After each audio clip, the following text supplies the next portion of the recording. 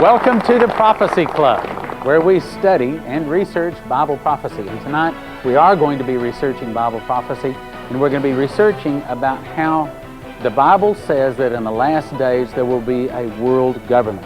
Revelation 13:1, I saw a beast rise up out of the sea, having 7 heads and 10 horns, and upon each horn the name written blasphemy. And it's talking about a world government that is formed, I believe, out of 10 continents, divided in 7 continents divided into 10 kingdoms, each kingdom having a leader. And tonight we're going to find out about who those continents are, those leaders, and how it all puts together. The title of tonight's videotape, very much related to Bible prophecy, is Lucifer's Children. Your speaker tonight has studied this particular topic for some 30 years. He's also been an ordained minister for the last 30 days, pastored his own church. And he's researched this in over 300 different books and documents. And I believe he has some real truth to share with us. Will you help me welcome Milan Martin?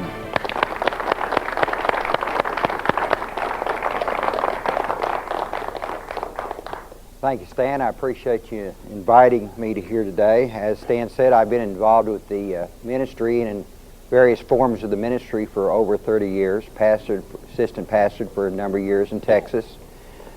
Senior pastor for several churches in Oklahoma.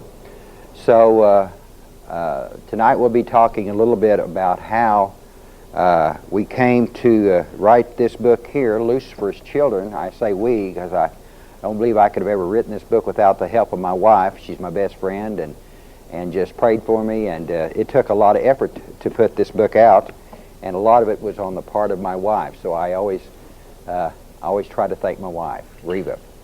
So again, it's good to be with you this evening. This 30-year journey actually started back in about 1967 when I was a young man getting ready to graduate from high school. And during the period of about 2 to 3 years before that time, I had attended almost a dozen funerals. And these were for young men who were friends of mine that had been going off. Of course, you all know that the Vietnam War was going at that time, and they had been drafted. Most of them had been in the Army, and they had gone off to Vietnam, and most of them had come back in pieces many times.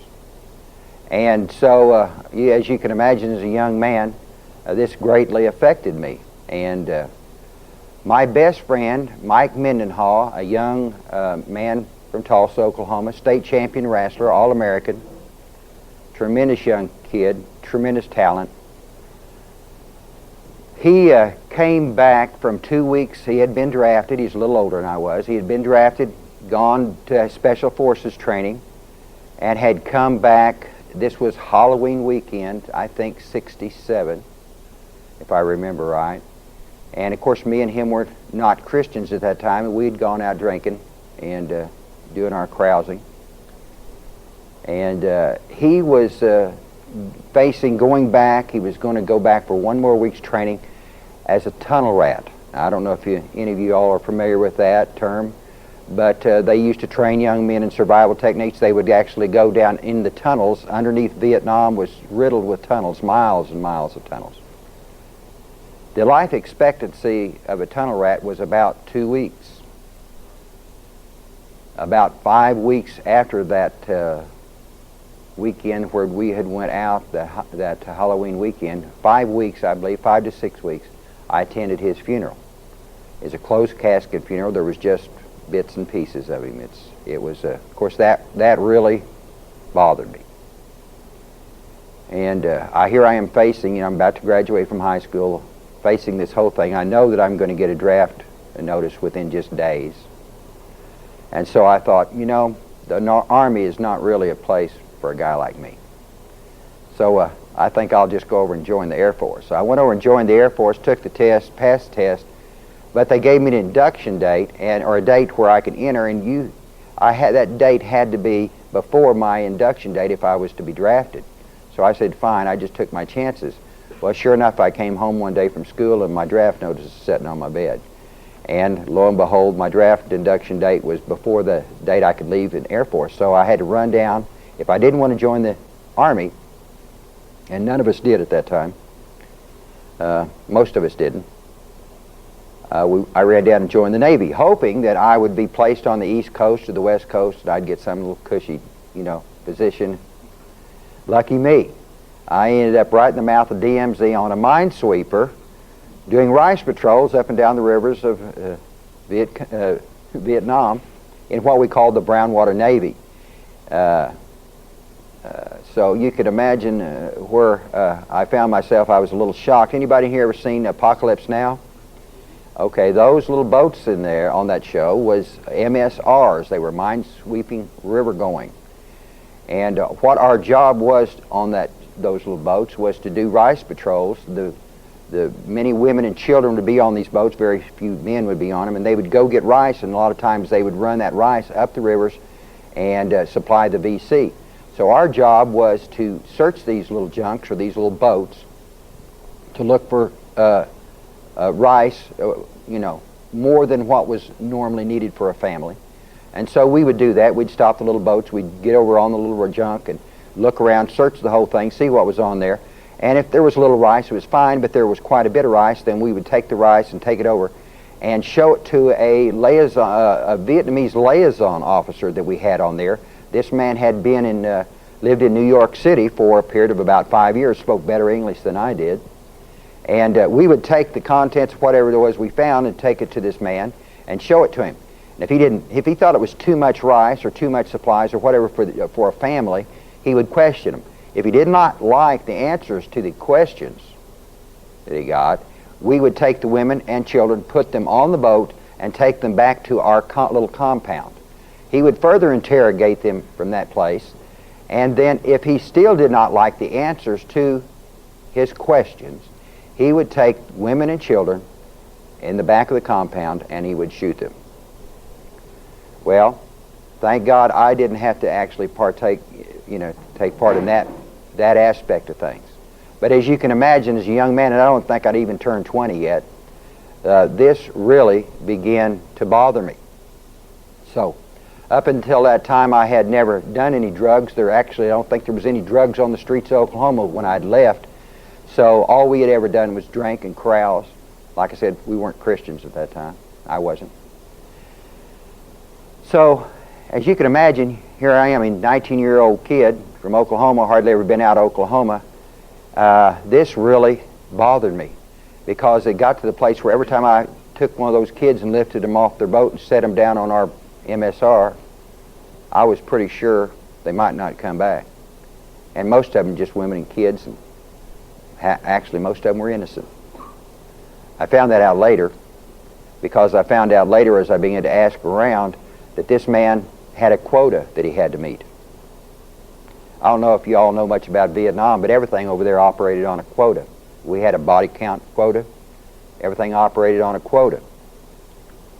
I could go to bed at night and see those kids' face in my dreams. I started doing a meltdown. I started having problems. I'd ask, it bothered me why we were there anyway. I used to ask, always been one to ask a lot of questions. I said, what are we here for? What are we really doing? How did we get in this mess anyway? I don't know. I ask questions. I don't know. Just shoot up and, just shut up, Martin, and shoot. Just shut up and shoot, Martin. That's about all I'd get. Ask a question, just shut up and shoot, Martin. And so the more that went on, and I began to ask around, and I got on drugs, and I was buying drugs from some special forces guys that would supply us. I'd ask them what was going on. They couldn't tell you why we were over there. But I did begin to find out a little bit about the program that we were involved in. I did find out from those guys that the liaison officer that was on our boat was getting a reward, a bounty for ears. When he was killing those kids and innocent women and children, he would get a bounty of approximately $80 for a set of ears. 80 American dollars for a set of ears. Well, you could imagine That is when I first got my first clue there was something wrong with our government. At first I thought, Washington can't possibly know what's going on here. These guys are, just a bunch of cowboys out here doing this on their own. If Washington knew what was going on, they'd put a stop to that. But I eventually realized, this was the program. I eventually found out, not then, but later, as I got back home years later, I found out we were a part of something called Operation Phoenix. And as I read up on it years later, I found out that we had killed somewhere between 40 and 60,000 children, women, innocent people, and our CIA had paid, like I said, approximately $80 for a set of ears. Well, of course, I didn't know all that at that time. But I'd ask around. I'd ask how we got in this mess. Why were we here? Like I said, nobody could give me a straight answer except one young man. This young man was a very intelligent young man. Me and him started doing drugs together and running around a little bit. Extremely intelligent young man. And actually, he had made a lot of money before coming to Vietnam, investing in what he called the military-industrial complex. And I'd ask him, he talked to me about investing and how to make money in what he called Council on Foreign-Related Military-Industrial Complex. I, of course, being a young man from Oklahoma, I didn't understand the vast network it took to build the armaments of warfare. I never heard the term military-industrial complex. Certainly never heard the term Council on Foreign Relations. And I said, well, who is this Council on Foreign Relations and what do they do? How do they run the military-industrial complex? And he said, well, they're a branch of the Illuminati. And I said, the Illuma what? The Illuminati. And I said, well, what's that? And he said, it's a bunch of occultists. I said, cultists? And I said, remind me never to smoke any more of your dope. You're crazier than I am, I just didn't want to believe, and we don't want to believe some of these things. You have to have a love for the truth to believe the truth. You know that? My mind balked at the idea of believing that maybe all of my friends and all the innocent blood spilt by all my friends, and they had died at the hands, and the altar of corporate greed by a bunch of occultists. So I found that hard to believe. Occultists. I said, well, what do you mean they're the Illuminati and occultists? What's their deal? He said they're a group of international socialists bound and determined to create in this world and impose upon us all a one world government, a one world financial system, and a one world religion. And I kind of maybe I took most of what he said and just kind of put it on the shelf. He would show me articles, and in my book here I give you a couple examples of some of the articles that he showed me about how the Vietnam War had begun. And you asked this guy a question, he was the only one that could give you an intelligent answer. He knew his stuff. And so I didn't just discount him altogether. I thought, well, maybe he does know what he's talking about, because any other question I'd ask him, he could give me an intelligent answer. Well, by that time, I had done a total meltdown, though. Here I was, I was doing drugs. I had stopped writing my wife.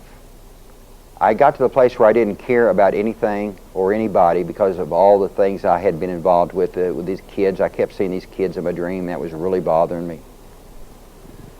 And then I asked about the Vietnam War, and he said, we're not really here to win this war. And I said, and I had to agree with him. We were there to fight and to die, but we really were not there to win this war. And he was the first man to tell me, he said, there's a lot of money being made by this war. And those who have brought us here to fight and die are making money off this war. So they're going to drag this thing out as long as they can. And eventually first I didn't believe him, but eventually, as time went on, it became obvious to any of us that the kind of restrictions that was placed upon us at that time, I'll tell you folks, we could have won that war in any 30-day period. We'd have won to win it. The problem is the powers that had sent us there did not want that war to end. I promise you, we could have won that war quickly. But that was not in the cards. I continued to do a meltdown, morally, physically, spiritually, and to make a long story short, they eventually discharged me out of the Army, or out of the Navy. And of course I don't blame them, because I had gotten to the place where I was no good for anything or anybody. I was a danger to myself. There was weeks when I was just led around to the bathroom and to the mess hall because I was just a vegetable. I was smoking angel dust. I was doing everything in the world. Anything anybody'd give me, I'd take. I didn't even ask what it was. Anything to deaden that pain. You know, I could still see those kids. It's bothering me. So if you want to know what faces some of the guys that come home, you might not even realize what some of these guys have been through and what the ghosts and stuff that are haunting them. I was discharged out of the military. I had been given a discharge date, and during that between the time I was to be discharged, they put me in a cell, solitary confinement, bread and water. Seriously, that's what I got, bread and water. And I was there for a period of 40 days, I believe. Not all that time in bread and water, but part of that time. But during the last part of that time, when I was in bread and water, solitary confinement, I was sitting there, period about 30 days. You know, I was just about to go crazy. You know, you put a person in solitary confinement, they have a lot of time to think. I sat there and thought about my life and where it's going and how I embarrassed my parents and my wife, and how that my life was headed nowhere, going nowhere. You know, I sat there and count the brads on the walls, you know, over and over and over again. I had 3 pet cockroaches. I knew, you know, I had them all named. I could tell from across the, you know, room which one was, you know, I almost got to the place where I was talking to them. Your mind goes a little crazy when you get a place like that, you know. You have a lot of time to think. And during about the last 10 days that I was in that confinement, one night, one evening, a Marine guard came around the cell block, and I noticed he dropped something on the floor right in front of my cell door, and he kicked it underneath the cell door. And I reached out and grabbed it. I wanted anything to occupy my mind at that point. And I reached out and grabbed that old book, and what it was an old, beat-up, tore-up, marked-up, half-tore-up Good News for Modern Man. Now, see, I wasn't a Christian, never been raised in church. I didn't really know much. I didn't know anything about the Bible. And so I sat there and looked at that thing. The only reason I knew it was a Bible, because, you know, it didn't have a black leather cover on it like my grandmother's Bible did. And but I sat there and I looked at it and it said Genesis, and looked back in the back and said Revelation. So I figured, well, this is the Bible. And so, not knowing what to do with it, never read the Bible in my life, I did the least logical thing. I turned over into the back of the book and started reading the book of Revelation. And I said, my gosh, you know, I was confronted with all these beasts and signs and seals, and I said, phew, what is all this? But I wanted something to occupy my mind, and I noticed as I was continuing to read that book that there was a presence in my cell. It began to just take over. I could just feel it throughout the whole cell, just a presence. Well, I had 10 days left before my discharge date, and I just began to read that Bible. And I started from Genesis, and I went all the way through to the book of Revelations and back and forth. And as I did, I began to realize, especially as I was in the New Testament there, in the Gospels, I began to realize some of those words were just kind of just jumping off the page at me. I mean, the Holy Spirit was working with me and dealing with me. And I began to realize I was starting to understand some of what I was reading there. And about 3 days before my discharge date, the guards would turn the lights out about 10 o'clock. And so the 10 o'clock came around, the guards turned the lights out, and I was laying there on this metal bunk. And I just said, Jesus, I want you to come into my life, and I want you to change my life and make something out of it. You see, I was so miserable. I had embarrassed everybody. I'd embarrassed myself. I deserved to be kicked out of the military, and I had to come to the conclusion that I deserved it. And I asked the Lord Jesus Christ to come into my life at that point. And a lot of people take their salvation by faith, but I didn't have to. I had this feeling that hit the top of my head and it went all the way down through my body. It's kind of like, when your foot goes to sleep, your leg goes to sleep, and then you feel all those pins and needles as the blood begins to circulate. Boy, that hit me at the top of the head and went the whole way down, boy. And I just sat there for 5-10 minutes just shaking like a leaf. And I didn't know, I couldn't have told you theologically what happened to me, but I knew something had happened. Well, the day finally came that they kicked me out, or my discharge date. So they come, opened the cell door, threw some civilian clothes at me, and said, "Here, put these on." So I put my civilian clothes back on, and they hauled me out to L.A. International Airport. This all happened in Long Beach Naval Base while it was still there. I'm not sure it's actually still there. So they took me out to L.A. International, dumped me out, said, here's your ticket, get out of town, don't ever come back. Well, I was glad to leave, believe me. So went up and got my boarding pass for my flight, and I had about 30-40 minutes to kill, so I went and roamed over to the magazine section. And I wasn't real religious, didn't know anything, just pure born again, not knowing nothing. That's when you're most dangerous to the devil. I don't know if you all know that or not. When you don't know nothing, you don't know anything, you're not religious. And I went up there walked up to the magazine rack, and this was like in February of '70. Walked up there, my magazine rack, Time magazine, across the front, said Jesus Movement, Revival Across the Land. Well, like I said, I wasn't religious. I didn't get religious till after I'd gone to my second, graduated from seminary. I didn't get religious at all, so didn't know to be religious, So I just prayed out loud, "Lord, I want that." And there was people standing all around me. They all just started looking around, and I just talking to the Lord out loud. Didn't know any better. Like I said, I wasn't religious. Well, they just look at me. I didn't care. Grabbed that magazine up, took it up, paid for it, went back out, sat down, waited for my boarding to start, and I finally got on the plane, read that magazine over, that article over. I must have read that article a dozen times on my flight back to Oklahoma.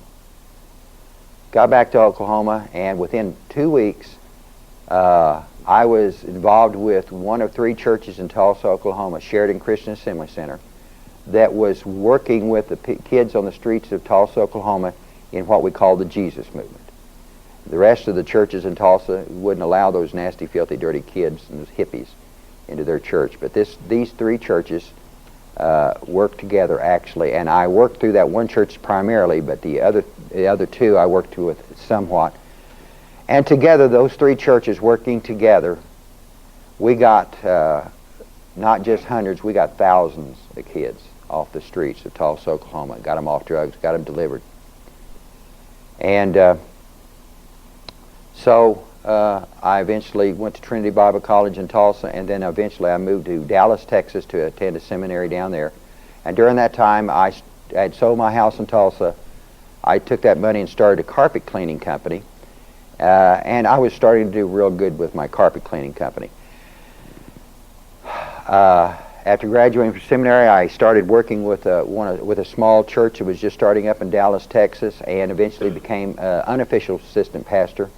Didn't get paid for it, but I learned a lot. And so one of my duties there was to run a Bible study out of my home, and I started studying the book of Daniel and began a Bible study out of my home for the pastor. And we, again, studied the book of Daniel. And as I studied that book, I began to realize that there was a lot in the book of Daniel that had to do with world government. And as I prayed, and I'd never heard anything about world government, New World Order, any of this stuff that we're going to talk about here this evening. I'd never heard about any of that in seminary. I learned a lot of good things in seminary, but I hadn't heard anything about world government. Or Bible prophecy. Really, they don't teach you much about Bible prophecy in seminary unless you elect for certain classes. And so as I studied that, I prayed, and I said, Lord, if I'm understanding what I'm reading here about Bible prophecy in the book of Daniel, I said, certainly there is a world movement out there to create a one world government. And as I began to pray, This book, The Naked Capitalist, came into my hand within a couple of weeks. Actually, this is the very book, 30-some years ago. And it came into my hand, and I turned over on page 27 of that book, and I began to read about Plato. I discovered the author of this book had said Plato was the foundation upon the New World Order and what was written in this book here. Eventually, and I began to read other books, and eventually this book right here, The New World Order by William T. Steele, came into my hands. And to this day, I still say this is one of the very best books ever written on the subject. And he says in this book, he confirmed what I had read over in The Naked Capitalist, and here's what he said. The Atlantean legend seems to set the ideological foundation upon which all the secret societies rest, whether it is the cooperative commonwealth of the 10 kings. Now remember the 10 kings, because we're going to be touching on that this evening. The philosophical empire, the New Atlantean League, the New World Order, or the New Atlantis. The meaning is always the same: to establish a so-called enlightened world government. So after reading that, I began to realize, well, I need to study up on Plato, because many of these books that I had read on the New World Order up until that time had mentioned Plato somewhere along the line. And this guy says right here it's the foundation of this ancient plan of secret societies. So as I began to study Plato, I began to realize that Plato was the basis of many things, not just the New World Order, but as you see in this cover here, James Webb's cover, The Occult Underground, you have a depiction of Plato, and all this Medusa-headed symbolism here represents all the different isms: Nazism, socialism, communism, fascism. And as Webb teaches here in his book, Plato's philosophies are the very core of much of what all these different isms believe. It's kind of the root of the whole thing. So I began to realize this is something I needed to study. So I began to study along these lines. Now, a very interesting thing happened here to me. I eventually moved to Tulsa, Oklahoma, because I was offered a senior pastor position at Southwest Christian Chapel. And an interesting thing happened to me. This was about this time of year. We had set up a real nice display up in the front of our church. We was on a major thoroughfare there in Tulsa. And so I had my electrician go out, and he set up some lighting, and we planted a big, huge cross. And we put a crown of thorns on it. It was up close to our marquee. And we draped velvet over the whole thing, made it look real nice, and then we had our marquee out there. And as my custom was, I'd always get up about 5 o'clock on Sunday morning and come down to the church, get down to the church about 6 o'clock, and go over my notes and pray before our Sunday morning service, and just, let the Lord speak to me if he wanted to add to it, or just, brush up on my notes. Just get before the Lord, get the mind of the Lord. About 6 o'clock in the morning that morning, I pulled in the parking lot, and I noticed my cross was gone. The whole thing is gone. I said, well, what in the world's going on here? And so I go open up the church, look around, nothing wrong inside the church, and I just happened to walk out in the back. I figured, well, I'll just go out and look out in the back. And we had a daycare, and we had this real high fence all the way around, and the doors were locked all the time. We always wanted to protect the kids. We didn't want anybody getting in and out of there without supervision. So we had a tremendously high fence. And I opened that back door and looked out there, and there my cross is, planted in the back of my church, upside down and backwards. And I said, well, what in the world? Why would somebody go to all that trouble to climb that huge fence, get back here, and do this? How many of you ever had something in your life, just an experience or something happened to you, that was kind of a turning point in your life, but you didn't really realize at that point that that was going to be kind of a turning point? But yet, that instance probably sent you off in a different direction. You see, I would have stayed there at that church, might have still been there at that church today if that hadn't happened. Walked out there, saw that, and I thought to myself, why in the world would somebody want to do that? Well, you know, I'd heard of backward masking, didn't really realize, didn't really understand it. Didn't understand much about the occult world. I was probably your typical pastor at that time. But the Lord said, I want you to understand, because you're looking at something very significant in the occult world. And I said, okay. And what had happened and why the people had done that, we had been having Christian concerts for young people in and out of my church, and we've been putting on concerts and working with some other churches too. And I had been told that in Tulsa there was 3 witch covens, and one of them met at a park about 2 miles from our church, a place called Chandler Park, up on a great big hill. And so, and I didn't take that too seriously, average pastor, okay. But come to find out, we had gotten about a half a dozen, I think maybe 8 of their kids saved in church and out of their cult. And I was being targeted by the leaders of this one cult. But I had never taken anything serious like that. And then I began to be followed. Even my phone was bugged. Things were happening. Strange things were happening. And it kind of got my eyes open. Maybe I better take this seriously.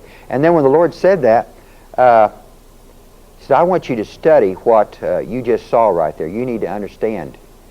And so I did. I began to pray about what that meant. And I found out in the occult world that is called the polarization principle. Of course, I didn't know much about Gnostic dualism. As I began to study the New World Order, I found out that Gnostic dualism was at the heart of what these people do and say and believe. So I began to study this polarization principle. Now you might know a little bit about what I'm talking about by the terms of the Hegelian dialectic process, thesis, antithesis, consensus. Basically it's getting people to manipulating people. You create a circumstance, and then you come along and provide your answer for that problem. You see, you provide them with choices, but of course the choices are all theirs. And then as you pick their choice, then you are moved from one point to the next. It's kind of like boiling the old frog in the water. He hardly ever knows he's being boiled, you see. And then as I begin to study the polarization principle and getting into another aspect of that same manipulating process, I begin to understand about power from above and power from below, power from the right, power from the left. And how that we can be traumatized, we can be put in a position of trauma-based control or social engineering by being put in a position where we have pressure placed upon us, and we can be traumatized. You see, you fly a plane into the World Trade Center, and the same people that a month earlier would have said, don't you touch my constitutional rights. All of a sudden they're screaming for peace and safety. I think I read about something about peace and safety in this Bible right here. Same people that wouldn't let you take away their guns a month earlier are the very same people that want peace and safety and call for the government to protect them. You understand what I'm getting at? And some people even say, hey, I want some relief from this stress. I want protection for my wife and my family. We need more government control. Take away my guns, take away my constitutional rights, whatever you got to do. Put cameras on every street corner, film everything I do, record everything I say, whatever you have to do to give me some peace. That's the polarization principle that the occult has used on us for hundreds and hundreds of years. So as I began to study this thing, I began to understand that this was definitely an occult practice. I studied Plato, and in conjunction with what I just was describing with you. And here's what I discovered about Plato's writings. Plato wanted to breed a three-tiered section of humanity. He wanted to create a gold, a silver, and a brass or bronze section of humanity. Now the gold were to be the elite. They were to be the true citizens. They were the ones that could own all the property. They were your doctors, your lawyers, your ministers. They were to be highly educated and be the ones that control all the corporate functions. They were the elite, highly educated. Even over those was 10 kings or dynasties that had a hereditary set up where they kind of ruled like kings. And they were extra special because they were allowed to control they were to be allowed to control all the natural resources. Now what we're talking about here is the dialogues of Plato. And of course, one of his dialogues talked to us about the lost continent of Atlantis. Everybody in here has heard, of course, about the lost continent of Atlantis. And this is what, in Plato's dialogues about the lost continent of Atlantis, this is a structure that he said existed at that time in Atlantis. Now, if I was to take a poll here tonight, and I've done this several times, and usually I ask how many people in here believe that there was a lost continent of Atlantis, and normally I get about half the audience will say, yeah, there may be something to it. And then I ask, how many people don't believe it, and usually you get about a third of the people believe it, about a third of the people don't know that they believe anything about it, or they just haven't studied it, and then you get about a third of the people say, I believe it's all, myth, not a word of truth to it. So that's usually the way it breaks down, and I've done that poll several times. So, and really, though, folks, it really doesn't matter whether it ever existed or whether it did or didn't, doesn't matter, because the truth of the matter is the people who do believe that it existed used this dialogue of Plato and these 10 kings and this structure that I just described to you. They are bound and determined to impose their belief system on us all. So whether it's true, whether it's not, these people think it's true, and they plan on implementing the things that we're going to be getting in here this evening. Yes, they had an elite. Now they also had a secondary group, and Plato wanted to breed people for these functions. The secondary group was the silver class, and they would be a military Rambo type class bred for that purpose to protect the elite and their private property from the great unwashed masses of the bronze or silver people who would basically just be, they'd be dumbed down, slightly educated basically only to provide the needs for the corporate elite. So the silver class would protect the elite from the great unwashed masses of this basically slave class.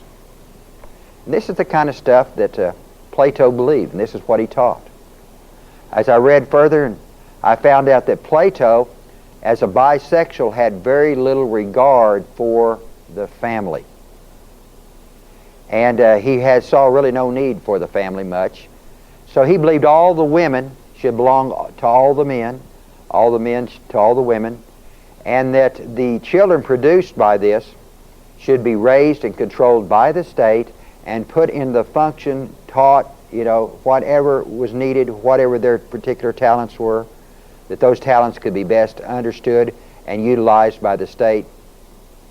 And so you can understand where he was going with all this. He wanted to breed people in those three classes, kind of like a three-tiered caste system that you'd kind of be locked into.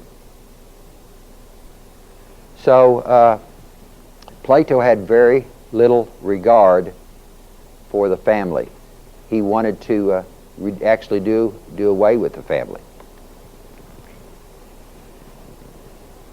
This is a book I highly recommend, The United Nations Global Straitjacket by Joan Vion.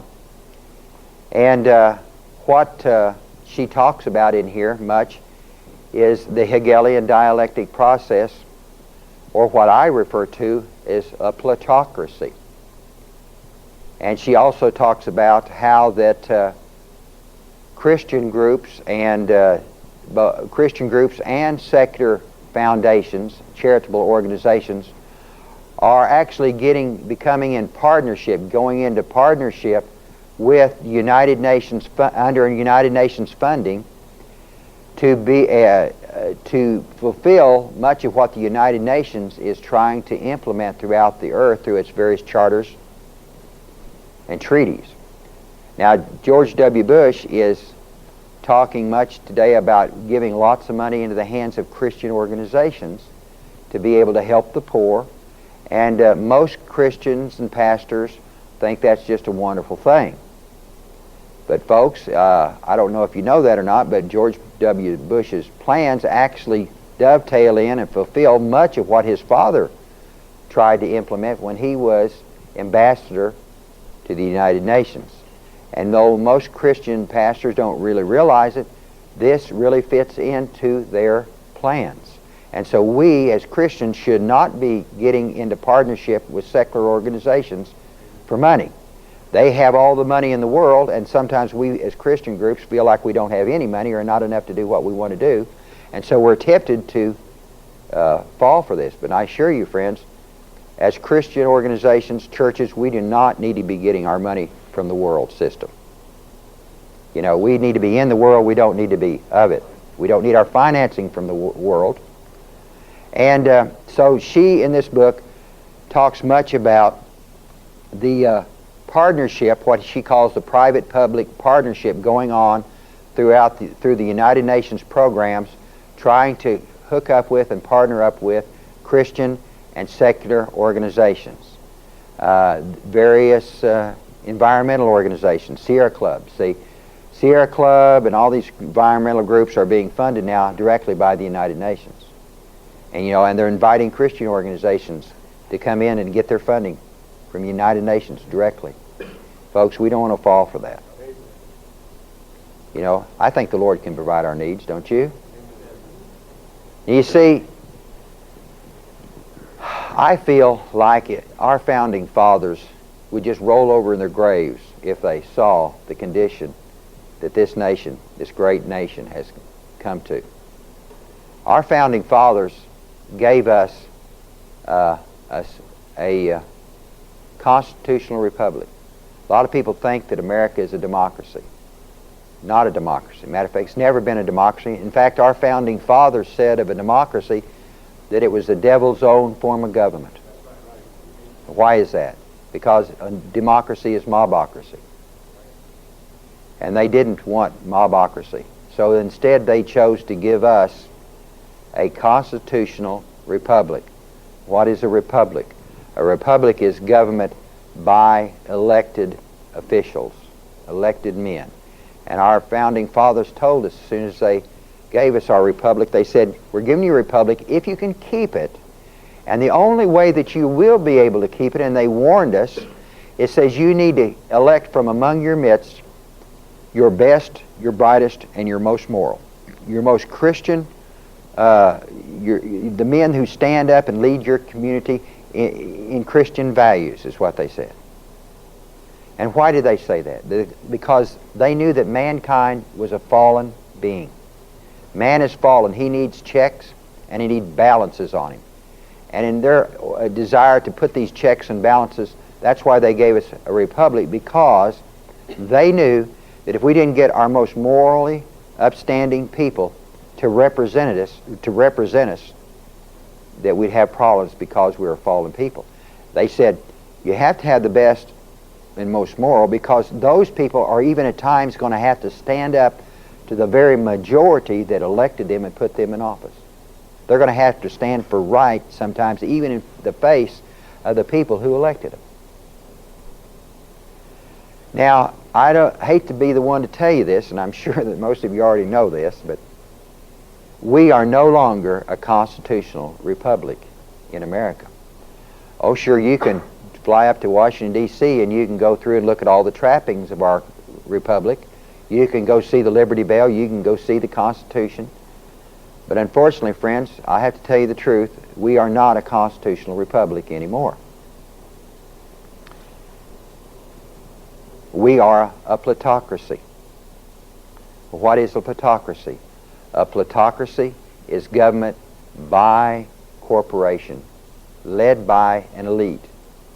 We are a government ruled and reigned by corporations, by special interest groups.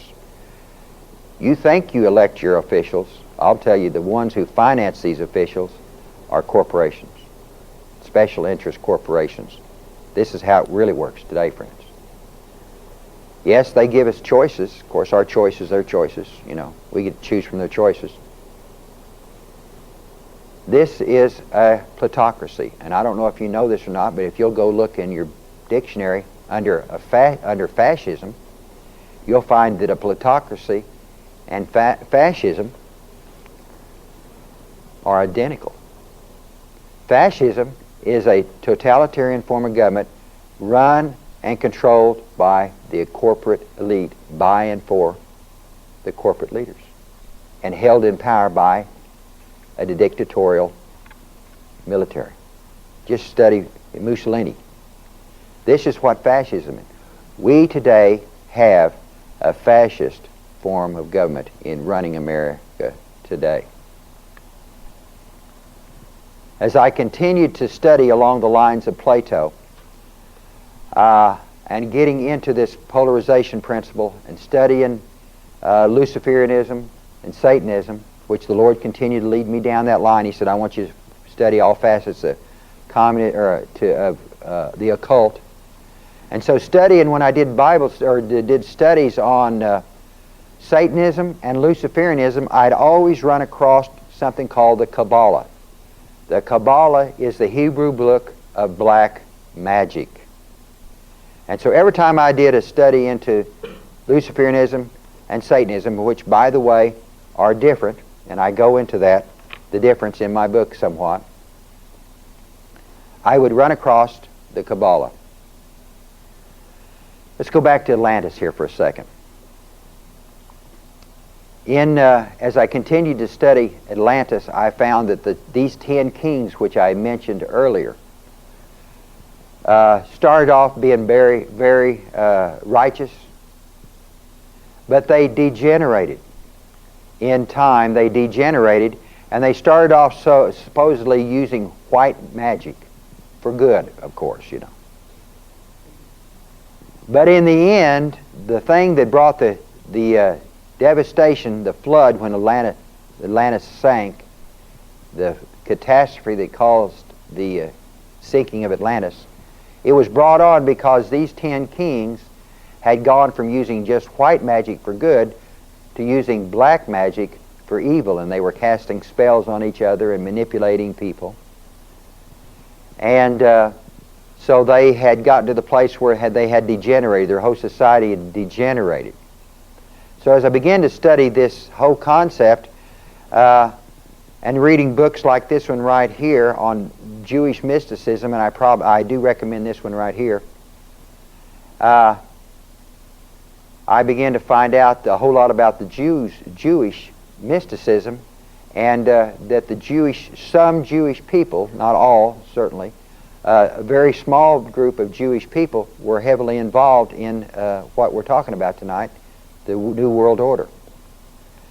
I began to study and found out that in the so-called continent of Atlantis, there was this power that these 10 kings had tied into or tapped into to be able to function and to use this witchcraft on each other.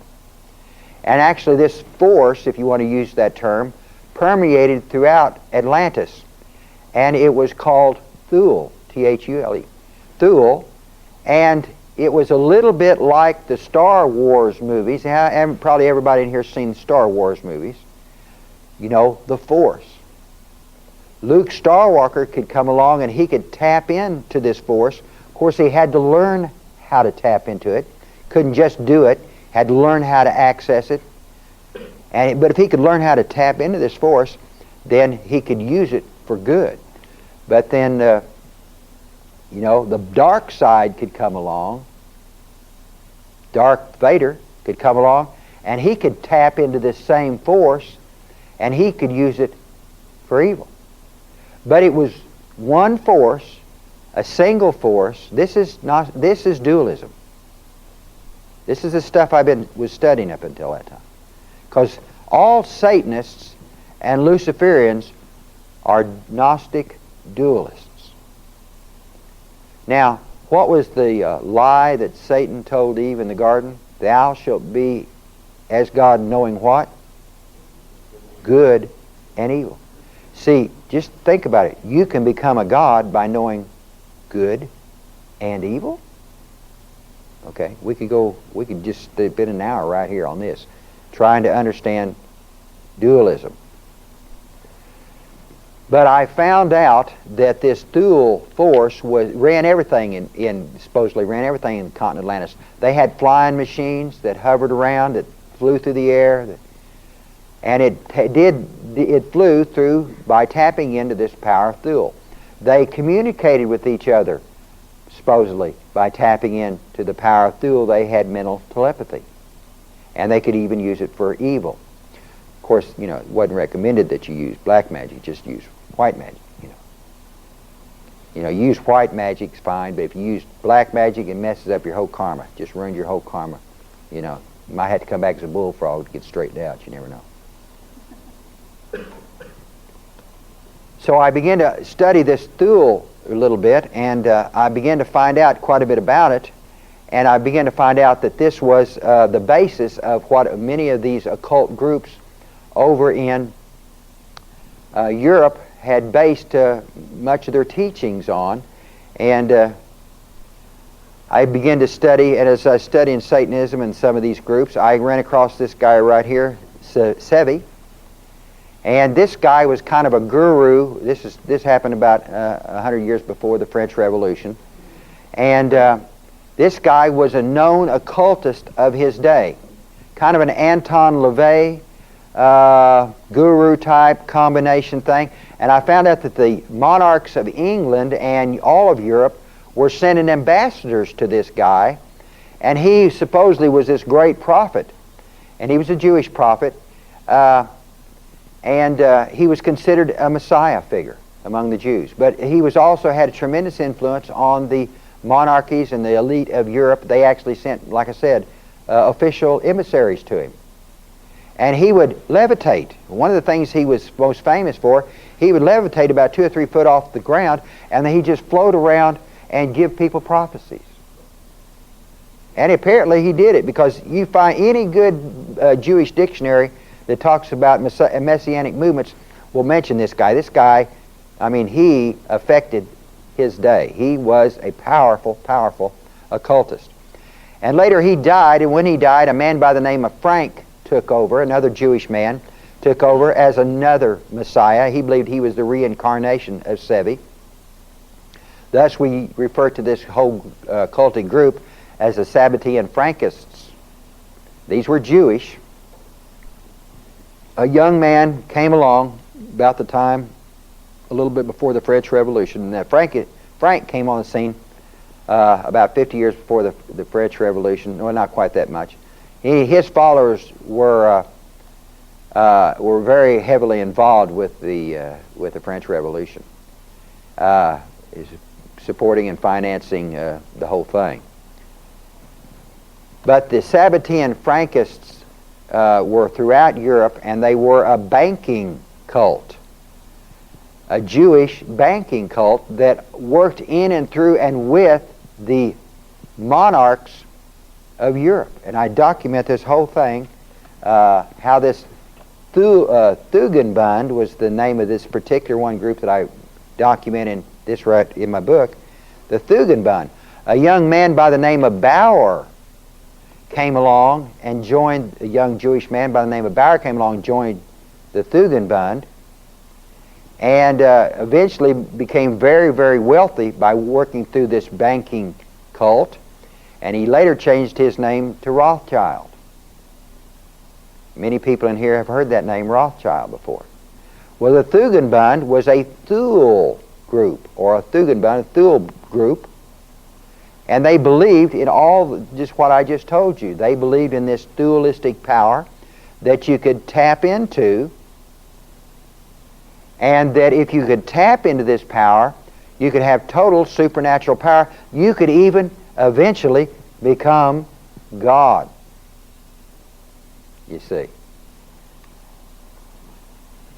One of the groups that the Thugenbund sponsored, one of many groups and men that these people financed, was this man right here by the name of Adam Weishaupt. This is the man that created the Bavarian Illuminati in 1776. And the thing he was most famous for was creating revolutions, and I guess probably the single thing he was most famous for.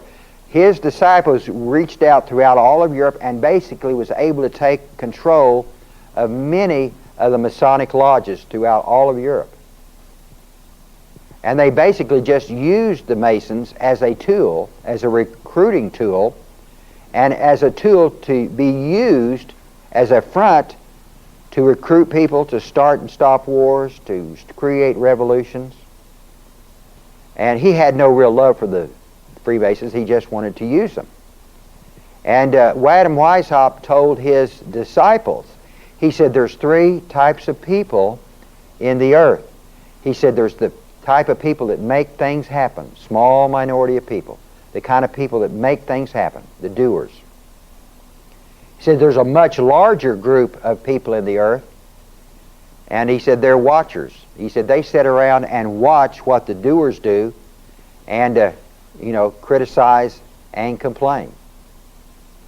And he said then there's another group that they don't do anything, They don't know anything, and they don't do anything, and they don't care about anything. So we're going to be talking more about that as we go on. One of the things that I'd like to point out, and we're talking about Masons, and we'll be talking about Masons this evening, is really we need to be real careful when we condemn Masons, because actually most Masons today are very touchy about the fact when you say something that the Masons could be used as a tool by the Illuminati, or that they have been used as a tool by the Illuminati. I have an Uncle Elmo that's a Mason.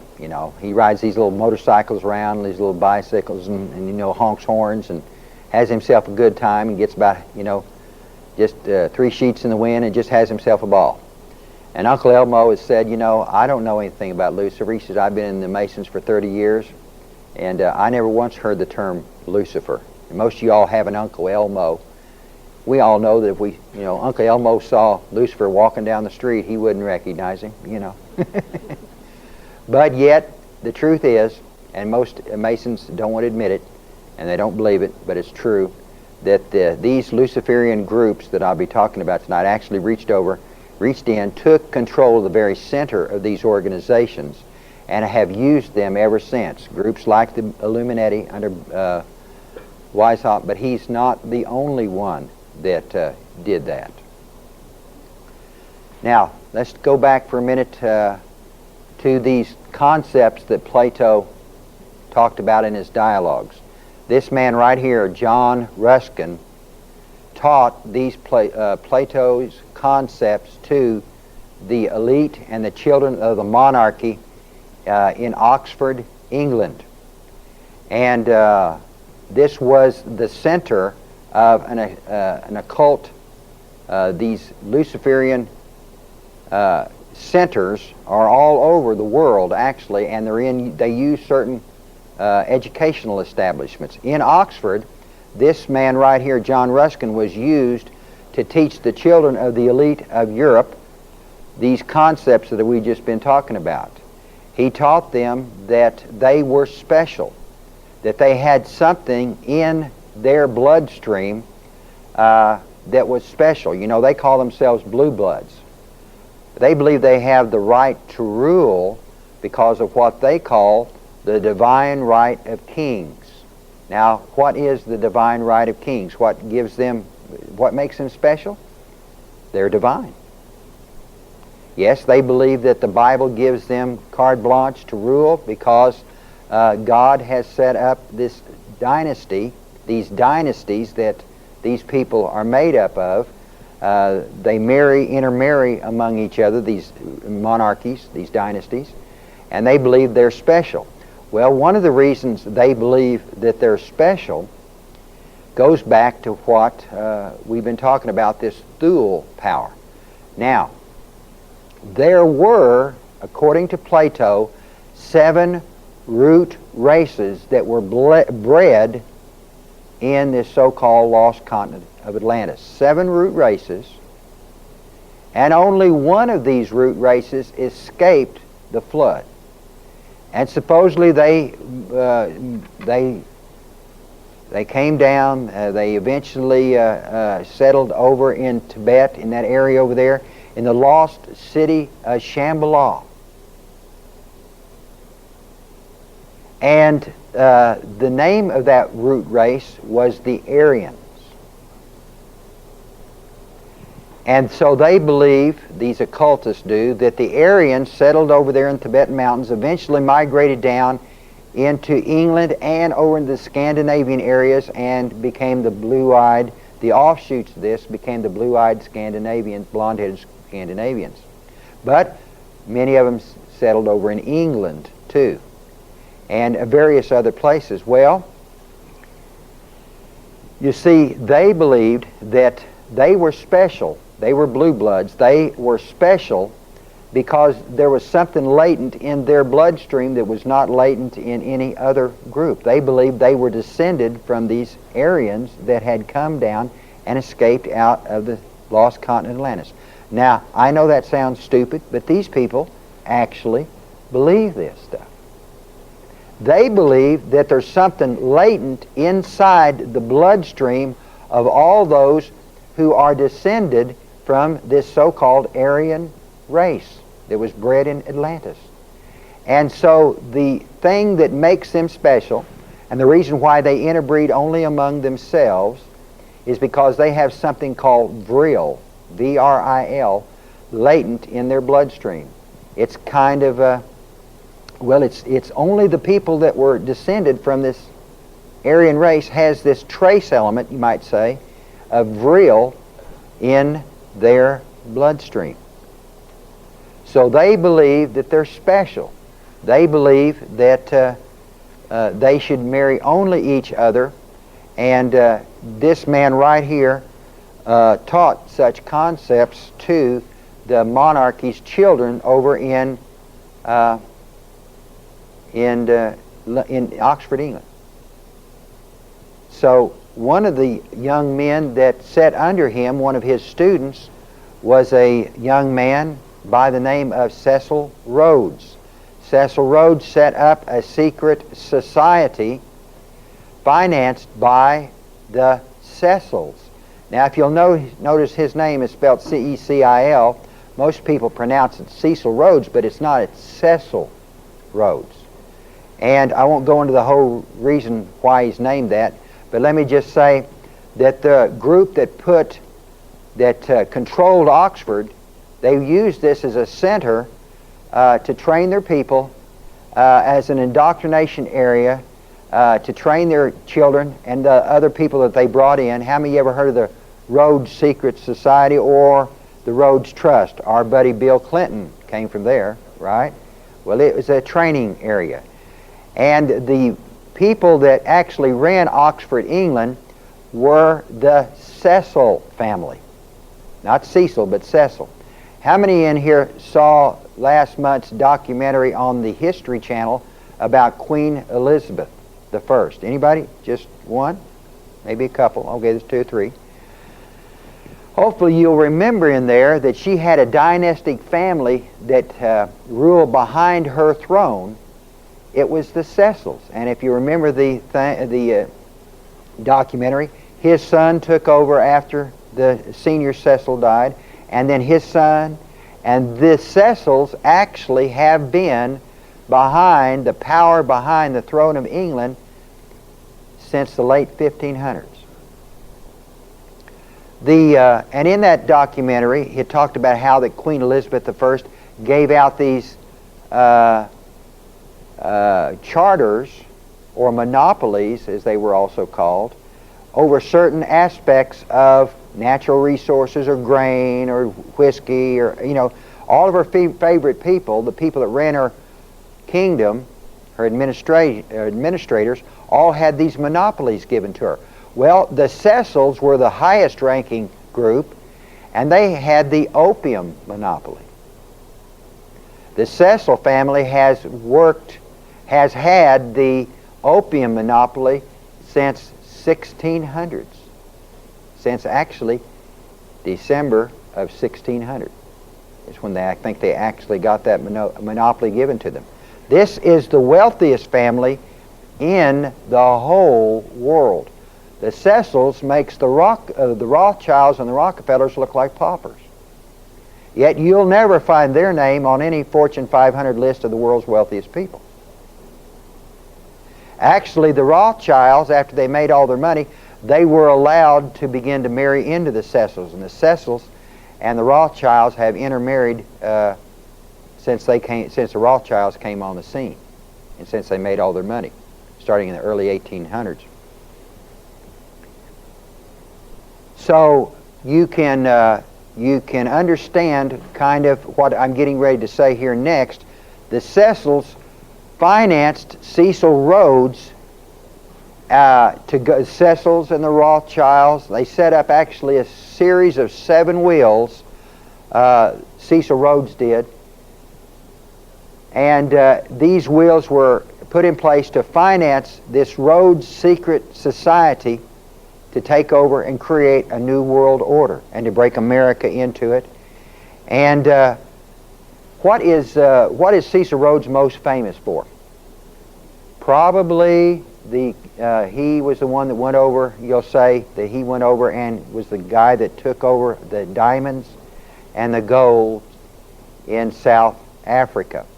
Actually, to do that, he was the first one to implement the prison camp. And he created a war called the Boer War. And he fought the Dutch Boers, and he took their women and children and captured them, put it in concentration camps, and literally starved them to death by the thousands, much like Hitler did later in his death camps. They died of typhoid, they died of all kinds of diseases. It's terrible what they did. Why did Cecil Rhodes, or why was he financed by the Rockefellers, or rather by the Rothschilds and by the Cecils, to go out and to do what he did? Really what they wanted was people like Cecil Rhodes. They sent them out as kind of like missionaries. And their goal, and Cecil Rhodes by far was not the only one. They also financed other men to gain the control of the natural resources of the earth. Why did they want to do that? You see, they believe in something a little bit like this Gaia religion, this Mother Earth religion that many of you in here probably have heard of. And they believed that mankind was evolving. And for mankind to evolve, he has to have all his internal organs. He has to have his heart, his kidneys, his liver. He has to have all of his internal organs for him to continue to live and to evolve. But these people also have this pantheistic belief that man and the earth are one. And they have this symbiotic belief that man needs the earth and earth needs the man. Now, what am I talking about here? They also believe that the earth is evolving. This is the same thing that this John Ruskin taught Rhodes and taught these children of the monarchy. He said, the earth is evolving, man is evolving, the earth needs man, man needs the earth. And they believe that the earth is evolving and man together is going to evolve till they come out here, somewhere out here in the future, called the Omega Point, where earth and man are going to come together, evolve to a certain place, and then there's going to be this quantum leap into a new age, and man has to evolve and earth has to evolve in a process that is symbiotic, because for earth to evolve, guess what? It needs all of its internal organs, or it needs all of its internal natural resources. Now you're beginning, I see the light coming on, people. These people believed that if man could evolve, he needed the chemicals of the earth, because they promote chemical use of drugs because it expands your mind, you understand? You see. And if you get your mind expanded, then you can come up with all these wonderful technologies and inventions and chemical compounds, and through using these chemical compounds, and you're learning how the earth has magnetic waves, and how to learn how to develop all these new technologies. If man will do that, then they can go over here and use all these technologies to help Earth evolve. So this is symbiotic. It's dependent on each other. I know it sounds crazy, but it doesn't matter. These people believe this stuff. So Earth, they want to control all the natural resources in the earth because they believe it's part and parcel of this evolutionary concept of coming into this omega point. They believe the earth is evolving. They want to control the whole earth. Now, if you'll listen to them, they'll tell you that man is the problem here. See, man is the problem. They have got to control all the natural resources of the earth, and they also have to control all the men of the earth because they have to control the breeding practices of men. So maybe you'll kind of get an understanding of where they're going with this thing. These two men right here are referred to in my book as social Darwinists. And what's a social Darwinist? These two men right here, J.P. Morgan and Rockefeller, are referred to by most historians as two of America's greatest capitalists. But they are not capitalists. They are monopolists.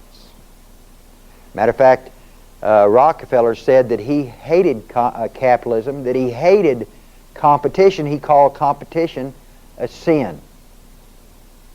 He destroyed all of his competitors, literally destroyed them. And then this other man here, J.P. Morgan, him and Rockefeller absolutely hated each other. Now, Morgan didn't have very many oil wells, and he didn't get into oil much, but he owned the railroads. And Rockefeller had to depend on him early on before he built his pipelines. He had to depend on Morgan to get his oil transported. And so these men dealt with each other, but they hated each other. Actually, I show in my book how that Morgan was a complete creation of the Rothschilds, but that Rockefeller actually was forced into this New World Order. Of course, once they came in, they've been a willing accomplice ever since. But they was actually forced into this thing. You see, Adam Weishaupt sent his disciples out and said, you go out there and bring the movers and the shakers, the doers, and you bring them in and you force them in any way you can. If you can recruit them through the Masons, well and good. If you can't recruit them in through the Masons, then you go out and provide them with women. You set them up, you blackmail them, whatever you have to do. You put them in a position to where you can control them, and you bring them into this thing. Actually, Rockefeller was forced into this New World Order by what I call in my book the Great Oil War. He was in a life and death struggle with his oil monopoly, Standard Oil, with the Rothschilds, and had to deal with men like J.P. Morgan and other Rothschild agents. So he was actually forced into this thing. See, this is what the Illuminati does. It goes out and finds the movers and the shakers in society. If you reach a particular level of wealth and influence and influence and control over technology, you will be tapped and approached by these people. How many know Ted Turner learned that lesson real well, real fast?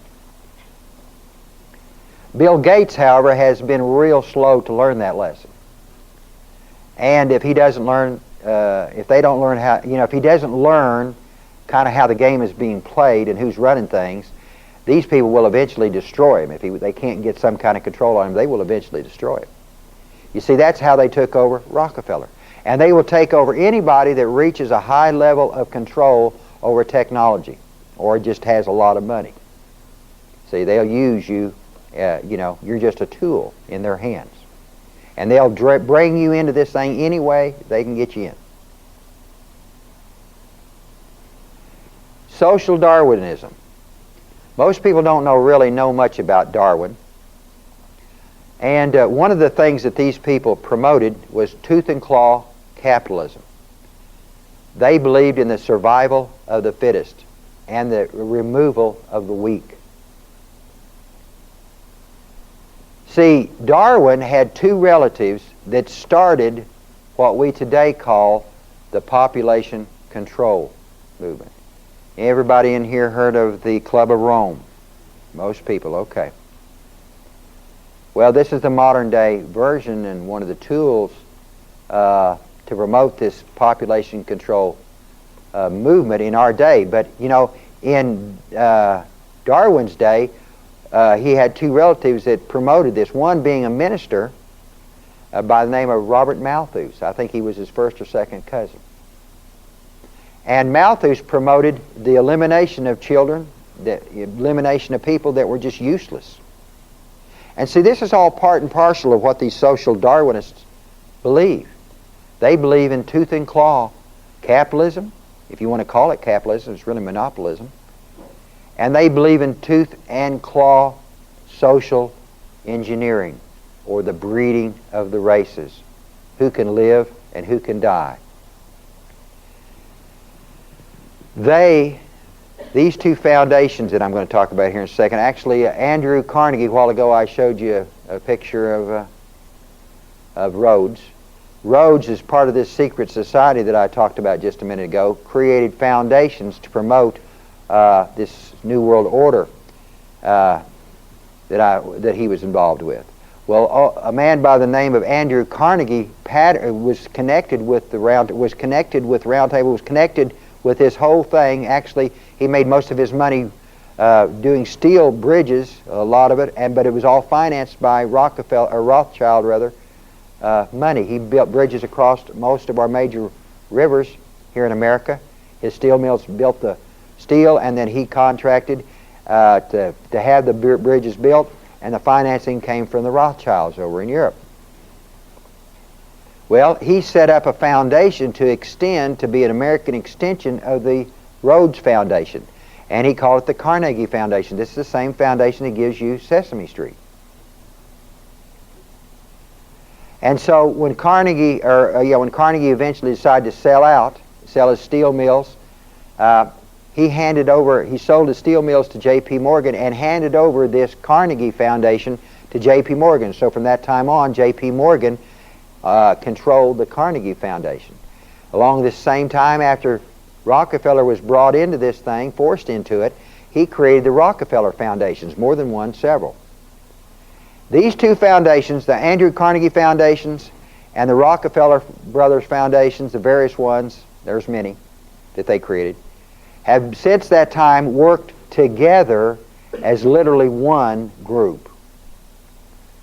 And they have they've reached out, they took over the American Medical Association. They reached out, they were able to use those finances to take over the American public education establishment. And one of the things they used their money and influence for was to create a pseudoscience called eugenics. Anybody in here heard of the eugenics movement? Recently there's been a few good books written on it. It's actually a travesty. In our history, around the turn of the century, these foundations hired pseudoscientists, set up these organizations, these so-called scientific organizations. They put money behind the election of politicians who they could control to pass laws called eugenics laws. And they would go out and they would round up all the people that they did not feel was fit to reproduce and to breed. They would go into orphanages and literally sterilize hundreds and thousands of young men. Most of these young men never realized why they were sterile until they begin to look back and they begin to trace back. And some of these books can give you some of these horror stories. They literally sterilized hundreds of thousands of young men right here in America. And then their so-called scientists would come up with these scientific experiments to tell whether you was smart enough to breed or not. And they'd feel your head, see you had so many bumps back here, or they'd check the size of your skull or the shape of your skull, and if they didn't like what they see, they'd sterilize you. They did this to young men primarily, and some young girls, but mostly men, and the young men were usually so young that they didn't even know what was going on. See? And they took this same philosophy, these same foundations, these pseudo-scientific organizations, they took the pattern that they had created right here in America, and they took that pattern, they took it over into Germany, and they reproduced it. And they created foundations over there to support these so-called pseudo-scientific organizations, these scientific organizations. They hired scientists, and probably over in Germany, the best known of these organizations was the Kaiser Wilhelm Institute of Eugenics. Anybody ever heard of the Doctor of Death, Joseph Mengele, the guy that did all the experiments on the twins in the camps? He worked for the Kaiser Wilhelm Institute of Eugenics before he went to work for Hitler. So you can kind of understand where we're going with this thing. These people went over into Germany and set up these organizations, and this became, and using the Andrew Carnegie Foundation and the Rockefeller Foundations, they put up a lot of the early money for what eventually became known as the Nazi movement. Now, very quickly, this is Madame Blavatsky. Isn't she a pleasant-looking soul? Doesn't she just look like she exudes the love of Jesus? She was the founder of the Theosophical Society.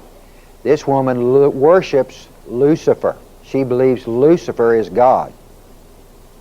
She created the Theosophical Society.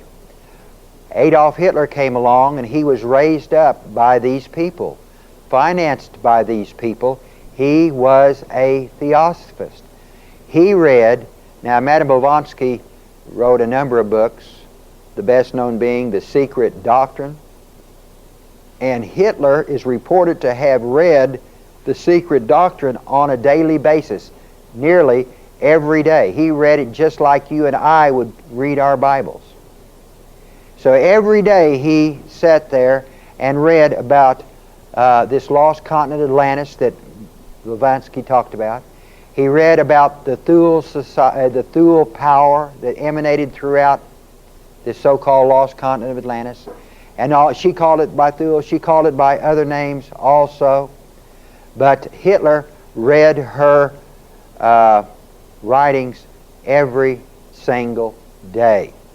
So you may get an idea here, and you can get her books too in any occult bookstore. I recommend, though, that you just stick with the Bible. You can get them, though, at any occult bookstore.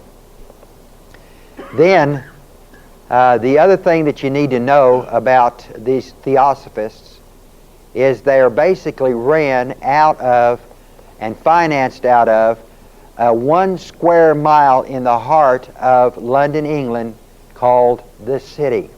It's ground zero for the Masonic international banking set. It's a square mile inside London, England, and it's its own little enclave. It's kind of like the Vatican is in Rome. Well, you have to ask permission to come in. Matter of fact, when the Queen of England comes in, she has to ask permission to enter, and when she does, she has to walk 10 paces behind the Lord Governor. So we get straight on who's running things, okay, around there. Inside there's 2,000 police officers that work for the City of London. Why 2,000 officers for a 1 square mile area? Why would you need 2,000 police officers working in 1 square mile? Because there's 560 some banks in that 1 square mile of London called the City. One being the Bank of England, which the Rothschilds took over. It's all in my book here. One being the Rothschilds Bank, and actually all the great international banking syndicates throughout the world have at least an office branch there. So you have 560 banks within 1 square mile area of London, and you cannot come in this place. Well, you can come in, but you have to be invited in, because this is ground zero for the Masonic movement, or what I call in here in my book, the Masonic International Central Banking Conspiracy. In my book, I have a chapter on the Federal Reserve, and then another one on the central banks of the world, of which our Federal Reserve is just one part.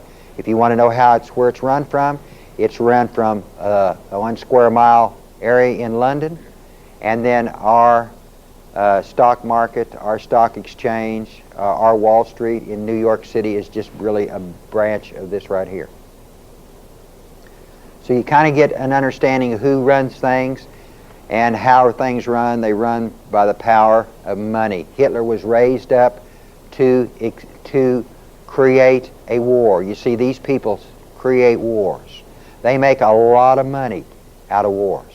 But not only do they make a lot of money out of wars, they also use wars to control population. You see, they have a population agenda, and they also are into making money. But this is part and parcel of what these people do. This is a good book by the Pools. I would recommend you get this book. This book has a lot to say about the corporations that run and control, who were used to create the Nazi military-industrial complex. And although this doesn't get into the groups that actually, the occult groups that raised Hitler to power, we will be touching on that. This is a very good book. I do recommend it. In Susan and James Poole's book, Who Financed Hitler, you will learn about I.G. Farben. I.G. Farben was, at that time, the world's largest chemical company. It was actually started as a dye company by the Frankists, and eventually grew again, like I said, into the world's largest chemical company. It became Hitler's military-industrial complex major corporation. Its scientists were used, its engineers were used to basically design much, if not most, of Hitler's war implements. And what few people understand about I.G. Farben is that it was the basic corporation that built Hitler's death camps. They would take and lease the prisoners in Hitler's death camps to build and to fulfill various contracts for I.G. Farben. Who owned I.G. Farben? You'd be totally shocked. In this book, you'll find that many large American corporations, many well-known American capitalists, such as Rockefeller, was probably one of the major stockholders in I.G. Farben. And so you begin to get an idea of how these major American financiers operate on both sides. Ford was building trucks here in America for the Allies, and yet at the same time he had factories going on night and day over in Germany building German trucks for Hitler's war machine. So you got to understand what goes on behind the scenes in these powerful dynastic families. The amount of spilt blood is irrelevant to these people. The bottom line is what they consider to be important, the almighty dollar. The Children of the Sun was an organization that tied in directly with another organization I'm going to be talking about here in a minute, the Black Sun Society. The Children of the Sun was an English counterpart to the German Black Sun Society. We'll get into that here in just a minute. You know, every once in a while, if you know who these dynastic families are and you know a little bit of something about them, sometimes the veil is rent and you can kind of get a little bit of a glimpse behind the scenes to understand. You know, God created the family. It was God's idea of the family. Western civilization depends on it. The Grecian and Roman empires collapsed from within because of homosexuality and the demise of the family. So God anoints families. How many know God anoints families? Well, you know, Satan comes along and he imitates God. Satan came to Jesus once and said, if you'll just fall down and worship me, I'll give you all the kingdoms of the world and the power and the glory thereof. Of course, we know Jesus turned him down. But in my book, I document the families that did not turn down this offer. And since that time when they came into this thing, they have received an anointing and power and authority and provision from Lucifer to help him build his kingdom. These people are the wealthiest people in the world. They are the power behind kings. They have the influence, and actually, if you get to studying and looking what they do, they have an anointing, a satanic anointing to do what they do. They are diabolically clever. Okay, this is Prince Edward, Duke of Windsor. He married an American by the name of Wallis Simpson. And how many of you know that he had to abdicate the throne because he chose to marry her?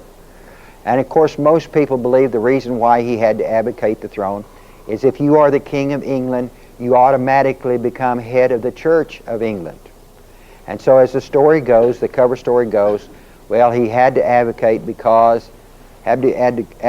throne because as the head of the Church of England, he could not be married to a divorcee. But that is not the real story.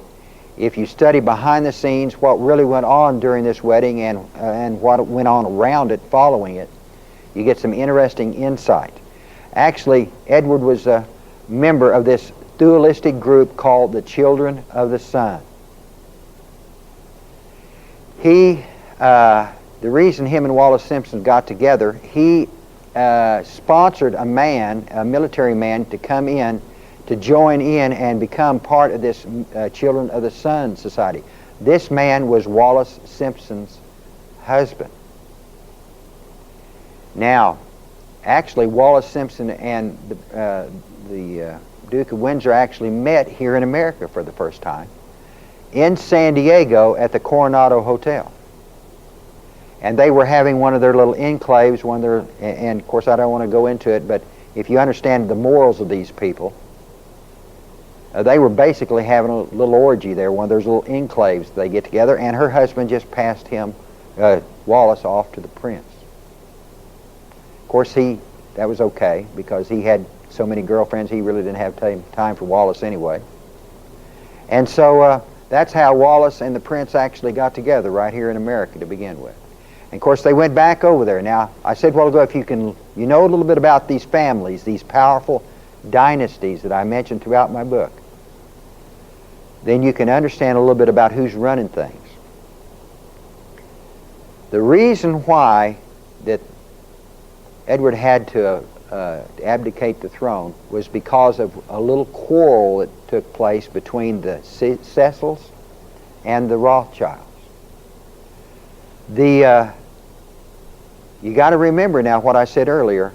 These people believe that this real substance, trace element, is in the bloodline of the monarchy of Europe. And so the powers that be, the Cecils, said there's no way he's going, a Merovingian is one of the other names that they call themselves, the Merovingian dynasty. Don't have time to get into all that. But they said a Merovingian is no way we're going to let a Merovingian dynasty marry into a Kerr American. There's no Vril in the blood. She's not from a Aryan background. Now you see, Diana could marry into royalty because she was a Spencer, and a Spencer is one of about 3 to 4 dozen of these families over there that supposedly has the Vril, the trace of Vril in their bloodline. And of course, it wouldn't also not do for a Merovingian like Diana to marry an Arab either. See, so you might get a little clue there of what's going on behind the background too. So here we go. The Rothschilds said, hey, it's just fine, let him go ahead and marry her because the Vril spark is passed on by the male anyway. So it's not really a big deal. So the Rothschilds argued, let him stay, let him marry her, big deal. What's the deal? But the Cecils, on the other hand, said, no way, Jose. We're not going to tolerate this. A Merovingian will not marry a Kerr American. There is no vril there. We will not tolerate it. So there was an argument went on for about a period of about 3 or 4 months there, whether he was going to be allowed to marry her or not. Finally, one day, the Cecils called in Winston Churchill and said, "You go pack the king's bags and you send him packing. He's out of here." So who runs things? Does that give you any clue who runs things? Who's the most powerful, the Cecils or the Rothschilds? So in retaliation, the Rothschilds say, "Okay, fine." So where do you think Wallace and Edward honeymoon at? At one of the Rothschilds' mansions. And who do you think pays for to send these two around the world on this whirlwind honeymoon that they had? The Rothschilds. See, you got to learn who these people are, and I mention these people throughout my book. Learn these families, and you'll learn to look behind the scenes. You'll learn who's pulling the strings, what's really going on. See, that's just one little example that you can see who really is the most powerful of these dynasties. So that's, you know, and this whole Thule, vril concept runs these monarchies. It determines who they can marry and who they can't marry. Here, anybody know who that is? Everybody recognize who that is? It's Henry Ford. He is receiving an accommodation. He received many awards and accommodations from Hitler, this man here who is placing this accommodation on him, which I believe in this particular instance is the German cross. He's a representative of Hitler. Hitler loved Henry Ford. Hitler had a picture of Henry Ford in his office. He loved Henry Ford. You've got to understand what goes on behind the scenes in these powerful occultic groups, because you'll never really understand Hitler without understanding the power of Thule and the power of vril.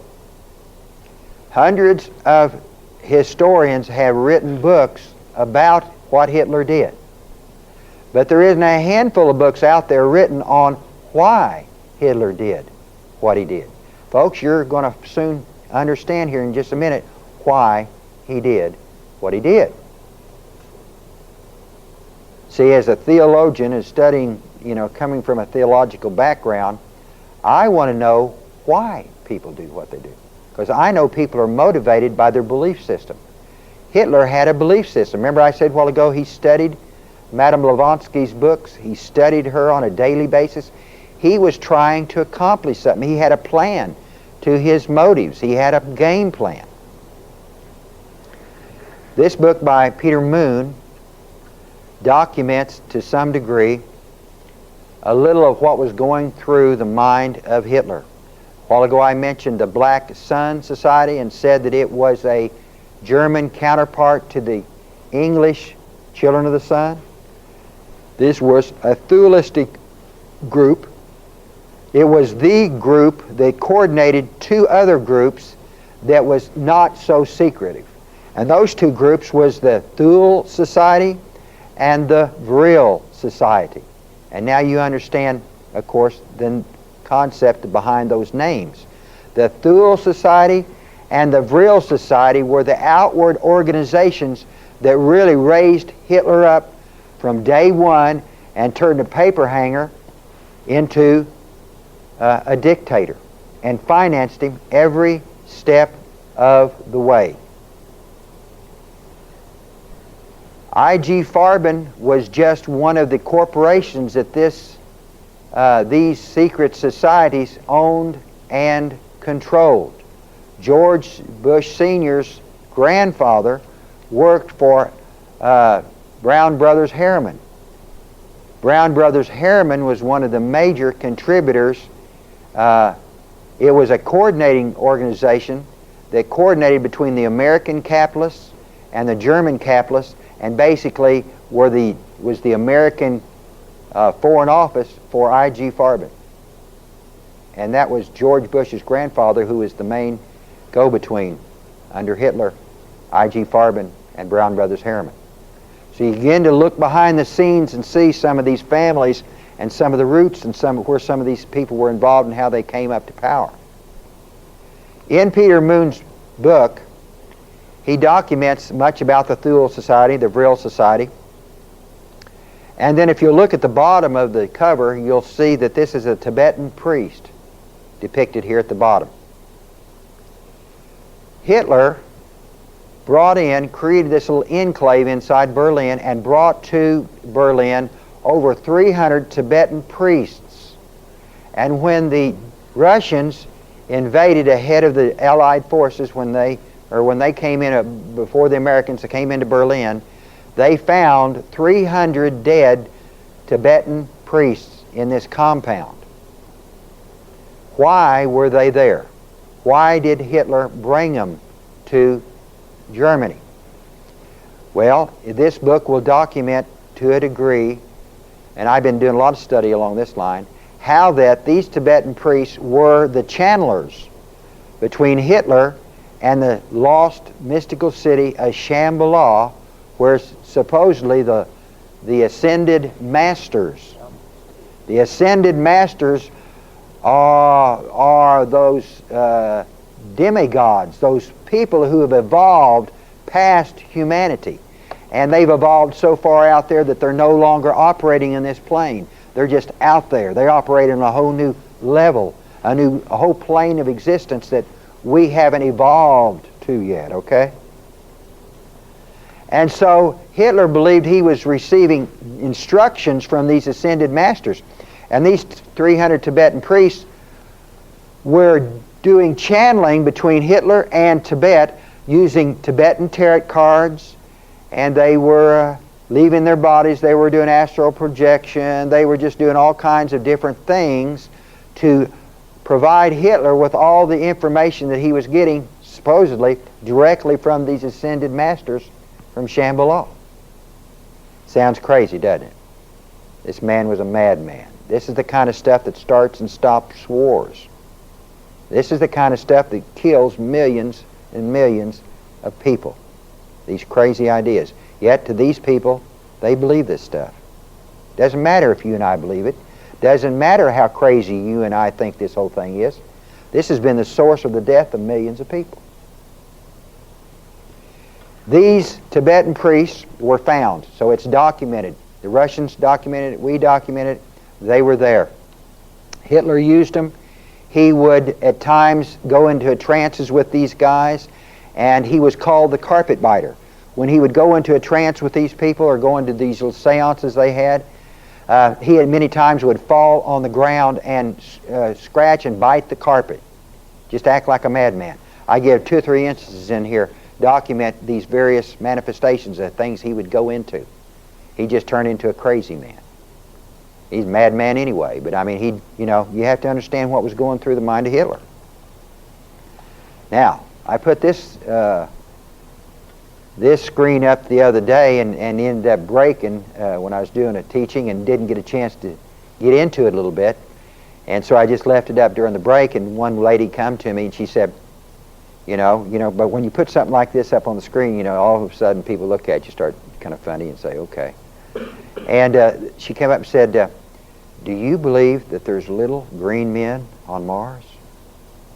And I said, I don't know. I've never been there. I don't know if there's little green men on Mars. What you're seeing here has nothing to do with little green men from Mars, I assure you. Nothing to do with aliens. What you're looking at is the Vril 7. How many of you know that Hitler had tremendous technological advances over and above the Allies?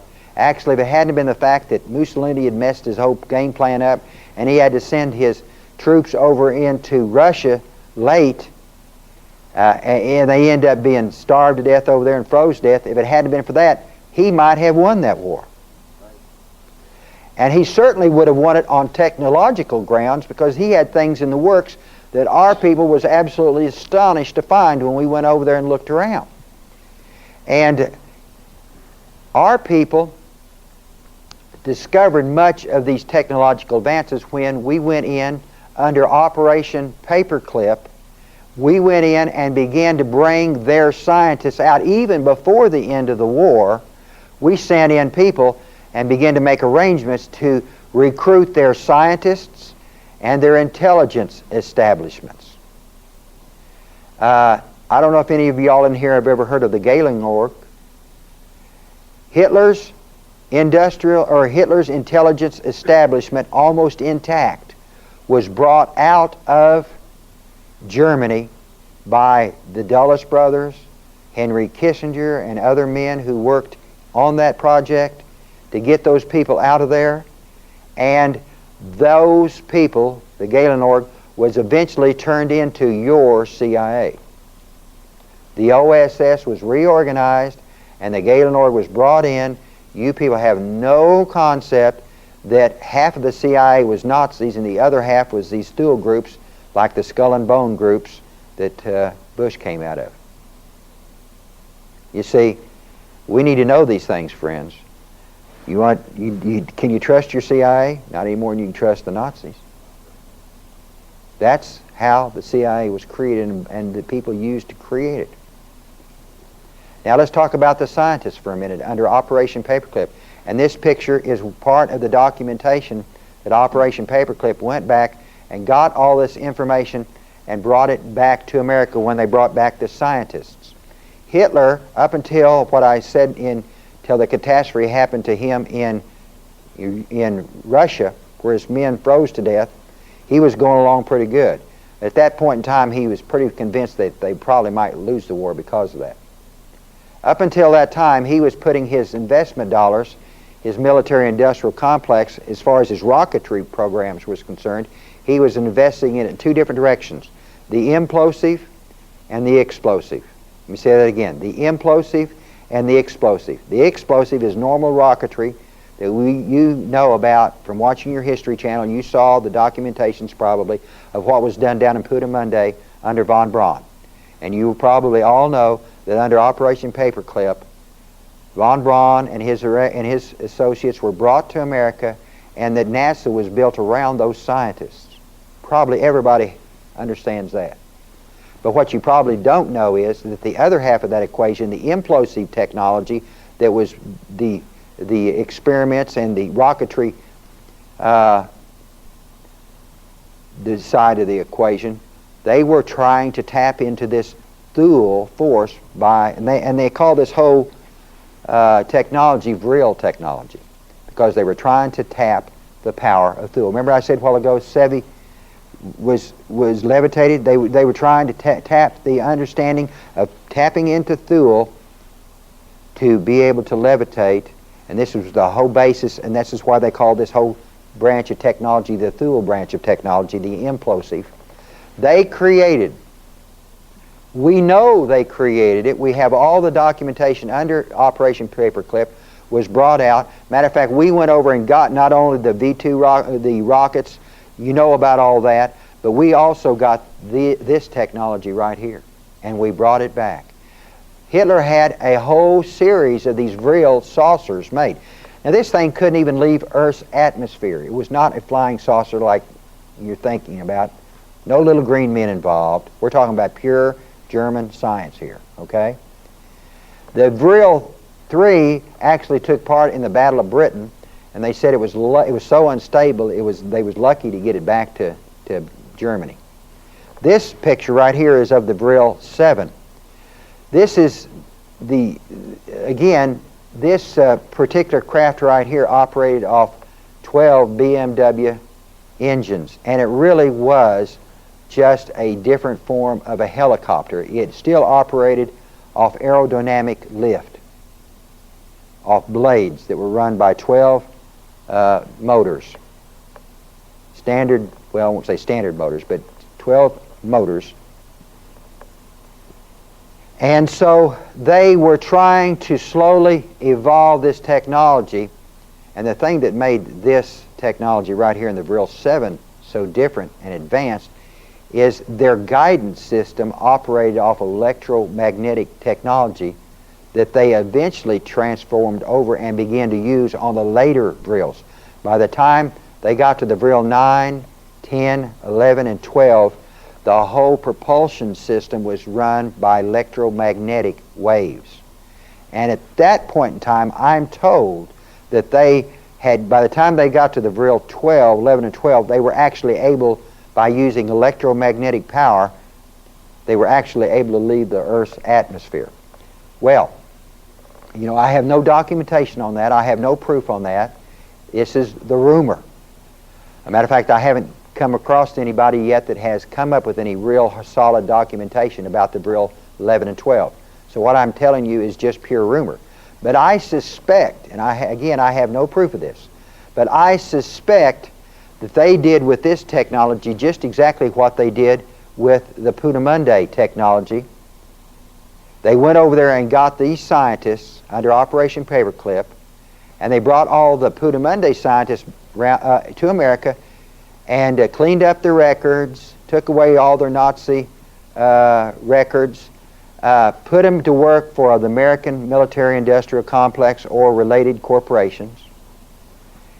They gave them sometimes even new names and created jobs for them. And of course, that was our space industry. But the exact same thing was true for the implosive technology. They went over and got this same technology, and they brought it back to America, and they went over and got the same scientists that was working on this branch of the technology, and they brought them to America. Of course, you won't see that on the History Channel. And I assume, I don't know this to be true, but I kind of suspect that most of this old German technology was stored in what we call Area 51. Now, there have been a whole lot of crazy things said about Area 51. I don't know what's true and what's not true. Could it be that because these people are Luciferians, Satanists, could it be that they joined in, brought these scientists to America and just continued the same study and research that they were doing in Germany, right over here in America with the CIA financing? And could they have actually, since they are Satanists, you got to understand what runs the SS. These people are pure Satanists. I document the whole thing in my book. I go into the rituals, Himmler's rituals. You can't believe all the stuff that's going on. Could it be that these scientists teamed up with demons for extra knowledge? I don't know. You know, you hear so many crazy stories about what went on at Area 51. I don't pretend to even understand what all went on, what's true or what's not true. But the truth is, you're seeing an actual picture of German technology. Again, we're not talking about aliens here, friends. We're talking about German technology that is far superior to ours. Friends, I assure you, the New World Order has technology that's so far superior. They're not showing us even a little bit of it. But they have technology that's so far superior to us, and they're not telling us anything about it.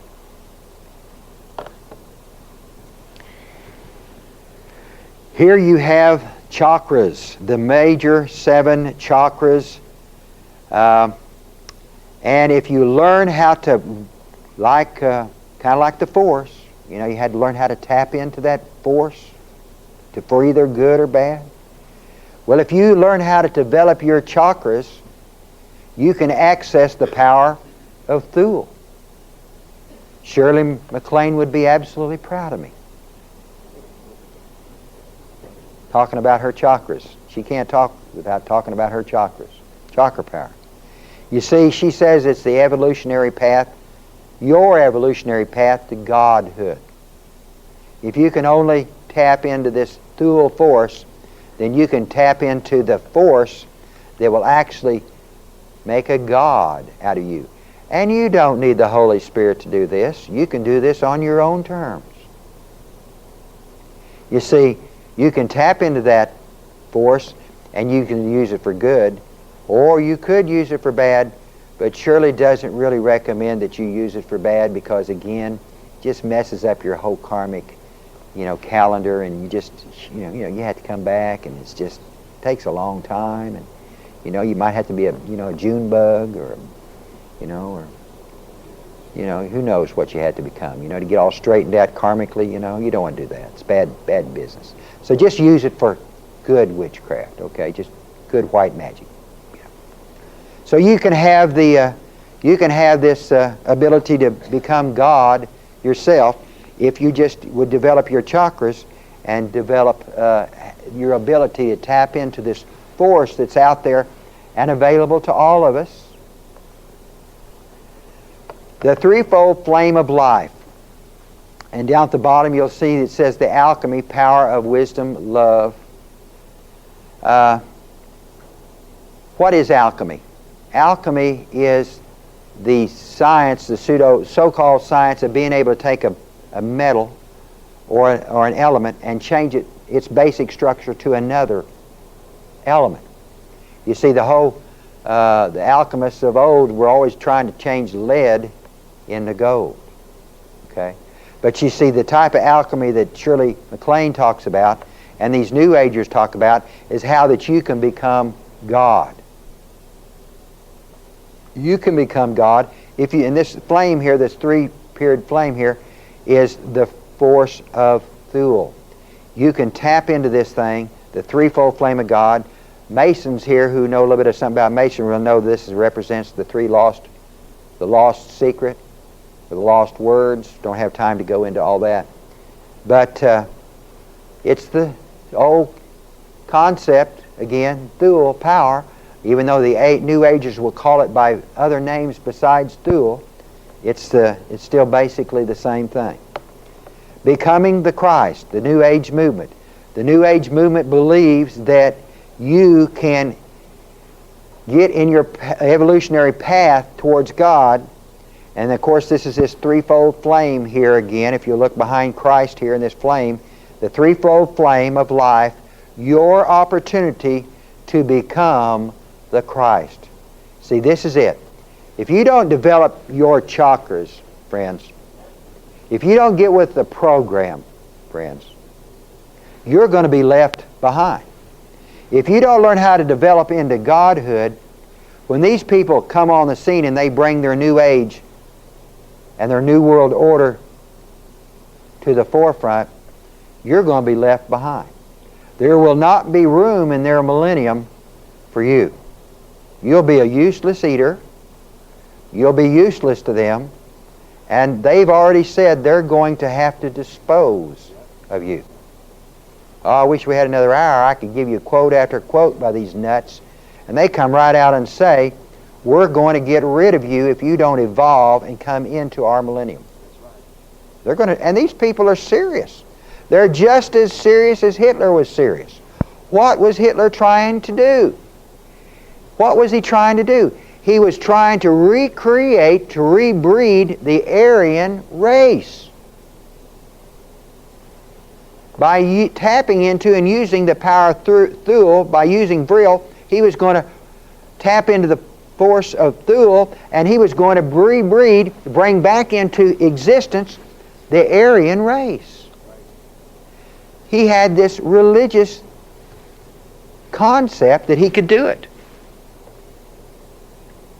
And so what did he do? He approached this problem that he had from two different angles. First of all, he went over and created this breeding colony. He went out and got all the blue-eyed, blonde-headed young ladies, the finest stock throughout Germany, and he put them in these camps as breeding stock. And then he went over and got all the big, strong, good-looking young males and brought them in, and they were just breeding stock. They had this breeding program going on. They gave, through these camps, they bred thousands of young German boys and girls. This is a fact, friends. But they also did the other part of the equation, the negative part, because he said, I have to do the positive and the negative. The negative part of this thing, he said, we not only have to breed and bring about this Aryan race by breeding it back, but there's a problem. It's this mongrel races out here, and he had a laundry list of about 14 to 16 races, the Jews, the Poles, the Gypsies, all these races he called mongrel races that he said were keeping this Aryan race from coming back into being bred back into existence. So the negative part of this, he said, we're going to have to eliminate these bloodlines from Germany. We're going to have to kill them all. So you can see now what was the concept was going on in the mind of Hitler. He was breeding the Aryans, but at the same time he was killing the non-Aryans, those which he called current bloodlines. And you don't know this, friends, because nobody has told you until today. But I'll let you in on a little secret that not any of you, the Christian historians or pastors, are telling you. But 3 to 4 million Christians, and I document the whole thing right here in my book, 3 to 4 million Christians died in those concentration camps right alongside the Jews and the Poles and the Gypsies, because he called us Jewish dung. 3 to 4 million Christians died in those camps, my friends. Could something like that happen in America today? Could we be in America where these Jewish races and these other races were in starting about 39? Well, something to think about. Something to think about. All right, let's shift gears just a little bit. Remember I said earlier that back in the early days I was doing a Bible study in the book of Daniel, and I discovered that there's a lot said in the book of Daniel about world government. If you got your Bibles tonight, let's just kind of shift gears and get a little bit over into Bible prophecy, and we'll take 30 years of study and cram it into about 15 minutes here, okay? I think we can do it. We'll give it a shot. If you remember your Sunday school lessons, you'll remember a little bit about Daniel. Daniel was taken over into Babylon, and the Jews were taken over into Babylon. And over in Babylon, Daniel was able to interpret a dream that King Nebuchadnezzar had, and the figure you see before him represents what he saw in that dream. He couldn't remember the dream, so Daniel came in and interpreted the dream for him, and what he said and what he interpreted was this. He said, "O King Nebuchadnezzar, thou art this head of gold. Thou art the Babylonian kingdom." The head of gold represents Babylon. And you remember the many, many tekel upharsin? He said, you're going to be overthrown. And they were overthrown by the arms here, the silver arms of, and 2 shoulders of silver, which represented the Medo-Persian Empire. And then you have the belly of brass, which represented the Grecian empires, which overthrew the Medo-Persians. And then you have the 2 legs. These represent the eastern and western divisions. They were legs of iron. They represented the Roman Empire, which overthrew the Grecian Empire. And down at the bottom there, you will see the feet. Now, everybody in here, I'm sure, is probably pretty much grounded in much of what I'm talking about, or the majority of you are. You know a little bit about Bible prophecy, probably far more than the average person does out on the street out here, and far more than the average person sitting in the pew in our churches. These 10 toes in the 2 feet of this statue here, this representation here, represent what Bible scholars and prophecy scholars call the revised Roman Empire. The theory being that these 2 feet and the 10 toes represent the last day manifestation, the extension of the Roman Empire. So it's often called the revised Roman Empire. Now, those of you who will still remember your Bible school lessons, your Sunday school lessons, you will maybe remember what happens to these 10 feet. What happens to the 10 feet? A stone cut without hands comes down and smashes into the 10 toes, and then the rest of the whole thing comes crashing down upon the stone. It's turned into dust, and it's blown away like chaff. So, what does that stone represent? That stone is Christ. That stone, when it hits these 10 toes, this whole thing crumbles, turns to dust, blown away. That stone turns into a mountain. It represents the millennial reign of our Lord Jesus Christ. So the stone destroys, the coming of Lord Jesus Christ destroys the 10 toes, the last day manifestation of this revived Roman Empire. What does the 10 toes represent? Well, this is a matter of debate. Daniel wanted to know what these 10 toes. He wanted to understand more of what he had seen. So he prayed. He received a vision of 4 beasts. This beast is the 4th beast. And if you want to read this, I suggest that you look on Daniel.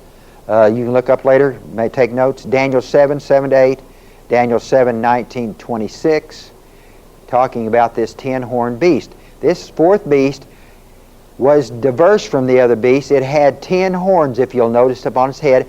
And in the middle of these 10 horns is what we call the little horn.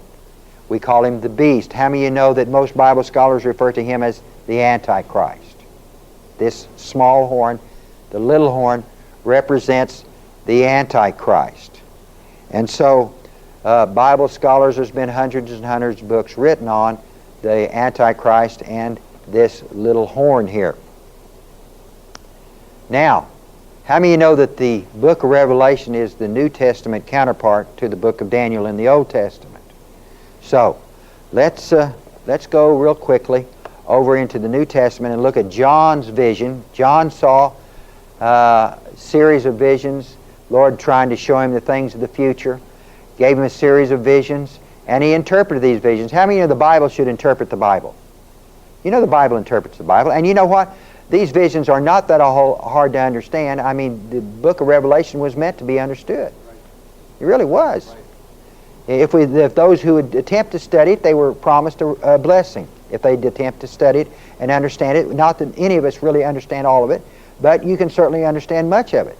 John prayed, the Apostle John saw this vision right here, of a 10-horned beast. I don't have time to go into the 7 heads.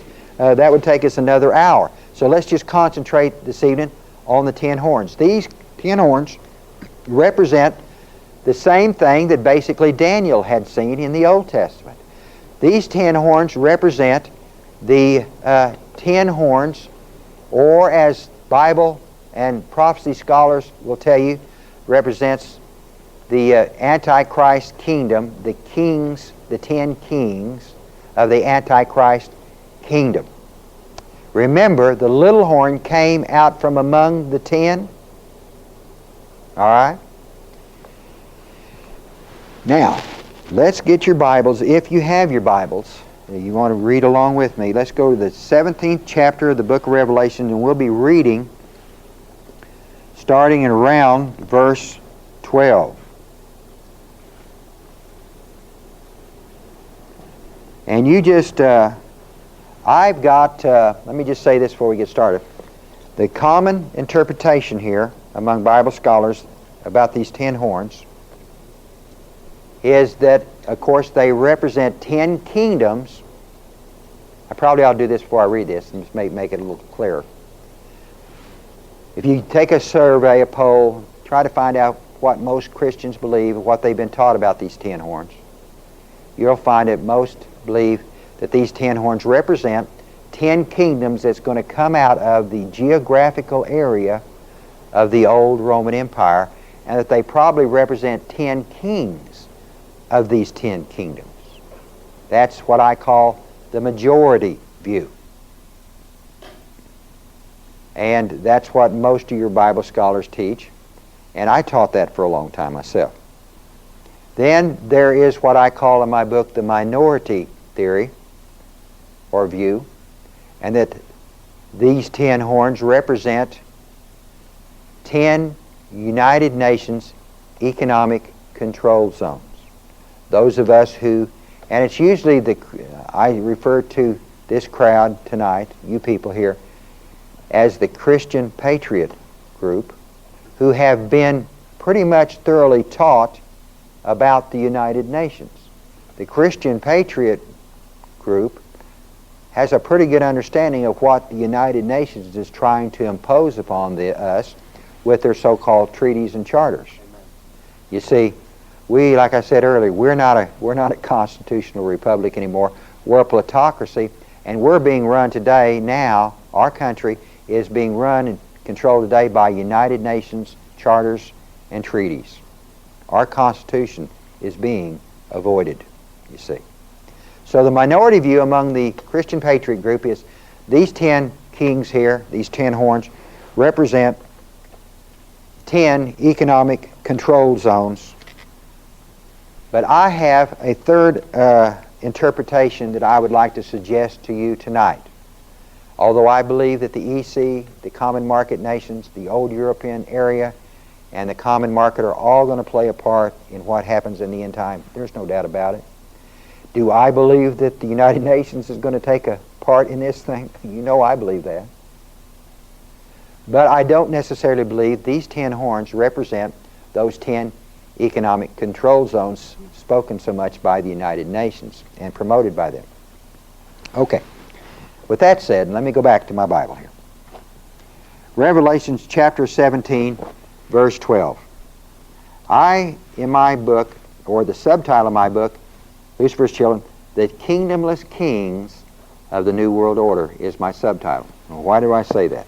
I call these kings kingdomless kings. And why do I do that? Because they're not really kings, I don't believe, in the true sense of the word.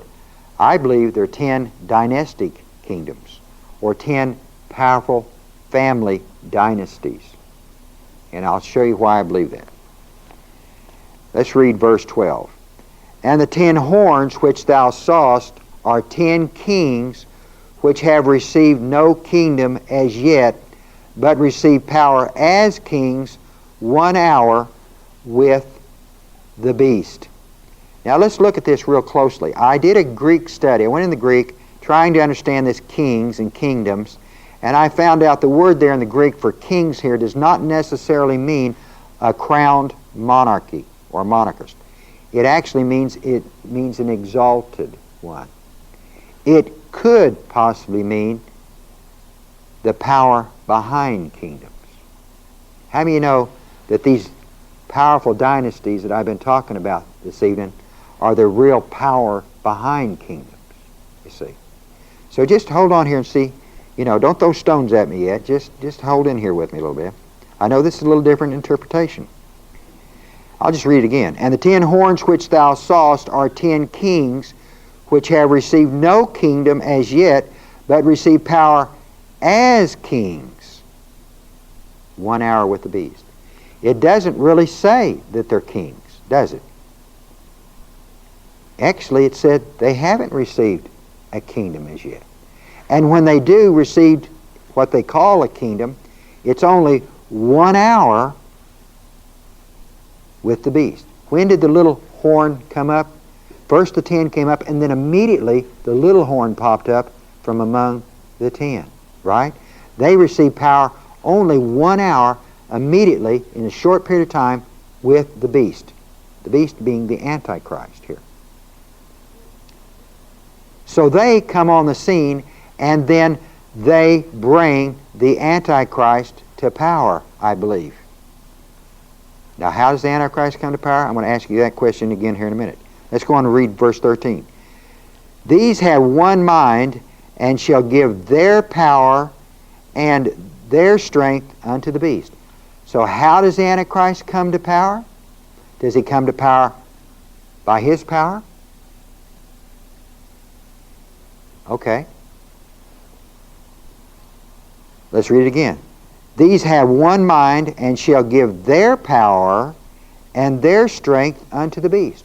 We hear all these Bible scholars and prophecy scholars talking so much about the beast, the Antichrist, but how many times have you had anybody talk to you about these 10 kings? And yet it says right here plainly that it's their power. They come together in the power of agreement, and they have chosen to bring this man on the scene, so they unite their power and their authority to bring him on the scene. Am I reading it wrong? I'll read it again. These have one mind, and shall give their power and their strength unto the beast. Let's go on to verse 14. These have one mind, verse 13. These have one mind, and shall give their power and their strength unto the beast. Verse 14. These shall make war with the Lamb, and the Lamb shall overcome them, for he is Lord of lords and King of kings, and they that are with him are called the chosen and faithful. Now what's happening here?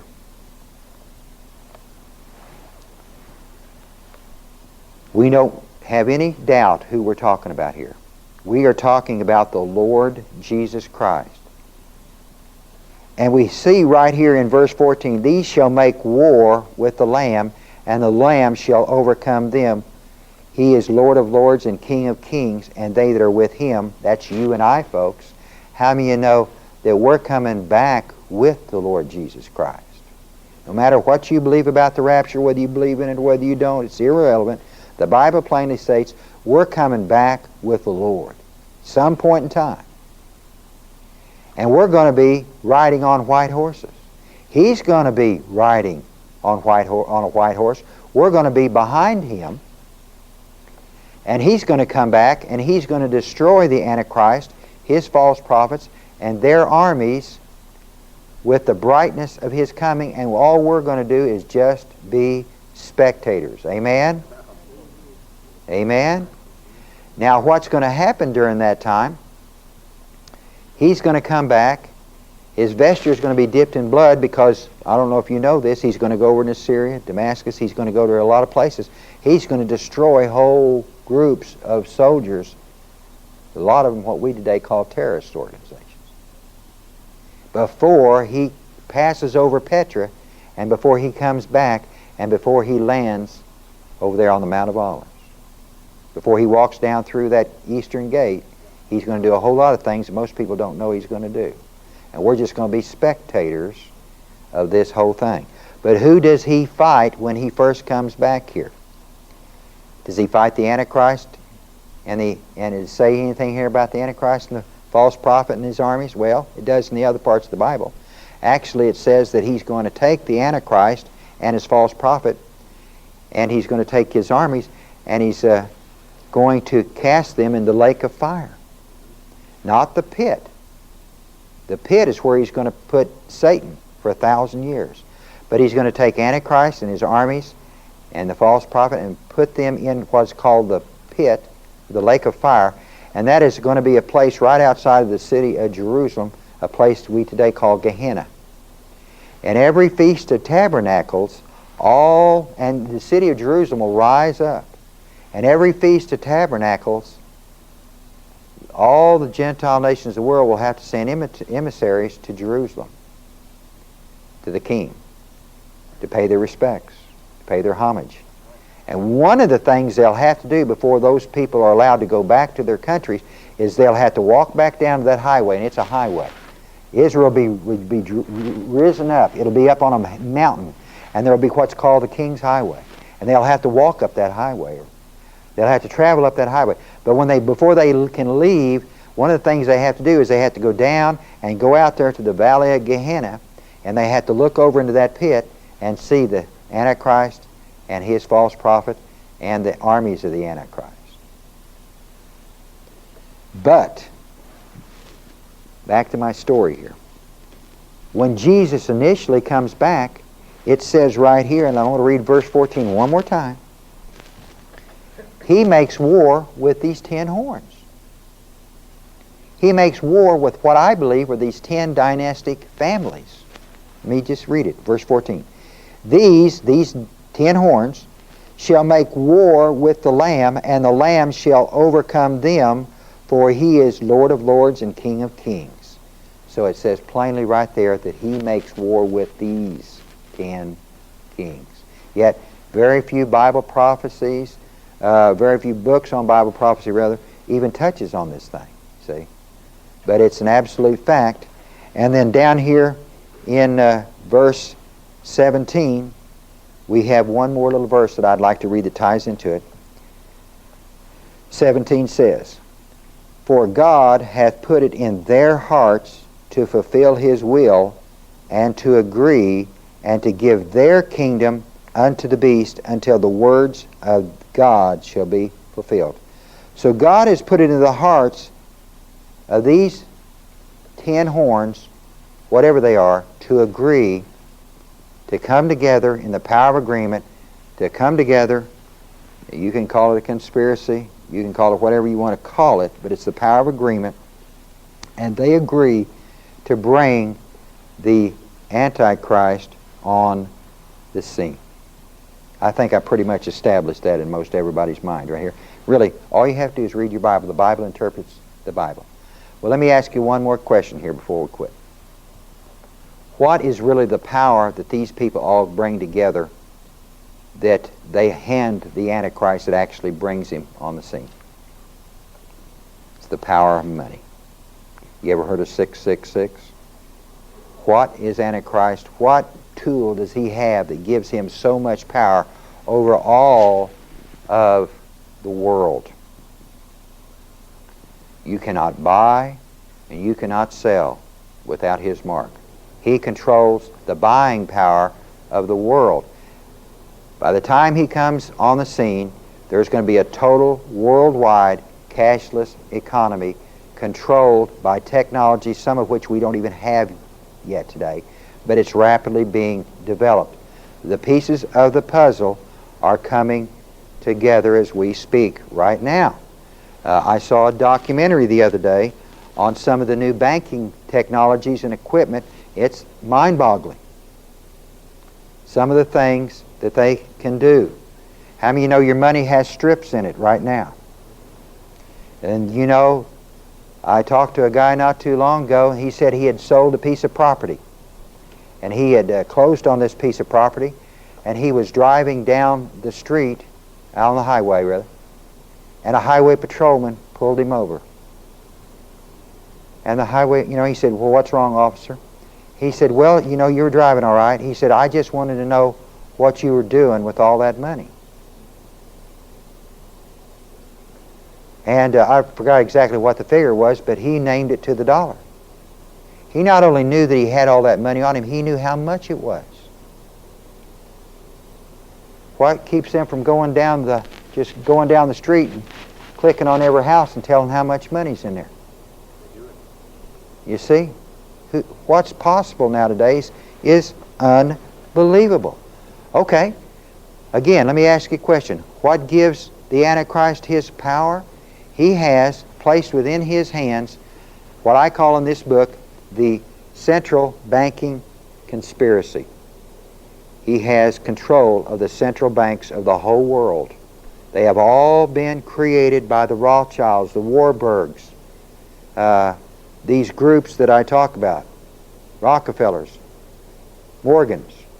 All these powerful dynasties that I've been talking about have created this no-money, cashless society, and you and I are being ready to be victimized by this thing. We need to be in prayer. So who are these people? Who are the 10 horns? If I understand this whole thing right, the 10 horns represent 10 powerful dynasties that have created this cashless society that we've been talking about here. I don't see how they can be anything else but that, you see. Now, how many kings were there in the lost continent of Atlantis? 10 dynastic kings. Can you see where I'm coming from here? These people, at the beginning of this whole thing I laid out, showed you right there how that Plato's concepts were the very foundation that this New World Order has used, and the model that it has used right down through time to create this whole thing. This whole cashless society is here today, and if we're not smart, if we're not in prayer, we certainly can be victimized by it. But how about Plato's other concepts? How about the breeding of people? I said it earlier, I touched on it. I firmly believe that we here in America are today right where the Christians were, and in my book I have a chapter, several chapters on Hitler, 3 actually. One of them titled Hitler's War on the Church. And in here I document how that certain segments of the church in Germany capitulated to everything that he did and said and wanted to establish. He actually created a church over there. But I also document those few who stood up against what he was trying to establish. And those brave people led their people, and they stood up for what they believed was right. And they called a spade. They said, hey, this guy is satanic. And I firmly believe, folks, we today, right here in America, are right where the German church was about 1936, 38, 39. Why do I say that? Because the same satanic, occultic forces and the same concept that we've discussed here tonight, the same concepts that were ruling the Nazis and Hitler, are the very same concepts and belief systems of the Theosophists and Rosicrucians who today are controlling Washington, D.C. It could very well be that we will come under these same persecutions. I don't know that to be a fact, but I know one thing for sure. Our life needs to be hid in Christ Jesus. People come up to me and ask me all the time, how is it that you can just walk around and expose this stuff, and aren't you scared to get up and say some of the things that you say and that you do? And I say, no, I'm not afraid. I do watch behind my back sometimes. My son came to me not too awful long ago and said, I'm being followed. So do they know I'm here? Yes, they know I'm out there. They know I'm out and around and about. But do I get afraid? I don't lose any sleep because I am thoroughly convinced that I'm in Christ. And what does that mean? That means that my life is hid in Christ Jesus. Amen? And if you're here tonight and what I've said to you has scared you, well, you need to be where I'm at. I'm in Christ Jesus. Amen? And if your life's in Christ Jesus, you'll be able to sleep at night because I have given my whole self, my family, my children. I've dedicated it all to Jesus. That's a safe place to be. Matter of fact, I don't have. They ask me, "What are you going to do?" I don't have any other answers outside of Jesus. I don't have any other answers because you see, friends, we're fighting a spiritual battle here. Paul talked about fighting and wailing away and swinging at the air, fighting an enemy that you don't have any concept of who he is and what he is.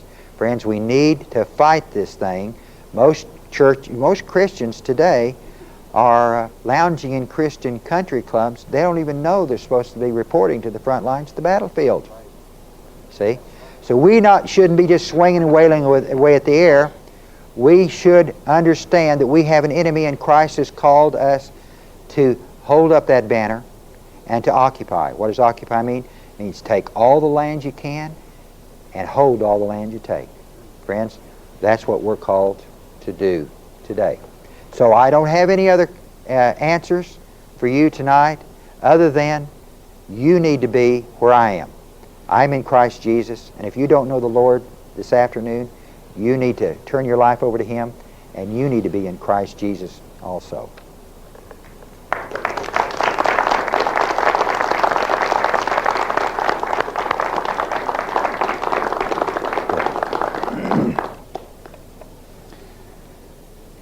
You know, the Bible describes a parable. Jesus said that a good man went out and he sowed good seed into good ground.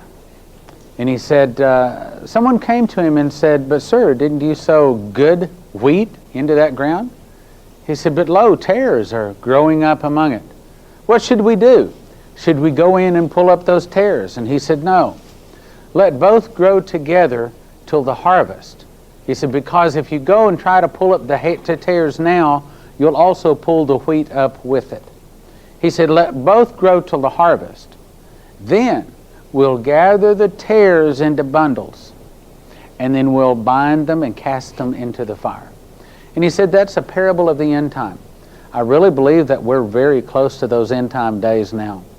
And I really think we're very close to the time when Jesus will send His angels forth to gather the tares out of the wheat, bind them in bundles, and cast them into the fire. The tares are the sinners, and I don't want to be in that group. He says, then I'll gather my wheat into the barn. And that's the group I want to be in. That's the group that is going to get protected. And yes, great trouble is coming. There's going to be a lot of people that'll lose their heads over the mark of the beast. There's going to be a lot of people that'll starve to death rather than taking the mark of the beast. But I also believe that right smack dab in the middle of all of that evil, there is going to be a group of people that do know their God that will do exploits. And they will step out in a power that the devil cannot defeat. They will step out in a power that no one has ever seen before. He says, because I'm going to pour out my Spirit on all flesh. Your young men will dream dreams. Your old men will see visions. And I believe that he says Jesus said, greater things than this shall you do because I go to the Father. Yes, trouble is coming, and we know it, and we're preparing for it mentally, physically, spiritually. But I say this to you, the most important preparation is make certain that you have Jesus in your heart. Amen? I want to be one of those. Yes, I know there's a lot of people want to run to the hills, and God may direct us to do that, and if He does, we'll do it. But I also believe right in the middle of the trouble, there's going to be some on-fire, born-again, Spirit-filled, tongue-talking believers that will walk up to some of those people that are near death and says, silver and gold have I none, but such as I have, I give to you. And the power of God is going to flow down their hand and hit those people, and the bones are going to come together, and they're going to jump to their feet, hallelujah, right smack dab in the middle of the mark of the beast being handed out. Yes, there's going to be some that are going to be hidden away and protected. How He chooses to do that, I know not. That's His business. But I also think that there's some of you watching this video, you know God has been speaking to your heart to get prepared. However, whatever way, then you let Him speak to you. Some of you have got dreams. Some of you got visions. Some visions you can't explain. Some of them are so scary you don't even talk about to anybody. But you know God is preparing you to be a part of that end-time army that is not going to run, but is going to turn around and say, greater is He that is within me than he that is in the world. And we're going to have the power of God. But if we're going to be a part of that end-time army, we've got to have the Spirit of God in us. Can I hear an amen? Amen? How do we get that Spirit? First of all, we have to realize that we're all sinners. Romans 3:23 says all have sinned and come short of the glory of God. Next thing we have to realize we cannot earn it. Ephesians 2 verses 8 and 9 says, for all have sinned. For by grace you are saved through faith, and that not of yourselves. It is a gift of God. All right, if it's not a gift, or if it is a gift, then how do we reach out and take that gift? Romans 10:9 and 10 says, if thou shalt confess with thy mouth the Lord Jesus, and shalt believe in thine heart that God has raised Him from the dead, thou shalt be saved. For with the heart man believeth unto righteousness, but with the mouth confession is made unto salvation. So what do we have to do? We have to believe in our heart, but we have to confess with our mouth that Jesus died on the cross. His blood washes our sins away. We get our name written in the book of life. So we get separated from the wheat and the tares. We become the wheat, not the tares. How do we do that? Confess with our mouth, believe in our heart that Jesus is Lord. Finally, Acts 2:38 says, repent and be baptized. Every one of you, not just a few of you, every one of you in the name of Jesus Christ for the remission of your sins, the washing of your sins away, and you shall receive the gift of the Holy Ghost. It's just that simple. Now, if you want to be a part of the wheat that's gathered into His barn, if you want to be a part of that end-time army that stands up in the face of the devil through the power of God, not through your own power, but through the power of God, then pray that prayer. Let's all pray it. Let's all bow our heads, no one looking around. You may have prayed it before, but let's pray it again. Let's pray it with more intensity and fervor than we've ever prayed it. These are the days we have to pray it right. Dear Heavenly Father, everyone together, dear Heavenly Father, I admit I'm a sinner. And I confess with my mouth, and I believe in my heart that Jesus is the Christ, the Son of the living God. He died on the cross. I receive His blood to wash my sins away. I ask You to write my name in the book of life, keep me holy, and save me in the day of trouble. In Jesus' name, amen. Now, sometimes people have prayed that prayer, but they've fallen back into sin. You know, just like the other parable that says sometimes that wheat fell upon hard ground. Sometimes it fell upon weeds and it came up and it got choked out. Sometimes we got choked out. Our faith got choked out. So sometimes we pray that prayer rededicating ourselves. Maybe we prayed it before, but now we mean it with more sincerity. So if you just prayed that prayer, rededicating your life, saying, I messed up in the past, but from here on out I'm going to do my best to follow His laws, would you raise your hand? Okay?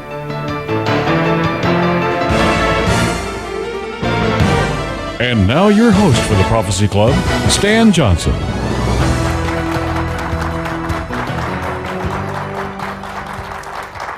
Welcome to the Prophecy Club, where we study and research Bible prophecy. Today's topic is a final warning, a history of the New World Order. Now, why in the world do we need to know about that? Well, Genesis 3:1 says, "Now the serpent was more subtle than any beast of the field." So we know that the devil comes very subtly. And a lot of times he attacks, and it's real easy not to notice the attack. You just see things falling apart. Revelation 13:1 and Daniel 7:23 both say we're coming to a world government. Revelation 13:1 says, "And I stood upon the sand of the sea, and I saw a beast rise up out of the sea, having 7 heads and 10 horns." I believe that that is 7 continents, the 7 continents of the earth, that they've divided up into 10 global regions.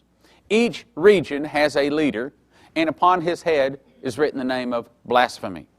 Daniel 7:23 says, "The 4th beast shall be the 4th kingdom upon the earth." In other words, the world government. That's what it's talking about. "Which shall be diverse from all kingdoms, and shall devour the whole earth," again, world government, "and shall tread it down and break it in pieces."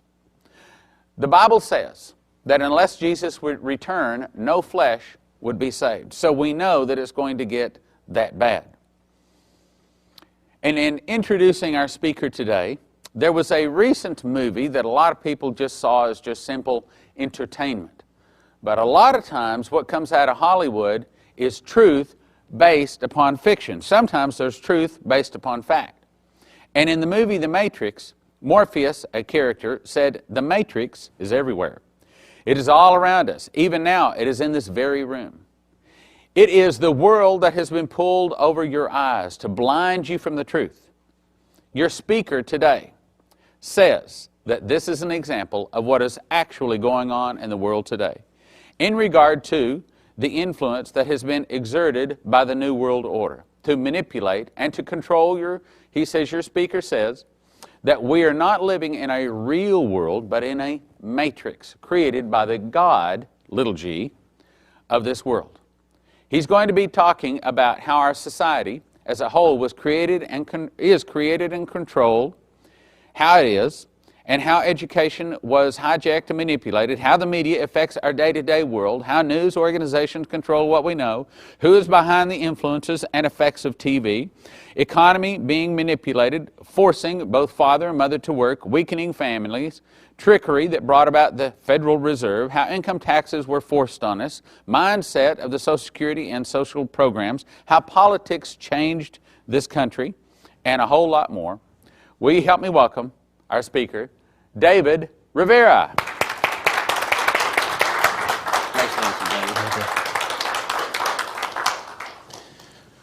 Hi, my name is David Riviera, and the talk basically that I will be doing this morning will be coming from the book that I wrote, Final Warning, A History of the New World Order.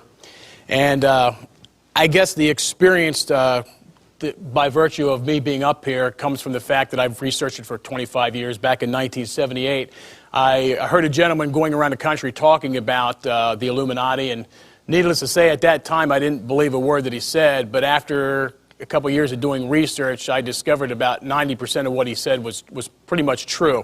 And so I've been researching since then, and I think I've put together things in a way that you can understand it a little bit better. I've come from a different angle and a different perspective, I believe, that gives a more deeper understanding to the subject.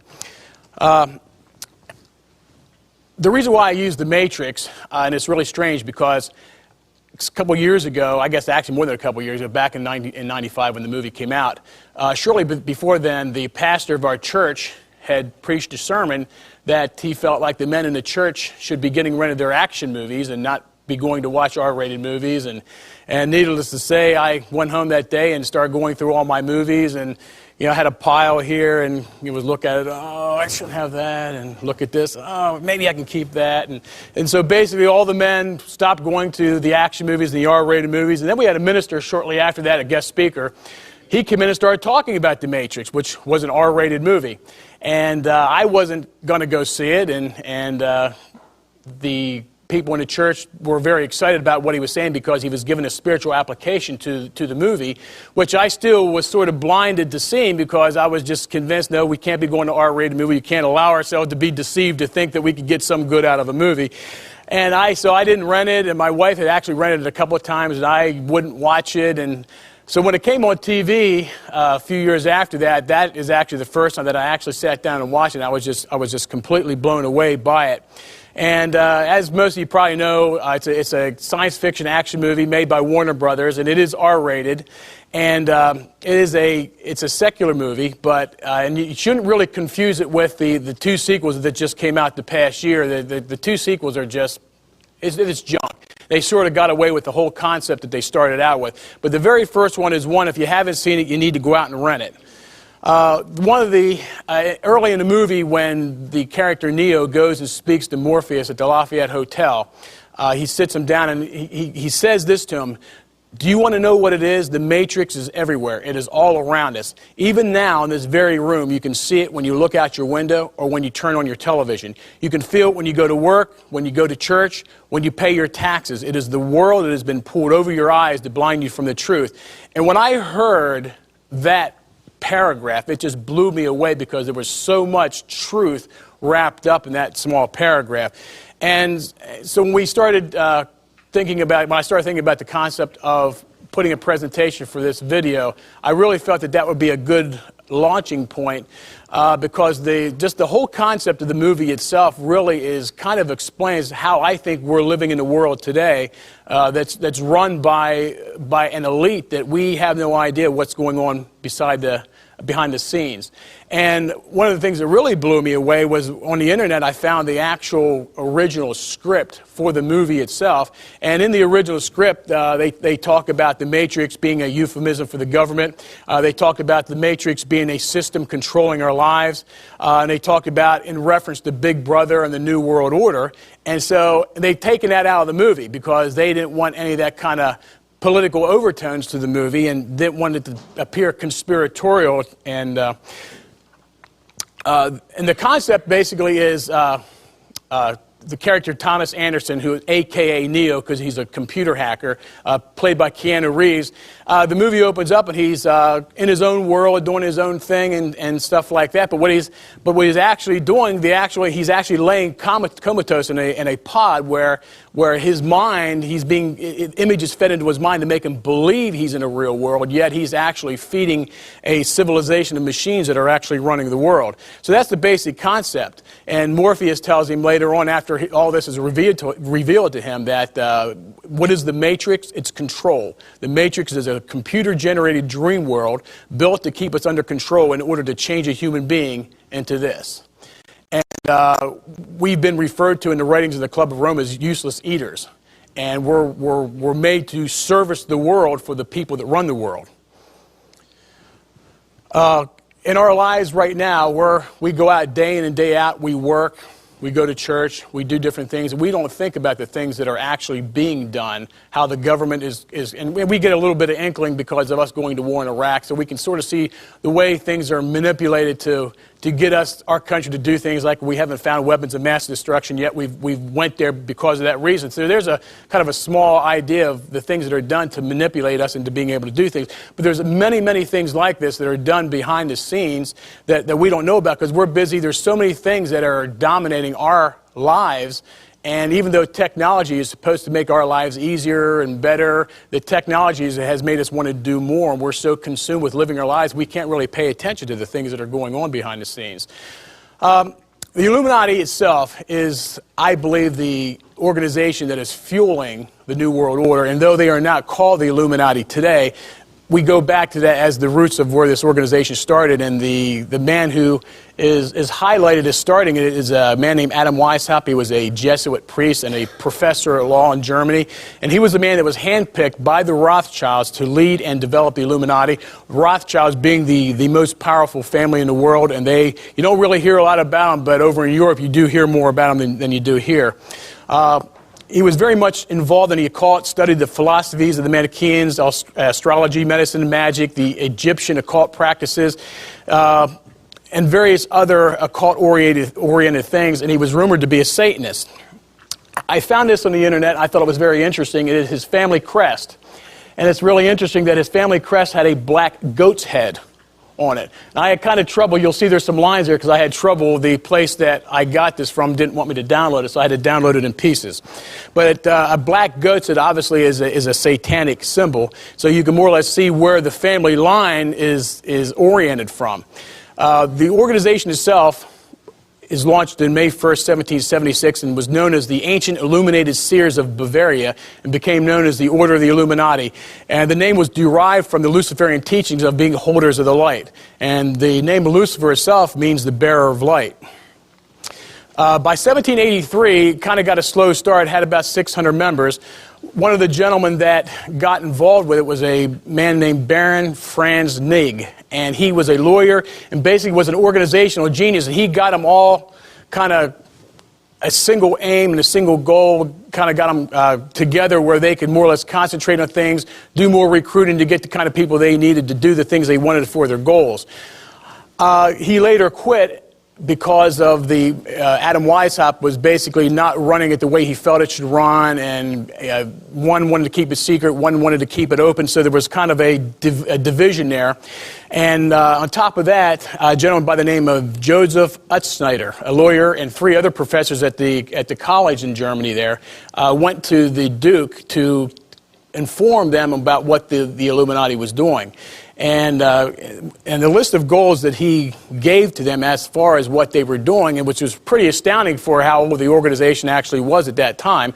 And these 6 things that was given to the government was the abolition of the monarchy and all-ordered government, abolition of private property, abolition of inheritance, abolition of patriotism, abolition of the family, through the abolition of marriage, all morality, and the institution of communal education for children, and the abolition of all religion.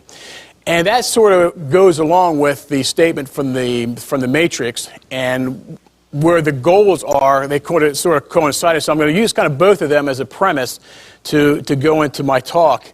At the Third Masonic Congress in Frankfurt, the Illuminati goals were stated as pantheism, which is the worship of many gods for the higher degrees, and atheism for the lower degrees and the populace, and the communism of goods, women, and general concerns.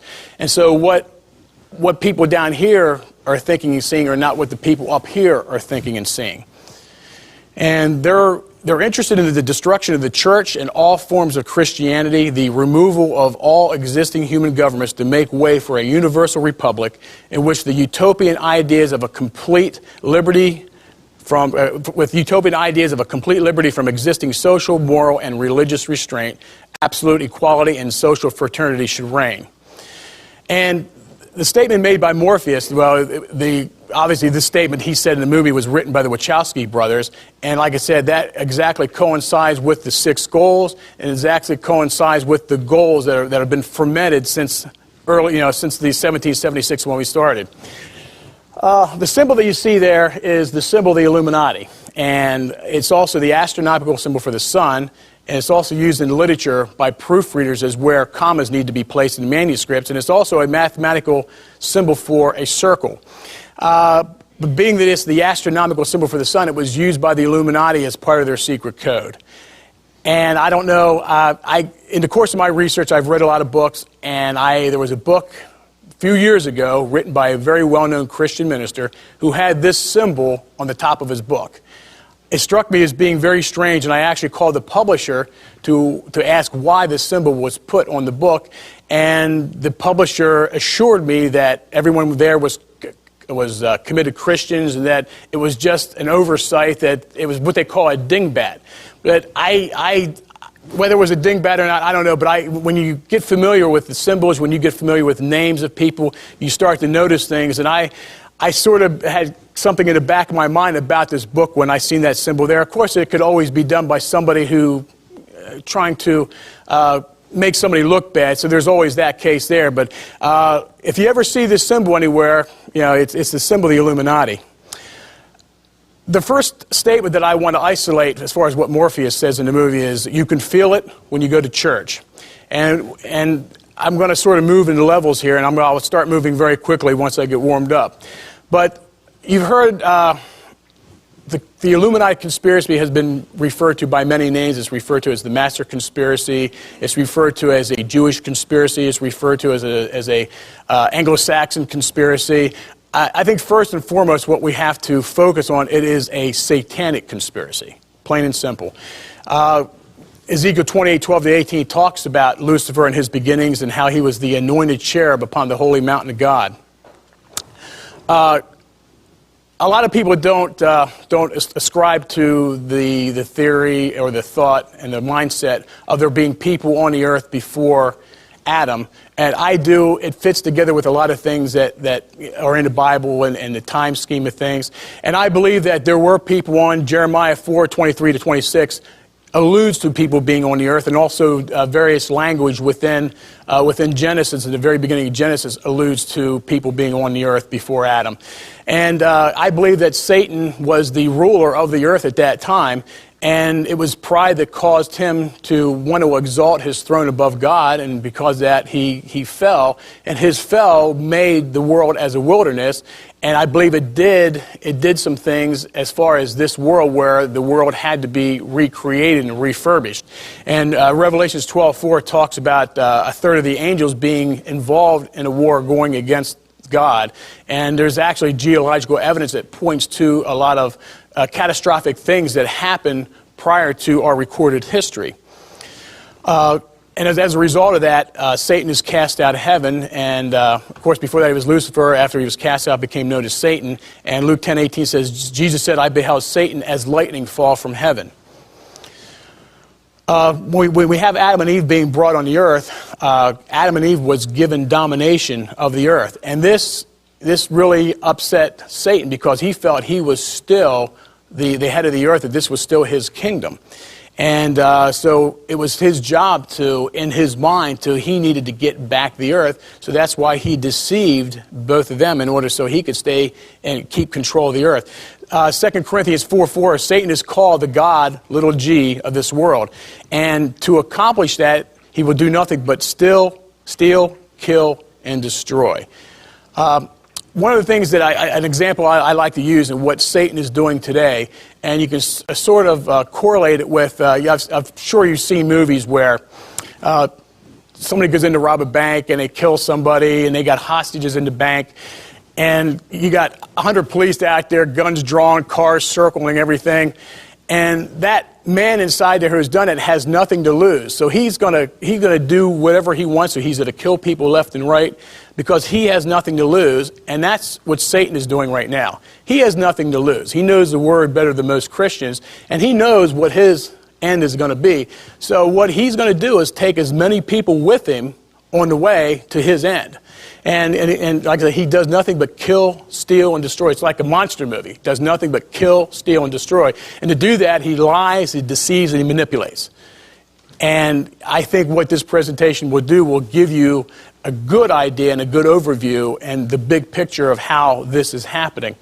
Religion was the first area that Satan used to pull people away from God. Nimrod, in the Bible, he established the mystery religion in Babylon. At that time, people there were all of one tongue, were able to communicate as one people. And Nimrod built the Tower of Babel to reach unto heaven.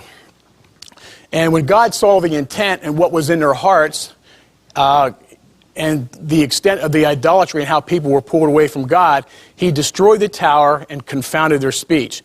And Genesis 10:25 says that this happened in the days of Peleg, which I sort of calculated that to be 2248 to 2009 BC. And it was at that time that the earth was divided.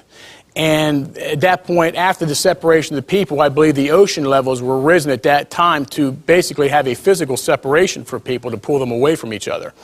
After the death of Nimrod, his wife/mother Semiramis proclaimed him to be a god, and he became known as a sun god, and he was called Baal. And the sun god is nothing more than a representation of Satan. We alluded before as how Satan fell as lightning from the sky, and so the representation of light in regards to Satan.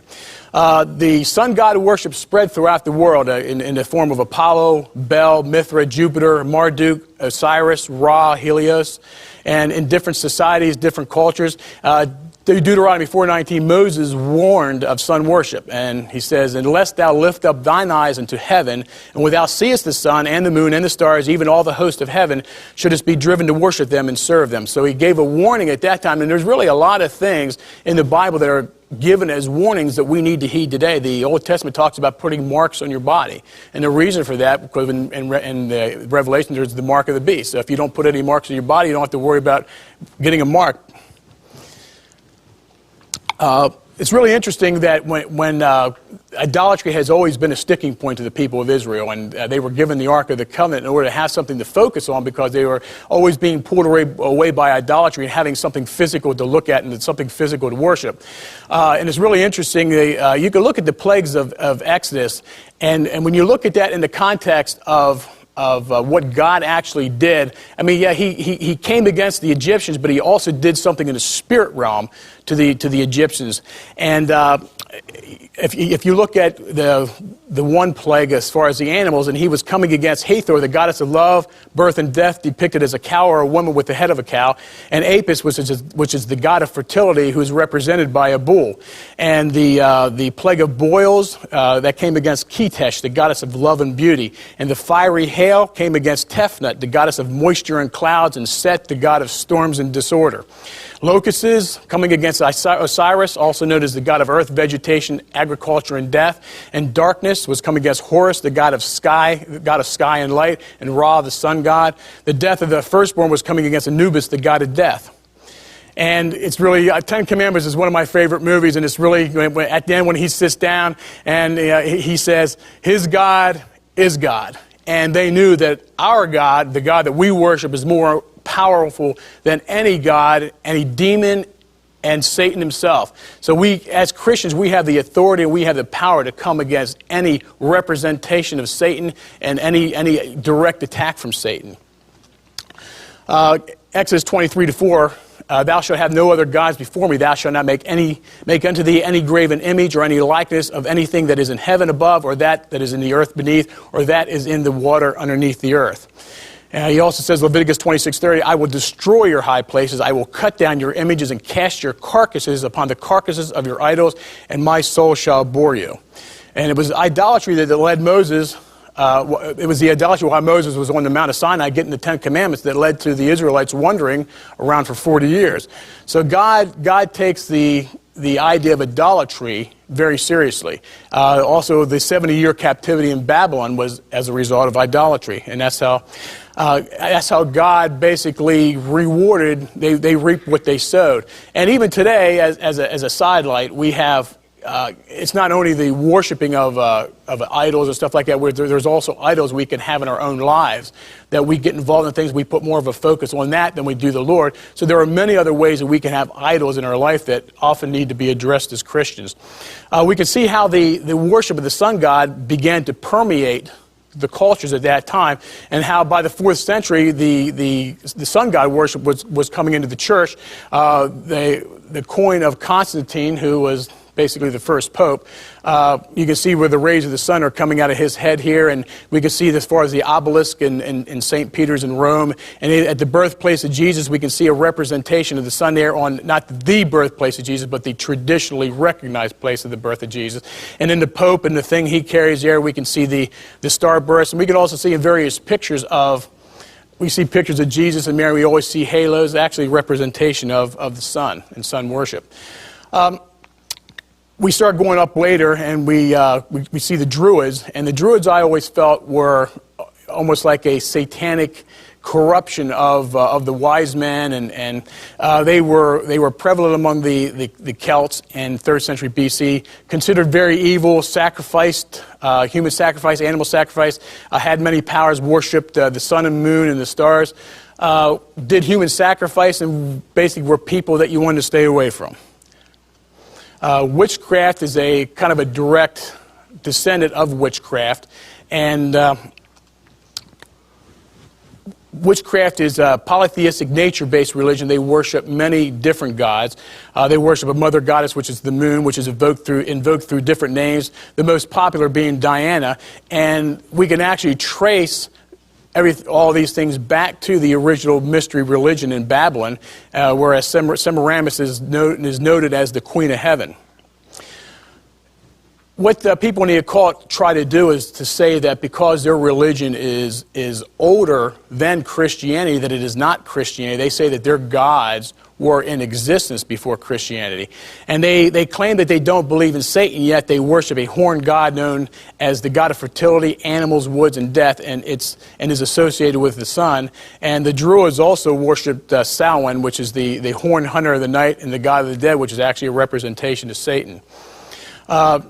Like I said, Druidism and witchcraft were birthed in the mystery religion of Babylon and represent Satanism because of the various gods and goddesses that they worship are actually demons. And their power comes from Satan. And there's been many people that have come out of witchcraft that said that, once they got deeper and deeper into it, they began to realize the dark side, and they realized that they actually had to get into the satanic aspects in order to get the power that they wanted.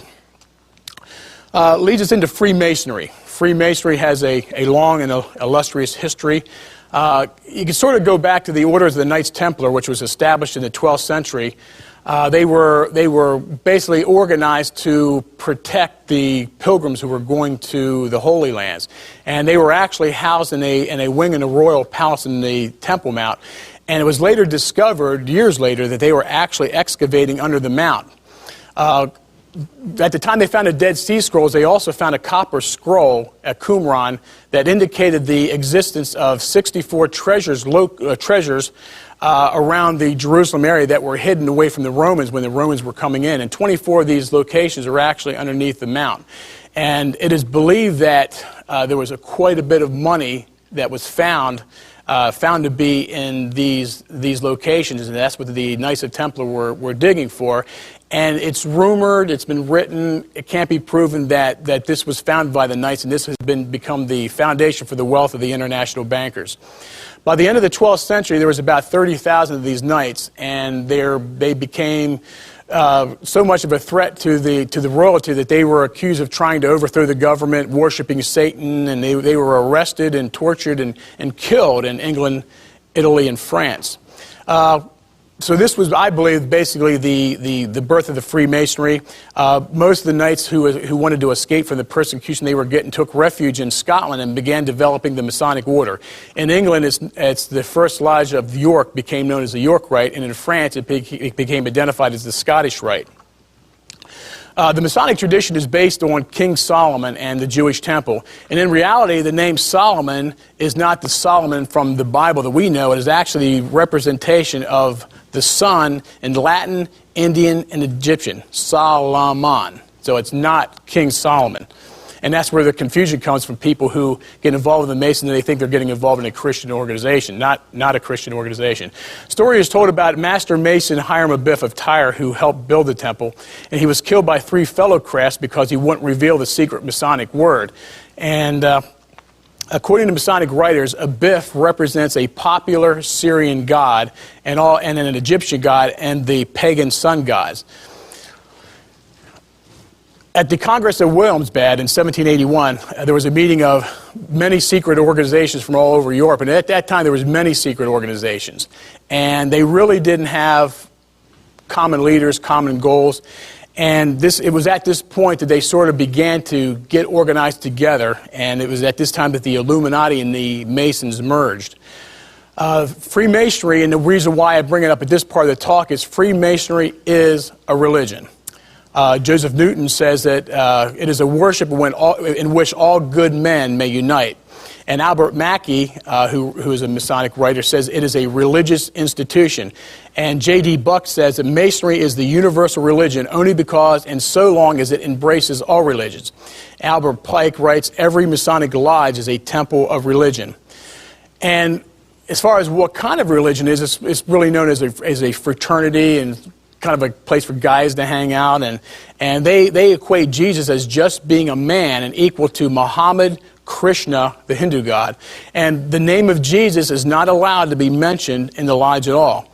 Chase's Digest of Masonic Law says that Masonry has nothing to do whatever with the Bible, is not founded upon the Bible. At the end of the initiation for the Royal Arch degree, the lost name of God is whispered, which is Jebulon, which is a composite of the names of the sun gods from three religions: Jah, the Syrian form of Jehovah; El, which is Baal; and On, the Egyptian sun god. Albert Pike, a lawyer, was the head of the Scottish Rite Masonry, very intelligent guy, was fluent in like 16 different languages, was involved in the Confederate side of the war. He coordinated the Illuminati activities in this country, and he said in 1889, the Masonic religion should be, by all of us initiates of the high degrees, maintain the purity of the Luciferian doctrine. Yes, Lucifer is God. And Albert Weishaupt said, behold our secret. In order to destroy all Christianity, all religion, we have pretended to have the sole true religion, and to deliver one day the human race from all religion. The Anglican, Lutheran, Southern Baptist, Presbyterian, Roman Catholic leadership have all come out against Freemasonry. And I've heard people talk about how they get mostly down south where they're in churches where the leadership fights against doing evangelistic things to help the church grow, to bring salvation to people like that. And there's been a lot of Masonic influence in the church itself. If you're in a church that's not growing and doesn't seem like it wants to grow, there's a good possibility you might have some Masonic influence in the church. The Masonic order has been used to weaken Christianity in this country. We can see, since we've gone through the evolution of going through Druidism and through witchcraft and Freemasonry, we can see a convergence of the many influences with the different Bible versions. Of course, the one that we ascribe to at the Prophets Club is the King James Version that was translated in 1611. And since then, and actually more recently in the past couple hundred years, there have been many, many different versions of the Bible that have come out. After using the same Bible for 274 years, there's been 36 major translations in the last 119 years. An August 2000 survey, which is the latest survey I could find, there was a survey of 518 Protestant pastors done by Ellison Research. 34% used the NIV, 24% used King James, 17% used the New Revised Standard, 10% used New King James, and 9% used New American Standard. It is the charismatic churches, the spirit-filled churches, basically they're overwhelmingly in favor of the King James Version because the King James Version is truth. Hebrews 9:10 says, which stood only in meats and drinks, in divers washings and carnal ordinances imposed on them until the time of the Reformation. The TNIV version, the new version that just came out, says, they are only a matter of food and drink and various ceremonial washings, external regulations applying until the time of the new order. So they've drastically changed the wording to prepare us for the things that they are doing. The NIV is the worst of, as Stan says, the perversions, as far as removing, changing, altering, and adding.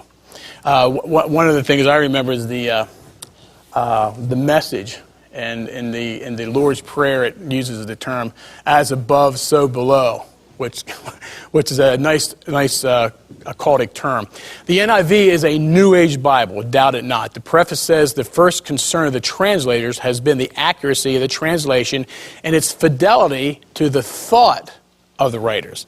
So basically, we have people that are trying to put themselves in the place of the people that actually wrote the Bible and trying to communicate what they actually thought.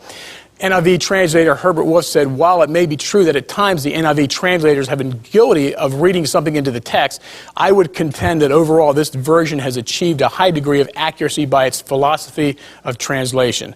So they try to support each other in just the things that they're doing. And a good example is this. Dr. Virginia Ramey Mellencott, professor of England at William Patterson College.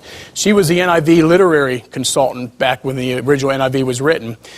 Came out later that she was gay. In 1984, she wrote the book, The Divine Feminine, The Biblical Imagery of God as a Female. And so in June 1991, it basically came out publicly that she was admitting to be a lesbian. And so the International Bible Society that has control of the NIV, they released a statement that she supposedly only had a small role in the late 1960s and early 1970s in regard to style, but not content. Basically, how it was being presented and not the quality of the content of the translation. But in a radio interview with a Christian talk show host, Joseph Chambers, she recalled working on, quote, big swatches of translations, many chapters at a time, and my job was to read them with an eye as to how this would communicate with the modern reader and to indicate if I thought there were any infelicities in language that could be corrected. And one of the main passages that people have come against the NIV is Deuteronomy 23:17. King James says, "There shall be no whore of the daughters of Israel, nor a sodomite of the sons of Israel." The NIV has changed it to, "No Israelite man or woman is to become a shrine prostitute." So it has taken sodomy out of the Bible. From 80 to 85, Malachi, she was one of the 12 members of the Inclusive Language Lectionary Committee who was responsible for producing an in-house version of the Bible for the National Council of Churches that was to be gender neutral. And it was based on the Revised Standard Version that was produced by the National Council of Churches in 1952, who also spewed out the new Revised Standard Version in 1990, which is the Bible of choice for most churches who consider themselves liberal. Now, I actually emailed this lady because I couldn't really find out whether she was actually responsible for this portion of Scripture as far as her work. And she did email me back, and she said that she wasn't. So that means, as a whole, the organization or the group of people who were behind the actual translation themselves were condoning what it was. So where they were trying to put pressure and the focus on her that maybe she was responsible for it, she wasn't. So it's the mindset of this crowd who in a whole are working in unison, and it's an orchestrated effort to change the Bible and to make homosexuality politically correct. National Council of Churches, founded in 1908 by Walter Rauschenbusch, a Baptist/socialist, and Henry Ward, a known communist. They started out initially as the Federal Council of Churches, was identified by Congress as a communist organization aimed at the establishment of a state church. The Office of Naval Intelligence reported that they gave aid and comfort to the communist movement and party. In 1942, their platform called for a world government. They were financially supported by Andrew Carnegie and John D. Rockefeller. John Rockefeller, he actually said, "So it may come to pass someday that no one will speak of my country, but will speak of our world." And John Rockefeller was actually a little bit like his father, because his father, when he started in the oil business, he made the comment that competition is a sin, and actually bombed one of his competitors' oil refineries to do away with his competition.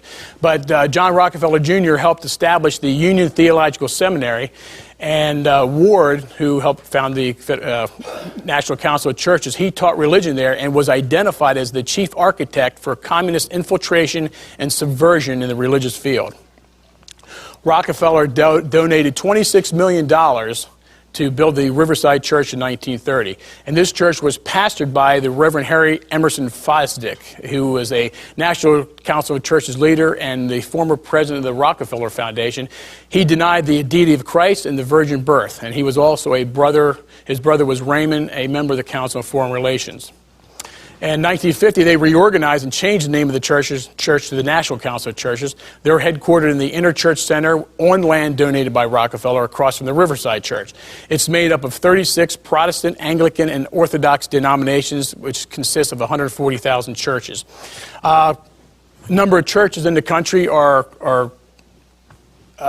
members of the church. I've given like the top few here: United Methodist Church, Evangelical Lutheran Church in America, National Baptist Convention of America, Presbyterian Church USA, Progressive National Baptist Convention, African Methodist Episcopal Church, National Missionary Baptist Convention of America.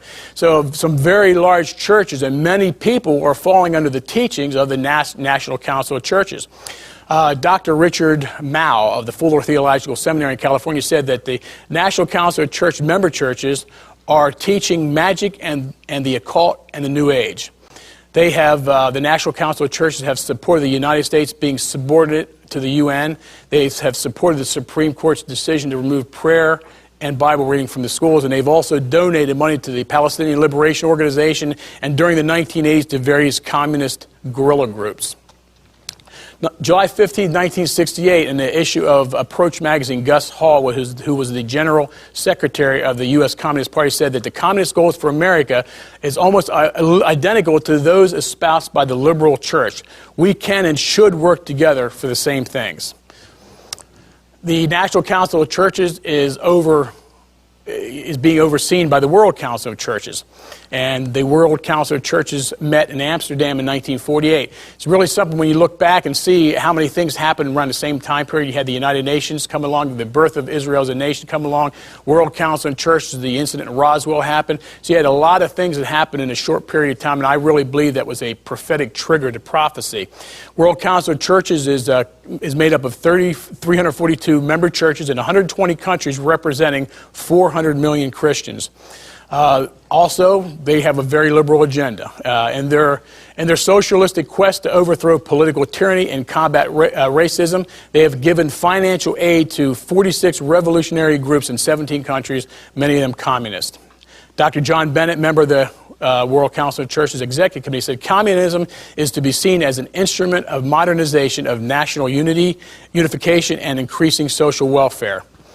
The World Council of Churches, being that their stage is a world stage, they have a global agenda. Since the 1970s, they've actually been meeting with the Vatican to try to get Catholics and Protestants together.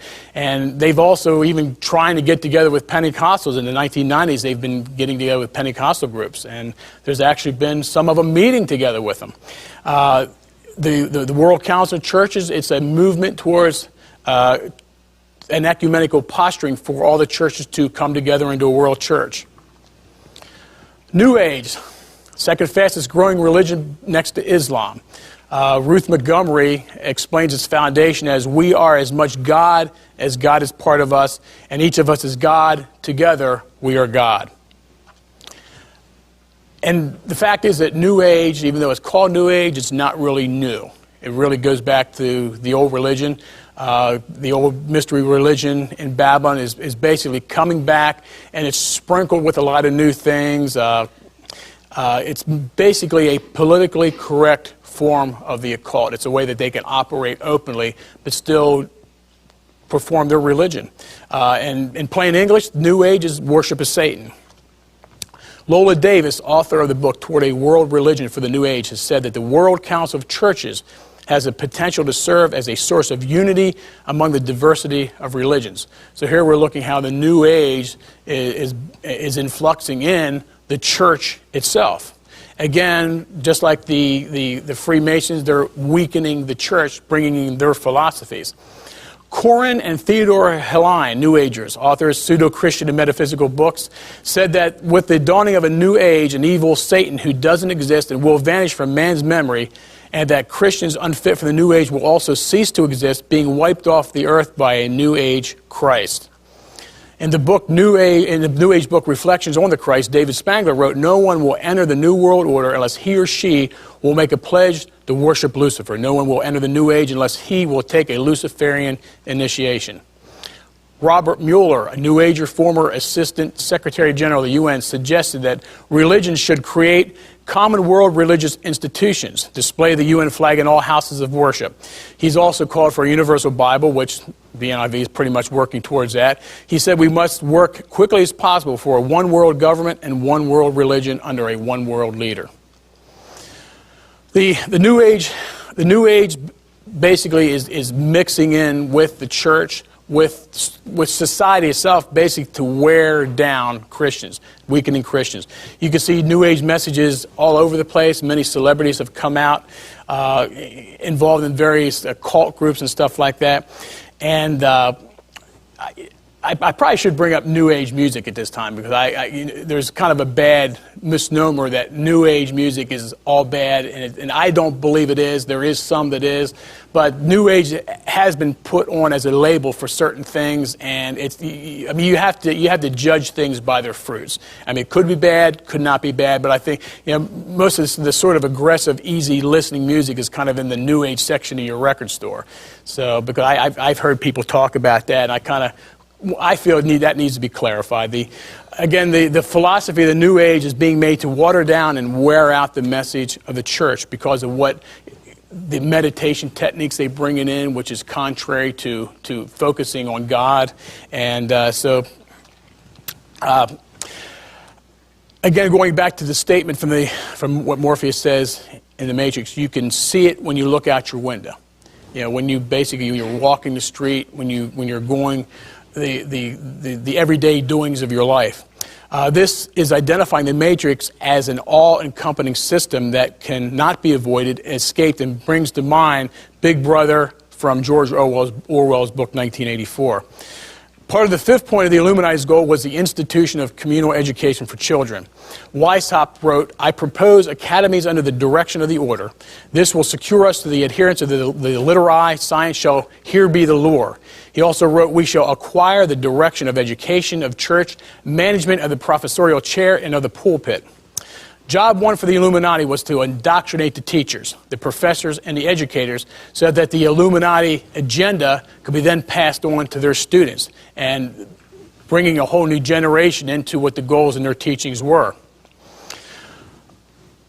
Originally, when the Phi Beta Kappa started, as the oldest and most respected undergraduate honors organization in the U.S., they were initially started in 1776 as a secret debating club. But they were infiltrated and used to bring Illuminati principles in the United States. The fraternity had secret hand signals and handshakes up to 1831 when it was more or less reorganized and changed into an honorary society. Now, I don't want to say that everyone that was in Phi Beta Kappa is bad, but we're basically looking at when they started out and what they were used for, because the Illuminati used a lot of different things, and when they didn't need it anymore, it went by the wayside. But when they started out, this is what they used as a vehicle to infiltrate into the United States. Order of the Skull and Bones, founded in Yale University in 1832. As one of its founders, General William Russell, was indoctrinated to Illuminati principles on a trip to Germany. It has become known as the Black Lodge of Freemasonry. Their membership mainly consisted of old-line families who can trace their ancestry back to the 1600s. 15 juniors called knights each year are chosen to be members, and upon graduation they have assumed many important positions in business and government. And I just use one name for an example, President Bush and his father. And in the book, I go through many names and everything like that. The book is very much a reference source for names and a lot more elaborating on the information I'm going through rather quickly. Johann Gottlieb Fichte, and I'm sure I'm not pronouncing that right, German philosopher, in his 1807 addresses to the German nation said that he did not trust parental influence and wanted educational environment to be controlled by the state. Between 1808 and 1819, the Prussian government became the first to have compulsory education and instituted a three-tier system. The children of the elite, which was half of 1%, went to academies and were taught to be independent thinkers. About 5% went to a school where they were partially taught to think, and the other 94% went to another school where the idea of being a good citizen was stressed. William Torrey Harris, U.S. Commissioner of Education, 1889 and 1906, graduate of Yale, bad sign right there, was quoted as saying, "Our schools have been scientifically designed to prevent overeducation from happening." He believed that schools should alienate kids from parents and religion. John Dewey, father of American education, was members of the Fabian Society in America, established the Intercollegiate Socialist Society to promote socialism on college campuses. Dewey was a founding member. His system of progressive education used psychology to de-emphasize academics. In My Ketogenic Creed, 1897, and the School and Society, 1899, he said that the school should be instrumental in developing socialism. And in July 1908, in the Hibbert Journal, he was quoted as saying, "Our schools are performing an infinite religious work. They are promoting the social unity out of which, in the end, genuine religious unity must grow." Andrew Carnegie, 1835 to 1990, came to the U.S. as a poor immigrant from Scotland, and he built the Carnegie Steel Corporation. In 1908, he retired and sold the company to J.P. Morgan for $500 million, which at that time was a lot of money. And so after that, he was able to spend all of his time spending his money. Became a philanthropist. He wrote a series of 11 essays in 1890 simply entitled Wealth. And actually, some of the information that's in this presentation is not in the book, and I'll tell you why that is. William T. Stead, editor of the Pall Mall Gazette, changed the title to The Gospel of Wealth. And when I read this name, I knew that he was involved in something else. It just clicked to me that name. So I went and further looked, and he was actually a follower of spiritualism, was a confidant of Cecil Rhodes, the British financier, and a founding member of the group in 1891 that was basically the the roots of the New World Order. But what will happen when you start getting into this research and you start hearing names will click. Well, I heard that name somewhere before. And you'll find out that the same names are spread upon the whole spectrum of the New World Order.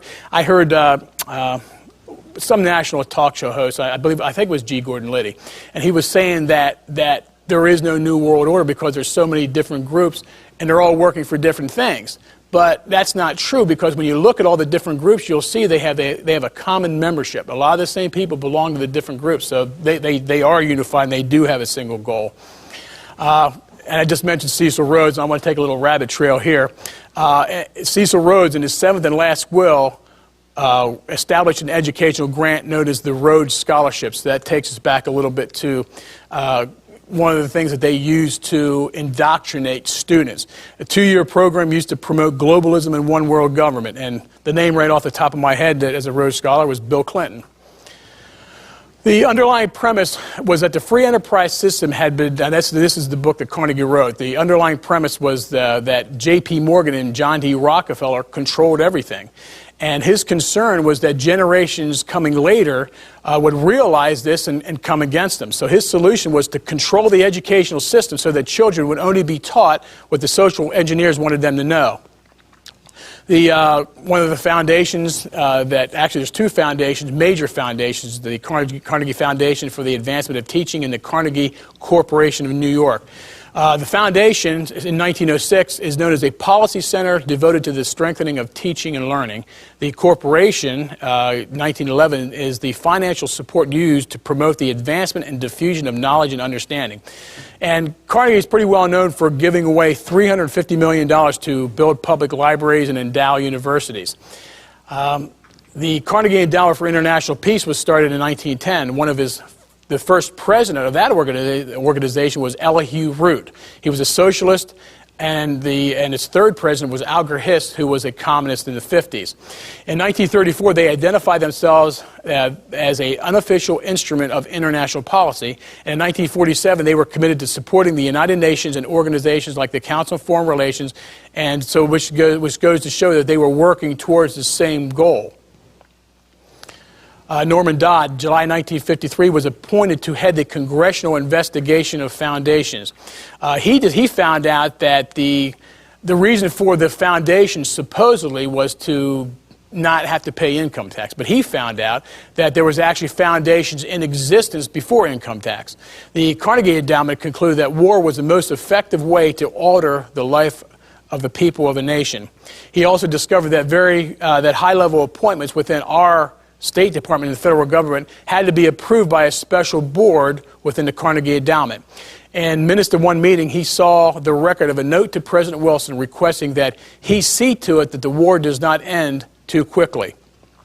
Dodd said they wanted to bring the idea of one world government to the point where it was acceptable to the people of this country, and that is their primary aim. He discovered they believed that the only way to maintain the control of a population was to obtain control of education in the United States. And they actually teamed up with the Rockefeller Foundation, who would handle the domestic aspects, whereas Carnegie would handle the international aspects. Renee Wormser, legal counsel for the Reese Committee, who investigated foundations back in the 50s, said that the Carnegie Endowment was attempting to mold the minds of our children by deciding what should be read in our schools and colleges. And Augustus Thomas, president of the World Federation of Educational Associations, said in August 1927 that we can't jump into a new world order until the cobwebs of the old order are brushed out of the minds of the people of all lands. 1947, the American Education Fellowship, which was formerly known as a Progressive Education Association, which was actually a communist front organization founded by John Dewey, called for the establishment of a genuine world order, an order in which national sovereignty is subordinate to world authority. So you can see where the educational institution of this country has been pushing us towards one world government. Rockefeller Foundation. John D. Rockefeller Sr. began Standard Oil in 1870, became the largest oil refinery in the world, and he was this country's first billionaire. And he was one of a dozen people at that time who controlled the country's business interests. 1911, the Standard Oil of New Jersey, actually known as Exxon, who the congressional record called the shadow government, was ordered by the Supreme Court to be broken up. With Rockefeller owning 25%, that meant that every company, the resulting 38 companies, he actually owned 25% of each company that was created. So in May 1913, he likewise started a foundation. And believe me, a lot of things are done when you look into the foundation papers and reports. There's so much that's done with their money, it's not even funny. I mean, there's like volumes of books showing where they give their money to. Rockefeller Foundation, the stated goals were to promote the well-being of mankind throughout the world. And in a 1946 report, it's more accurately stated its intent was the challenge of the future was to make this one world. Eugene Cox, after the first investigation of the foundations in 1952, said the foundations were using their resources for subversive activities or purposes not in the interest or tradition of the United States. He also said that the Rockefeller Foundation has been used to finance individuals and organizations whose business it has been to get communism into private and public schools of the country. Sort of leads us to where we're at now. Again, we're going over things very quickly because I want to give you a really general view of everything. And basically the book is just very much the same. It's very rapid fire, a lot of facts, a lot of figures. It's not a book you want to take to the beach to read. Goals 2000 was an Educate America Act developed in the early 1990s to revamp the public school system. It was born out of the April 1970 Bilderberger meeting in Switzerland that said that our schools were too nationalistic and that students needed to be indoctrinated to become world citizens. Signed into law by Clinton in 1994, it became the educational system known as outcome-based education. And that went hand in hand with the School to Work Opportunities Act of 1994, which changed the focus of education to outcomes and de-emphasized education and concentrated more on what kids would be doing after school as far as training and getting them into the workforce and indoctrinating them into being good citizens, good followers, listening to the government, trusting their government. Point one of the Illuminati's goals was the abolition of the monarchy and all-ordered government. And I sort of go through, and you're not going to be able to read this, but the reason for this is you can basically see the evolution of the political system from the late 1700s. And you can basically, the Anti-Federalist Party and the Federalist Party, you can go down and you can sort of see where people from one group would go to another group. And you can see how it basically goes back and forth. You know, like in this slide, you see how people from the Democratic Party went over to the Whig Party, and then people from the Whig Party went over to the Republican Party. And you see people went from the Whig Party to the Liberty Party. Some of the Democrats went over to the Liberty Party, went down to the Free Soil Party. You know, some of the people from the Whig Party went down to the Constitutional Party, then went over to the Republican Party. And going on down the line, and what this goes to show you, there's no concrete political philosophy in this country. People are just back and forth, so there's no party system, and that becomes important when you see where the alliances are in some of the organizations. The highlight here is the Populist and the Progressive Party, and you'll see how that works in a little while. But the Populist Party basically went into the Progressive Party, and the Progressive Party went into the Communist Party. The populist philosophy expressed concern for financial power being concentrated in the hands of a few and was against the private Wall Street banks. They were against the gold standard, sought labor reforms, and the establishment of unions for workers' rights. They wanted more currency placed into circulation and the initiation of credit programs, and they advocated a progressive income tax. Even though they became integrated through that chart into the Democratic Party, their actual principles were embraced by the Progressive Party, which was a coalition of liberals, socialists, left-wing labor leaders, and farmers who wanted aggressive social programs and an end to the control of government and industry by private interest. Their aggressive lobbying efforts helped bring about the Federal Reserve Act and the federal income tax. And while many of the other goals were achieved later on down the line, you can see where there's sort of trickle-down things, where things are incrementally being done. Everything is always done little by little. And that's the Fabian aspect of it. It's done little by little, so you don't see what's going on. And how you could see that is, years ago, you never seen the kind of stuff on TV that you're seeing now. And of course, everyone knows the big flash by Janet Jackson at the Super Bowl. And really, there wasn't that much of a commotion on it like there would have been years ago. I mean, yeah, there was a little bit of commotion on it, but for the most part, there's not that much negative from people itself, you know. And so little by little, I mean, years ago, 40 years ago, 50 years ago, I mean, heads would have rolled. But so we're being developed more and more to accept things. In 1829, there was a British Illuminist named Francis Wright who came to New York City to promote a women's auxiliary of the Illuminati. Now remember, the Illuminati as an organization started in 1776. So we're basically getting the ball rolling here. They're getting into the United States at this time, trying to build alliances and starting to get people acclimated to the things they want to do as far as their goals. This lady was associated with Robert Dale Owen, who was a well-known socialist, and he's pretty much prominent in the history of socialism. Those present were told that an international movement of subversives were being developed along the lines of Illuminati principles, and they were to be known as communists. And this is the name that was actually used, and they were told that this organization was to bring chaos so the Illuminati could step in and bring order. So regardless of what we're told about what the communistic movement actually is, this is the birth of the communist organization. It was birthed through the Illuminati to be an opposing force to bring chaos to the world. 1843, an article by poet Heinrich Heine was published in a book called Latisse, contained this passage: communism is the secret name of the tremendous adversary. Communism is nonetheless the dark hero cast for an enormous, if fleeting, role in the modern tragedy and waiting his cue to enter the stage. There was 3 men who were appointed to help raise funds for this effort. And all 3 were members of the Columbia Lodge of the Order of the Illuminati, which had been established in New York City in 1785. First gentleman was Clinton Roosevelt. This is not Clinton Roosevelt. I couldn't find a picture of Clinton Roosevelt. But he was actually the ancestor to FDR, Franklin Roosevelt. But this gentleman was a New York assemblyman. He wrote a book called The Science of Government, founded on natural law, in which he said there is no God of justice to order things aright on earth. And he said that the Constitution was a leaky vessel which was hastily put together when we left the British flag and therefore needed to be revised. Horace Greeley was the second man. He was the editor of the New York Tribune and the New Yorker magazine.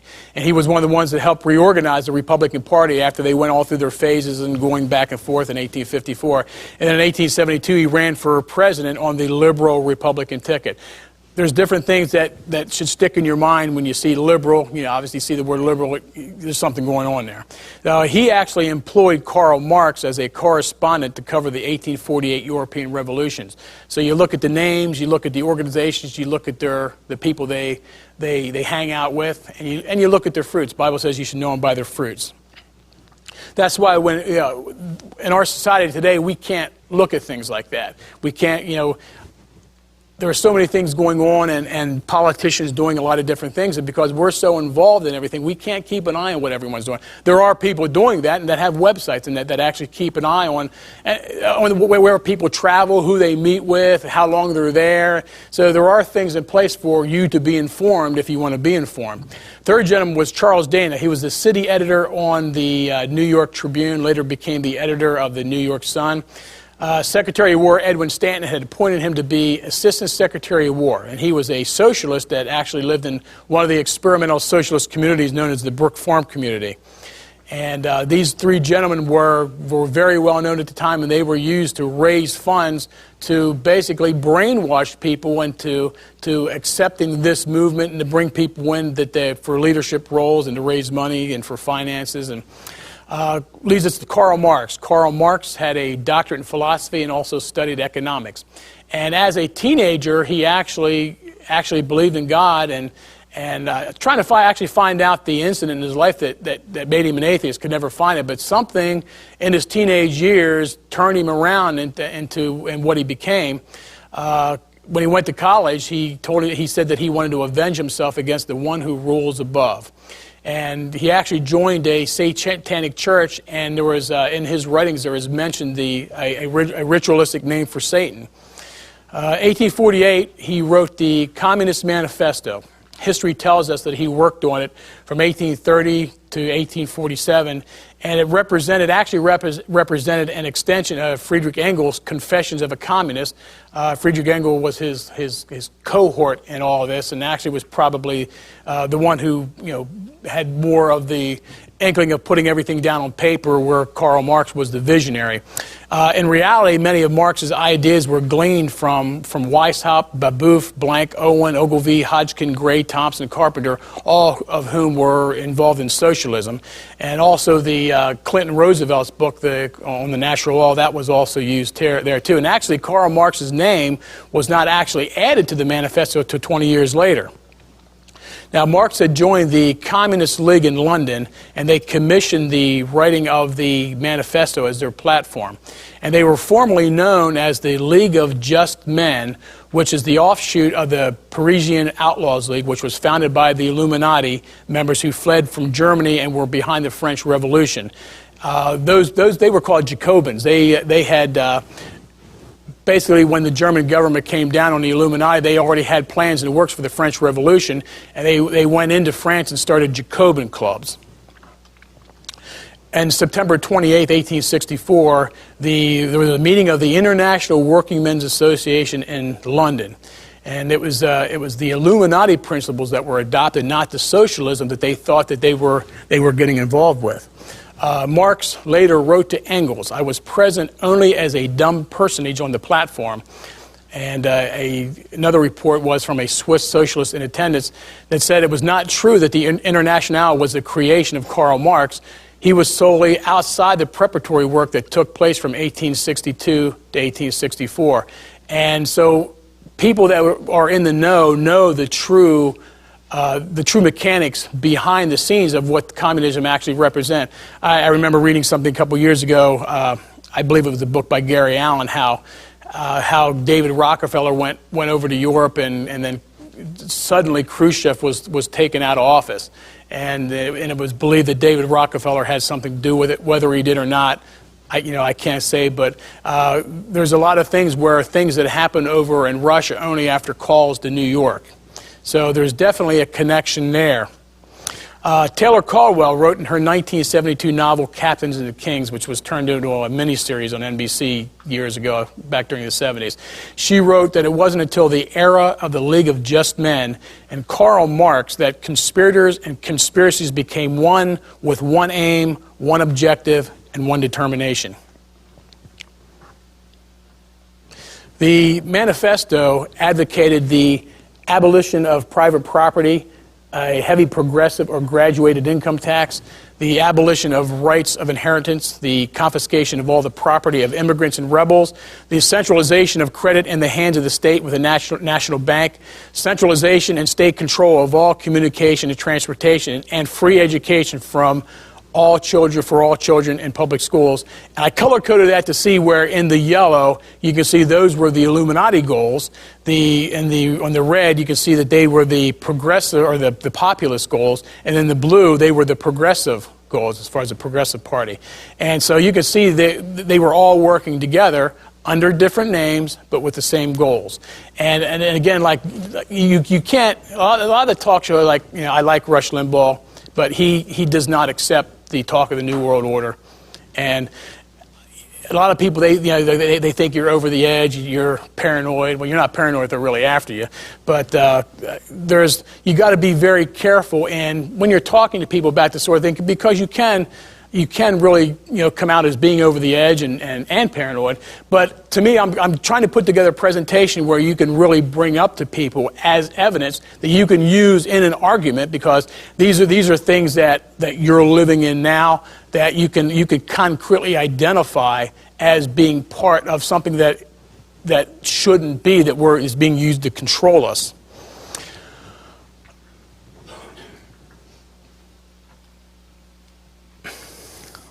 The financing aspect of communism actually can be traced in a lot of different directions because you have different organizations that are actually involved in the communist movement. As far as the Fabian organization was one, they were very socialistic oriented, and there was people that was giving to that movement, but that movement was actually contributing to communism, the communistic movement. But it's on record where financing for communism came through Nathan Rothschild and Jacob Schiff, who was part of the partnership of Kuhn and Loeb in New York. He gave $20 million. Sir George Buchanan, a British civil engineer, he gave quite a bit of money. Paul and Felix Warburg, who were also in the partnership of Kuhn and Loeb, gave money. Olaf Oxberg, Nye Bank in Stockholm, Sweden, contributed to the communistic movement. William Boyce Thompson of Chase National gave $1 million. Chase National is the bank of the Rockefellers that actually became Chase Manhattan Bank. Albert Wiggin, also of Chase National, gave money. The Krupp family, a German steel manufacturer, gave a lot of money also to the communist movement.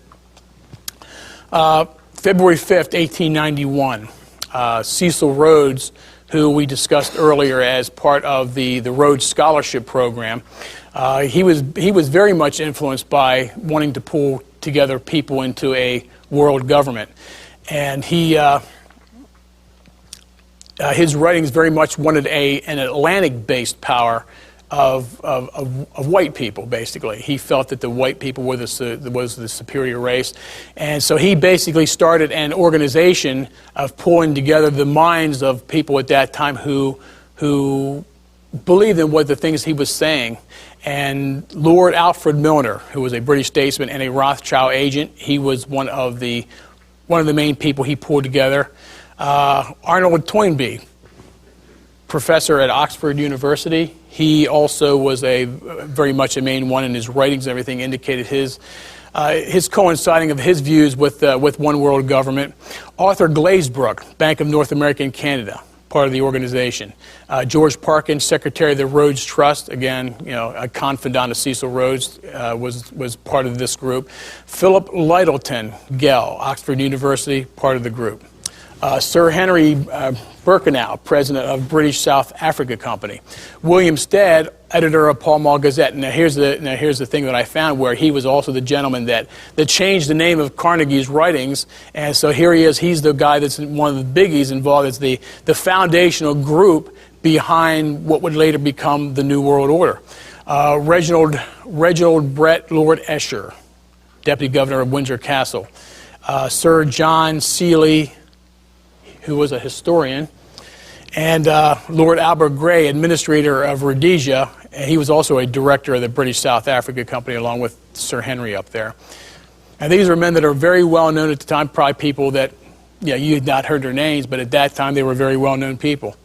Edmund Garrett, editor of the Cape Times in South Africa. Lord Arthur Balfour, leader of the House of Commons.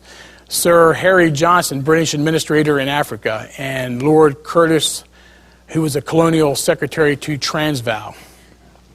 Philip Kerr, Central South African Railway Commission. William S. Maris, Deputy Secretary of India. Robert Brand of the Lazard Brothers Bank. And Lord Robert Cecil, British lawyer and cabinet minister. Henry Temperley, history professor at Cambridge, and Lord Eustace Perry, who was the Foreign Office staff member. All these people were very well-known people at the time, and they were people that had influence in different areas of the world. They had people that had influence in different areas of government, business, commerce, religion, and they were able to bring an influx and basically put fingers out there where they can begin pulling together like-minded people to have an organization that they would be able to control. The goal of this, and there really wasn't, there's various names that are going around as to what they were actually called, but there's no concrete name. There was an inner circle, there was an outer circle, and the inner circle obviously knew what was going on. The outer circle didn't know everything that was going on, and their goal was to establish a one-world government that would be controlled by the international banking community under the cloak of socialism. And they saw England not as a European power, but as an Atlantic power. And where that kind of comes into play, and I ascribe to the view that the Antichrist is going to come out of Western Europe. So this sort of goes along with that European power. And I believe that basically from London is where the world is basically controlled, and London and New York, and that's where the powers are. They wanted a federation of the English-speaking world, which would be controlled by them. Between 1909 and 1913, in the English-speaking countries of the world, they established roundtable groups to facilitate their world dominance.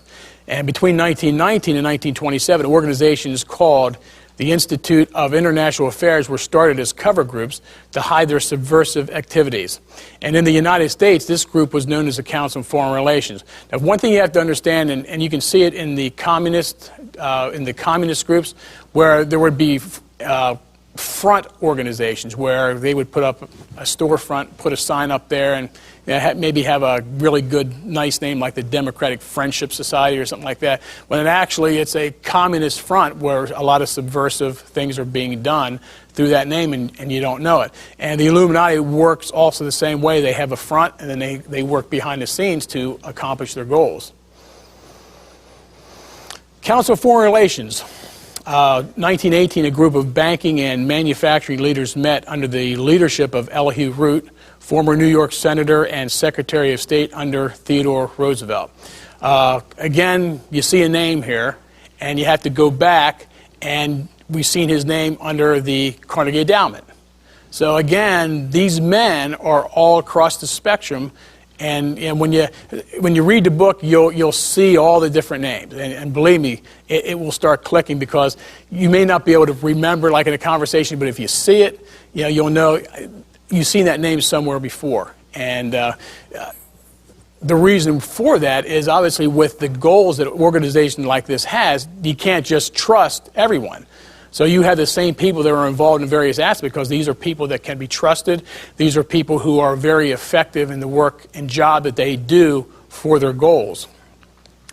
Edward House was Woodrow Wilson's advisor, and he assembled a group called the Inquiry, which was used to negotiate solutions for the Paris Peace Conference in World War I. In 1919, House formed an Institute for International Affairs in New York City, while the Inquiry became the American branch of the Roundtable.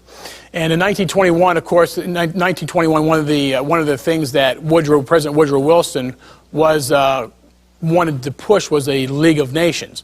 And the United States never got into that, and it was basically the second time that the international bankers tried to institute world government. The first one was actually was a Congress that took place back in the 1800s, where they tried to get the world together, and the Tsar in Russia actually shot that down, which is why they had a special affinity for wanting to get rid of the Tsar later with the communist movement.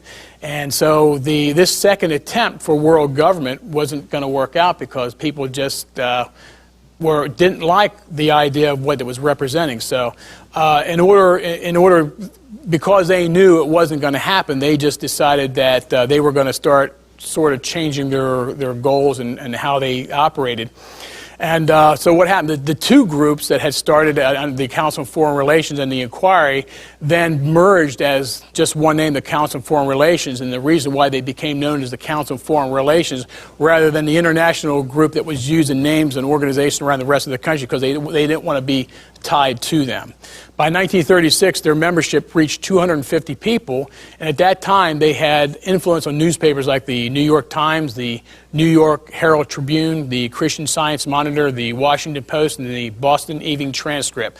And you can see here that this is the beginning of the effect on the media, because once you are able to affect the media, once you are able to manipulate the media, then you can basically do almost anything in this country. And one of the things that we saw just in the Democratic primaries is what happened with Howard Dean in Iowa. The night of Iowa, they got kind of a little rowdy up there, and the media used that and basically killed his chances to be president. And what happened, they manipulated it in a way they didn't play the whole tape. If they would have played the whole tape, then people would have seen in what context he was acting the way he was acting, but the way it was presented, he came across as they call it Screamgate. And basically, whether he would have been a good candidate or not, I'm not commenting on that. But they destroyed the media destroyed his chances by manipulating the news in order to make people think that he would not be a good president. So this is a way that, and this kind of control, command and control, had to come from the media. At an early time where, just as they did with education, they got into it little by little. Well, that's exactly what they did with the media. They got in it little by little. So eventually getting people as editors, getting people into position and to be able to change the news and mold it the way they needed to be presented so the people of the country would be able to say, well, yes, well, that is the way it should be because their minds have been molded by the media.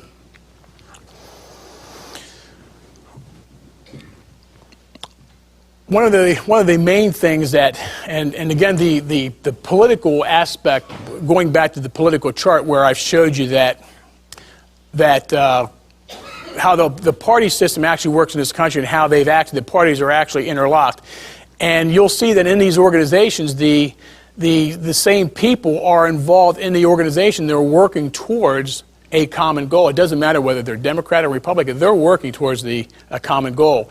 And in order for them to be able to get this country acclimated to what their goals actually are, it has to be done through the government. So there was a way that they had to be able to infiltrate the government in order to get their views across. And the government itself, there's a reason why that political philosophy doesn't change when one president leaves office and another president takes over. And this had to stem from way back because, I tell you, some of the people that have been president were not able to run a country. And so what has to happen is there has to be advisors, there has to be people directing all that stuff behind the scenes. And the way that was done was when these groups started. Now you have these groups getting together and they represent experts in their field. And you have people coming from the field of economics, you have people coming from commerce, you have people coming from banking, you have people coming from the socialistic side of things as far as what kind of social programs do we need this country to be involved with in order for our country to flourish as a society. So we're having all these people coming together as experts in this field, and they're under the umbrella of the Council on Foreign Relations. And the way that was implemented was the study group system, and that's how the study group system is being used actually by quite a few organizations in this country. So with these study groups, the Council on Foreign Relations was able to basically begin an influx into our federal government. President Franklin Roosevelt utilized their study groups on the self-sufficiency, and out of that came the Export-Import Bank and the Trade Agreements Act of 1934. And in 1939, before World War II, the State Department utilized 5 different study groups that came under the umbrella name of the War and Peace Project to make recommendations in regard to national security and economics. And in 1941, the Advisory Committee on Post-War Foreign Policy was created, and this consisted basically of people who were Council on Foreign Relations members, and Frederick Roosevelt actually referred to this group as his post-war advisors.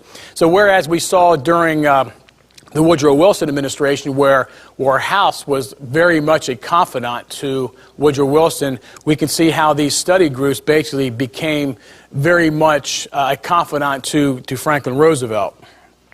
December 1943, as World War II began to come to an end, the Council on Foreign Relations study groups planned the reconstruction of Germany and Japan, the establishment of the United Nations, and the initiation of the International Monetary Fund and the World Bank, or the UN International Bank for Reconstruction and Development, which was presented at the Dumbarton Oaks Conference. So very much the Council on Foreign Relations was involved in the creation of the United Nations. Now, obviously, because the Council on Foreign Relations is a one-world government-oriented group, it's obvious that any sort of influence they would have on a world organization of bringing nations together for world peace is going to be oriented towards a one-world government.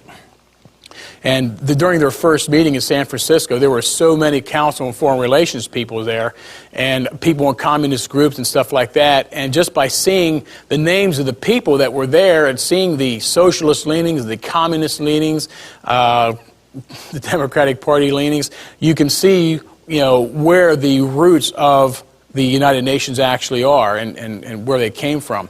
The New York Times wrote that the Council's membership includes some of the most influential men in government, business, education, and the press, and for nearly half a century has made substantial contributions to the basic concepts of American foreign policy. And now we're talking about a source that is already an establishment source. So, and this is what they're saying about the organization itself. Newsweek called the Council's leadership the foreign policy establishment of the United States. So they're giving a good vibe to what this group actually is. And when you see the sources, the media sources that they control, and when they're saying something like this, they're brainwashing you to believe, well, this is okay. This group's okay. Well-known political observer and writer Theodore White said the Council counts among its members probably more important names in American life than any other private group in the country.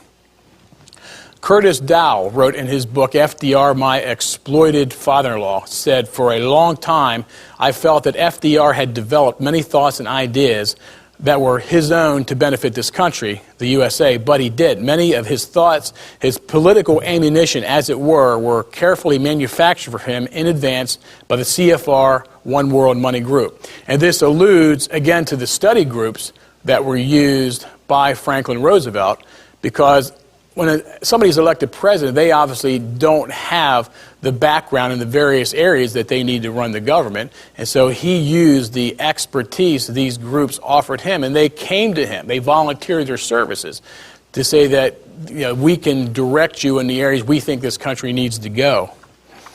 Senator Barry Goldwater, 1979 memoir, With No Apologies, he wrote, when a new president comes on board, there is a great turnover in personnel, but no change in policy. And I alluded to that before, when the direction of this country doesn't change. As each president comes and goes, the economy continues to get worse. I mean, there's flourishes to the positive here and there, but on the whole, our economy continues to get worse. Inflation continues to get worse. The morality of this country continues to grow. There's no change in the direction this country is taking, and the reason for that is because the groups that are working behind the scenes, the organizations who are working behind the scenes, and when you look at the organizational strata of the Council on Foreign Relations and the different finger organizations, there's many other organizations all below these groups that are working towards the same goals. The CFR members have held key positions in every single administration from Franklin Roosevelt to George W. Bush. Just a couple people here. Obviously, in the book, I go through a lot of names and the positions that they hold within the government. Richard Cheney, Vice President. Colin Powell, Secretary of State. Condoleezza Rice, National Security Advisor. Paul Wolfowitz, Deputy Secretary of Defense. These are like the main people in the Bush administration that are part of the Council on Foreign Relations now. Obviously, that any sort of direction that these people give President Bush in the various areas of their expertise, it obviously can't be good. Obviously, Richard Cheney has been in the government before as Secretary of Defense. Colin Powell obviously was involved in Desert Storm. So we can see how even when Bush became president, he pulled from these people immediately because they were involved in his dad's administration. And also because of the aura that he wanted to bring to his presidency. James P. Warburg, banker, economist, and member of Franklin Roosevelt's Brain Trust and son of Paul Warburg of the Council for Relations, told the Senate Foreign Relations Committee on February 17, 1950, "We shall have world government whether or not we like it. The only question is whether world government will be achieved by conquest or consent." So there's a lot of different things. The congressional record really is a good source for a lot of things that are said in congressional hearings and stuff like that. And so you can see, as a member of the Council on Foreign Relations, you can see what their goals are. They're basically telling you right up front what their goals are. I can remember I had initially wrote the manuscript for this book I pulled it together in 1984. And that was before I was married, and I told my wife, I said, you should have never married a man that had 2 4-drawer filing cabinets in his bedroom. So, and she would go to bed early, and I'd be over at her apartment, and I'd be working on my book on her kitchen table. And so I basically put it together, and I was trying to get it published, and one of the Christian bookstores in the area had offered to sell it for me. So I made copies and was selling the manuscript through there, and it actually sold pretty good, but I was trying to get it published, and it was very kind of unsuccessful so I sort of threw the manuscript in a box. But after the Persian Gulf War in the early 90s, I began to see where they were acclimating our country to the term New World Order.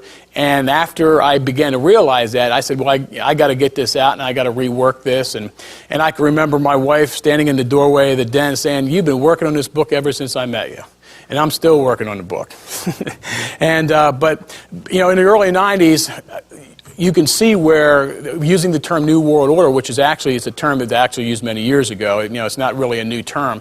But New World Order was the thing to make it, using that term back then, in conjunction with the Persian Gulf War, where we pulled a lot of allies together to have a coalition to go against Iraq, which we probably had more justification at that time than this time. And the term New World Order was propagated upon us at that time to make us think that this is a good thing, this is a positive thing. And the quote that we have here is it takes on a negative connotation. So they had to change that to give it a positive connotation and to make it look like that we want this when we don't really want this. Chicago Tribune, December 9th, 1950, said the members of the council are persons of much more than average influence in the community. They have used the prestige that their wealth, their social position, their education have given them to lead their country towards bankruptcy and military debacle. They should look at their hands. There is blood on them, the dried blood of the last war and the fresh blood of the present one. 1954, the Special House Committee to Investigate Tax-Exempt Foundations, the Reese Committee, said that, now this was the same committee that also, we had the quote earlier from Norman Dodd talking about the communist leanings of the foundations, and it sort of all went hand in hand because a lot of the foundation, the officers of the foundations are also involved in major companies that are affecting the finance of this nation, and together with crossed membership in various organizations, the CFR came up in this investigation, the Council on Foreign Relations. So the Council on Foreign Relations was, in essence, an agency of the United States government, and he discovered that their directives were aimed overwhelmingly at promoting the globalistic concept. So these are things that actually at that time did not come out that much in the press. People weren't aware of the kinds of things that were going on behind the scenes because people have the connotation in their mind when they think of foundations, all foundations are doing a good thing. So there really wasn't a lot of attention on one of the hearings at that time. Harper's Magazine, July 1958, said that the Council on Foreign Relations want to bring about the surrender of the sovereignty and the national independence of the United States. What they strive for would inevitably lead to dictatorship and loss of freedoms by the people. The CFR was founded for the purpose of promoting disarmament and submergence of U.S. sovereignty and national independence into an all-powerful one-world government. And we could see at that time where the word was getting out, but it wasn't getting out. Because at the time, especially at that time, you're coming out of the communist era where, there was the McCarthy era and stuff like that. So if you ascribe to points of view like this, you were really considered a radical. So people that did know about this stuff didn't really talk about it.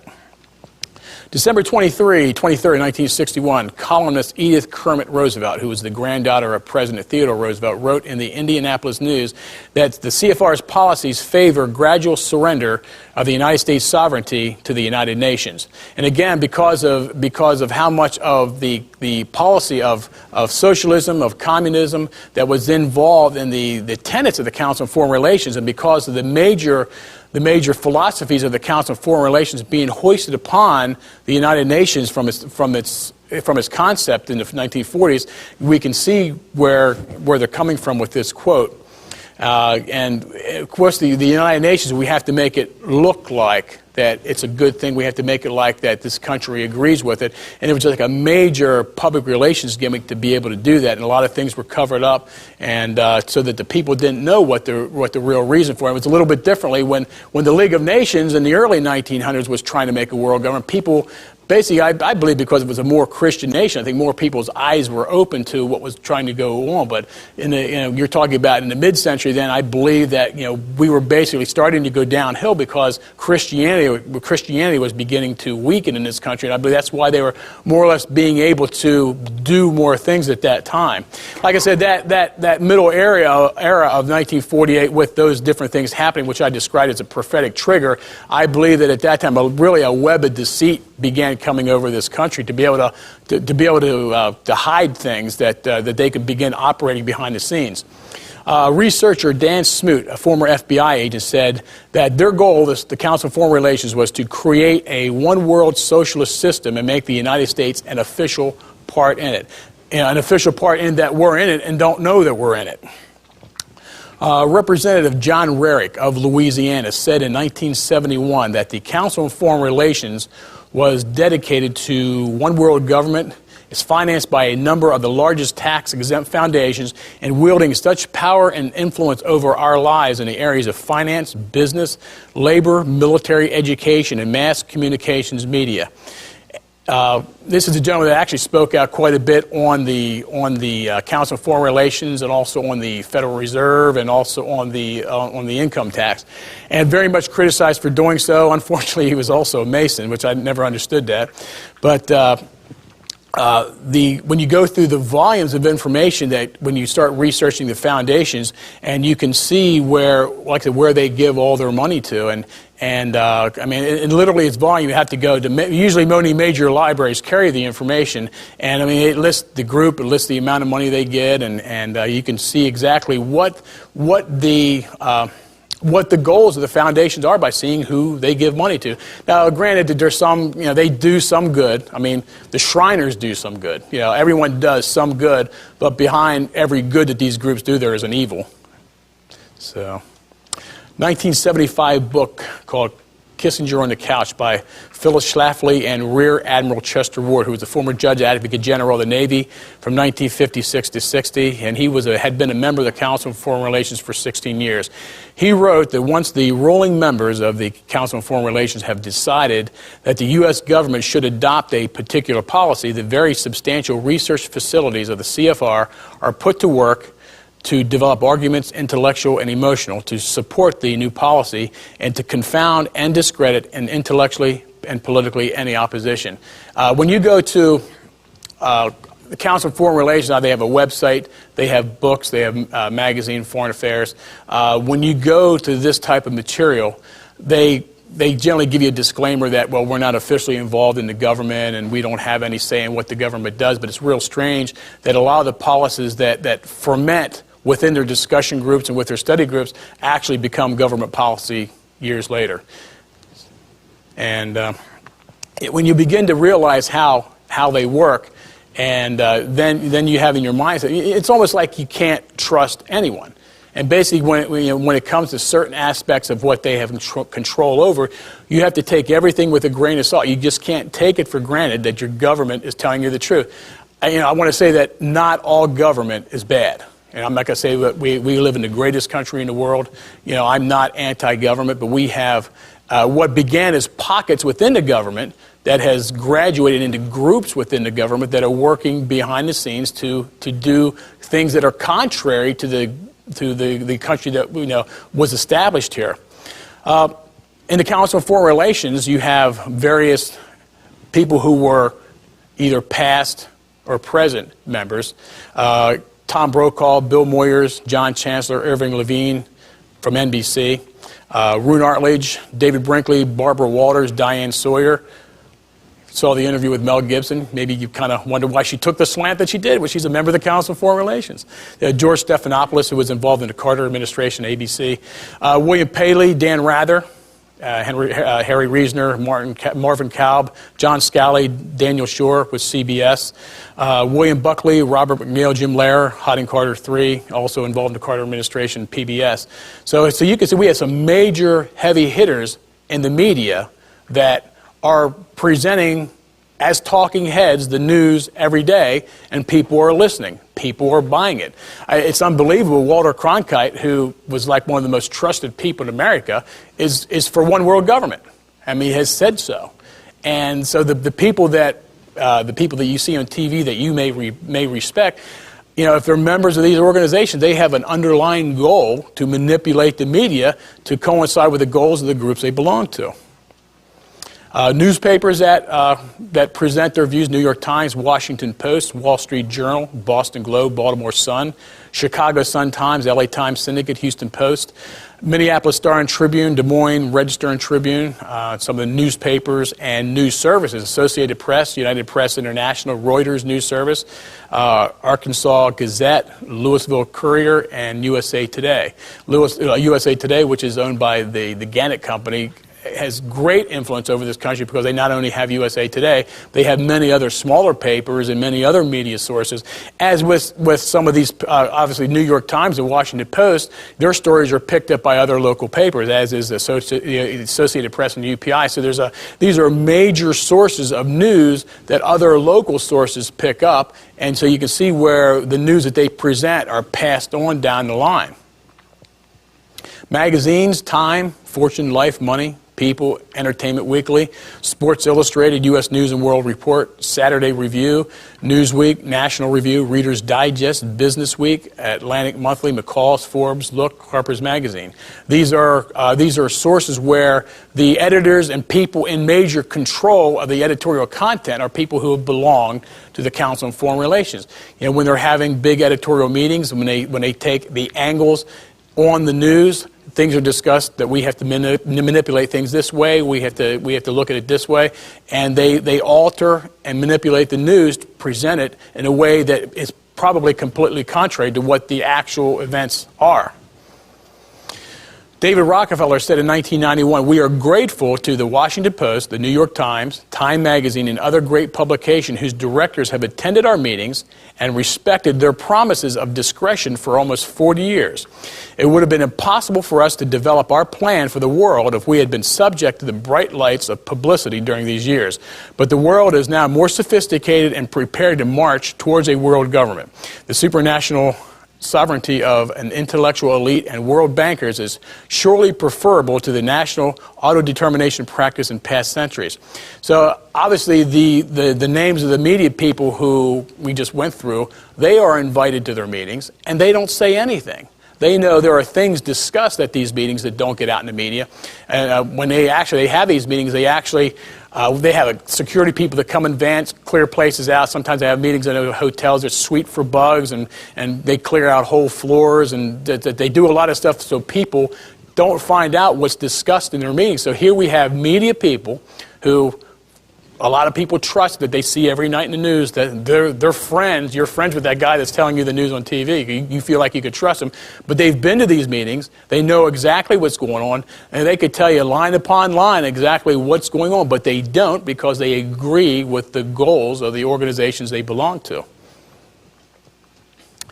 Trilateral Commission. Just went through the quote from David Rockefeller. David Rockefeller is a high-ranking official, not so much active anymore because he's kind of old, but when he was a younger man, high-ranking leader in the Council on Foreign Relations, head of the Chase Manhattan Bank, director of the Federal Reserve Bank in New York, and he was identified in Thomson Dye's 1979 book, Who's Running America, as the most powerful man in America. Obviously, in the Rockefeller dynasty, it was said, somebody had written in an article, that David Rockefeller has so much power that he could get in his limousine and drive through every red light in New York and would not be stopped because of the power that he has. He was interested in furthering the goals of what they needed to do as time. There was there were certain things, goals that they had reached in places that they felt they needed to be as far as their goals for world government, and they weren't getting there. So they needed to do more to bring more people in to have a more expansive organization to try to facilitate their goals.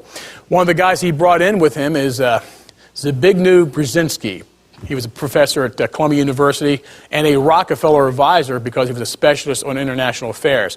That's who's pictured there. Henry Owen was another one who was a foreign policy studies director with the Brookings Institution. Brookings Institution, remember that name because people that come out of there have a one world government mindset. George S. Franklin, Rockefeller assistant, also a member of the Council on Foreign Relations. Robert Bowie, Foreign Policy Association, again, one of the groups that you need to keep in mind if you see that name. Anything they come up with as far as research and studies, obviously it's going to take a one world government slant. Gerald Smith was a SALT I negotiator. Marshall Hornblower.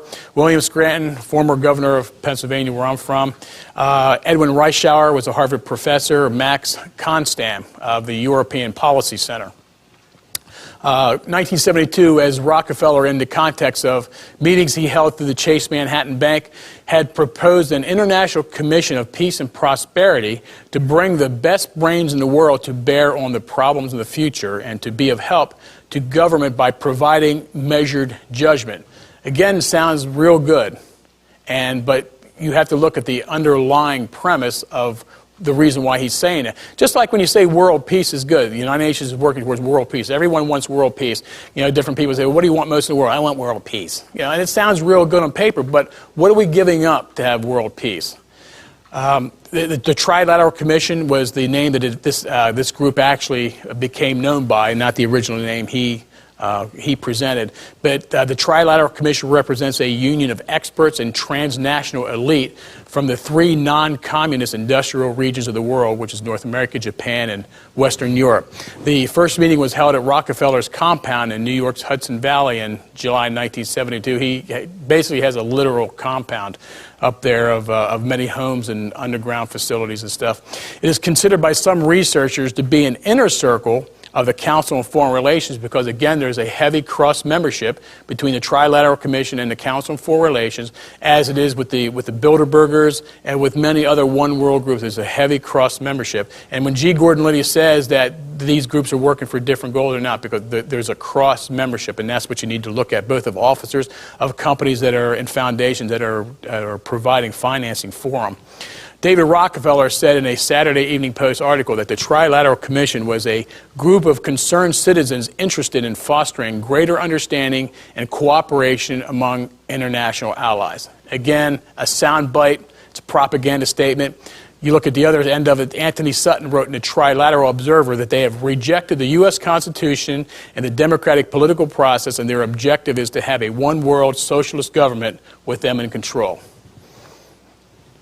Again, Barry Goldwater, Senator Goldwater, he was very much against the elite, and I mean, they didn't want him to be president. So in -- when he ran, they really destroyed his chances to be president because of the commercial they ran with the bomb going off and trying to present him as very much as a radical. He wrote, in my view, the Trilateral Commission represents a skillful, coordinated effort to seize control and consolidate the four centers of power, political, monetary, intellectual, ecclesiastical, a creation of a worldwide economic power superior to the political governments of the nation-states involved, and as managers and creators of the system, they will rule the future. In other words, what they are driving, orchestrating, meshing, and gearing to accomplish is the New World Order, the one world government. You got to love him because he really wrote the truth. He came out with the truth, and a lot of people. And he was very much considered radical, and as far as the Republican Party, he was almost an outcast because of how radical his views were. But I mean, he was definitely presenting truth. Fall 1973, James Earl Carter, governor of Georgia, was recruited to run for president. And I can remember I graduated in '75. And during that campaign, I mean, it was absolutely awesome to me that the campaign that was generated by the Carter people at that time. And obviously back then I didn't know everything that was going on behind the scenes, but it was just incredible. I remember going down to the campaign headquarters, and they had pins and posters and position papers, and compared to the other people that were running at the time, they didn't have any of that. So even at that age, I saw there was a lot of money behind this man. In the December 1975, 7 months before the Democratic National Convention, the Gallup poll indicated that only 4% of the country's Democrats wanted Jimmy Carter to be president. Nobody knew who Jimmy Carter was. The Atlantic Constitution, his own state, ran a headline which said, "Jimmy Carter running for what?" So within 6 months, the nomination was his because of the most elaborate media campaign in history. And I remember there was a song, "Why Not the Best?" Had some country guy singing it, and I mean, it was a great song, scenes of him walking through the fields and stuff like that. I mean, it was such an incredible media campaign to make him look like one of the people, to make him look like an outsider. And I mean, it was just amazing. Of course, before that, I really didn't take notice because I wasn't able to vote. But after that, I've not seen a campaign like that since then. It really is amazing. During his acceptance speech, after winning the nomination at the Democratic National Convention, Carter attacked the political and economic elite who have shaped decisions and never had to account for mistakes nor to suffer from injustice. This is the platform he ran on. He was the outsider. He was coming against the money brokers. He was coming against the people that he saw as running the country.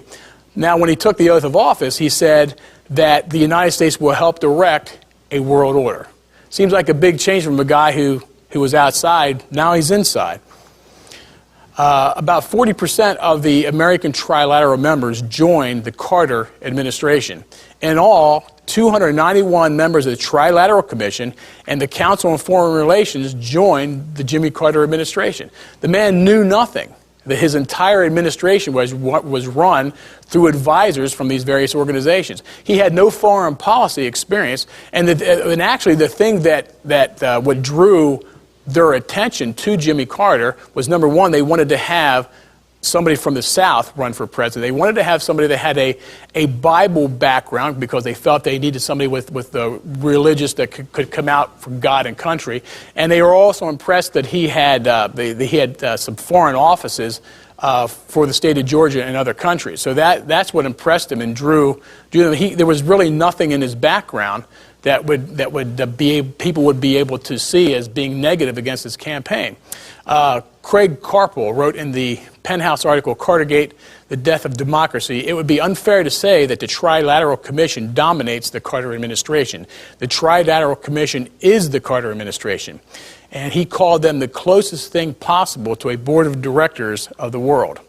So obviously the Jimmy Carter the Jimmy Carter administration was probably, he's actually began getting more respect for who he was after he was done being president. But during his presidency, it was a very poor presidency because a lot of things were done that really made him look bad.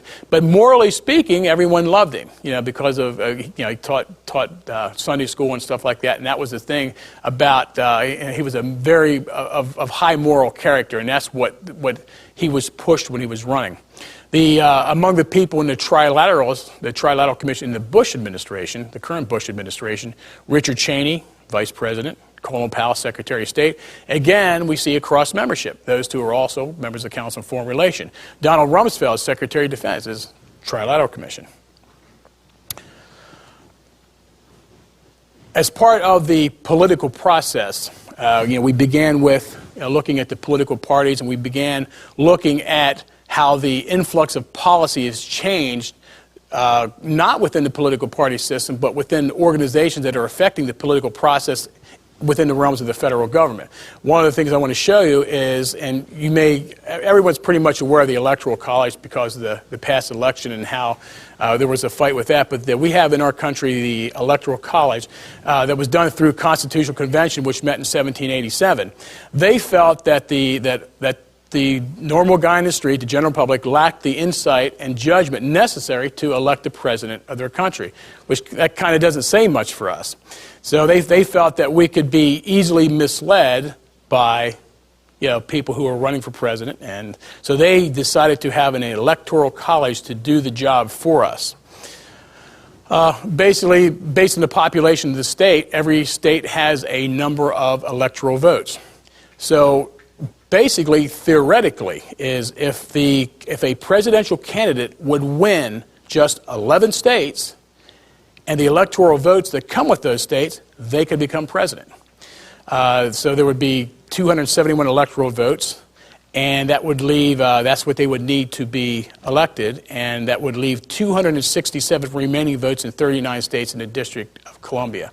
And that will come into play here as to how important that is, because when the media is controlled, and just like the example with Howard Dean, I mean, he was knocked out of the box by the media. So the media, obviously, in the higher population centers and in these states here, you can see the media has a lot of control, and you can see how they can elect a president. Election of 1912, Democratic challenger was Woodrow Wilson. Republican candidate was the previous president, William Taft, running for re-election, and the progressive candidate was the 26th president, Theodore Roosevelt. And progressive, again, we can see where there's communistic leanings we looked at the political chart, we can see the communistic leanings of the Progressive Party. In that election, 1912, Woodrow Wilson had 435 electoral votes. Taft had 8 electoral votes, and Roosevelt had 88 electoral votes. And we can see that third parties don't normally do that well in elections. So we can actually see where the third party candidate here actually beat the major party candidate. Out of the 13 states representing 266 electoral votes, Wilson needed to guarantee victory in 13 states because obviously then the population is different, so there's a difference in how it is compared to today. So he needed victories in 13 states. He won 11 states. And he came real close in another one. He came within 4% in another state. So you can see how that the Electoral College system was used via manipulating the media to elect Woodrow Wilson. And then on the other hand, with the remaining vote, they used a very charismatic man in Theodore Roosevelt to come against Taft and split that vote. Obviously, Roosevelt was Republican. He was running under the Progressive Party. Taft was Republican. So that vote was split, and Woodrow Wilson was able to be elected. A lot of people say that was the same concept used when Bush ran for re-election in the early 90s when Perot ran, that Perot was used to split the vote. So, again, back to this statement by Morpheus from The Matrix. You can feel it when you go to work. Federal Reserve Act, and I put that under the concept because of when you think of the concept of working, you think of the concept of making money, getting paid, and stuff like that. So I threw that in there. 1787, our new Constitution gave Congress the power to coin money and regulate the value thereof. Yet in 1790, Alexander Hamilton, Secretary of the Treasury for George Washington, favored a central bank, and in 1791, Washington signed it into law as the Bank of the United States. Alexander Hamilton actually is one of the founders of the Chase Bank, which became the Chase Manhattan Bank. So you have a connection there. Hamilton's elitist views and real purpose came to light when he wrote, "All communities divide themselves into the few and the many. The first are rich and well-born. The other, the mass of people, the people are turbulent and changing. They seldom judge or determine right." So here we have him saying that. We have in the Constitutional Convention where the people can't decide their own president, and it also goes back to what we talked about the schools, where they had different schools where, they had 3 groups of people, and they had a group of people, they couldn't decide what to do for themselves, so they had to do it for them. So you can see the same concept that runs through all these different avenues and how we're being manipulated. When Andrew Jackson ran for president in 1828, he said that with a central bank, power is exercised by a few over the political conduct of many by first acquiring that control over the labor and earnings of the great body of people. To a group of bankers, he said, "You are a den of vipers. I intend to root you out, and by the eternal God, I will root you out." In my studies, I found him to be a very exciting character. Because it was that, and that part of our history, that was the only time that we were completely out of debt. Now, there again, he was a Mason, yes. So there were still some things there. And there's a lot of things with Masons where there are Masons who are doing good things. There are Masons who are involved on just a very low level that are not aware of things that are going on higher levels. So there's a situation you have to look at there, and also you have to look at where the Illuminati had infiltrated various lodges of the Masonry, and some of the lodges weren't. So you have some good men who were Masons. And so Jackson, he vetoed the charter and abolished the bank in 1832. He ordered the Secretary of the Treasury to remove all government deposits from the U.S. banks and deposited them in state banks. And as I said, in January 8th, 1835, he paid off the final installment in our national debt. It was the only time in history that we actually, our national debt was lowered to zero. And in his biographer considered that the crowning achievement of his presidency, that because it's never happened, it didn't happen before that, it hasn't happened since. Because he realized the danger of what a central bank would do to our society and our nation and our country. One of the first men, and after that happened, the Illuminati realized they needed to more or less change their plans to again slowly infiltrate into the financial aspects of our country. And one of the guys the first guys that was sent to this country to do that was Paul Warburg. And he came out of the Rothschild Allied European banking family of M.M. Warburg and Company. Colonel Eli Garrison, he was a financial advisor to the presidents Roosevelt and Wilson. He wrote in his book, Roosevelt, Wilson, and the Federal Reserve Act, that Paul Warburg is the man who got the Federal Reserve Act together. And again, you're going to see here where we talked about how they have cover groups and to be able to hide things, front groups. And you're going to see a very similar situation with the Federal Reserve. It's appalling how this has been able to be put upon the American people. Very big name in the Illuminati, Jacob Schiff, with the financial backing of the Rothschilds. He came to the United States in 1873 and bought into the Kuhn-Loeb Partnership in New York. And we saw how with some of the financing behind the communist organization, how that financing came from Kuhn and Loeb. So that's a name you remember. There's a lot involved with that in New York City. He became a full partner in 1875 and became a millionaire by financing railroads. And he was the Illuminati liaison between the Rothschilds and the United States. Edward Mandell House, I alluded to him. He was the son of a British financier, Thomas W. House, who was a Rothschild agent. And he was the liaison between Schiff and Wilson. And Wilson wrote, "Mr. House is my second personality. He is my independent self. His thoughts and mine are one. If I were in his place, I would do just as he suggested. If anyone thinks he is reflecting my opinion by whatever action he takes, they are welcome to the conclusion." So there he is, Woodrow Wilson is banking everything on what Edward House is telling him. And House is getting his instructions from basically the Jacob Schiff, which is coming from the Rothschilds. So again, where people have weaknesses in regard to national policies, they are getting advice and they are getting counsel from people that have a one-world government mindset. November 22nd, 1910, the financial and banking elite of the country met at the Jekyll Island Hunting Club. This was a small island off the coast of Georgia. At that time, it was said that no uninvited foot ever stepped foot on that island.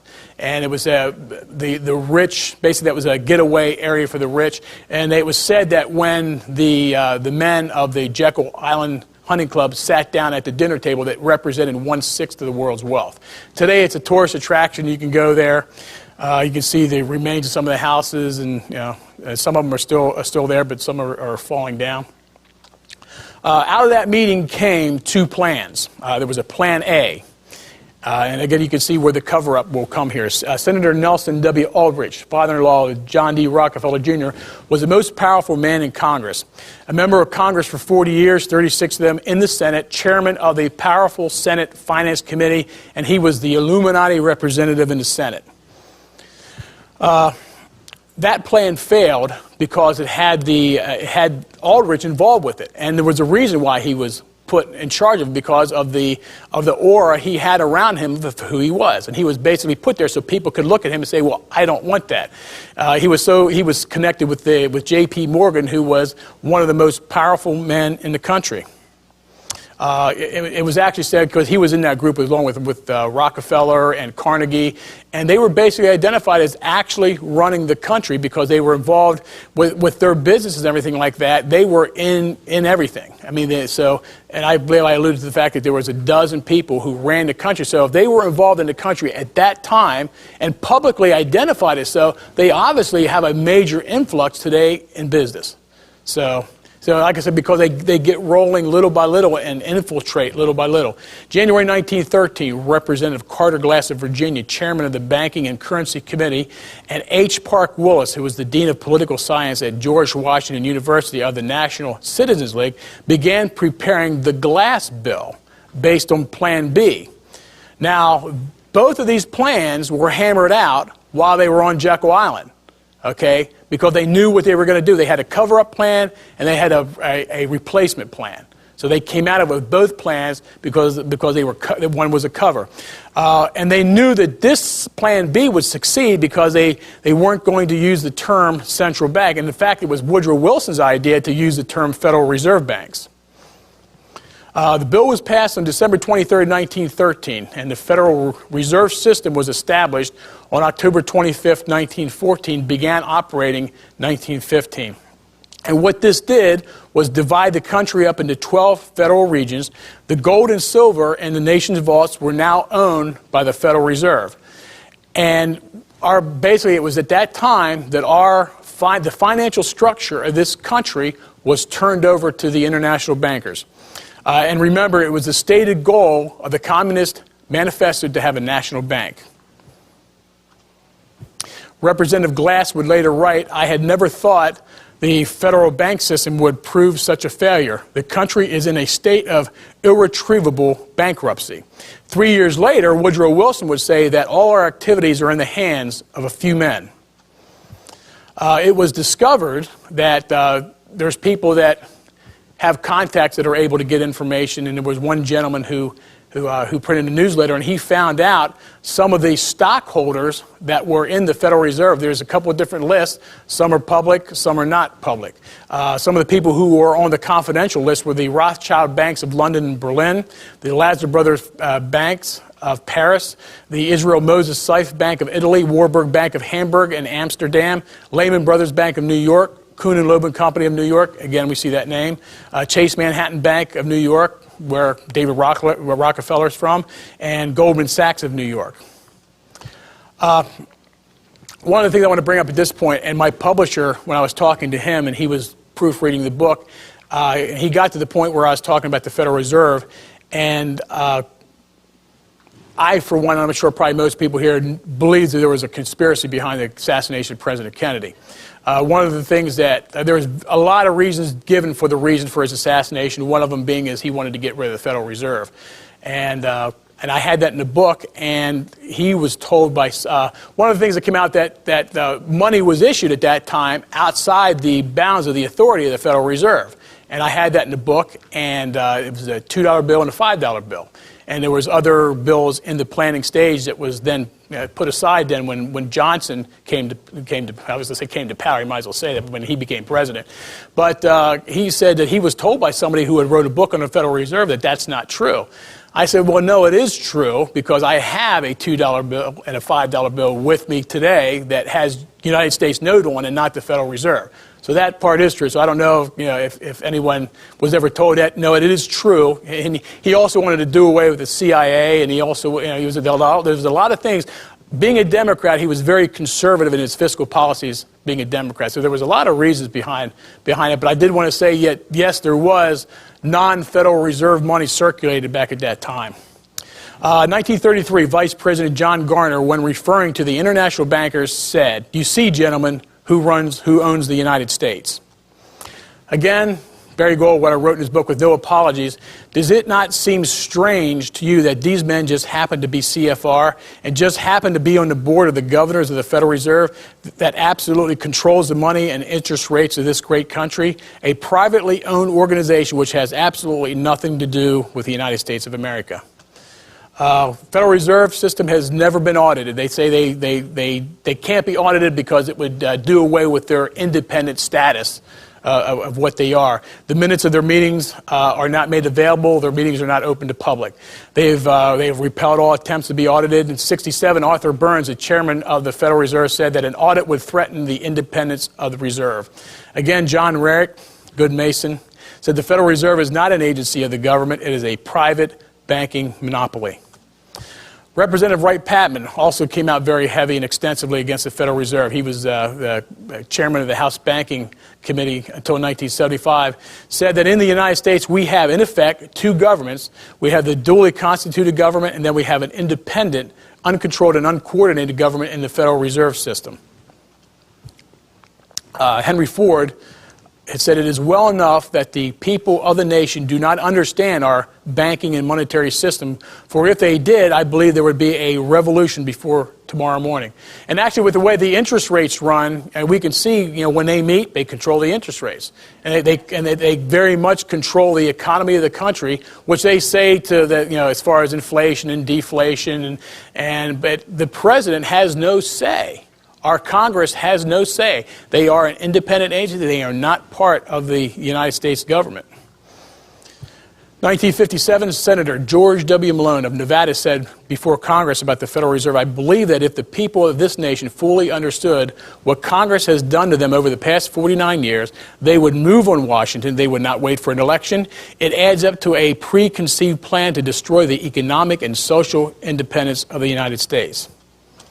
See, I believe that in order for us to get to there's various different things that me and Stan had talked about on the radio on the one broadcast. I believe that when asked, when we're going to be getting near the time where trouble is starting to happen, they're going to really put the clamps down. One of the things I believe is that our economy is going to have to really take a turn for the worse.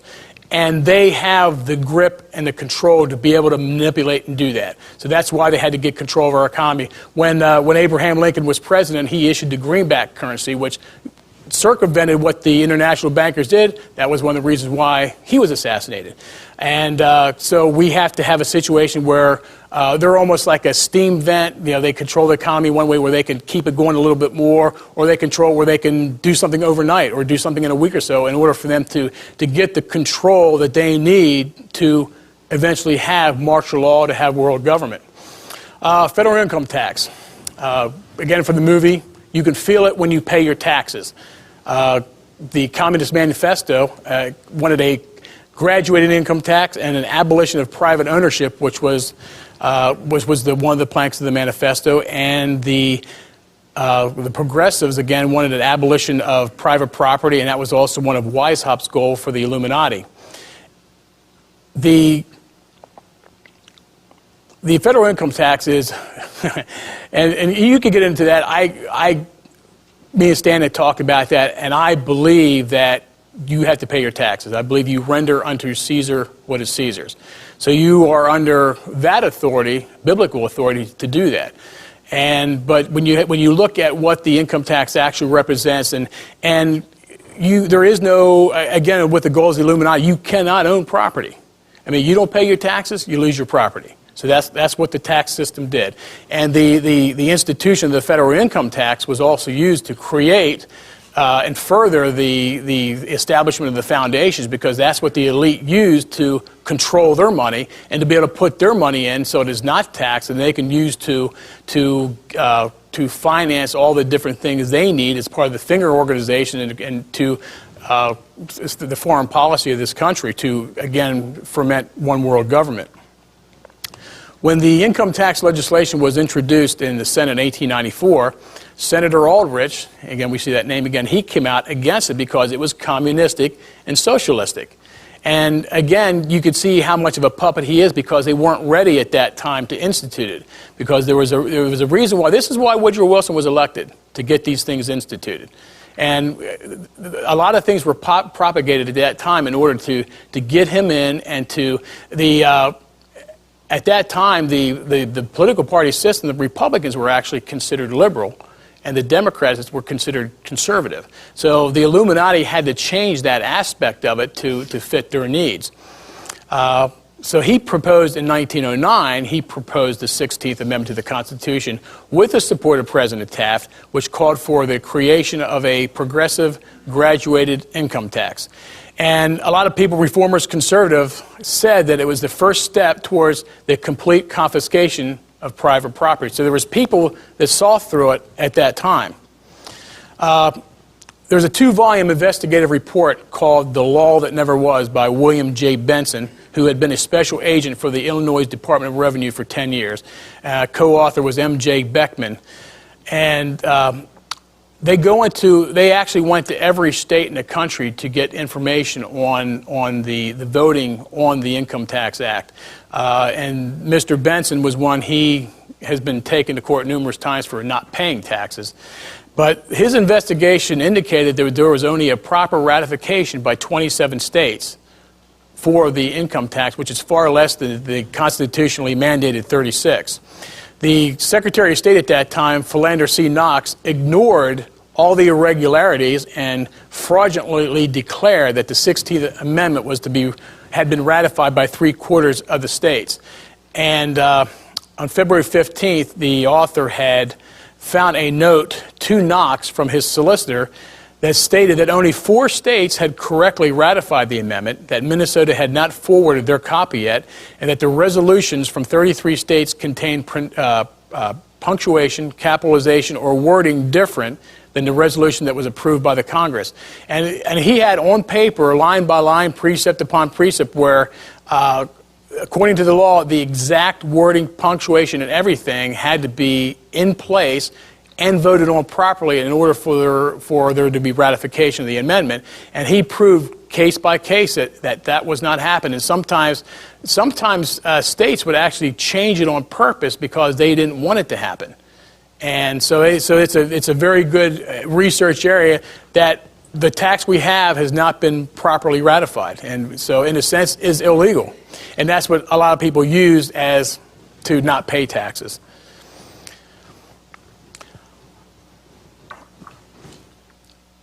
As I said, the reason why I used the Matrix to do this is because the concept of the movie is that we are, just as Neal was in the pod, hooked up and being kept alive to provide the energy to power the society at that time, and he was being fed electronic and digital images to make him think that he was living in a world and working and playing in a world that did not exist.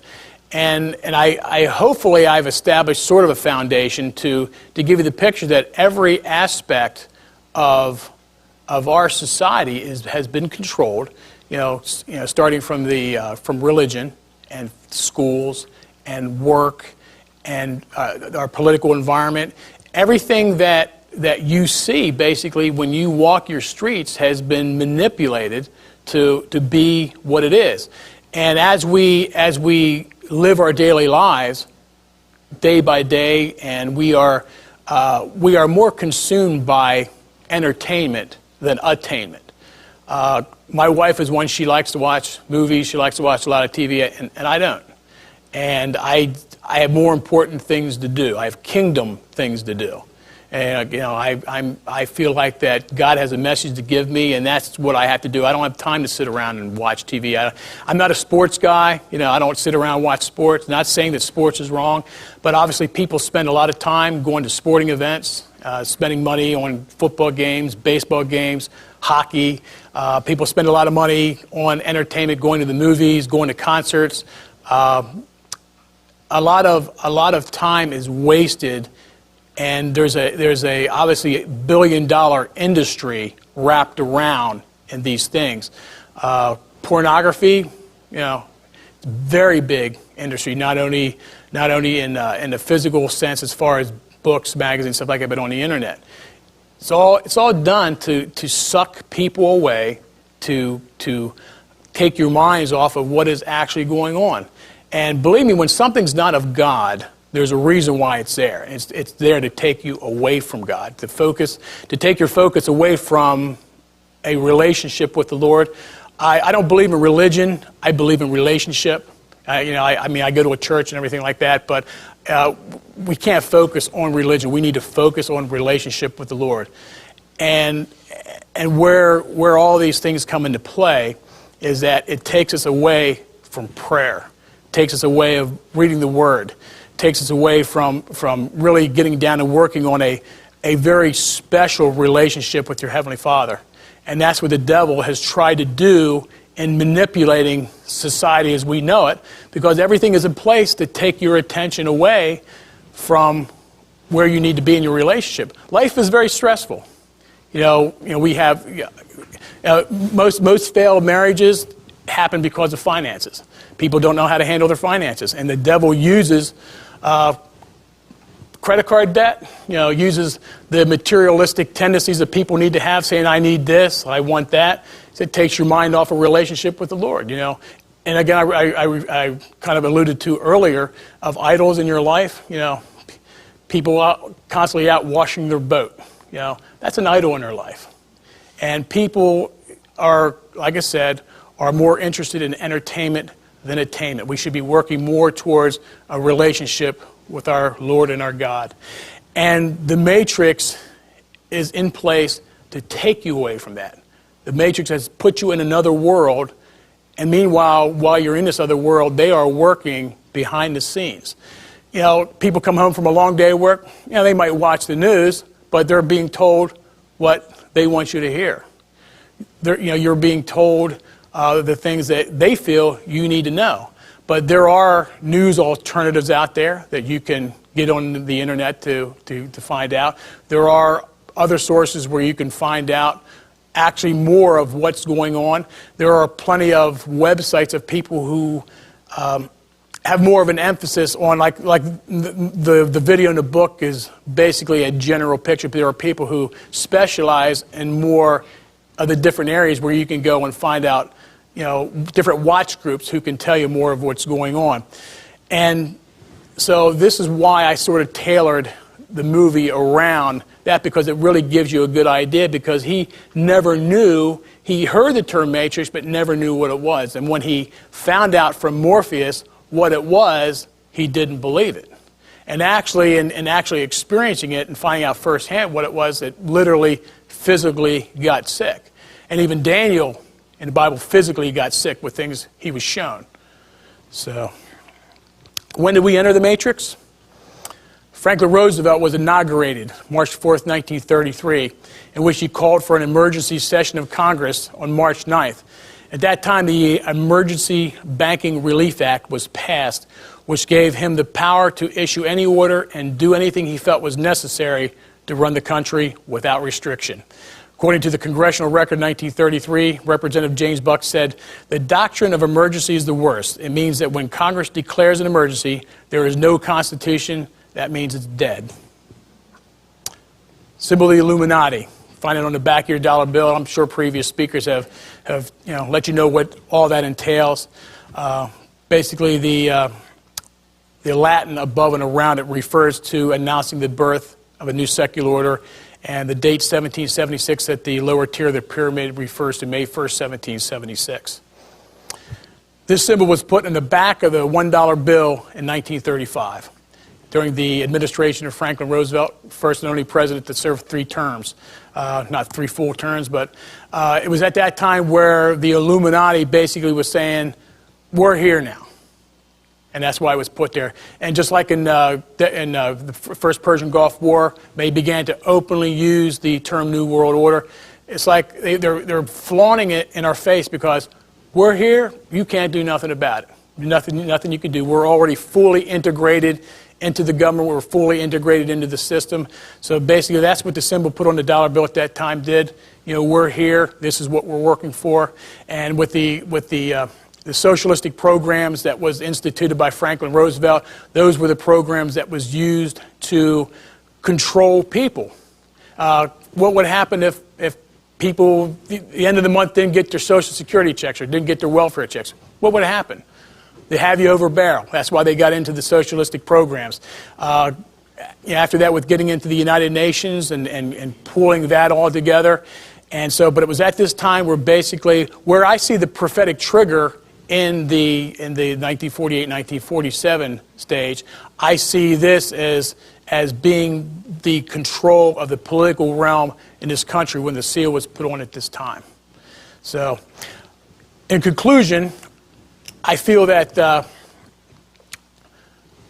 there's a real nice opportunity here with some of the information that I presented, that with this information you can go to people and say, well, how about the Federal Reserve? Not part of the government. This is what they do. So you're not being paranoid because this is fact. And with the income tax, how you can say, well, no, it wasn't properly ratified by our Congress. It was brought in for illegal reasons. It was brought in to get the foundations rolling. It was brought in so they can become more entrenched in our government, more entrenched in our country, more entrenched in the workings of our government. So I believe there is a lot of ammunition in the video, and there's definitely a lot of ammunition in the book.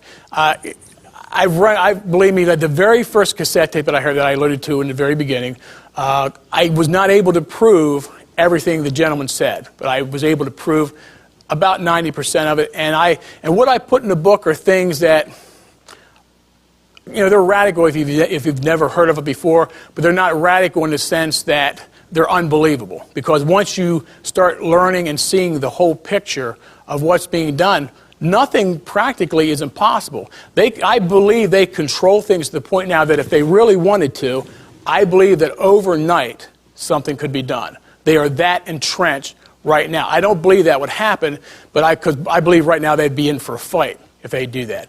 But take away the guns, destroy the economy, then there's really not much that people could do. And I believe that that's the point they're working for. But you can see from the presentation that they are very much entrenched, starting years ago, and they have eventually done it, and they're going to continue to do it. Looking at the upcoming presidential election, looks like John Kerry may be the man who's going to get the nomination. Skull and Bones, Council on Foreign Relations. So the Democratic people, the people of the Democratic Party need to be informed of who they're voting for and who they're supporting. When you look at all, now like I say, when you read the book, you get a good idea of all the different organizations that these people belong to and what they're doing. So why would you vote for somebody who wants one world government? So the book, the video, I think gives you a real good sense of the big picture. And you can the book really lets you stand back and take an overall view. And what you could do after you go through each of the different sections, you can more or less say, I want to put an emphasis on this. I want to look more at this. I want to look more on that. But it gives you an overall view, and then you can more or less go and use each of the different sections as a springboard. I more or less use it as chronology, in a chronological point of view when I go through everything. So I think that it gives you a real good idea of the workings of the New World Order and how they have clouded the views of people who aren't Spirit-filled, because when you're Spirit-filled, the Lord can open up your eyes to a lot of things, and you begin to see through that facade that the enemy has put up there. And I want to thank Stan, and I want to thank the Prophecy Club for allowing me to speak, and I pray that God blesses every one of you. Amen. Amen. When you listen to a talk like that, inevitably you have to ask yourself one question. What do we do to correct it?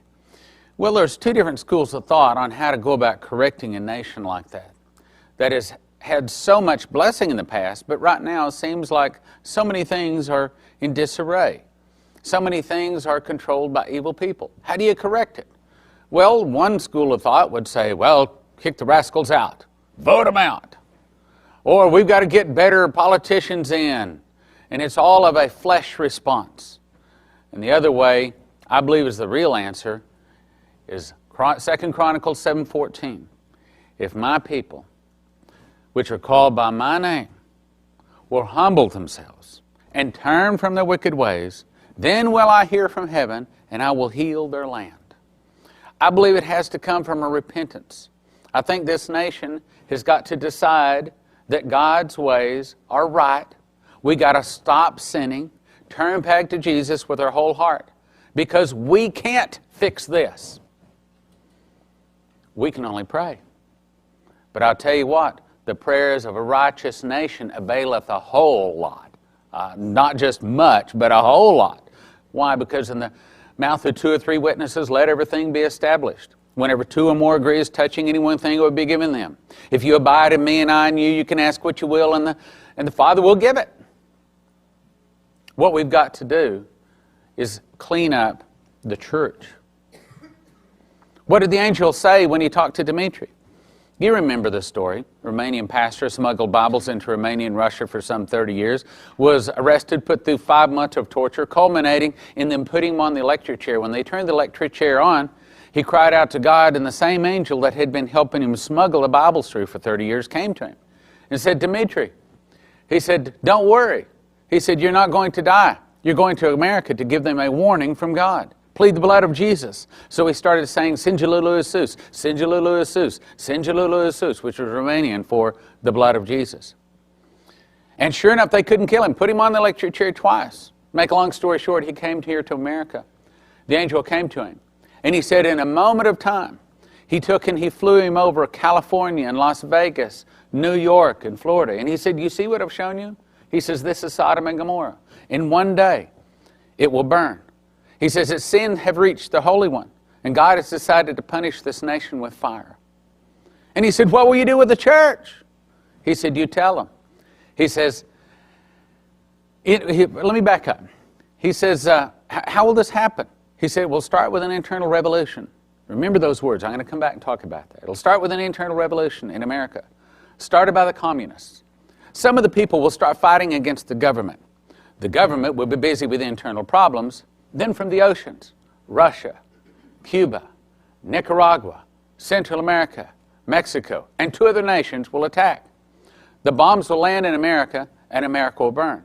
He said, what will you do with the church? He said, the church has left me.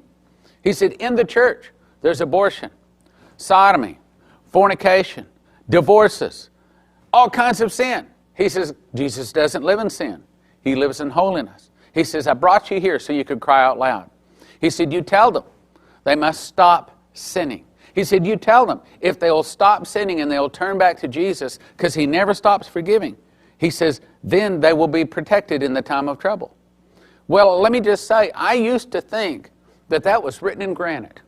I used to think that it could not be changed. And with good reason. Jeremiah 51 verse 9 says, we would have healed Babylon, but she would not be healed.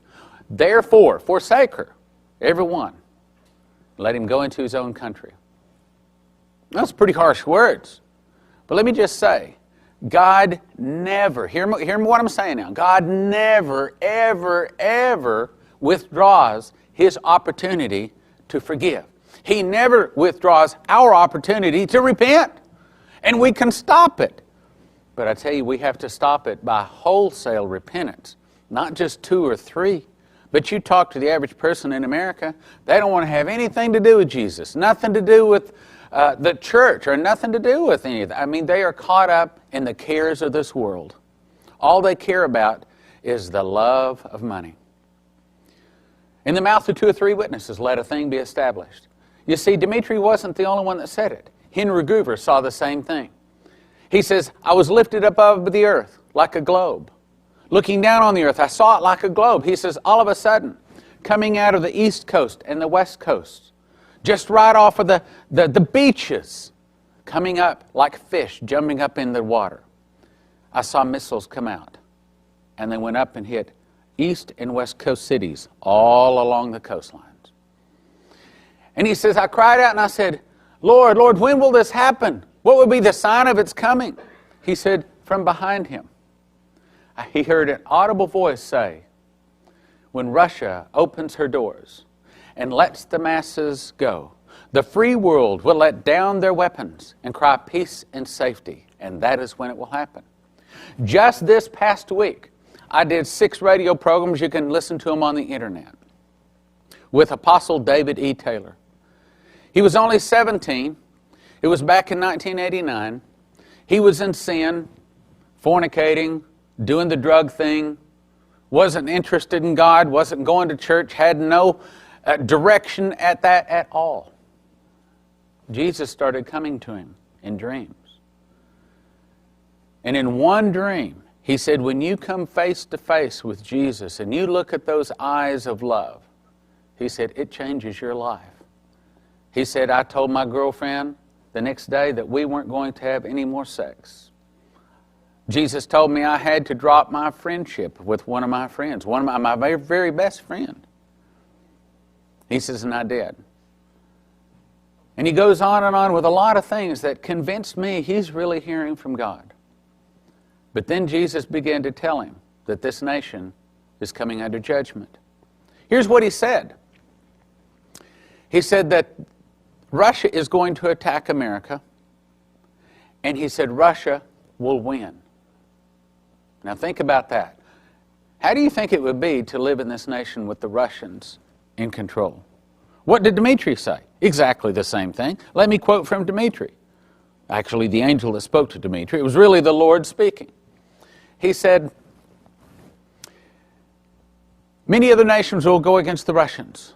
They'll defeat the Russians. They'll back the Russians to the gates of Paris where they sign a peace treaty. But they make the Russians their leader. In other words, world government. The Russians their leader. Then under the leadership of the Russians, it's not that they want to, but they go down and attack Israel. When they do, Israel can't count on the help of the Jews in America, so they cry for Messiah. Messiah returns in the clouds and destroys the armies of the earth. But you see, what we didn't read in that is that Russia defeats America. And then the world goes against Russia and defeats Russia. Yet, even though she's defeated, they make her the leader. That kind of fits with this talk, doesn't it? He began to also say, he came to him, told him to go to the World Trade Centers. He went down to the World Trade Centers. He was there from 7 o'clock to a little bit before 9 o'clock, 7 to 8 o'clock, somewhere in that area. And the Lord began to speak to him, and he said, you remember I told you 12 years ago that it would start when Arabs, backed, organized, and financed by the Russians, would attack the financial centers in America. And he said, pray over this area. Prophesy to it. He said, so I prophesied to the Twin Towers. And then the Spirit of the Lord came to me and said, now leave, go.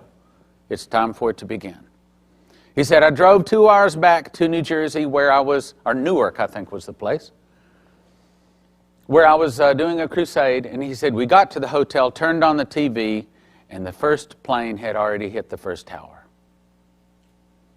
In other words, what he's saying by the word of the Lord, a man that says he has had over 150 face-to-face visitations with the Lord Jesus. He said it has begun. The internal revolution that Dmitri spoke of said it has begun. Now, what do we do to correct it? Well, the first thing we have to do is what we can do. We need to clean up our lives. We need to stop sinning. We need to turn to Jesus. Oh, I know about Jesus, some of you might say. But do you know Jesus? I know Jesus. But do I know Jesus? Is he our friend? When we pray, does he come to us? And does he speak to us? First thing we need to do is make certain we're saved. So let me briefly tell you how we do that. How do we get our name written in the book of life? And by the way, why would anyone resist it? If someone were to come up to the biggest sinner in the world and say, hey, how would you like to live forever?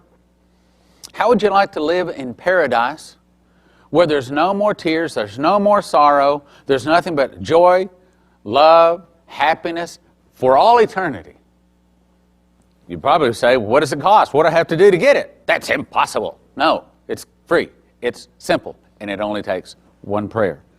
And then a lifetime trying to be Christ-like. So how do you do it? You have to understand, first of all, Romans 3:23 says, for all have sinned and come short of the glory of God. In other words, the first thing we have to do is admit we have made a mistake. We're not perfect. Secondly, we have to realize we cannot earn it. Ephesians 2:8-9 says, for it is by grace you are saved, through faith, and that not of yourselves, it is a gift from God, not of works, lest any man should boast. Okay. If this eternal life is a gift from God, how do we reach up and pick that gift? How do we get that gift? Romans 10:9 and 10. If thou shalt confess with thy mouth the Lord Jesus, and shalt believe in thine heart that God has raised him from the dead, thou shalt be saved. For with the heart man believeth unto righteousness, but with the mouth confession is made unto salvation. In other words, we have to say, but we have to believe. In other words, we have to say Jesus is our Lord, but we have to believe He is our Lord also. We have to understand we can't save ourselves. It is only through His blood that we can enter into heaven.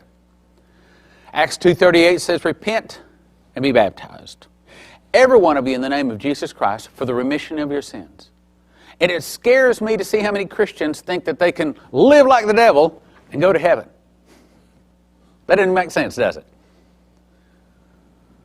In other words, repent means we turn away from our sins. We turn away from the flesh. We turn away from the world, and we turn into the Lord. Matthew 10:32 and 3 says, whosoever confesses me before men, him will I also confess before my Father which is in heaven.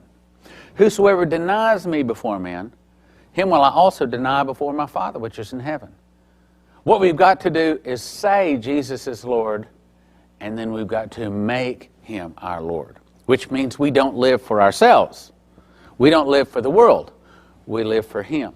We live for righteousness, to build Him and His kingdom. Now, it starts with a simple prayer. Yes, many of you watching this talk this morning have probably already prayed it. But I believe there's going to be a time when people are watching this videotape that have not prayed it. I pray it every day because we are all falling short. The Bible says that if we say that we have no sin, we're a liar and the truth is not in us. We all fall short of Jesus every day. So let's pray it together. Dear Heavenly Father, I confess with my mouth and I believe in my heart that Jesus is the Christ, the Son of the living God, died on the cross, arose 3 days later, and I receive His sacrifice. I receive His blood to wash my sins away, to write my name in the book of life. I ask You to keep me holy and save me in the day of trouble. In Jesus' name, amen. Now you need to do one more thing, one last thing to complete it, and that is you need to turn to someone, you need to tell someone with your mouth that Jesus is your Lord, and then for the rest of your life, do everything you can do to follow His laws and to become more Christ-like. If you do, then I will see you in all eternity with Jesus at that big banquet table.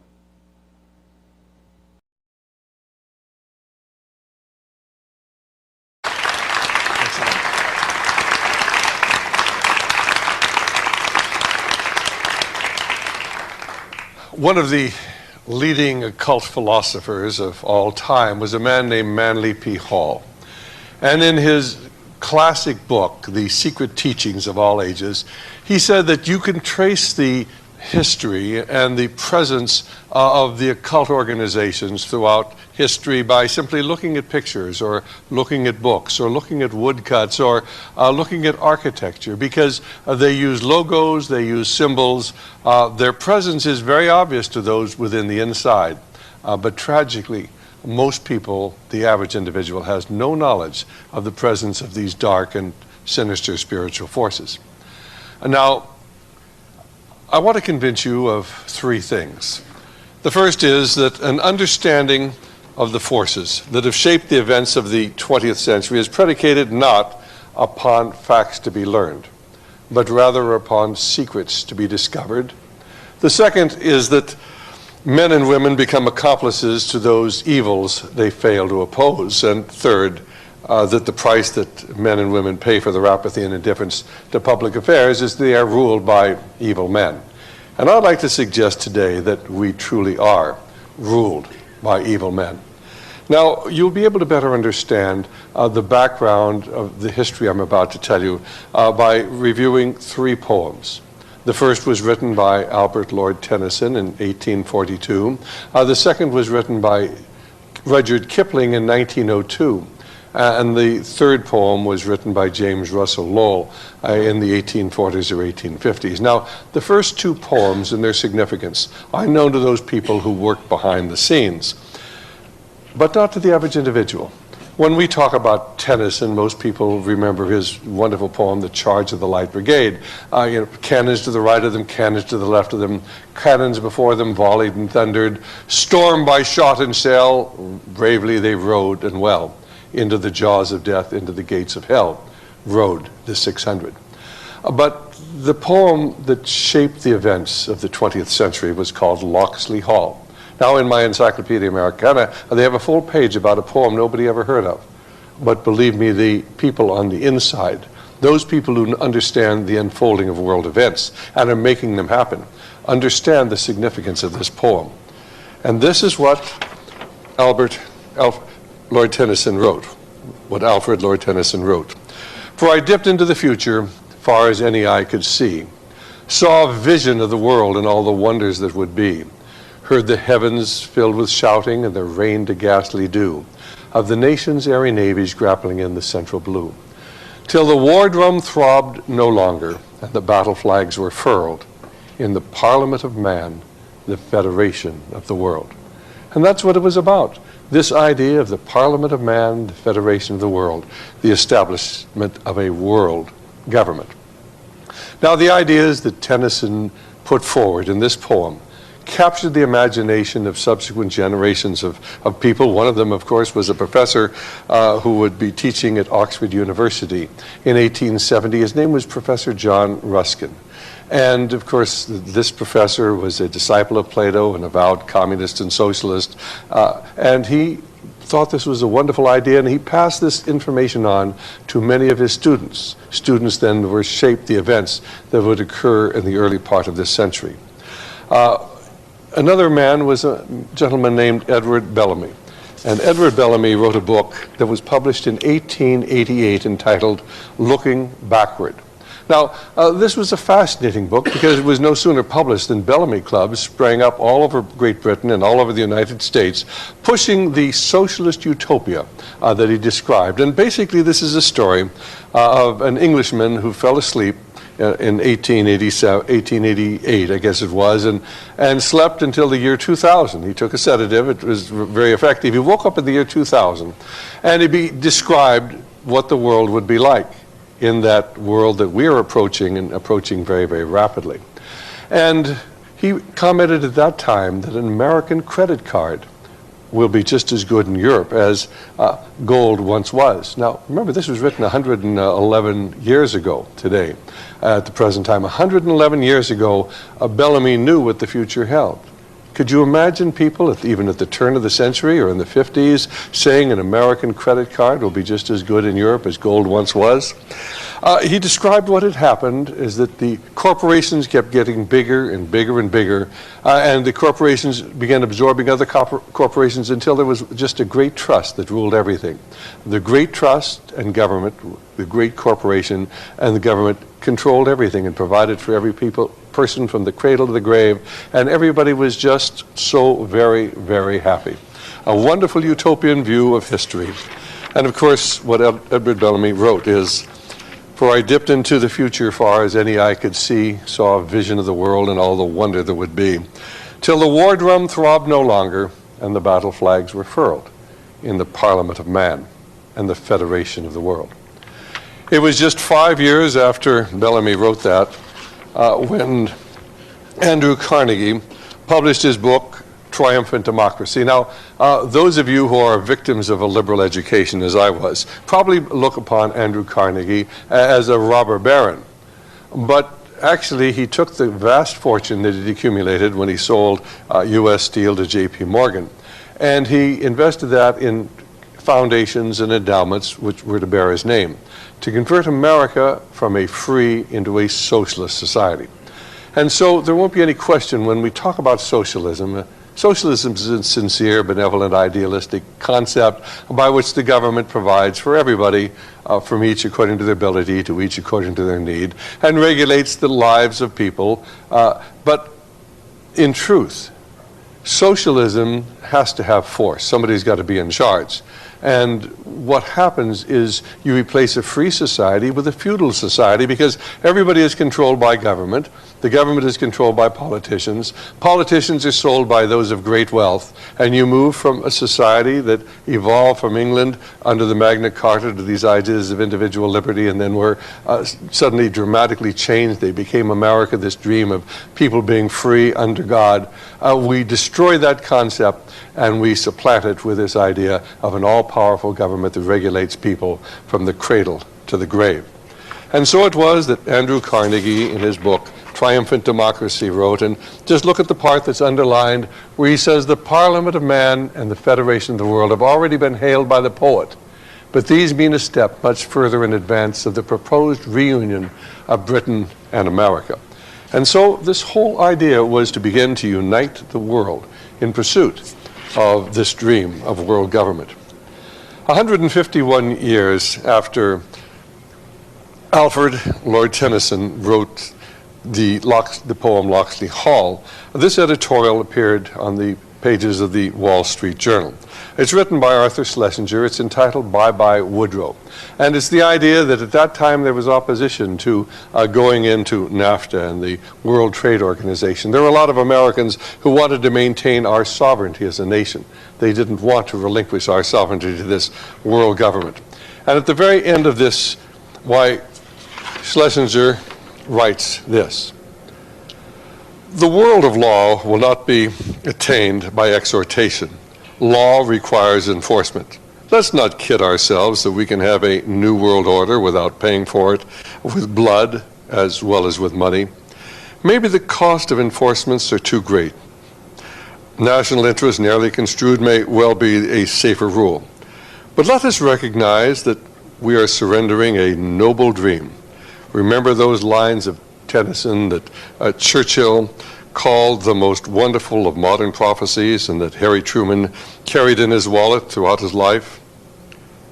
For I dipped into the future, far as any eye could see, saw a vision of the world and all the wonder that would be, heard the heavens filled with shouting and the rained a ghastly dew of the nation's airy navies grappling in the central blue, till the war drum throbbed no longer and the battle flags were furled in the Parliament of Man, the Federation of the World. Now, if you read what Arthur Schlesinger Jr. has written, you'll notice he refers to Churchill. Churchill embraced this idea. Well, why did Churchill embrace this? Wasn't Churchill the great champion of the British Empire? And why did Harry Truman embrace this idea? Wasn't he dedicated to America? And then if you go back and you remember what happened during Harry Truman's administration, why Eastern Europe went communist. Now everybody wants to say, oh, well, that was FDR, the agreements he made with Stalin, but Harry Truman said it best when he said the buck stops here. The buck stops with the president. And it happened on his watch and he could have stopped it. But under his watch, we turned Eastern Europe over to the communists at the end of the Second World War. And then, of course, we turned China over to the communists. And what most people have forgotten is how the communists happened to take China.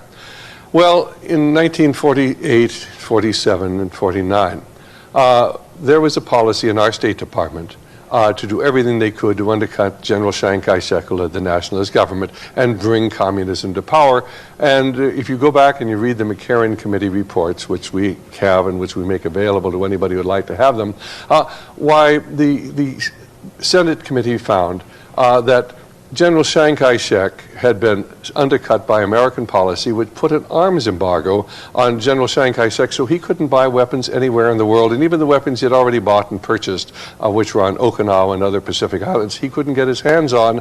And so it wasn't that he was ever defeated in battle. He didn't lose the Civil War. There wasn't any war. He just retreated about 3 weeks ahead of the Chinese communists who were advancing because they had nothing to fight with. Well, Congress was very upset about that. It looked like China was going to go communist, and here our boys had fought a war to allow the people of the world to determine the type of government they wanted. So Congress appropriated $125 million, which today would be probably $1 billion, $1.5 billion, for weapons for Chiang Kai-shek. But the State Department kept the ships laden with the weapons in port in San Francisco and Los Angeles for a year and a half. And when the ships finally arrived in China after the communists controlled the nation, they broke open the cases why the bolts didn't fit the rifles and they were therefore useless. We brought communism to China, you see, and it happened under Harry Truman's watch. And the question is, why did that happen? Well, before the evening is over, I hope you'll understand why that happened. Because there are people who have a different vision of the world than you and I. They believe in the Parliament of Man and the Federation of the World. The second poem I encountered when I was teaching and living in South Africa. That time my son was attending the University of Cape Town Medical School, and I went down to visit him, and I noticed up on the hillside at the base of Table Mountain, that great flat-top mountain that towers over Cape Town, a monument. I'd never seen it before, and so we decided to walk up and see what it was. It looked like a small replica of the Lincoln Memorial with the vertical pillars and a flat top, but of course this was not in marble, it was in gray granite. And we trudged up the long, dusty path and came to the base of the stairs leading up to the monument itself. And on either side are these great granite lions guarding the entranceway. And you get inside past the pillars, and there's nothing there but a great pedestal. And on top of the pedestal, the bust of a man about twice life size, with a stern look on his face and hollowed out eyes that follow you wherever you move, for you've dared to enter his sanctuary. But engraved in the granite on the pedestal beneath the bust are these words: "The intense and brooding spirit still shall quicken and control. Living, he was the land, and dead, his soul shall be her soul." And of course, you have to understand that that was the eulogy that was read at Cecil John Rhodes' funeral in 1902. It was written by Rudyard Kipling, his close friend and associate. And what most people do not understand is that to quicken is to come back to life after death. And Cecil Rhodes still lives on. His shadow hangs long over Africa and Europe. And the movement that he began dominates the country in which you live today. Because Cecil Rhodes had a dream of the Parliament of Man, the Federation of the World, of creating a secret society that would one day bring about a world government. And so he left his great fortune to two purposes. One was to the secret society, and the other was to something known as the Rhodes Scholarships. Now, it is not simply coincidence that our President Clinton, happens to be a Rhodes Scholar, that the Supreme Allied Commander of Europe, General Wesley Clark, happens to be a Rhodes Scholar, that the Deputy Secretary of State, Strobe Talbot, is a Rhodes Scholar. In fact, Rhodes Scholars are at every level of our government. They're working within our major banks, our industries. They're the presidents, not teaching at our colleges, they're the presidents of our colleges, because the men who were taken from the United States and from Europe and from the various British colonies and sent to Oxford for our Rhodes Scholarships are there indoctrinated in these ideas of world government, indoctrinated in the idea that we really need an elite to rule the world, because you common people are incapable of governing yourselves. And after 3 years there, as their faith in God is undermined and replaced with this belief in this new spirituality, they return to America. And of course, they go into key positions. And if you want to get ahead in the world, maybe you'd like to become the president, one of the best places to go is to Oxford as a Rhodes Scholar. Now, the third poem was written by James Russell Lowell, describing that age-old controversy that has been with us since the dawn of mankind, that struggle between good and evil. And this is what James Russell Lowell wrote: "Once to every man and nation comes the moment to decide, in that strife of truth with falsehood for the good or evil side. Then it is the brave man chooses, while the coward stands aside, until the multitudes make virtue of the faith they have denied. Though the cause of evil prospers, yet his truth alone is strong, though her portion be the scaffold, and upon the throne be wrong. But that scaffold sways the future, For in the dim unknown standeth God within the shadows, keeping watch above his own. And he's describing that struggle that began in the Garden of Eden and has been continuing ever since then, a struggle between truth and falsehood, between God and the forces of darkness. Now, to really understand what we're about to tell you this evening, I want to tell you a story.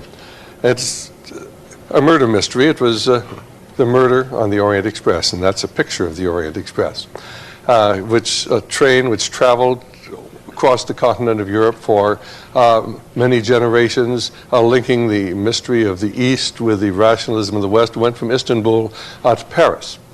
And the story was written by Agatha Christie of the murder on the Orient Express. It was a wonderful story. It was eventually made into a movie with such people as Albert Finney as Inspector Poirot, Lauren Bacall, Ingrid Bergman, Jacqueline Bisset, Martin Balsam, Sean Connery, Anthony Perkins, Vanessa Redgrave, and Richard Winmark as Mr. Ratchet. Truly a cast that most directors or producers would die for. And it starts in Istanbul as the train is being boarded, and it's interesting that most of the people getting onto the train are either English or Americans. Unusual to see so many Americans boarding a train in Istanbul. Monsieur Poirot is a world-famous Belgian detective. He's world-famous because he's a character in many of Agatha Christie's mystery stories, and he always solves the mystery. Well, as the story begins, why the train is beginning to move westward, and Mr. Ratchet, played by Richard Winmark, and he's truly a despicable man. To meet him, obviously, is to come to dislike him. He engages Mr. Poirot in conversation, and he says to Monsieur Poirot, I believe my life is in danger. I'd like to have you guard my life on the train. I'll give you $5,000. And Monsieur Poirot said, I am not the bodyguard. I'm a detective, world-famous detective, not interested in $10,000, $15,000. I'm not interested. The train goes into a tunnel, the screen goes black, and suddenly, as the train emerges, why, Mr. Ratchet is gone. But that very evening, Mr. Ratchet is murdered. He's obviously overdosed. He is stabbed 12 times, and Monsieur Poirot is engaged by the president of the line that controls the Orient Express to solve the murder, so it won't in any way reflect on the train. After all, it's pretty bad for business if people are murdered on your train. And so Monsieur Poirot goes into the murder scene, and he finds clues. I mean, there are all sorts of clues there.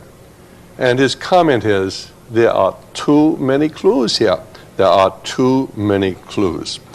And in some respects, that's what we really see as we look at what's going on in America today. There are too many things happening. There are too many clues. There are too many causes of what's going on. There's something known as cognitive disassociation or cognitive dissonance. And it's a concept that if you feed too many ideas into people's minds, they can't think effectively. They did this with Pavlovian dogs. Years ago, they would train them to salivate in response to a buzzer. And, of course, they sound the buzzer, the dog would salivate. Then they train him to salivate in response to a bell, and he would salivate. And then they'd train him to salivate in response to perhaps a bong or something of the sort, or scratching. And then they'd do them all together, and he couldn't think, because our minds can only accept so many things going on at one time, and the dog would go over and curl up in the corner of the cage and do nothing.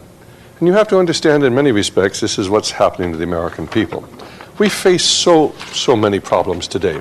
We face the problem of unrestricted abortion, increasingly militant homosexuality, where children are being taught in kindergarten that homosexuality is perfectly normal. Increasing crimes, where court system there seems to be much more concerned about the criminal than the victim. A drug epidemic, that no matter what we do, it keeps getting worse. The failing educational system, the destruction of our family with half of our marriages ending in divorce. We find the loss of patriotism. We find new diseases, HIV disease and Legionnaire's disease and virus, and then we find new mycoplasma infections and all sorts of new diseases, many of them drug resistant. We don't know what to do with them. We find ever increasing government control over our lives and increasing persecution of Christians, not only in other countries, but even here in the United States, where if you were to go to a teacher were to go to a student and say, well, you might be homosexual, try it, you might like it, that'd be all right, but if you were to say, God loves you, why, that teacher would lose their job, and there's something wrong with the picture. the failure of our churches to speak out on moral and political issues, an ever-growing number of wars and revolutions, the absence of a missile defense for America, and in the face of increasing Russian hostility, lots of things are of serious concern. And I think you can't look at what's going on in the world today without being concerned. So who's really responsible for the things that are happening in America today? And there are many, many people who suggest that behind everything going on are the bankers. Because after all, when we have wars, the bankers make money. When we have inflation, the bankers make money. When we have a recession, the bankers take your home and your farms, and the bankers make money. And there's a great deal of evidence to suggest that this is not something new, but this has been going on for literally centuries. And so one of my favorite books is written by Thomas Jefferson. It's called The Master Thoughts of Thomas Jefferson. The book was actually published in 1909. But it describes something that Thomas Jefferson wrote almost 200 years ago. And among his thoughts are these. Everything predicted by the enemies of banks at the beginning is now coming to pass. We are to be ruined now by a deluge of bank paper as we were formerly by the old Continental paper. It is cruel that such revolutions and private fortunes should be at the mercy of avarice adventurers who, instead of employing their capital, if any they have, in manufacture, commerce, and other useful pursuits, make it an instrument to burden all the interchanges of property with their swindling profits, profits which are the price of no useful industry of theirs. Prudent men must be on their guard in this game of robins alive and take care that the spark does not extinguish in their hands. I am an enemy to all bank discounting bills or notes for anything but coin, but our whole country is so fascinated by this jack-o'-lantern of wealth that they'll not stop short of its total and fatal explosion. And of course, today we see the stock market progressively going up, and many, many people think it's going to keep going up forever. But I've got news for you. Time and time again, through the decades and through the centuries, we've seen exactly the same thing happen that will happen very soon to America. Now, this is a copy of the congressional record of February of 1917. I happen to come from a town called Santa Cruz in California. And we have a university there. We have such people as Bettina Aptheker. She's a professor there, formerly a member of the Central Committee of the Communist Party.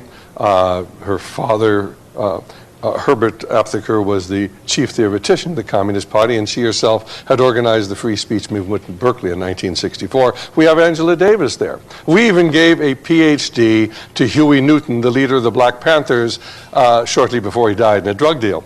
But the advantage of having a university in your community is that you can get the books and you can get the congressional records there that are readily available, are not available to most people. So this is taken from the congressional record of February of 1917, which we got at our university library. Congressman Callaway is writing about what is going on in America in February of 1917, just 2 months before we enter the war in Europe. Let's go to the second paragraph.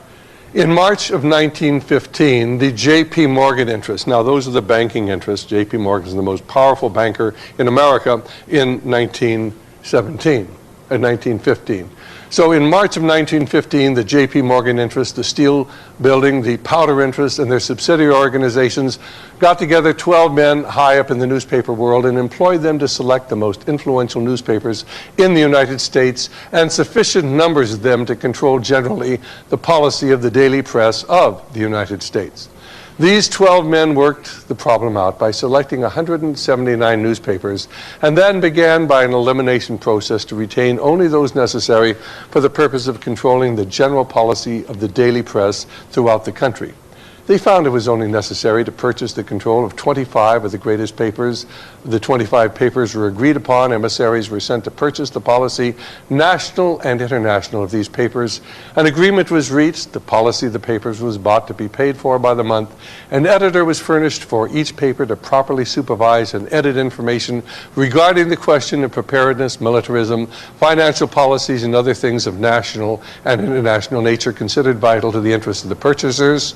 The contract is in existence at the present time, and it accounts for the news columns of the daily press of the country, focusing on military matters and military preparedness. Now, 2 months later, we went into the war. How did they get the American people to go to war in 1917, in a war that had no relationship to the United States? Well, they did it with atrocity stories, of course. And you control the press, and they wrote stories about how the Belgian women were being raped and ravaged by the Belgian soldiers, how the Belgian women had their breasts cut off, and how the German soldiers were cutting off the hands of little Belgian boys. And day after day after day after day after day, you read the atrocity stories, and an awful lot of Americans honestly believed this. Now, I talked many years later to a gentleman who'd volunteered for service to go with the American Expeditionary Force to Europe to fight those terrible Germans who were committing these horrible atrocities. And, of course, by the time he reached Belgium, most of his friends were dead. And he got there, and there were no little boys with their hands cut off. There were no women who had been raped. It was all a lie. But a lie told convincingly enough and often enough is believed. And J.P. Morgan and their control of the media convinced the entire American public that a lie was truth. Many times there are atrocities, and we just never hear about them. Most of you may very well remember when we were going into Desert Storm, because, of course, the Iraqis had moved into Kuwait, and the stories about those wicked Iraqi soldiers who went into the hospital in Kuwait City and took the little babies out of their bassinets and threw them on the ground and bayoneted them. I don't know how many of you remember those stories, but this was in the press at that time. There wasn't any truth to it. But they made it up, it became the reality of the American people, and it somehow justified our getting involved in Desert Storm. One of the other interesting things that we find about bankers is that a letter I found in Colonel House's papers when I went back to Yale University in 1980. And Colonel House's papers are at Yale University. Now, Colonel Edward Mandell House is one of the most important individuals of the 20th century, probably the single most important American of the 20th century. And you'll learn a lot more about him as we progress through the evening. But this letter was written by Franklin Delano Roosevelt on White House stationery to Colonel House. And on the second page, written in November of 1933, why President Roosevelt wrote, "I had a nice talk with Jack Morgan the other day." Now, that's the son of J.P. Morgan. He's now dead. And then he goes on to say, "The real truth of the matter is, as you and I know, that a financial element in the larger centers has owned the government ever since the days of Andrew Jackson, and I'm not wholly accepting the administration of W.W." That's Woodrow Wilson. So the president is writing to Colonel House saying the bankers have controlled America for going back to Andrew Jackson. That would be about 1832 when Andrew Jackson came into the presidency, and this was written in November of 1933.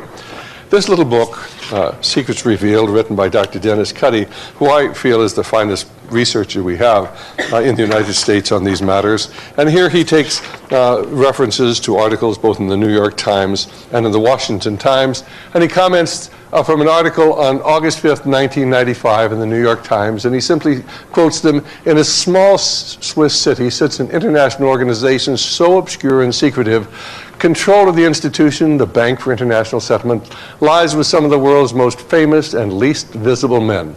The heads of 32 central banks, officials able to shift billions of dollars and alter the course of economies at the stroke of a pen." On June 28, 1998, the Washington Post published an article about the Bank for International Settlement titled, "At Secret Meetings in Switzerland, 13 people shaped the world's economy," which described these individuals as this economic cabal, this secretive group, the financial barons who control the world's money supply. And there is a great deal of evidence to suggest that the force behind everything going on in the world today is indeed the bankers. But there are other people who say, no, it's not really the bankers. The real force behind what's going on in the world today is an organization known as the Council on Foreign Relations. Because you see, most of the leading bankers in the United States just happen to belong to the Council on Foreign Relations, but here the industrialists belong as well, and the people who control so much of our government. In fact, since 1953, All but one Secretary of State have come from the Council on Foreign Relations. All but one Deputy Secretary of State have come from the CFR. All but one Director of the CIA, and every Chairman of the Federal Reserve System, and 6 of our last 9 presidents. Certainly it must be the Council on Foreign Relations. That is the center of everything going on in the world today. In 1979, no less a person than Barry Goldwater, in his book With No Apologies, commented on this fact, and he noted that when we change presidents, it is understood to mean that voters are ordering a change in national policy.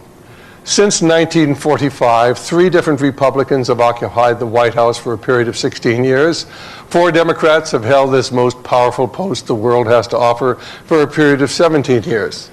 With the exception of the first 7 years of the Eisenhower administration, there's been no appreciable change in foreign or domestic policy direction. When a new president comes on board, there's a great turnover in personnel, but no change in policy. An example, during the Nixon years, Henry Kissinger, CFR member and Nelson Rockefeller's protege, was in charge of foreign policy. When Jimmy Carter was elected, Kissinger was replaced by Zbigniew Brzezinski, CFR member and David Rockefeller's protege.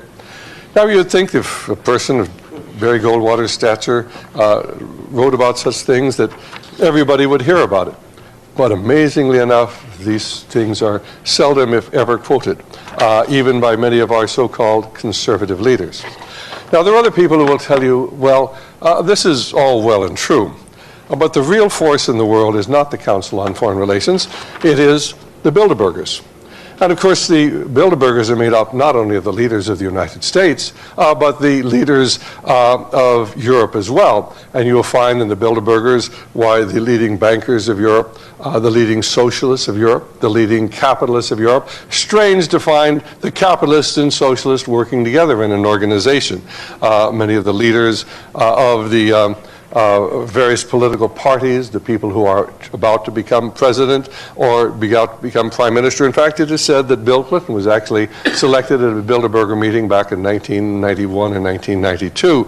He was selected to replace George Bush. Now, it is not coincidence that both George Bush and Bill Clinton, who ran for the presidency, one a Republican, one a Democrat in 1992, both of them belonged to the CFR at one time, the Bilderbergers and the Trilateral Commission. Well, Phyllis Schlafly wrote a book in 1964. It's called A Choice Not an Echo. And in that book, she said this. Several years ago, the author of this book stumbled on a clear evidence of that very powerful men actually do meet to make plans which are kept secret from American citizens. While visiting at Sea Island, Georgia, this writer discovered the details of a secret meeting on nearby St. Simon's Island, Georgia, held at the King and Princess Hotel, February of 1957. The most elaborate precautions were taken to prevent Americans from knowing who attended this secret meeting or what transpired there. And then she goes on to say, the participants at the St. Simon's meeting were some of the biggest names in American politics, business, and the press. As described by an eyewitness observer at that meeting, those who came were not the heads of state, they were those who gave orders to the heads of state. In other words, the kingmakers. Well, there are others who say, well, that's all very well and good. But it's really not the Bilderbergers. It's an organization known as the Trilateral Commission, because the Trilateral Commission is actually made up not only of the leaders of Europe and the United States, it's also made up of the leaders of Asia as well. In fact, Barry Goldwater on page 280 of his book, With No Apologies, basically said this. He's talking about the implications of Governor Rockefeller's presentation have become concrete proposals advanced by David Rockefeller's newest international cabal. A cabal is sort of a secret organization of the Trilateral Commission. Whereas the Council on Foreign Relations is distinctly national in membership, the Trilateral Commission is international. Representation is allocated equally to Western Europe, Japan, and the United States. It is intended to be the vehicle for multinational consolidation of commercial and banking interests by seizing control of the political government of the United States. Let me read what Barry Goldwater said again. It is intended to be the vehicle for multinational consolidation of the commercial and banking interests. In other words, all throughout the world, they're going to seize banking and commercial interests, but they're going to do it by seizing control of the political government of the United States. Well, that's a pretty strong statement. You would think that people would be talking about that. Anybody wanted to seize control of this political government of the United States, that suggests they really want a dictatorship, or maybe they already have a dictatorship. Well, there are others who are going to say it's really not this organization you're talking about. It's really something called the Club of Rome. And you can actually pull this logo down off the internet site where we got it. And what I'm about to show you comes from the Club of Rome's internet site on the web. And basically, their statement is that their purpose is to act as an international non-official catalyst of change. Now, this is taken from their website below. Another new development was the decision to invite prominent world figures who share the club's concern to become honorary members, although their positions may prevent them from taking a public stance, as in the case of the Queen of the Netherlands or the King and Queen of Spain. They can and do give valued moral support.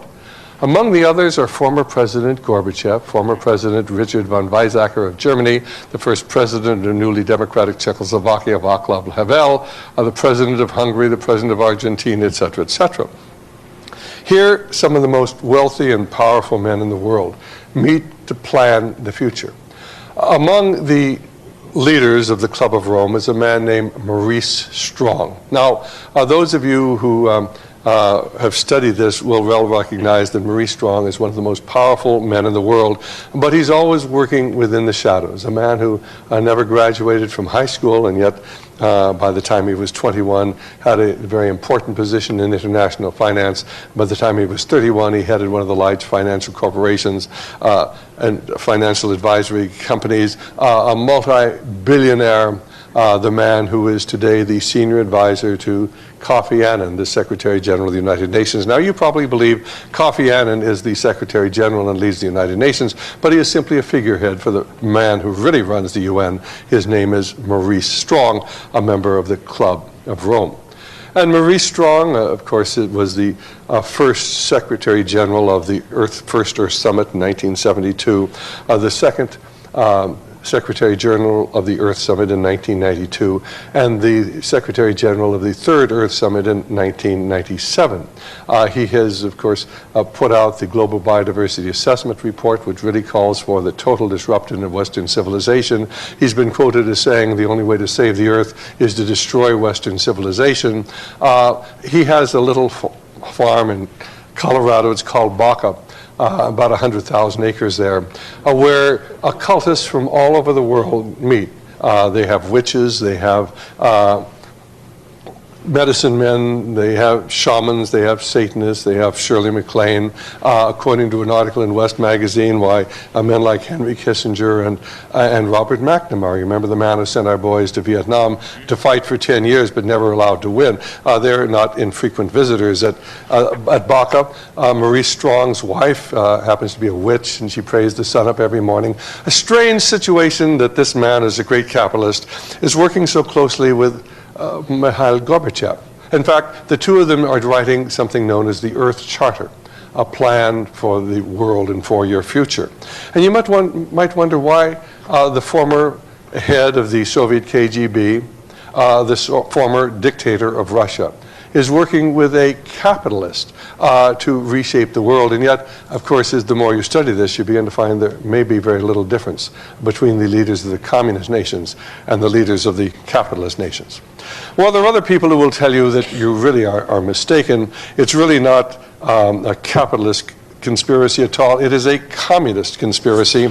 And this book, The Masters of Deceit, written by J. Edgar Hoover about 1960, gives an excellent overview of what communism is all about.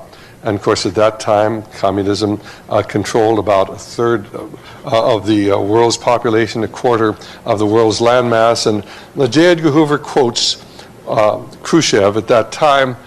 In June of 1957, Nikita Khrushchev, the Soviet Communist Party boss, was interviewed before a nationwide American television audience, and with calm assurance he stated, I can prophesy that your grandchildren in America will live under socialism. And please don't be afraid of that. Your children will not understand how their grandparents did not understand the progressive nature of a socialist society. Now, isn't it interesting that Khrushchev would say your grandchildren will live under socialism, not under communism? But you have to understand that every communist works for socialism. There is no communism in Russia. There never was any communism in Russia, because communism is when the state withers away, and the state never withers away. What the state does is always gain more power, like a hungry lion, always more power over the lives of the people. Now, perhaps to better understand what we're speaking about, I'd like to tell you about a book called New Lies for Old. Many of you, if you listen to Barbara Walters, Tom Brokaw, or Dan Rather, may have heard that there is no longer any communism in the world, that we won the Cold War. Communism is dead. And if that indeed is true, then why do 1.2 billion people live in communist China? And there's communism in North Korea, there's communism in Vietnam, there's communism in Cuba.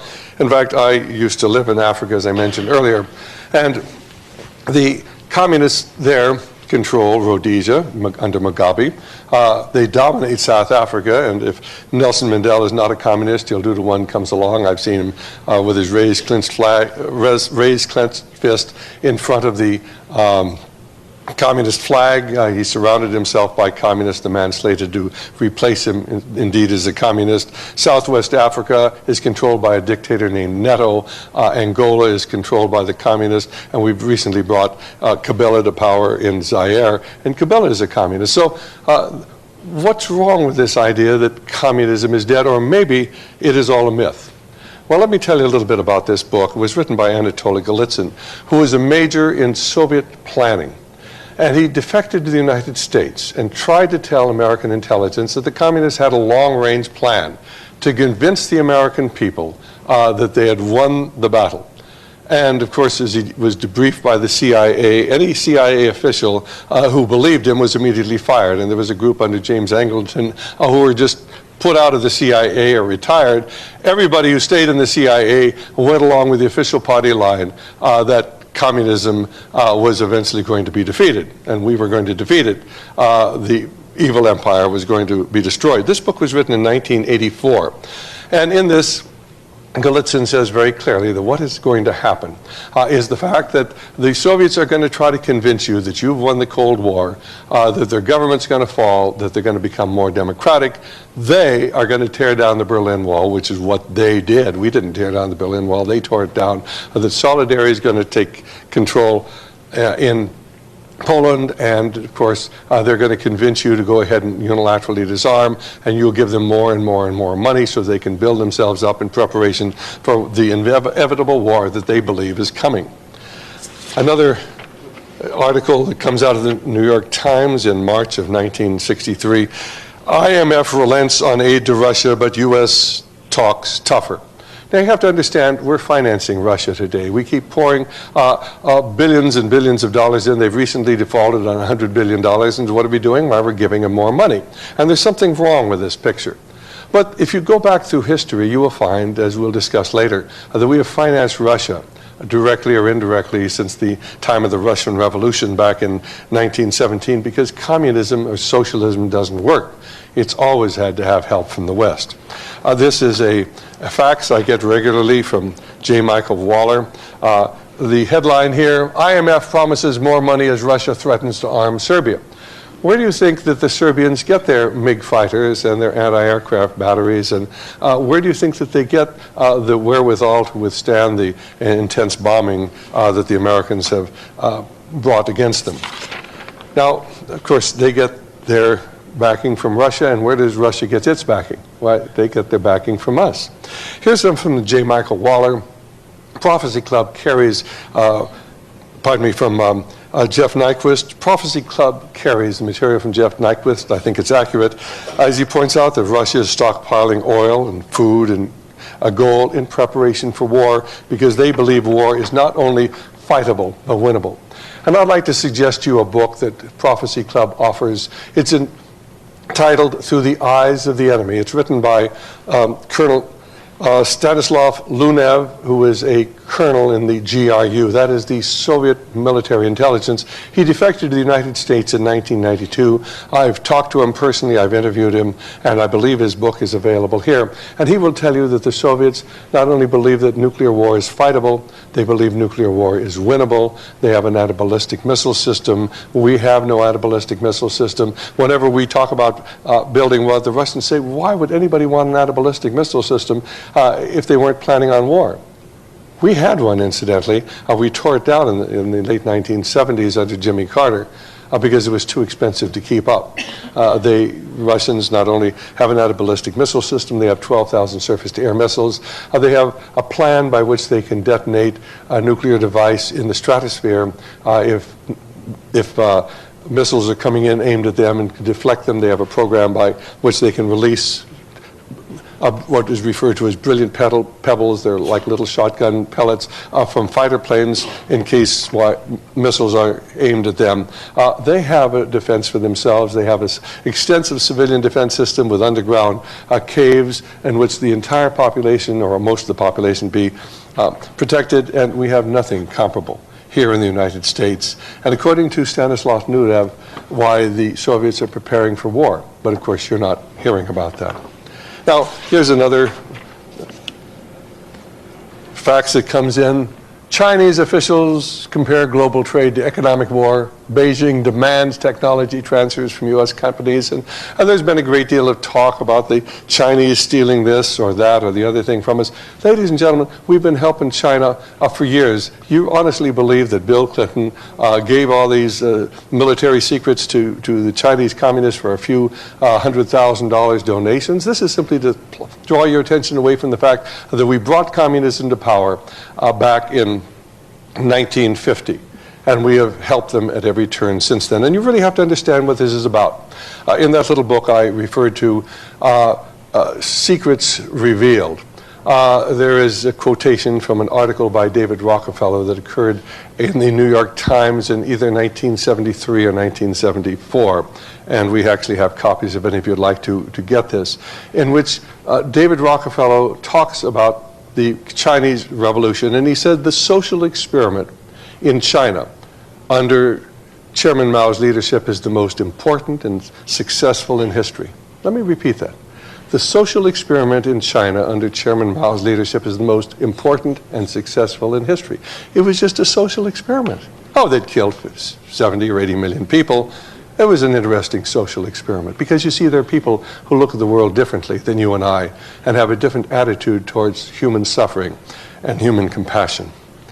Well, there are many people who say that you are entirely mistaken if you believe that this is a world communist movement, because every communist is a socialist. And you remember that Khrushchev talked about your grandchildren living not under communism but under socialism. And the real problem is the socialist movement. Indeed, there is an organization known as the Socialist International. It is one of the 3 or 4 most powerful nations in the world, and most Americans have never even heard of it. But at the present time, the Prime Minister of England, Tony Blair, is a Vice President, the Prime Minister of France, and the Prime Minister of Germany and of Italy and of Spain. They're all Vice Presidents of the Socialist International. They held regular meetings. They're planning on a world government, and they work towards exactly the same goal that the communists do, a one world government, a new economic system, and a new spirituality. But of course, the question is not what sort of world are we moving into, but who's going to run it, and the socialists believe they're going to be in control. The Socialist International has regular meetings, and if you have access to the internet, you can look up their website and verify who the people are who are involved in this. Now, if you go to Aumbury St. Mary, which is the Beatrice Webb House, it's about 30 miles south of London. I've been there, a beautiful estate where the socialists meet on a regular basis to plan the new world. And they had there, it was stolen, but they had there a stained glass window. We have in the original color, but this is simply a black and white reproduction. And this is where you can see their coat of arms. Their coat of arms, you'll see between the 2 men on the right, is a wolf dressed in sheep's clothing, because everything is deception. You see, FS for Fabian socialism, the use of deception to fool the world. On the right, you see George Bernard Shaw, and then just to the A little to the left, you see Sidney Webb. Each one of them holding a hammer. Shaw is holding the world on an anvil. The caption above, remold it nearer to the heart's desire. They are remaking the world. Now, then below you see, pray devoutly, hammer stoutly. And so they are going to simply remold the world. That's what it's really all about. And below you see all of these men kneeling before a list of books, among Plato's writings, and the great philosophers, because these men worship reason rather than God. And on the left you see H.G. Wells thumbing his nose at everything going on. An excellent book, The Great Deceit, written by a man named Zygmunt Dobbs. And Zygmunt Dobbs was the number 2 man in the CIO. That was the Coal Workers Union, second only to John L. Lewis. And in about 1950-51, the Congress was investigating communist infiltration of our labor movement, and he was asked to testify. He testified about the communists because he was concerned about the subversive influence within the American labor movement. And the very evening that he was after he had testified about communism and American labor unions, why John L. Lewis and Walter Reuther and his brother and the leaders of American labor, which is largely controlled by people dedicated to socialism, met and they banned Zygmunt Dobbs from ever again being involved in the American labor movement. And he couldn't understand why these men who were not themselves communists would be so concerned because of his exposure of the communist or subversive influence within American labor. And so he spent the rest of his life studying this. He wrote several books, among which was The Great Deceit. And of course what he found out is that the communists and the socialists always work together. They all want the same objective and goal. It's simply who's going to be in charge when this whole thing comes about. And then there are others who will tell you, well, it's really not the communists or the socialists, but indeed it is the humanists.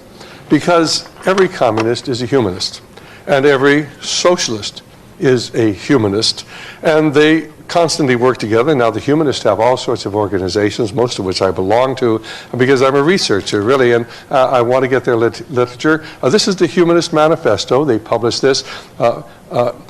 Volume 1 and Volume 2, the first written in 1933, the second written in 1973. And here they lay out what they're about.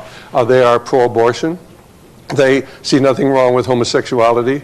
They believe that the criminal needs somebody to back them up and to be behind them to protect them from the criminal justice system. And so they support many times what the criminals are doing. They don't. They think that they need somebody to champion their cause to make sure they get justice.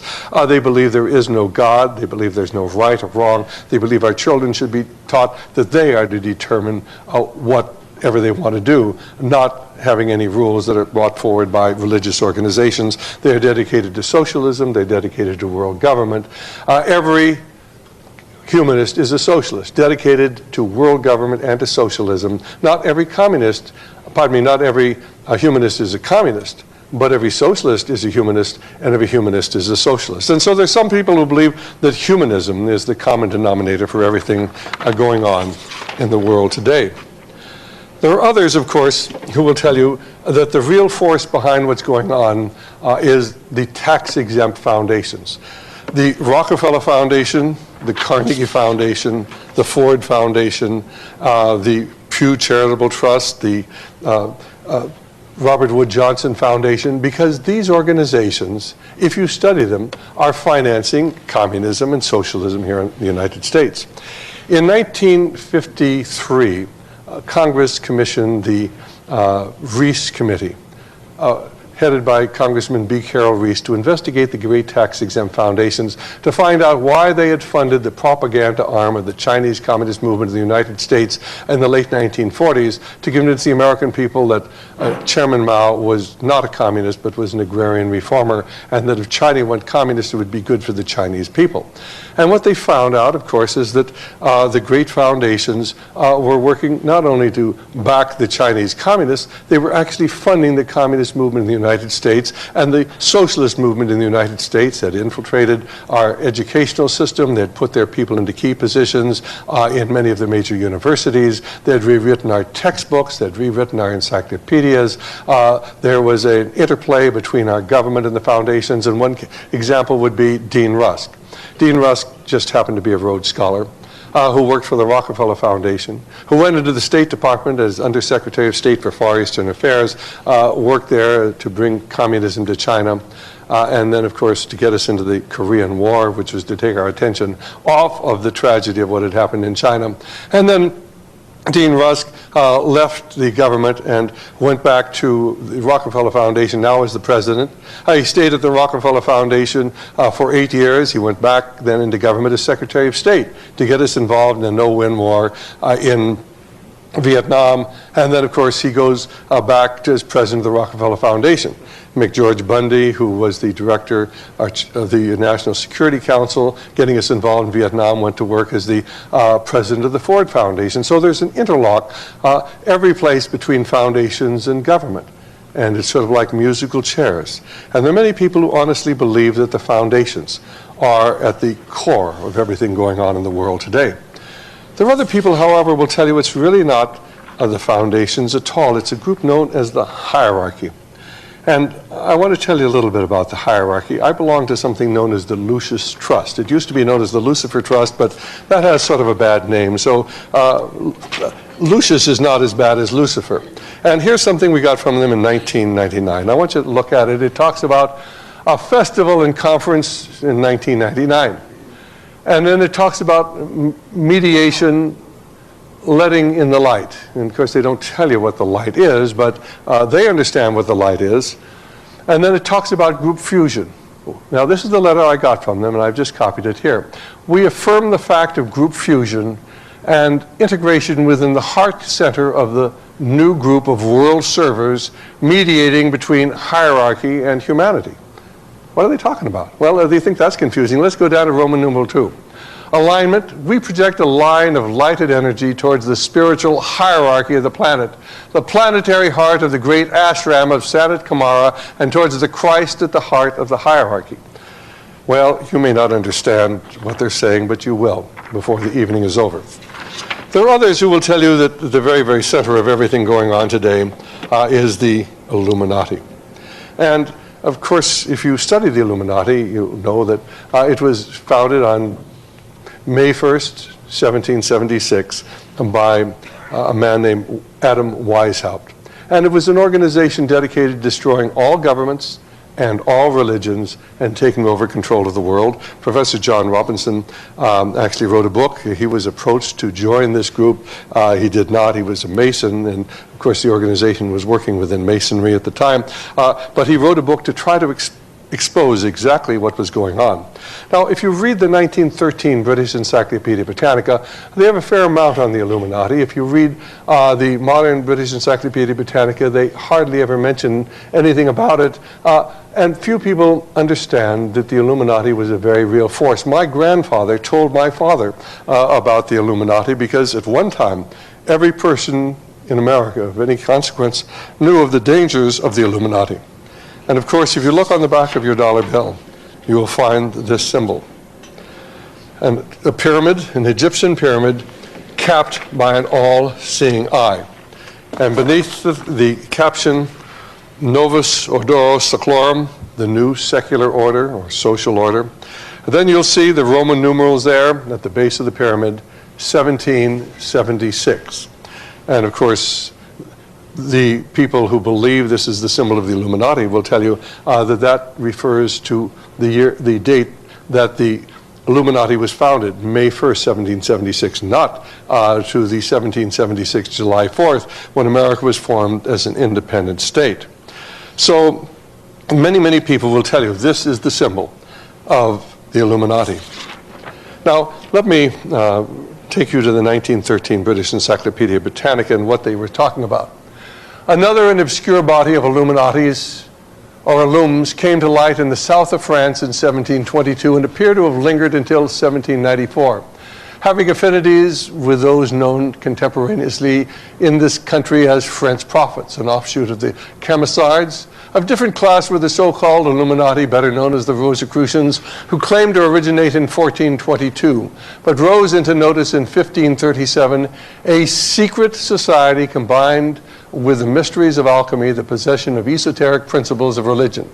Their positions are embodied in 3 anonymous treaties of 1614, a short-lived movement of Republican free thought to whose adherence the name Illuminati was given, was founded on May Day 1776 by Adam Weishaupt, professor of canon law at Ingolstadt and ex-Jesuit. The chosen title of this order or society was Perfectibilitas. Its members pledged to obedience to their superiors were divided into 3 main classes. The first included novices, Minervals, and lesser Illuminati. The second consisting of Freemasons, ordinary Scottish and Scottish Knights. The third of mystery class comprising 2 grades of priests and regent and of Magnus and of King. Relations with Masonic lodges were established at Munich and Freising in 1780. The order had its branches in most countries of the European continent, but its total numbers never seem to have exceeded 2,000. The scheme had its attraction for literary men such as Goethe and Herder, and even for the reigning dukes of Gotha and Weimar. Internal rupture preceded its downfall, which was effected by an edict of the Bavarian government in 1785. Later, the title Illuminati was given to the French Martinis, founded in 1754 by Martinus Pasqualis, and to their imitators, the Russian Martinis, headed after 1790 by Professor Schwartz of Moscow. Now, there have been many organizations known as Illuminati, but of course, the Illuminati that was founded by Adam Weishaupt infiltrated the Masonic lodges of Europe, where in large part it just disappeared because now it could remain secret and there'd be no way people could know what was happening. The Illuminati came to the United States in about 1790, and we know that by a speech that was given by Timothy Dwight, who was the grandson of Jonathan Edwards, who was the evangelist who led the first Great Awakening here in the United States. And so the Illuminati then entered the United States. Actually, George Washington actually disowned his Masonic membership because of his concern over the Illuminati and the occult influences that were coming into American Masonry at that time. There are people like Bill Schneebelen and Doc Marquis who have been at the higher echelons of these secret movements, because with Masonry, you do not simply have 32 or 33 degrees. As you'll learn very soon, there are other degrees of Masonry, for Masonry is truly a fraternity within a fraternity. Now, here is one of the more important books. It was written by a man who no one would accuse of being a conservative. His name is James H. Billington. He is currently the Librarian of Congress, and his book, Fire in the Minds of Men, is one of the great exposés of the world occult movement.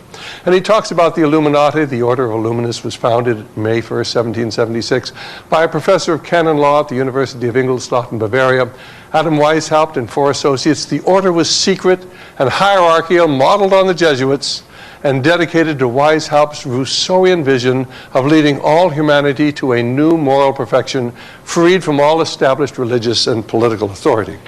Now, one of the more important things that Billington wrote in his book, Fire in the Minds of Men, and I wanted to bring this to you, he talks about the revolutionary faith was shaped not so much by the critical rationalism of the French Enlightenment, as is generally believed, as by the occultism and proto-romanticism of Germany.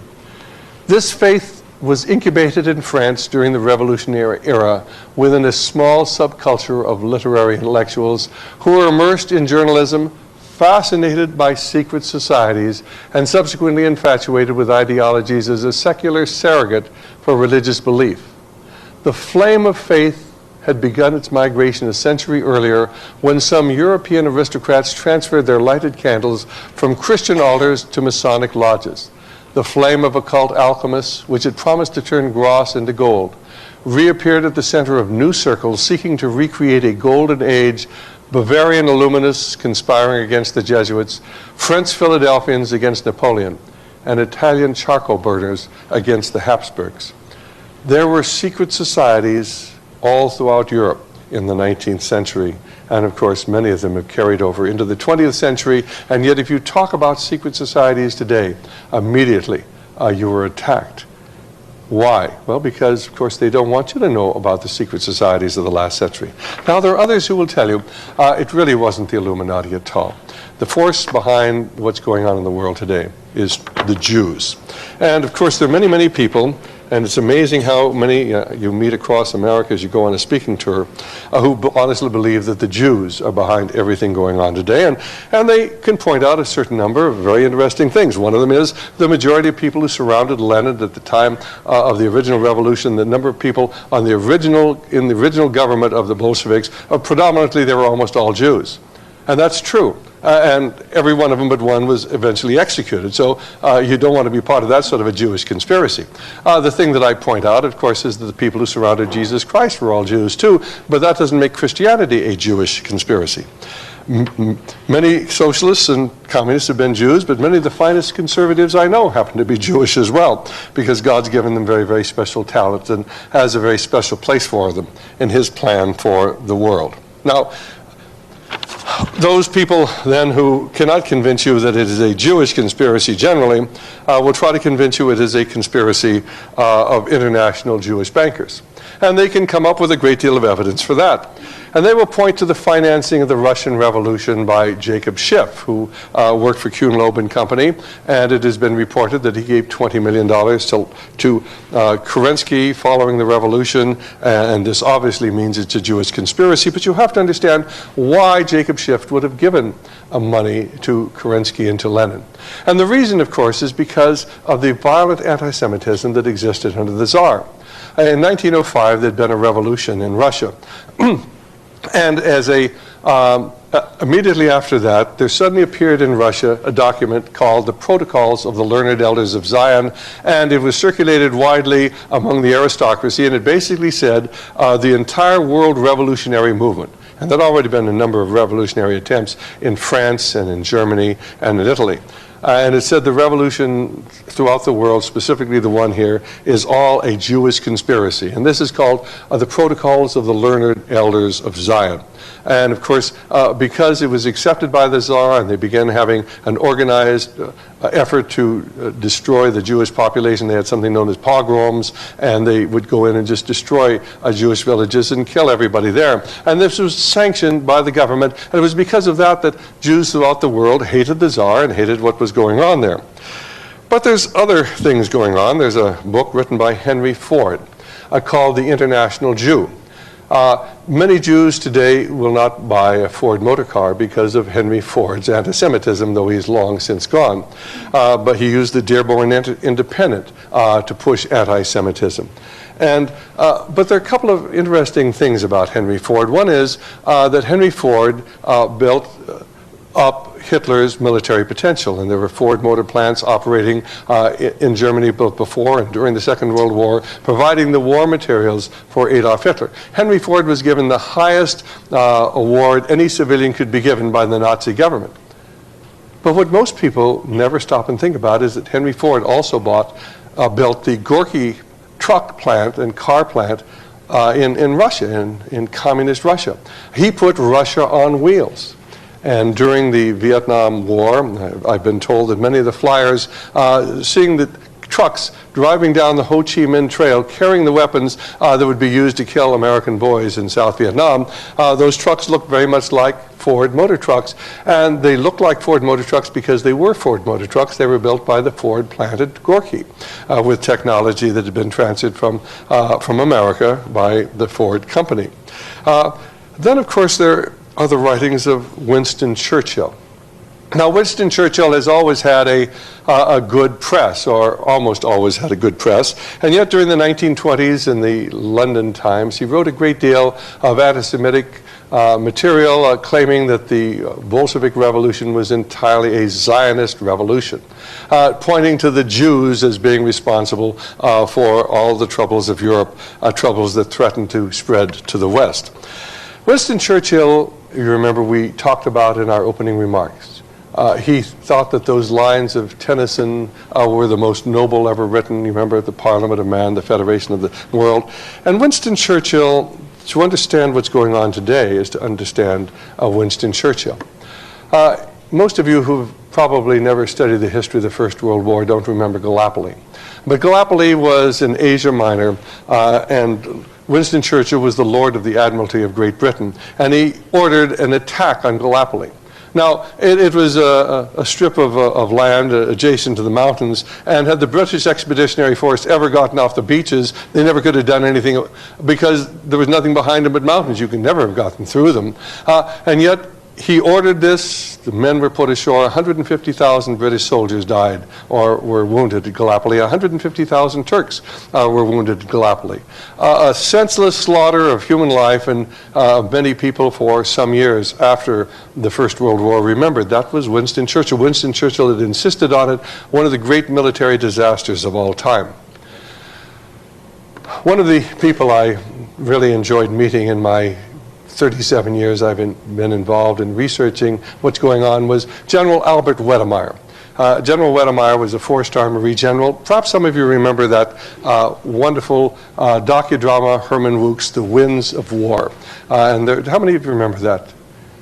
Basically, it was a story about an American general played by Robert Mitchum who was going to the White House to have dinner with Churchill and FDR. That, in real life, was General Albert Wedemeyer.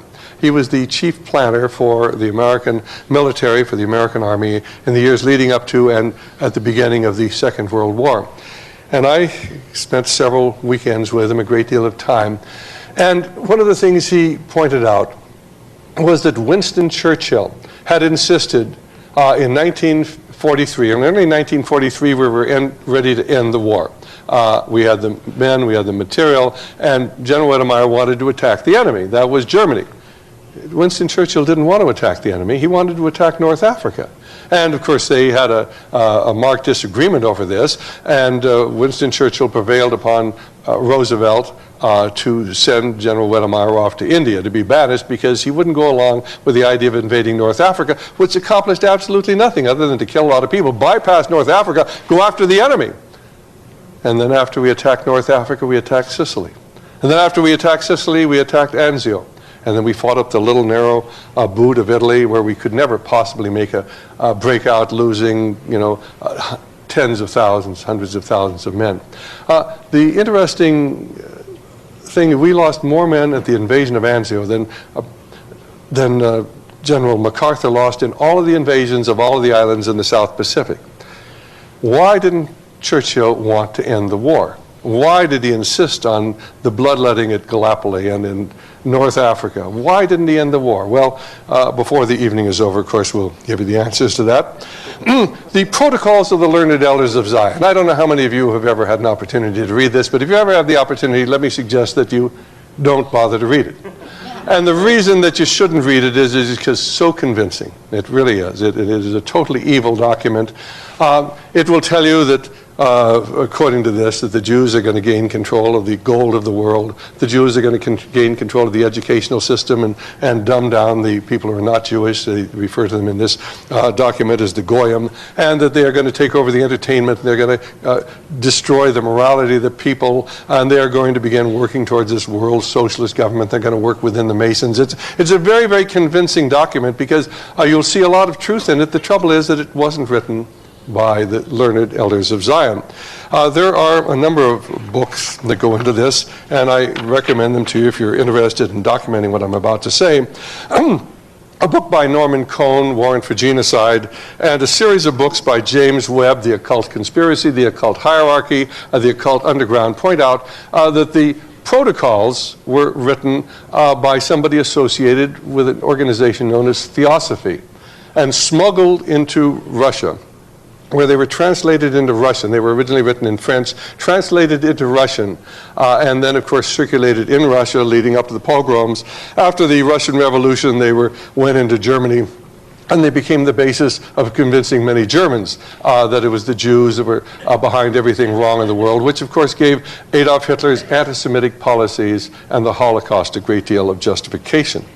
But one of the more interesting parts of the protocols, the story of the protocols, centers around a man named Colonel Edward Mandell House. And I talked to you about him a little earlier, and I showed you the letter that Franklin Delano Roosevelt had written to him in November of 1933. Actually, when I went through Colonel House's papers at Yale back in 1980 on several occasions, I came across this. This is the protocols of the meetings of the Zionist men of wisdom. It is, for all intents and purposes, a copy of the protocols of the learned elders of Zion, but it's different than any other translation because the wording is different, although the ideas are the same, the paragraphs are the same, the wording is different. It is a different translation than any that I know that's available in the West. And so where did it come from? I mean, the original one was in French, and of course then it went into Russian, translated into Russian, translated into English by a man named Victor Marsden, and circulated in America. And that is not this translation. This is a different translation. Now, Colonel House was very active in 1905 when this first went into Russia. Why did Colonel House leave this in his papers, knowing that someone in the future would find it and would comment on it? I've read a great deal about Colonel House. I've never once seen any mention of the fact that he left a copy of the protocols. He wrote a book in 1911. It was called Philip Drew Administrator. In that book, he laid out the plan for the establishment of a dictatorship in America using many of the ideas from the protocols of the learned elders of Zion. He wrote the book anonymously, and one of the things that he did was to leave a clue so that people would be able to figure out who wrote the book. But he would never admit that he was the author, at least until about 1920 or 21. He said, let's have a meeting at Mandel House. Well, his name was Edward Mandel House, so it was pretty clear who was actually had written the book. But he liked to do things like this. Colonel House had some very, very strange powers. He controlled the President of the United States. And people at that time were always curious, how was he able to control the President of the United States? A fascinating book, My First 83 Years in America, was written by Ambassador Gerard, who was the American ambassador to Germany during the Second World War. During the First World War. And Ambassador Gerard tells us that by 1915 the Germans wanted to end the war. You remember it started in 14 and went to 1918. But by 1915 the Germans, February 1915, they wanted to get this war over with. And of course it was accomplishing nothing. And so he was approached. He wrote to President Wilson and said, now's the time to enter negotiations. We can be the intermediary. We can bring peace, stop the war. And he doesn't get a letter back from the president. He gets a letter back from Colonel House that says, it's not time to stop the war. The British don't want to stop the war. And furthermore, all future correspondence between you and the president will come through me. And Ambassador Gerard writes in his book, I mean, where did this guy come up? Where did he come from? He was never elected. He was never appointed by the Senate. He has no standing at all. And yet he directs me that I can't contact the president who appointed me. I have to go through him. Colonel House and some of the books written at that time would go into a room and talk to people, and he'd maybe fix somebody and he'd begin talking to them, and after he had left, an idea would come into their mind, and that idea they'd think would be their own, and they'd begin acting on it, never realizing that it was Colonel House's idea. And the man who commented that never understood how this had come about. One of the more interesting things about Colonel House is his diary, and the reason I went to Yale is because I wanted to read his diary, and I had read all of the summaries of the diary, 4 volumes. I have the intimate papers of Colonel House written by Charles Seymour, but I was reading things that other people had written that had come from the diary that weren't included in what was available at that time for the diary in 1980. And so I went to Yale University and found out that the diary had been given to Yale in 1923. It had been covered a period from about, perhaps 1911 to 1923 on almost a daily basis. Colonel House kept this diary, and then he had a proviso that it would not be available for public scrutiny until 50 years had passed. So that was 1973, 1923, 1973 would be available. Immediately it was bought up by Times Mirror Company and copyrighted so it could be published, and then never published. And to this very day, it's never been published. When I was there in 1923, they allowed me to copy it because they were sure that it was going to be available, and printed at any time. Although they were going to put it on microfiche, and I don't know how many books you've ever read on microfiche, which is little transparencies you flash up on a screen. But one of the fascinating stories that they told, and Colonel House writes this, he said, I had lunch with Clemenceau. Now, Clemenceau was the Prime Minister of France. And this is about 1919 when they're working on the Treaty of Versailles. And Clemenceau was very worried about the communist revolution because the communists were saying, we are going to destroy the West, we're going to get revolutions in Europe, and we're going to overthrow capitalism. The communist leaders were saying this, Lenin was saying that. And so Clemenceau was saying, we better put these communists down before something happens. But Colonel House said and wrote, but I was able to convince Clemenceau that nothing could be done to put down the communists militarily. And then I had lunch with Orlando. He was the Prime Minister of Italy. And he had the same views. He wanted to do something about communism. I was able to convince him that we could do nothing about communism. And then he writes, I knew what I told them wasn't true. I knew with a small mercenary unit and a few battalions of artillery we could put down the communists, but I didn't want Clemenceau and Orlando to know that. Now, why would this man who was not a communist want communism to survive? It really, in many ways, doesn't make sense.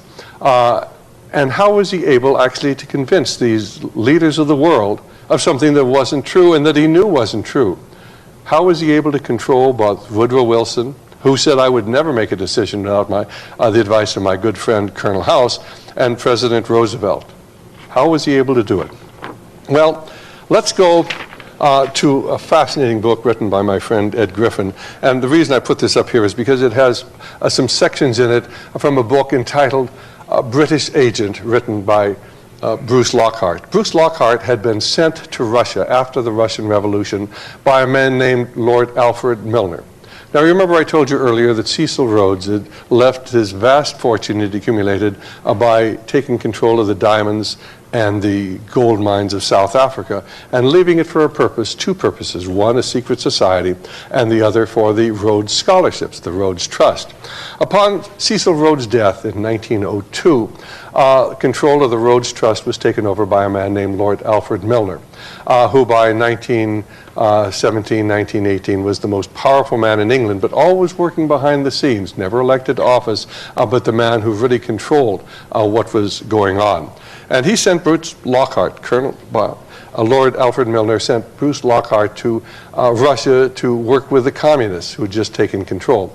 And of course, Lockhart writes that one of the strange things, he could never understand why it was that Lenin, the dictator of Russia, seemed to be so subservient and almost condescending, going along with anything that was suggested to him by American capitalists who were there. In fact, many of these seem to be related to the American Federal Reserve System. And he never understood why such things were going on. It didn't seem right that Lenin, the communist, would be so concerned working with the capitalists. And of course, there are a number of other books that were written at that time. One of them is the autobiography of Sir George Buchanan. Sir George Buchanan was the English ambassador to St. Petersburg, to Russia, at the time of the Communist Revolution. And in his biography, he has about 10 pages talking about these foolish people who are saying that the English had financed the Russian Revolution. And of course, he poo-poos the idea. But as you read what he has to say, you begin saying, well, gee, the French thought it happened, and this one and that one. And there's a great deal of evidence out there that the British were involved in financing the Russian Revolution to overthrow their ally in the First World War, which really didn't make sense because, of course, if Russia got out of the First World War, it would release the German troops from fighting on the Eastern Front so they could come to the West and kill more Britishers. But a lot of things in this whole story really don't make sense.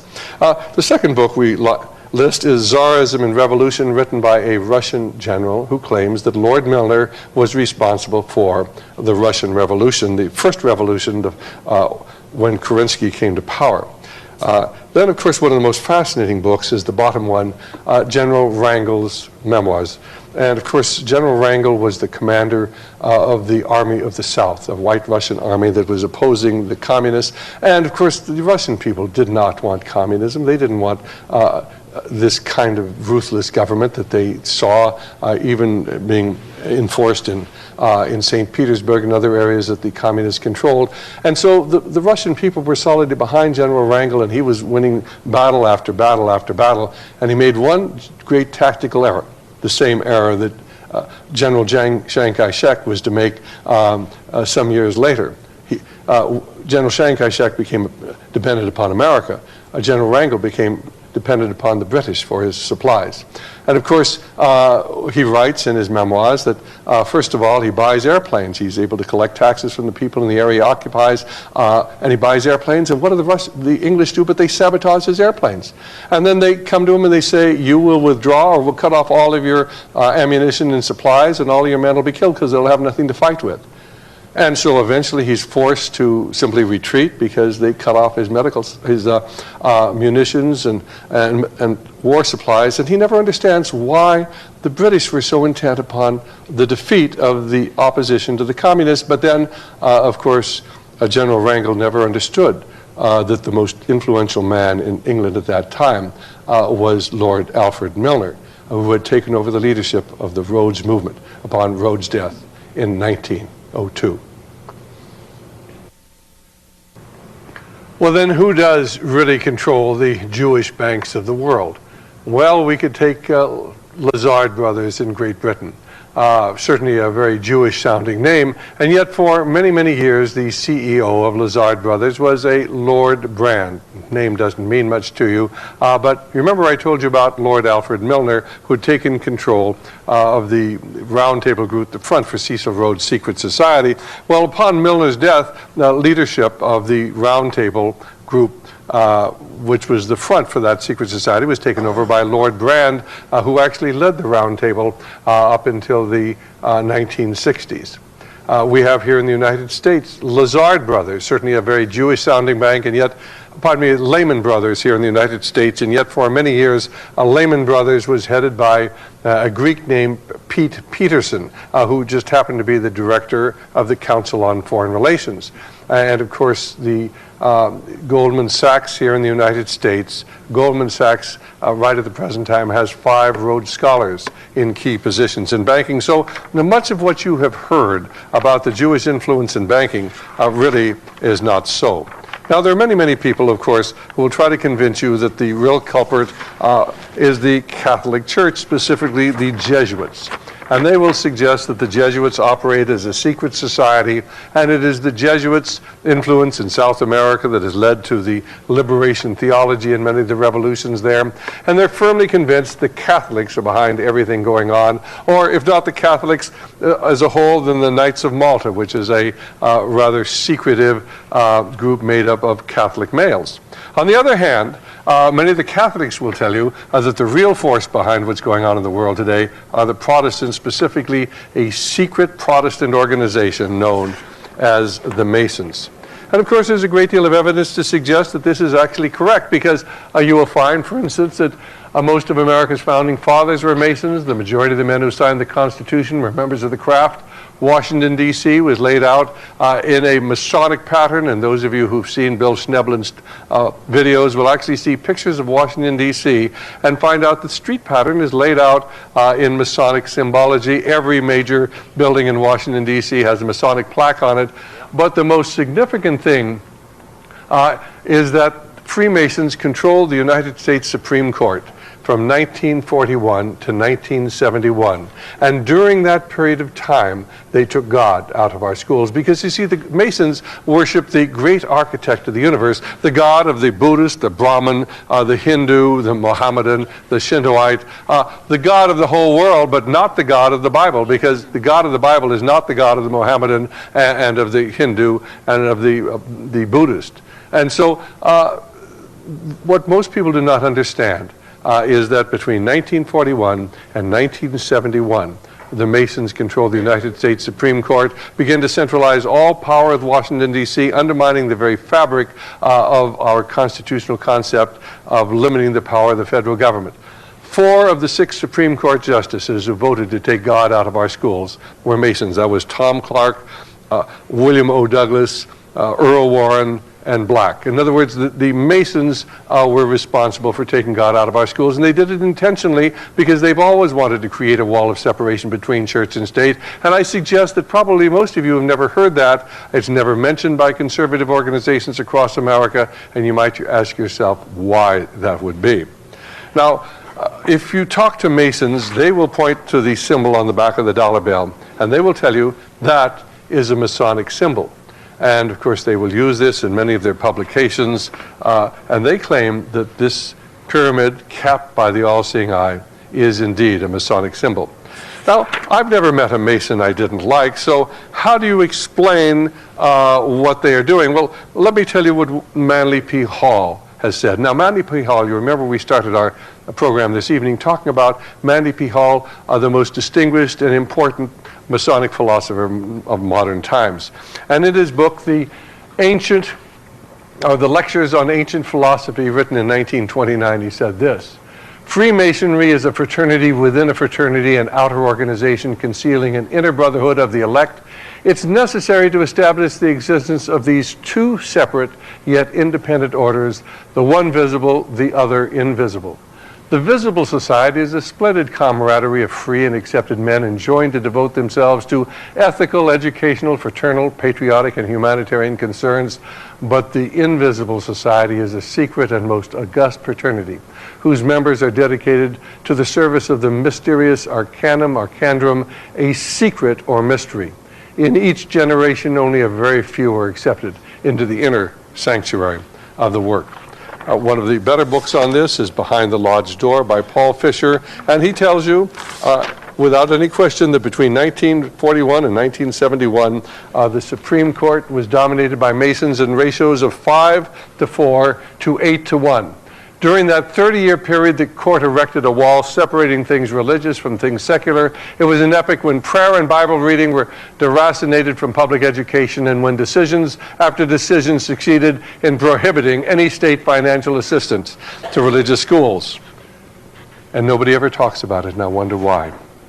Well, of course, the magazine that was put out by the Masons for many years was known as the New Age magazine. Some years ago, they stopped calling it New Age. They called it now the Shrine Journal, because there was another New Age magazine to denote a new movement within America called the New Age, or sometimes the Aquarian Conspiracy. This is a book about the Aquarian Conspiracy, about the New Age movement. You'll notice this logo on the front. If you look very carefully, you'll notice the 3 6s intertwined. And in that book, Marilyn Ferguson, who is dedicated to this purpose, tells us what it's all about. And she tells us that a leaderless but powerful network is working to bring about radical change in the United States. Its members have broken with certain key elements of Western thought. They may even have broken continuity with history. This network is the Aquarian Conspiracy. It's a conspiracy without a political doctrine, without a manifesto, with conspirators who seek power only to disperse it, and whose strategies are pragmatic, even scientific, but whose perspectives sound so mystical that they hesitate to discuss it. Activists asking different kinds of questions, challenging the establishment from within. She names among the people associated with this movement Zygmunt Brzezinski, who was actually recruited by David Rockefeller to organize the Trilateral Commission. There are others who would tell you the force behind what's going on today is truly the oligarchy, the crown heads of Europe, the Habsburg, the English monarchy, the Queen of the Netherlands, the King and Queen of Spain. And you remember that the latter two were part of the Club of Rome. So there seems to be almost a certain amount of incest in these various organizations. There are others who talk about the Priori of Sion, which is supposedly a secret society that traces its origins back to the Merovingian dynasties of the 5th and 6th century in southern France, outlined in a book called Holy Blood, Holy Grail, that basically says that there is a bloodline that flows through the monarchies of Europe, of royal bloodline that goes back to the House of David. Now, there are other people who say, well, the real force behind what's going on is something known as the Order of the Quest. And you may not have heard of this, but it's described in a book by Manly P. Hall entitled The Secret Destiny of America. Now, most of you may have wondered where the emblem on the back of the dollar bill came from, the pyramid capped by the all-seeing eye. Basically, it came from the back of the Great Seal of the United States. It was placed on the back of the Great Seal of the United States in 1782. And then kept there secretly, subsequently, until it was put on the back of the dollar bill in 1935 by a Masonic president at the behest of a Mason who was Henry Wallace, the Secretary of Agriculture at that time. But the understanding of the Great Seal is an understanding of the occult movement and its influence on America. Let me tell you what Manly P. Hall tells us about the Great Seal on the back, or the emblem on the back of the Great Seal of the United States. On the reverse of our nation's Great Seal is an unfinished pyramid to represent human society itself, imperfect and incomplete. Above floats the symbol of the esoteric orders, in other words, the secret orders. The radiant triangle with the all-seeing eye. There's only one possible origin for these symbols, and that is the secret societies which came to this country 150 years before the Revolutionary War. There can be no question that the Great Seal was directly inspired by these orders of the human quest, and that it set forth the purpose of this nation. Now let me explain to you what he is in essence saying, is that the occult organizations, the secret societies, came to America shortly after the Pilgrims arrived in about 1620. And the purpose of America was to bring about the New World Order. They were to use America to create Nova Ordo Seclorum, and that's exactly what's happening today. The power of America is being used to force all nations into the world government, and that's what you're seeing in Kosovo, why we are simply bombing the cities, destroying everything, and if you don't give in, why, of course, it'll be a good lesson to other people. And here's Manly P. Hall, the leading occult philosopher of modern times, essentially telling you that, and the symbol on the back of the Great Seal of the United States. This was written in about 1930 or so, long before it was even put on the back of the dollar bill. The seal on the back, the mark on the back of the Great Seal symbolizes that. There are others who will tell you that the force behind what's going on in the world today is the Rosicrucians. The Rosicrucians go back to the Knights of the Rosy Cross. They have to do with the Crusades. They came to the forefront in about 1400s. They tie into Gnosticism. I've interviewed them on my radio programs. They will tell you that the Bible is all right, but what you need is the secret behind the Bible, because that will give you the power. There are others who, of course, believe that the real force behind what's going on today is the Skull and Bone Society, an occult fraternity at Yale University. The people we usually associated with would be Prescott Bush, George Bush, and of course his son, George Bush Jr., who may well be the next president of the United States, is a Yale graduate, and I suspect he comes from the Skull and Bone Society. This is known as America's secret establishment. In Professor Sutton's book, he goes into the background of how all of these great families tie into what is referred to as the order: the Whitney family, Phelps family, Bundy family, Lord family, Rockefellers, Harriman, Weyerhaeuser family, Sloan, Pillsbury, Davison, Payne, Gilman, Wadsworth, Taft, Perkins, Stimson. Henry Stimson was the Secretary of War during the Second World War, member of the Council on Foreign Relations, wrote a book with a man named McGeorge Bundy. McGeorge Bundy was the head of the National Security Council when we got us into the Vietnam War. The two of them got together and wrote a book entitled On Watch, and of course both of them come from the Council on Foreign Relations. There are other people who believe what's going on today is really related to theosophy. And theosophy is a secret society that was created by Madame Blavatsky, Helena Petrovich Blavatsky, who was a Russian mystic, who organized a secret society in 1875. It has branches today in Wheaton, Illinois, headquarters, and in Ojai in California. And of course, this woman, who really did not have much of an education, wrote two of the most brilliant books. In fact, she didn't write them. They were channeled to her by a demonic spirit. One was The Secret Doctrine, the other was Isis Unveiled. And she recruited then into her organization people like Arthur Conan Doyle, who created Sherlock Holmes, William Stead, who you will hear more of shortly. Certainly her most famous disciple of the 19th century was a man named Thomas Edison, who would begin to meditate. And this is what you're taught to do when, of course, you're dealing with the occult, and come up with great ideas like the electric light, the ticker tape, the phonograph, the motion pictures. All of these were things that Thomas Edison created, and we look upon him as this great genius, and he was a great genius, but he had mystical forces. He was a dedicated disciple of Madame Blavatsky.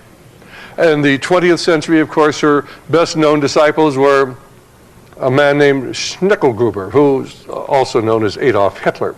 And of course, he regularly read the secret doctrine. This is where he got his mystical force, his ability to control men, to hold crowds transfixed for hours, standing there in front of the chancellery as he would address them, and his ability to dominate and control so many people. Another very, very famous disciple of Madame Blavatsky was Margaret Sanger, who created Planned Parenthood, which is still working to getting hundreds of millions of dollars every year to push their population control, eugenic programs throughout the world. Both Adolf Hitler and Margaret Sanger were dedicated to racial purity, believing that the black races and brown races and red races and yellow races were all inferior.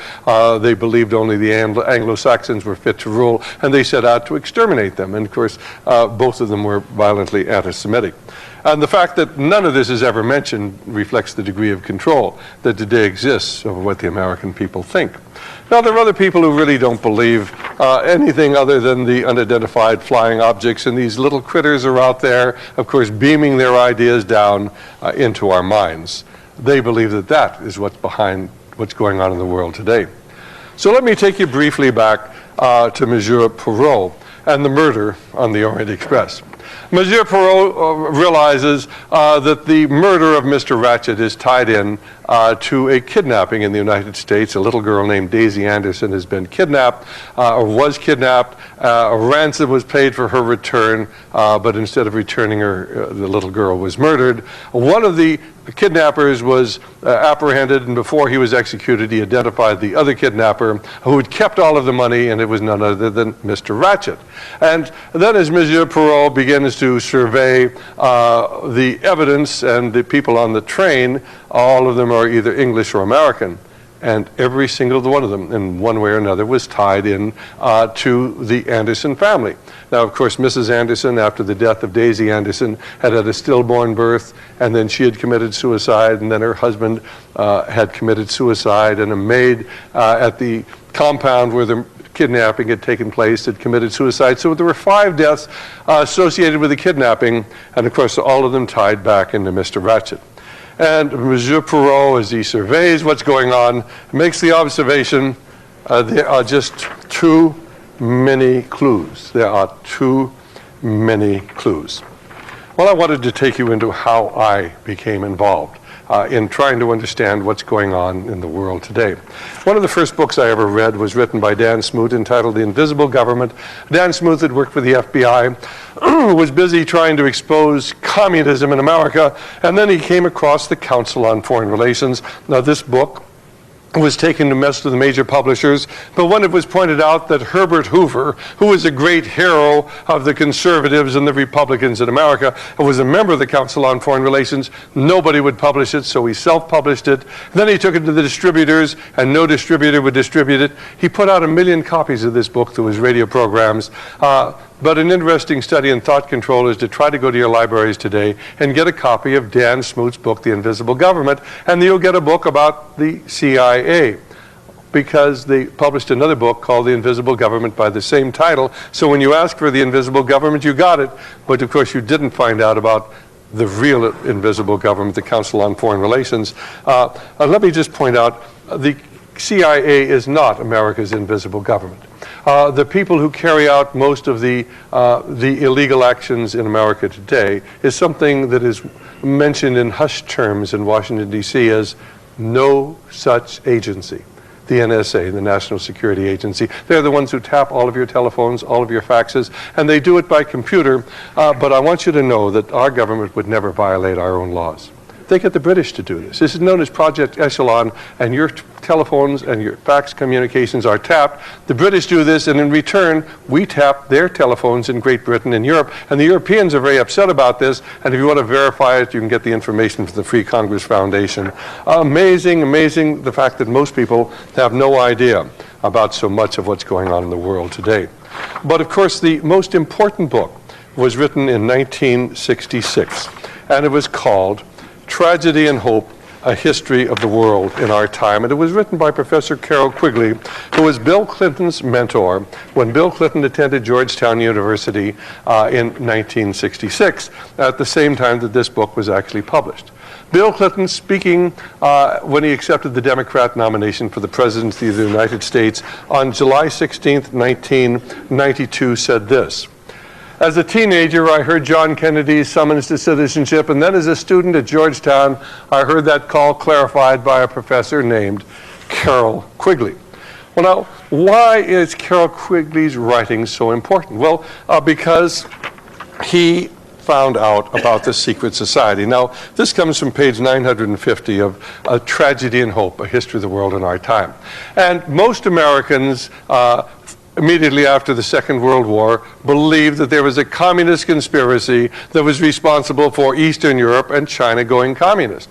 And the question was asked, are the communists working at the upper echelons of our government? And Professor Quigley answers that question. Now, this is 1966.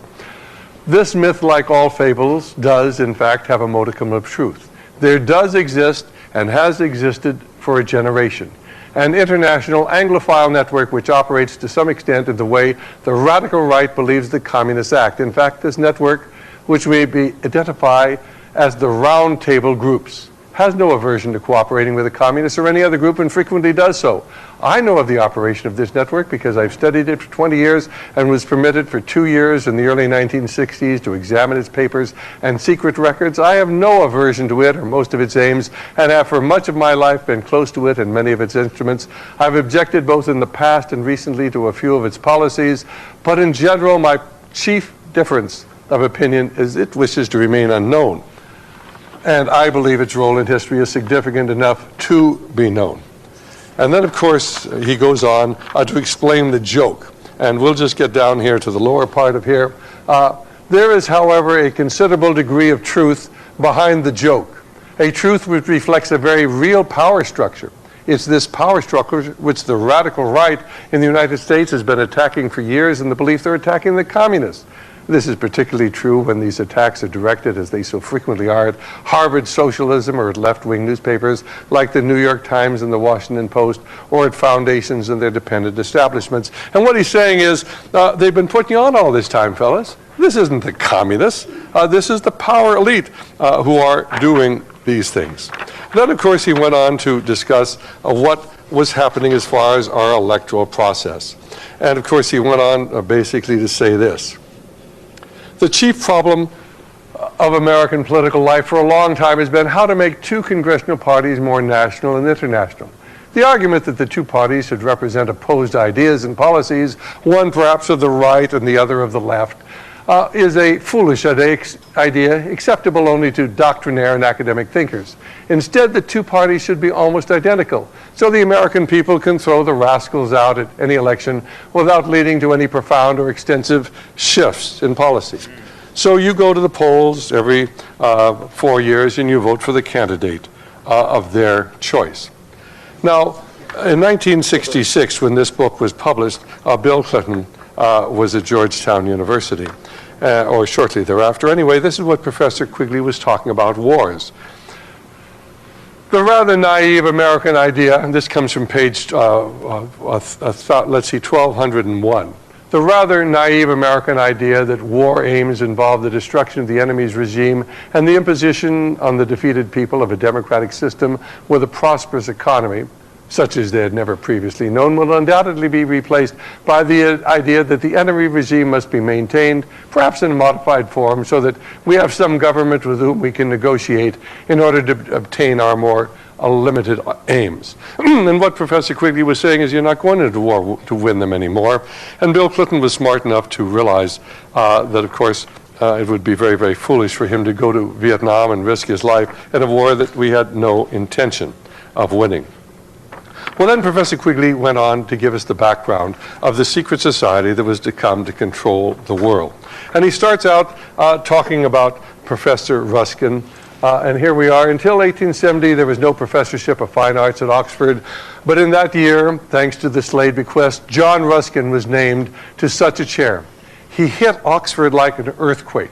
Not so much because he talked about fine arts, but because he talked also about the empire and England's downtrodden masses, and above all, because he talked about all three of these things as moral issues. And then let's get down to this level here. Ruskin's message had a sensational impact. His inaugural lecture was copied out in longhand by one undergraduate, Cecil Rhodes, who kept it with him for 30 years. Rhodes feverishly exploited the diamond and gold fields of South Africa, rose to be Prime Minister of the Cape Colony, contributed money to political parties, controlled parliamentary seats both in England and South Africa, and sought to win a strip of British territory across Africa from the Cape of Good Hope to Egypt, and to join these two extremes together with a telegraph line and ultimately with a Cape to Cairo railway. And of course, one of the things they did is they created the Boer War. They created it to begin to consolidate South Africa so that they could run their rail lines and their telegraph line from the Cape to Cairo. Well, of course, Rhodes died before the war was ever completed, and Lord Milner then went ahead with this. Professor Quigley goes on to tell us how the Council on Foreign Relations, America's Invisible Government, came about. This is on page 952. And he's talking about how, first of all, the Round Table is the front group for the secret society, and then the front group for the Round Table, because you have, like an onion peel, you have layers within layers within layers. The front group for the Round Table was the Royal Institute of International Affairs. Had its nucleus in each existing submerged roundtable group. Now, there's a roundtable group in every Commonwealth country, Australia, New Zealand, South Africa, Canada, or Great Britain itself. In New York, it was known as the Council on Foreign Relations. It was a front for J.P. Morgan and Company and the small American roundtable group. There was a roundtable group here. You had people like Thomas Lamont in it, Nancy Astor. You had people here like Walter Lippmann, the great commentator. He was a great commentator because he was part of the secret society, and they pushed him as the great pundit who everybody would have to listen to. So the Council on Foreign Relations became America's invisible government. And the fact that most people don't realize that simply shows how powerful they are. They today control both the liberal and conservative media. They control all of our television networks. They control most of our major magazines. They control publication. They control distribution of books. They control what the American people think. Now, this is really rather interesting because here they're really talking about the financing of communism in the United States. And let's just go down here to the last paragraph. Who finances the communists in the United States? The last paragraph at the bottom, the chief evidence, however, can be found in the files of HUAC, the House Un-American Activities Committee, which shows that Thomas Lamont, and he is a senior partner in J.P. Morgan and Company, his wife Flora and his son Corliss as sponsors and financial angels of almost a score of extreme left organizations, including the Communist Party itself. Do you really think the communists in Russia have enough money to fund the Communist Party? Oh, they may have been sending some money over, but most of the money, of course, was coming from the great financiers in the United States, because we had to have an enemy to keep the conservatives, the foolish right-wingers in America, from understanding what was really going on. And then, of course, Professor Quigley tells us on page 866 what is going to happen. Regardless of the outcome of the situation, it's increasingly clear that in the 20th century, the expert will replace the industrial tycoon in control of the economic system, even as he will replace the democratic voter in control of the political system. This is because planning will inevitably replace laissez-faire in the relationship between the two systems. Hopefully, the element of choice and freedom may survive for the ordinary individual, in that he may be free to make a choice between two opposing political groups, even if these groups have little policy choice within the parameters of policy established by the experts. In other words, you can vote for whoever you want to, but it doesn't make any difference because the same policy is going to be going on. And he may have the choice to switch his economic support from one large unit to another. But in general, his freedom and choice will be controlled within very narrow alternatives by the fact that he'll be numbered from birth and followed as a number throughout his educational training, his required military or public service, his tax contributions, his health and medical requirement, and finally retirement and death benefits. Little wonder that somebody bought up Macmillan Company and destroyed the plates of this book, because the last thing they really wanted was anybody to understand what was going on in America. He talks about banking. This is page 325. this power of the Bank of England and its governors was admitted by most qualified observers. And he says in January of 1924, Reginald McKenna, who had been a Chancellor of the Exchequer in 1915-16, as chairman of the board of Midland Bank, told its stockholders, "I'm afraid the ordinary citizen will not like to be told that banks can and do create money. And they who control the credit of the nation direct the policy of the government and hold in the hollow of their hands the destiny of the people."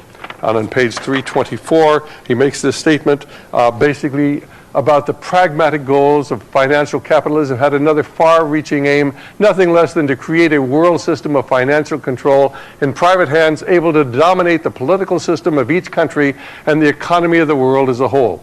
This system was to be controlled in a feudalistic fashion by the central banks of the world, acting in concert by secret agreements arrived at in frequent private meetings and conferences. The apex of the system was to be the Bank for International Settlements in Basel, Switzerland, a private bank owned and controlled by the world's central banks, which were themselves private corporations. Each central bank in the hands of men like Montague Norman of the Bank of England, Benjamin Strong of the New York Federal Reserve Bank, Charles Rist of the Bank of France, Hymar Schacht of the Rice Bank, sought to dominate its government by its ability to control treasury loans, to manipulate foreign exchanges, to influence the level of economic activity in the country, and to influence cooperative politicians by subsequent economic rewards in the business world. In other words, the best politicians that money can buy. And then, of course, he goes on to tell how these people backed Adolf Hitler, encouraged Adolf Hitler at every turn. But these are the sort of things that the public weren't supposed to understand. They were to think that Adolf Hitler just sort of came out of no place.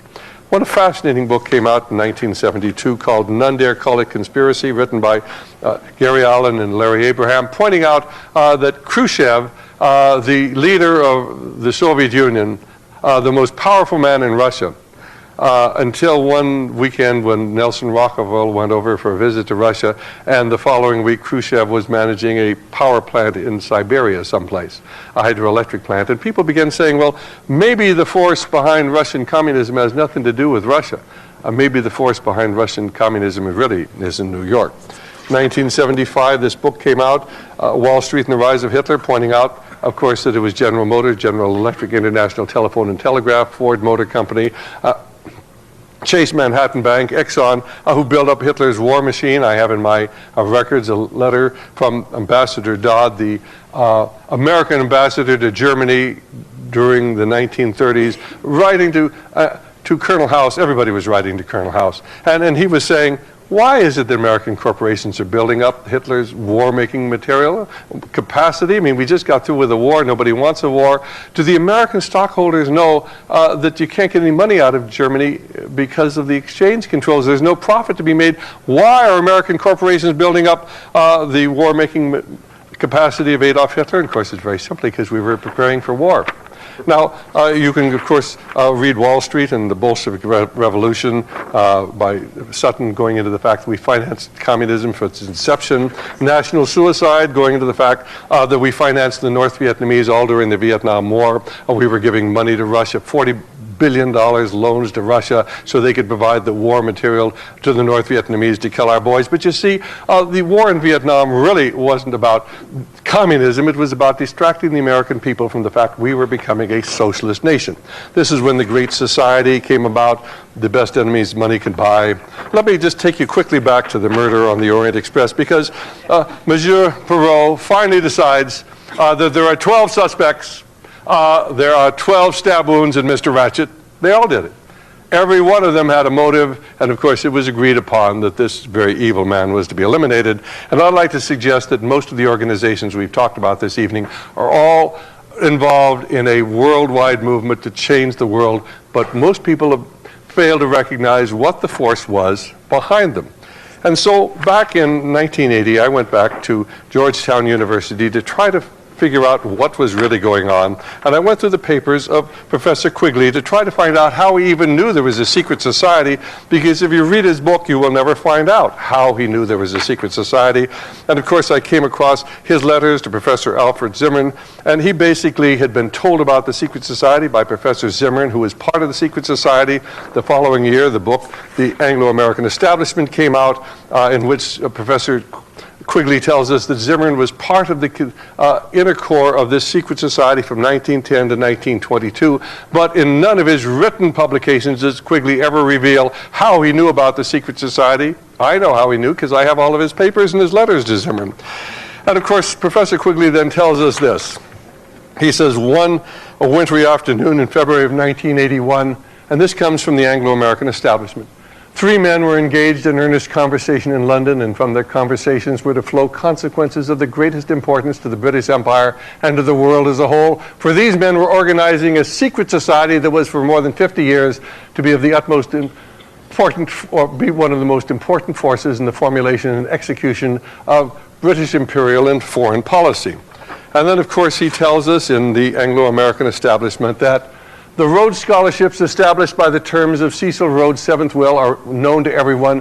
What is not so widely known is that Rhodes in 5 previous wills left his fortune to form a secret society which was to devote itself to the preservation and expansion of the British Empire, and what does not seem to be known to anyone as that this secret society was created by Rhodes and its principal trustee, Lord Milner, and continues to exist to this day.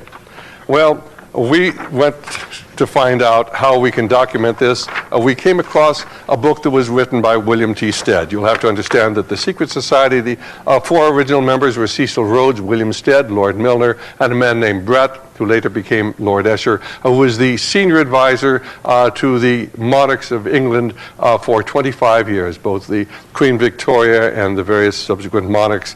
And so the monarchy of Great Britain was in the hands of the secret society. Stead was eventually thrown out of the secret society, and so he was quite willing to write about it. In his diary, he discussed it, and this comes from the book, The Letters of William T. Stead by Francis White. And here he talks about he's describing what actually happened. Stead is telling about it because he's one of the only people who ever came out of the society and was actually thrown out of it. The talk centered presently upon the secret society of the elect. Rhodes liked that word. Who were to bind themselves to work for the British Empire in the way in which the Jesuits worked for the Church of Rome. And then he tells us, and let's just take the bottom paragraph here. I telegraphed for Brett, who came 2 hours later. We had a long talk, the net upshot of which the ideal arrangement would be, so far as we could see, Rhodes, the general of the society, Stead, Brett, Milner to be the hunter of 3. After Rhodes, Stead to be general, with a third, possibly Rothschild in succession behind them, manning the booths, Little Johnston, Albert Gray, Arthur Balfour. Remember the name Arthur Balfour because it was a clue to what Professor Quigley missed. Now, among Professor Quigley's papers, we found Rhodes' Confession of Faith. We have the original, and it's available to any of you who would like to see it, at least the original copy that Professor Quigley had gotten from Milner, who had gotten it from the Rhodes House at Oxford. But this is what Rhodes wrote. In the present day, I become a member of the Masonic order. I see the wealth and power they possess, the influence they hold, and I think over their ceremonies, and I wonder that a large body of men can devote themselves to what at times appears the most ridiculous and absurd rites without an object and without an end. The idea gleaming and dancing before one's eyes like a will-o'-the-wisp at last frames itself into a plan. Why should we not form a secret society with but one object, the furtherance of the British Empire, for bringing of the whole uncivilized world under British rule, for the recovery of the United States, for the making of the Anglo-Saxon race, but one empire? Well, what of course really has been missed is the fact that Rhodes himself had gone into Masonry. And then, of course, William Stead, who was one of the 3 original members of the society, was not only into spiritualism, he was a disciple of Madame Blavatsky. And so we begin to see the occult foundations of this organization that Rhodes was creating.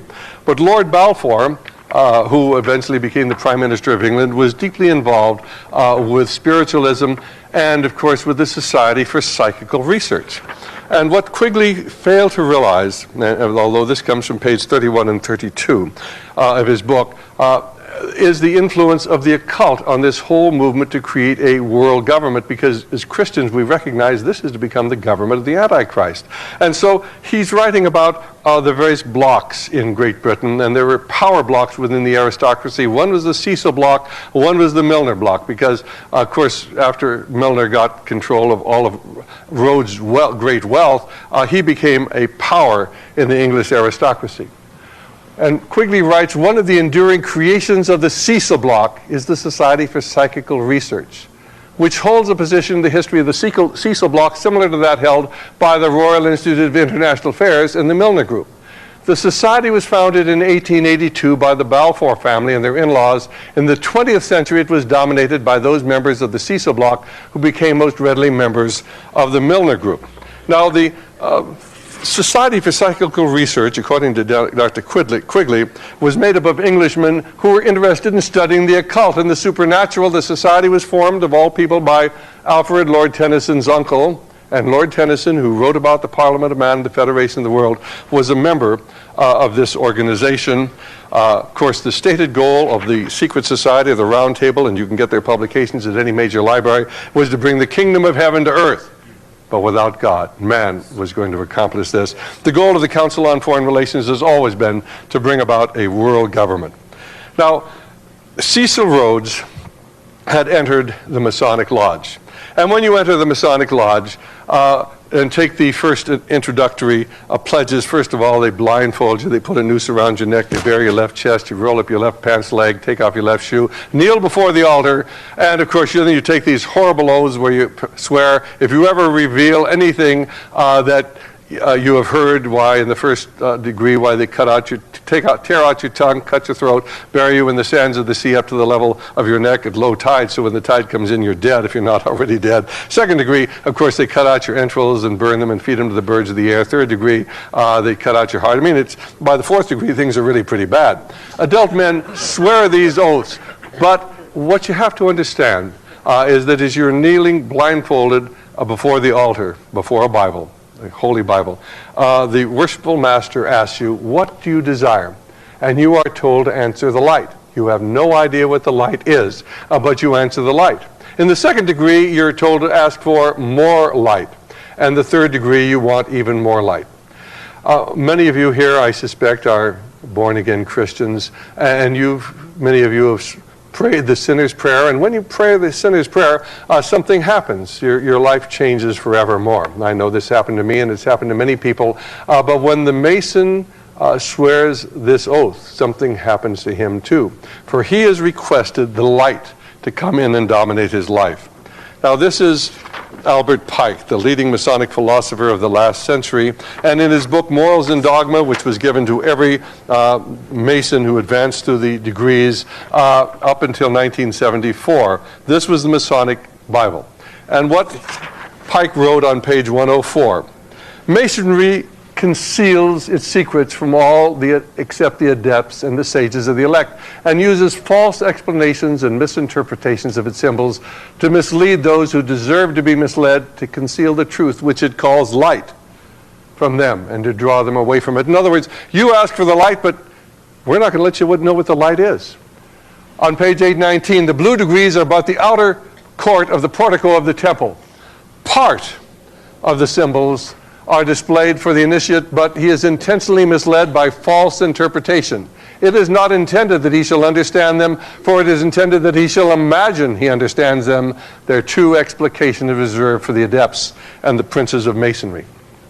He goes on to tell us that on page 722, if you desire to gain admission to the sanctuary, we have said enough to show you the way. And if you do not, it's useless for us to say more, as it has been useless for us to say so much. On page 781, he tells you, if you reflect, my brother, you will no doubt suspect that some secret meaning was concealed in these words. But what's the secret meaning? On page 219, the right raises a corner of the veil, even in the degree of apprentice, for there declares that Masonry is a worship. So what are they worshiping? Well, on pages 839 and 840, of Morals and Dogma, and I'm just going to take the bottom paragraph because this is the important one.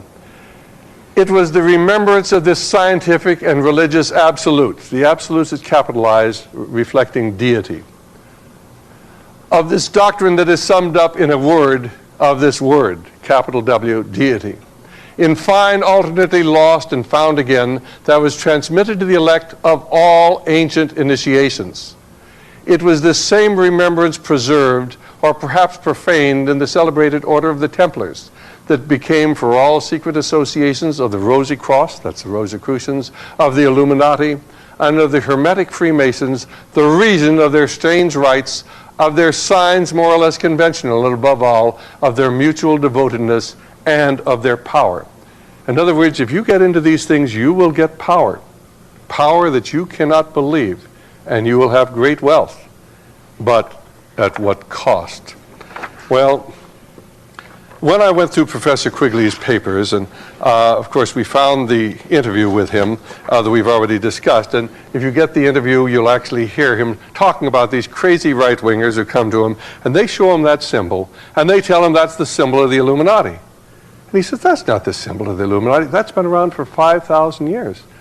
That's the symbol of the mystery religions of antiquity, and that's what it really is. This is the symbol of the mystery religions of Persia and Babylon and Egypt.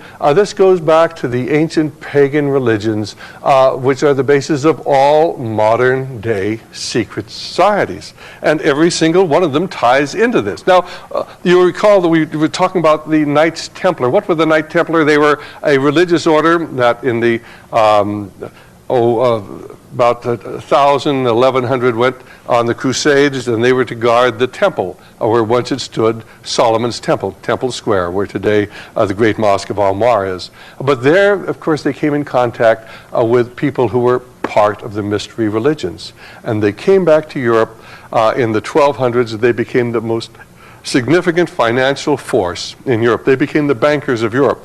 And using a fractional reserve banking system, all of the monarchies of Europe became indebted to them, just as governments today spend more than they have. So in those days, they spent more than they had, and the Templars dominated what was going on. But, of course, then it was discovered that the Templars were Luciferian, and Jacques de Molay, their leader, was burned at the stake in the early 1300s.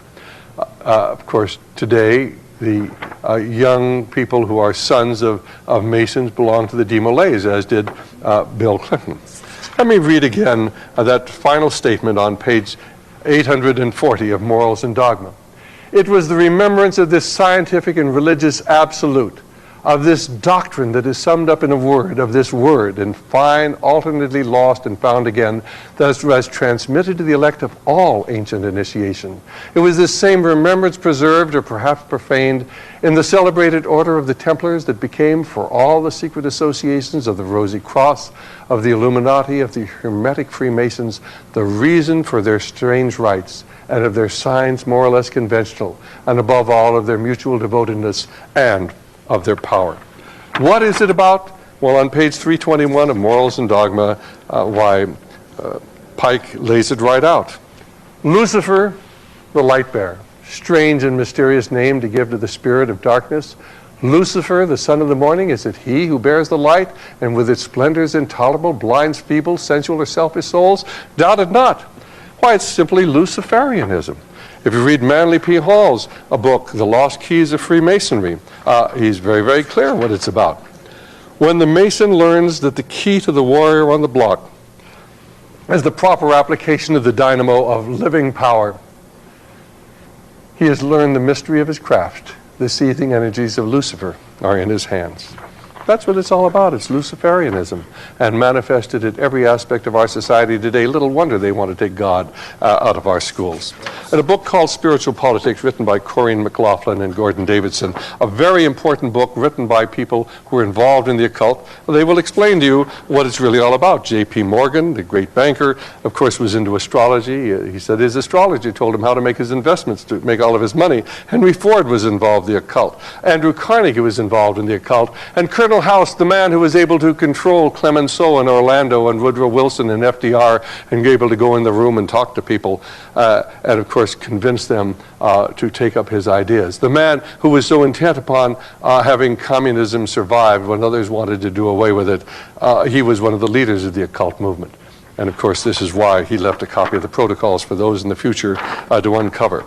And so we begin to see these patterns unfolding. Let me read again what Manly P. Hall said, because this is so important. When the Mason learns the key to the warrior on the block is the proper application of the dynamo of living power, he has learned the mystery of his craft. The seething energies of Lucifer are in his hands. You can read the book of Revelation by Barbara Marx Hubbard. The original manuscript was actually been somewhat altered. This book you can get at bookstores today. It tells about the coming horror that is going to occur in the mass extermination of people. This book was published by the Lawrence Rockefeller Fund for the Enhancement of the Humanities, but in the original text, which we have, she says this. Now, this book is channeled to her, and she readily admits that by what she calls the Christ light, but I believe is the demonic spirit. And she is rewriting the book of Revelation so you, if you are an occultist, can understand it. She quotes Revelation 6:8, and I looked, and behold, a pale horse, and his name that sat on him was Death, and hell followed with him, and power was given unto them over a fourth part of the earth, to kill with the sword, and with hunger, and with death, and the beasts of the earth. And then she goes on to say, out of the full spectrum of human personality, 1/4 is electing to transcend with all their heart, mind, and spirit. 1/4, however, is resistant to election. They were unattracted by life ever evolving. Their higher self is unable to penetrate the density of their mammalian senses.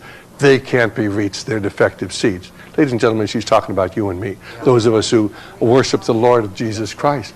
Now, as we approach the quantum shift from creature human to co-creative human, the destructive 1/4 must be eliminated from the social body. Fortunately, you, dearly beloveds, are not responsible for this act. We are. We are in charge of God's selection process for planet Earth. He selects, we destroy, for we are the riders of the pale horse, death. Let's go on and just point out that this is a book written in about 1900 by Rudyard Kipling, and all of his books at that time had the swastika on the front. Remember, he wrote the eulogy to Cecil Rhodes. Of course, he himself was involved in the occult. That's an occult symbol. That's why Adolf Hitler used the swastika, because it was an occult symbol. Of course, Harry Truman, who gave China and Eastern Europe to the communists, was a 33rd degree Mason. Winston Churchill, who insisted on the invasion of Gallipoli and of North Africa to create the carnage that would justify a world government, was a Druid, entered the Druids in 1908, was a 3rd degree Mason, and that's why he got along so well with FDR. J. Edgar Hoover, who was in office. It didn't really matter whether the Democrats or Republicans were there. He was always in office. He was a 33rd degree Mason. That's how you get ahead in government. Let me take you to the material I gave you a little earlier from the Lucis Trust. And you remember I showed you this page before, where they were talking about meditation, letting in the light. Well, now you can know what the light is. Light is Lucifer. Let's go down to the second Roman numeral, alignment. We project a light of lighted energy towards the spiritual hierarchy of the planet and the planetary heart, the great ashram of Sanat Kumara. Who is Sanat Kumara? We'll just change the letters around. It's Satan, of course. I mean, they're so openly and so blatant about it, but most people don't understand. Where does communism fit in this whole scenario? Well, Reverend Richard Wurmbrand was a Protestant minister living in Romania. He was arrested, put in prison, and tortured for 14 years to break his faith. Many of the ministers who were with him, of course, eventually broke. Many of them died in prison. When he finally got out of prison, he couldn't understand why they didn't just put him in prison. Why did they want to break his faith? And so he began to study Karl Marx. And of course, what he found out that Karl Marx, contrary to everything you've ever been led to believe, was not an atheist. And Karl Marx did not believe in socialism and communism. He was a Satanist, and he realized that socialism would destroy Western Christian civilization, which he hated. And that's why he embraced it, as did Proudhon and Bakunin and all of the other leading socialists at that time. They weren't socialists. They embraced socialism to destroy America. Of course, here you'll see the emblem of the Trilateral Commission. You look very closely, you'll three sixes joined together by an upside-down broken cross. the Trilateral Commission created by David Rockefeller and Zygmunt Brzezinski. We started our discussion today with a poem from James Russell Lowell. And I want to give you the full text of that because it really lays out what this battle is all about. Once to every man and nation comes the moment to decide. In that strife of truth with falsehood for the good or evil side. Some new cause, some new Messiah, offering each the bloomer bright. And the strife goes on forever twixt the darkness and the light. Then decide with truth is noble, and to share her wretched crust, ere her cause brings fame and fortune, and 'tis prosperous to be just. Then it is the brave man chooses, while the coward stands aside, until the multitudes make virtue of the faith they had denied. By the light of burning martyrs, Christ, thy bleeding feet we track, toiling up new Calvaries ever with a cross that turns not back. Though the cause of evil prospers, yet his truth alone is strong, though her portion be the scaffold and upon the throne be wrong. But that scaffold sways the future, for in the dim unknown standeth God within the shadows, keeping watch above his own. And that's what it's all about. Martin Luther understood this battle when he wrote that great hymn that we used to sing in church. We don't sing it anymore. A mighty fortress is our God, when he said, for still our ancient foe doth cease to worketh woe. His power and craft are great, and armed with cruel hate on earth is not his equal. And St. Paul understood it in Ephesians 6:11 when he wrote, for we wrestle not against flesh and blood, but against principalities, against powers, against the rulers of the darkness of this earth, against spiritual wickedness in high places. And the devil understood it because on the Mount of Temptation he said to Jesus Christ, if you'll simply fall down and worship me, all of these kingdoms on earth can be yours. But unfortunately, the modern church doesn't understand it. And our ministers tell us, you're not to be involved in anything. Why, Romans 13 will tell you that if you oppose what's going on in the world today, of course, you're opposing the will of God. Now, at the beginning of this program, I put on the screen this emblem. And I want to tell you what it is. It appears at the top of page 839 of Morals and Dogma. And you will see the compass and the square. Here's the compass, here's the square, Masonic symbols. Man and woman join together in one body. When they join together, of course, they create life, just as God does. You see the symbols of men and women. On the opposite side, you see modified swastika and an altered cross. You see the symbols of light above, the sun and the moon, always symbols of light and of the occult movement. But you see where their feet are standing. While they're standing on the dragon, who is Lucifer, which of course overshadows the world.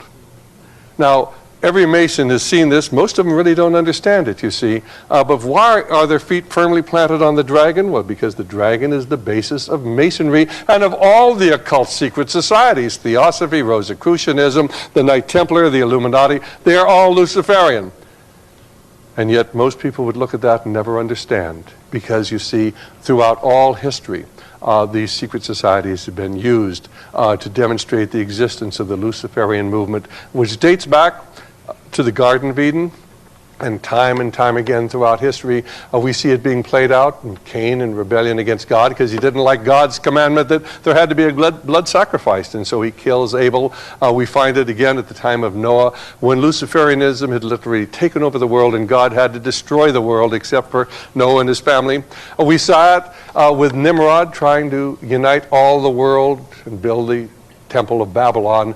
We see the evil taking control in Sodom and Gomorrah. They had to destroy that completely. You hear that Joshua was told he was to kill everyone in Jericho. Why? Why? Because they were sacrificing their children to the gods, and this is one thing God could not tolerate. Only Rahab and her family were spared. They were to kill every living thing in Jericho because the evil had taken hold. But the tragedy is that evil has taken hold of our land today. And America is being used to push this world government on all the rest of the world. This is what Desert Storm was about. This is what Kosovo was about. This is what Vietnam was about. This is what Korea, the First World War, the Second World War, all to bring about this world government. Well, now you know the secrets that have been concealed for people for so long. And of course, we hope that you will become educated, begin to educate others to understand that we are not involved in a political battle, we're not involved in an ideological battle, we're not involved in a cultural war. We're involved in a spiritual war that is being fought on a political and ideological and cultural battlefield. And it is our job to be involved and to educate people as to what is happening. It was in 1838 when Abraham Lincoln addressed the Lyceum in Springfield, Illinois, and he said this: "At what point should we expect the approach of danger? By what means should we fortify ourselves against it? Should we expect some transatlantic giant to step the ocean and crush us with a blow? Never. All the armies of Europe and Asia and Africa combined could never by force take a drink from the Ohio or make a mark on the Blue Ridge, not in a trial of 1,000 years. That at what point should we expect the approach of danger? And I answer, if it ever reaches, it must spring up among us. It can never come from abroad. If destruction be our lot, we ourselves must be its authors and its finishers. As a nation of free men, we shall live on through all time, or die by suicide." And ladies and gentlemen, we're dying by suicide today. Let me close with that quotation which is engraved in the marble behind Thomas Jefferson's statue in the Jefferson Memorial in Washington, D.C. "God, who gave us life, gave us liberty. But can the liberty of a nation be secure when the conviction has been forgotten that liberty is the gift of God? I tremble for my country when I reflect that God is just, and his justice cannot sleep forever." Our job, first of all, is to pray as if it's up to the Lord, and then to work as if it's up to us, to educate people and to bring the truth to as many people as we can in the time that we have left. Let me thank you for your attention and for being such a good audience. God bless you.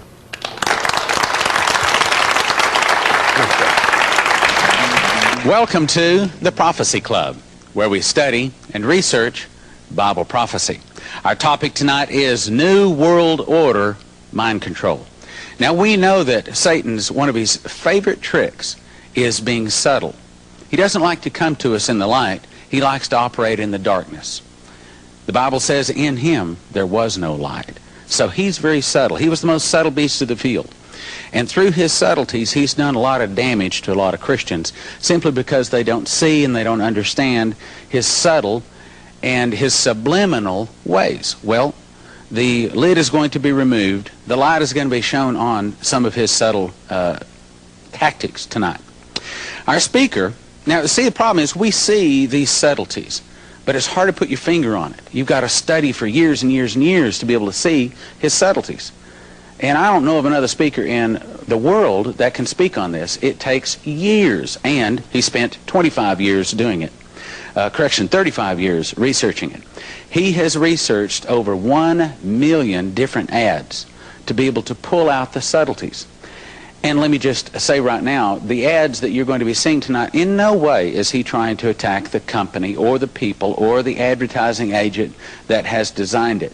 What he's trying to show is that there is a thread of evil running through almost everything in this world, okay? He is a favorite on talk shows all across America.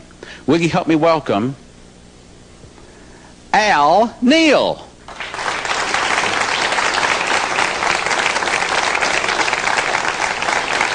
Thank you.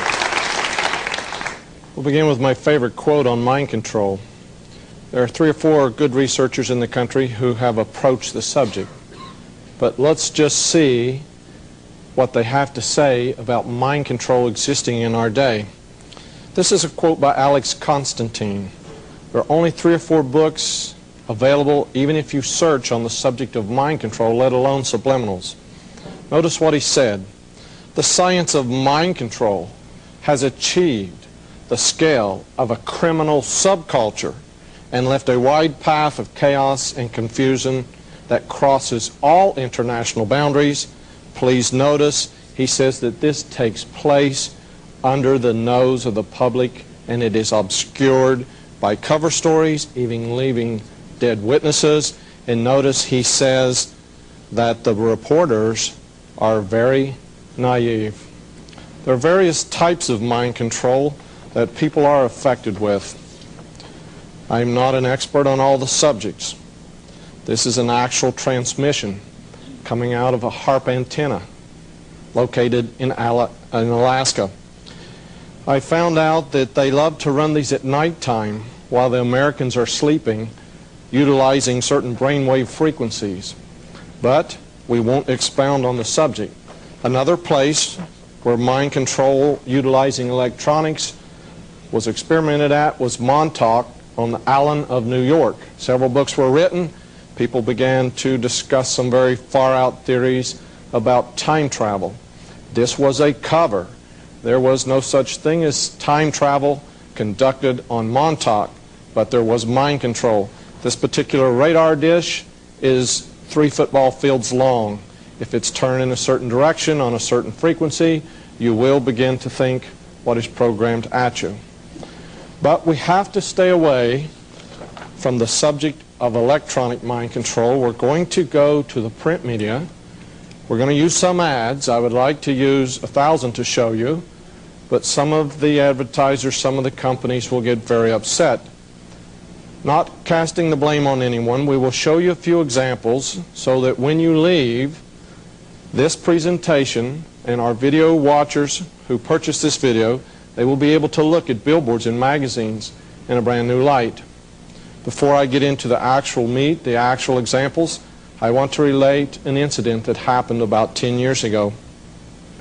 I worked for about 35 years trying to crack the code in advertising and in subliminals. It was very slow. When I began to open up the actual language, the actual symbols, the methods, the techniques that were being utilized, I had to tell someone. I had a best friend. He became a captain of a fire department. He stopped by my house one day, and I downloaded very quickly. When I'm communicating on a roll, I call that downloading, just like a computer. You let loose of tons of information in a matter of minutes. Pretty soon I noticed his eye began to twitch, and he got very nervous. And he wouldn't say whether he believed I was telling the truth or if I knew what I was talking about. So he drove down the road and he put it to the Lord this way. He said, Lord, Al says there's a lot of secret messages hidden on billboards, in magazine ads, in television commercials, in cartoons, in movies. He says, I don't know whether to believe or not. So he said, I'm going to give you a little test. I'm going to walk in the first library I pass, and I'm going to pull out a book, and there has to be something hidden on page 666. If you'll show me something extra on page 666 with the first book I pull out of the library, then I'll take that as a confirmation that you're revealing things to Al about subliminals and mind control. This particular friend did not know the difference between the reference department and fiction. He was not a reader. So he went into the library, he pulled out a volume, he quickly turned to the back, and guess what? It did not even go to 666. So he was convinced for a moment that I did not know what I was talking about. As he placed the book back on the shelf, he noticed the book was volume 1 and volume 2. So he said, well, if I pull volume 2 out, I'm still in the same book, and this is the book he removed from the shelf. Volume 2, it was a trade names dictionary. He didn't have the slightest idea what he had pulled out. This is volume 2, and he began to search in the book, and he turned to page 666. You'll notice at the bottom of the page, there's your proof. It was page 666. But he asked for a special sign, something on this page to show that it was not coincidence. If you will notice, there's a certain drug company listing a certain cold remedy, and it's been out for 80 years. It's this cold remedy 666 for your head colds. And a couple other companies that had 666 in their products. And it just happened to appear on page 666. He was convinced. We've stayed friends. I've shown him tens of thousands of ads. Now, we have to start in Scripture. It's very interesting in the book of Revelation, talking about a future time. it states that the devil himself will be cast from the heavens and forced to come to the earth with his angels, and he will know that there is a very short time. But please notice in verse 9, and that great dragon was cast out, that old serpent called the devil and Satan, which deceived what part of the world? He deceived the whole world. So my first question to you is, how in the world could he deceive everyone on this planet? And just how would he go about this? The answer, of course, is in 2 Corinthians chapter 4, verse 3 and 4. And please notice it says that if our gospel is hid, it is hid to them that are lost, in whom the God of this world, he runs this world at the present time, has done what? He hath blinded the minds of them that believe not. So he must know something about the mind. He doesn't have to have electrodes wired into people's heads. He does not have to come by your house to see what you're reading. He works with the mind. Before we get in deep with examples, let's look at some interesting verses. In the Old Testament, we find a very interesting term. It's called double heart.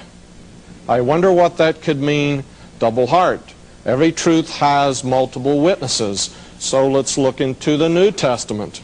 Here we find in 1 Timothy chapter 3:8 a term double-tongued.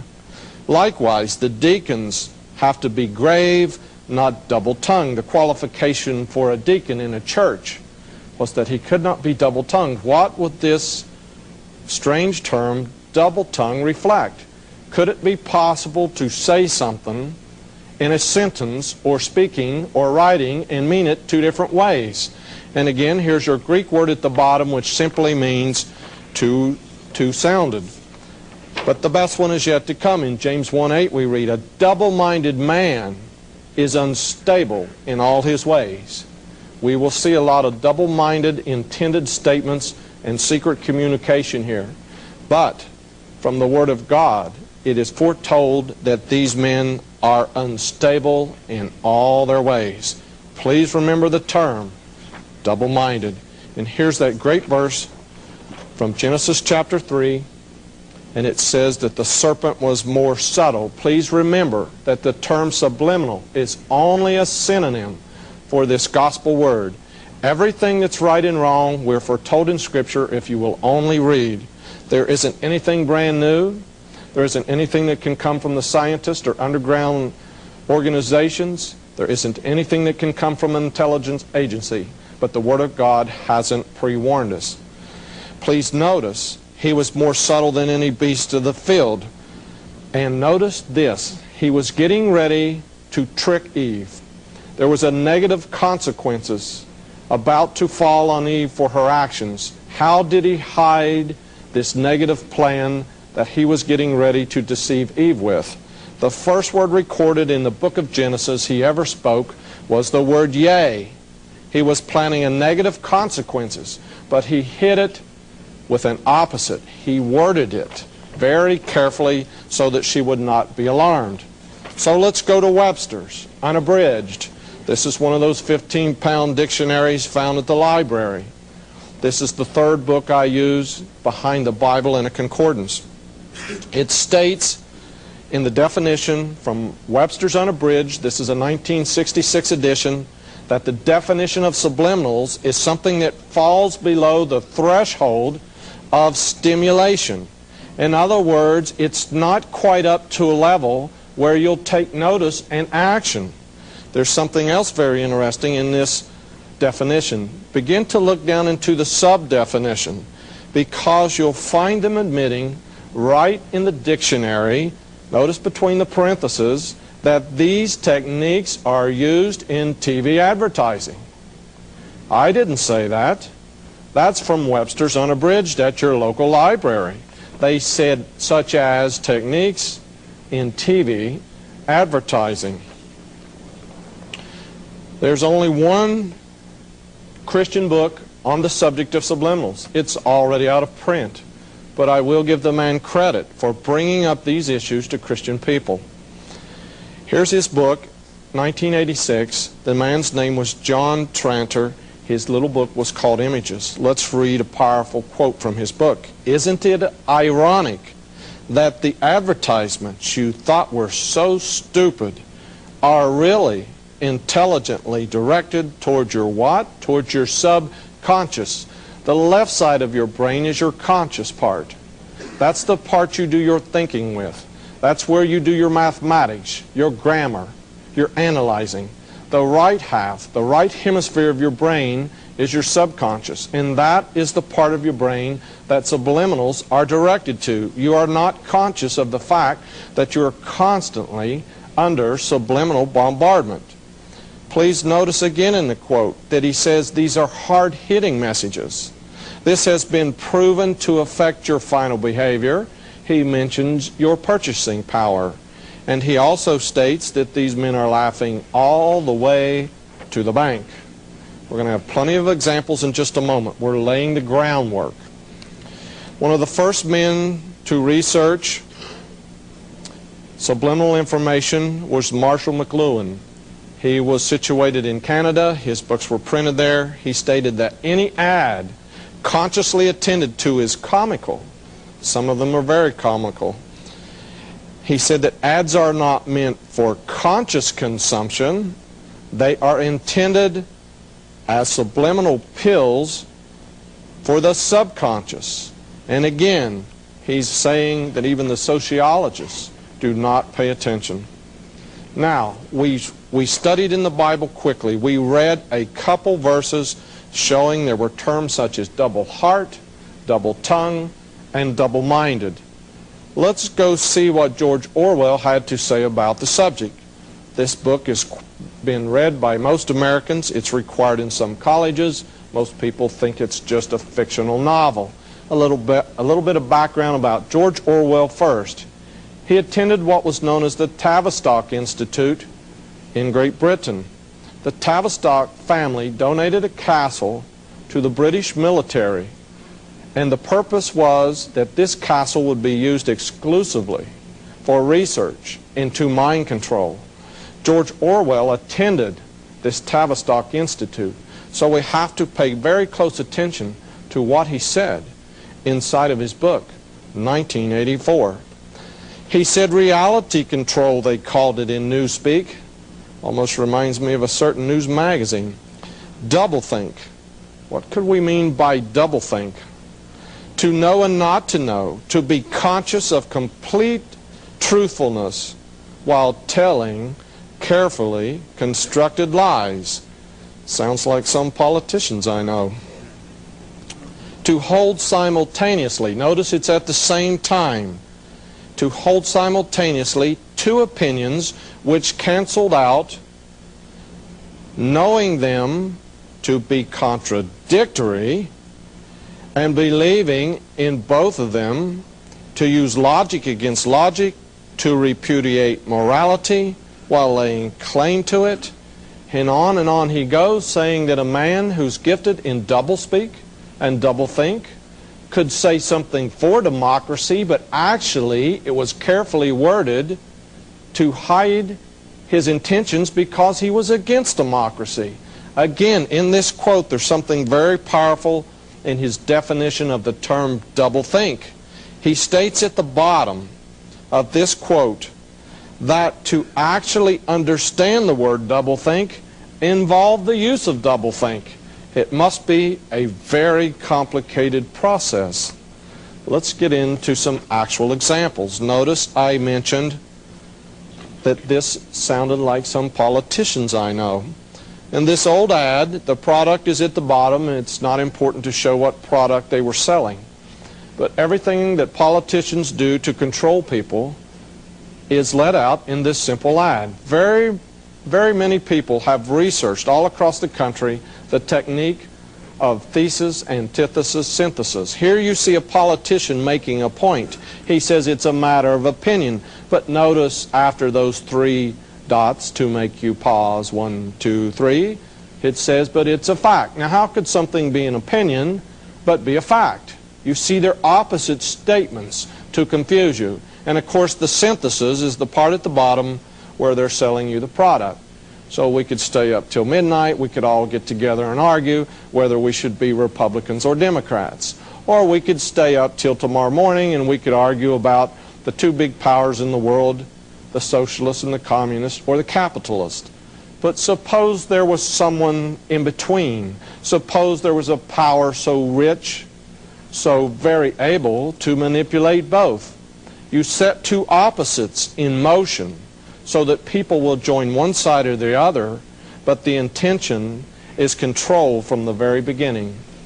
In this advertisement from a farm journal in Des Moines, Iowa, 1910, you will find the oldest corporate logo in the United States. You may remember seeing this logo. Also, there is a subliminal word hidden in the very name of the company. The simplest example I can give you of subliminal programming is that there are 3 grade school words that control all the buying habits of everyone in the country. 3 simple grade school words are used continually, over and over in advertising. They are, you need, that's the name of our product, you get, you want. We won't show you specific examples so that the advertisers and the companies don't get mad and call me tomorrow. But these words are sometimes used up to 12 or 15 times in just simply 2 paragraphs. The 3 words are often used in the same sentence. You want, you need, you get. By the way, the Rothschild family purchased this company. It was later known as Nabisco. They also owned R.J. Reynolds before relinquishing them. So Malcolm Muggeridge, in his book, he was quoted in The Want Makers by Eric Clark. He said, history, when it's all finished, history will see advertising as one of the real evil things of our time. It's stimulating people to constantly want things, want this, want that. Where do you get that big notion to purchase? It may not be your own. It may be from constant conditioning, because these simple words are used thousands of times every day in simple advertising. Here's an example on a billboard. Please notice the eyes. This technique is also used in advertising. We'll have more to say about it later. There's one powerful word. It was the word want. To make sure you cannot escape the ad, some ads place the words in very large bold letters in their header. Okay, this particular product, no longer available, was a Nimrod camper. For those of you who research Scripture, Nimrod was a very important person after the flood. He created what is known as the occult today. All false religions, all secret societies, witchcraft, Satanism, anything else you want to include on the dark side, they all honor and worship Nimrod. One of the 10 most important Christian books of all times is Alexander Hislop's The Two Babylons, available at your local Bible bookshop.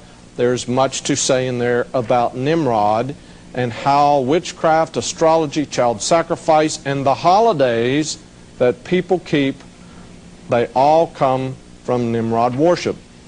Before we proceed any further, let's see what Webster's Unabridged says about the term occult. The term occult can be defined as anything that intervenes between your sight and the light.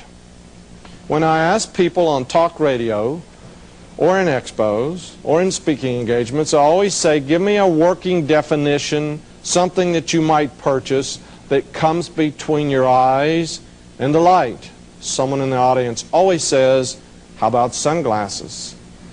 I have one company, I will not name them, and 6 of their ads on sunglasses say write us, and they include their department number, that big infamous number 666.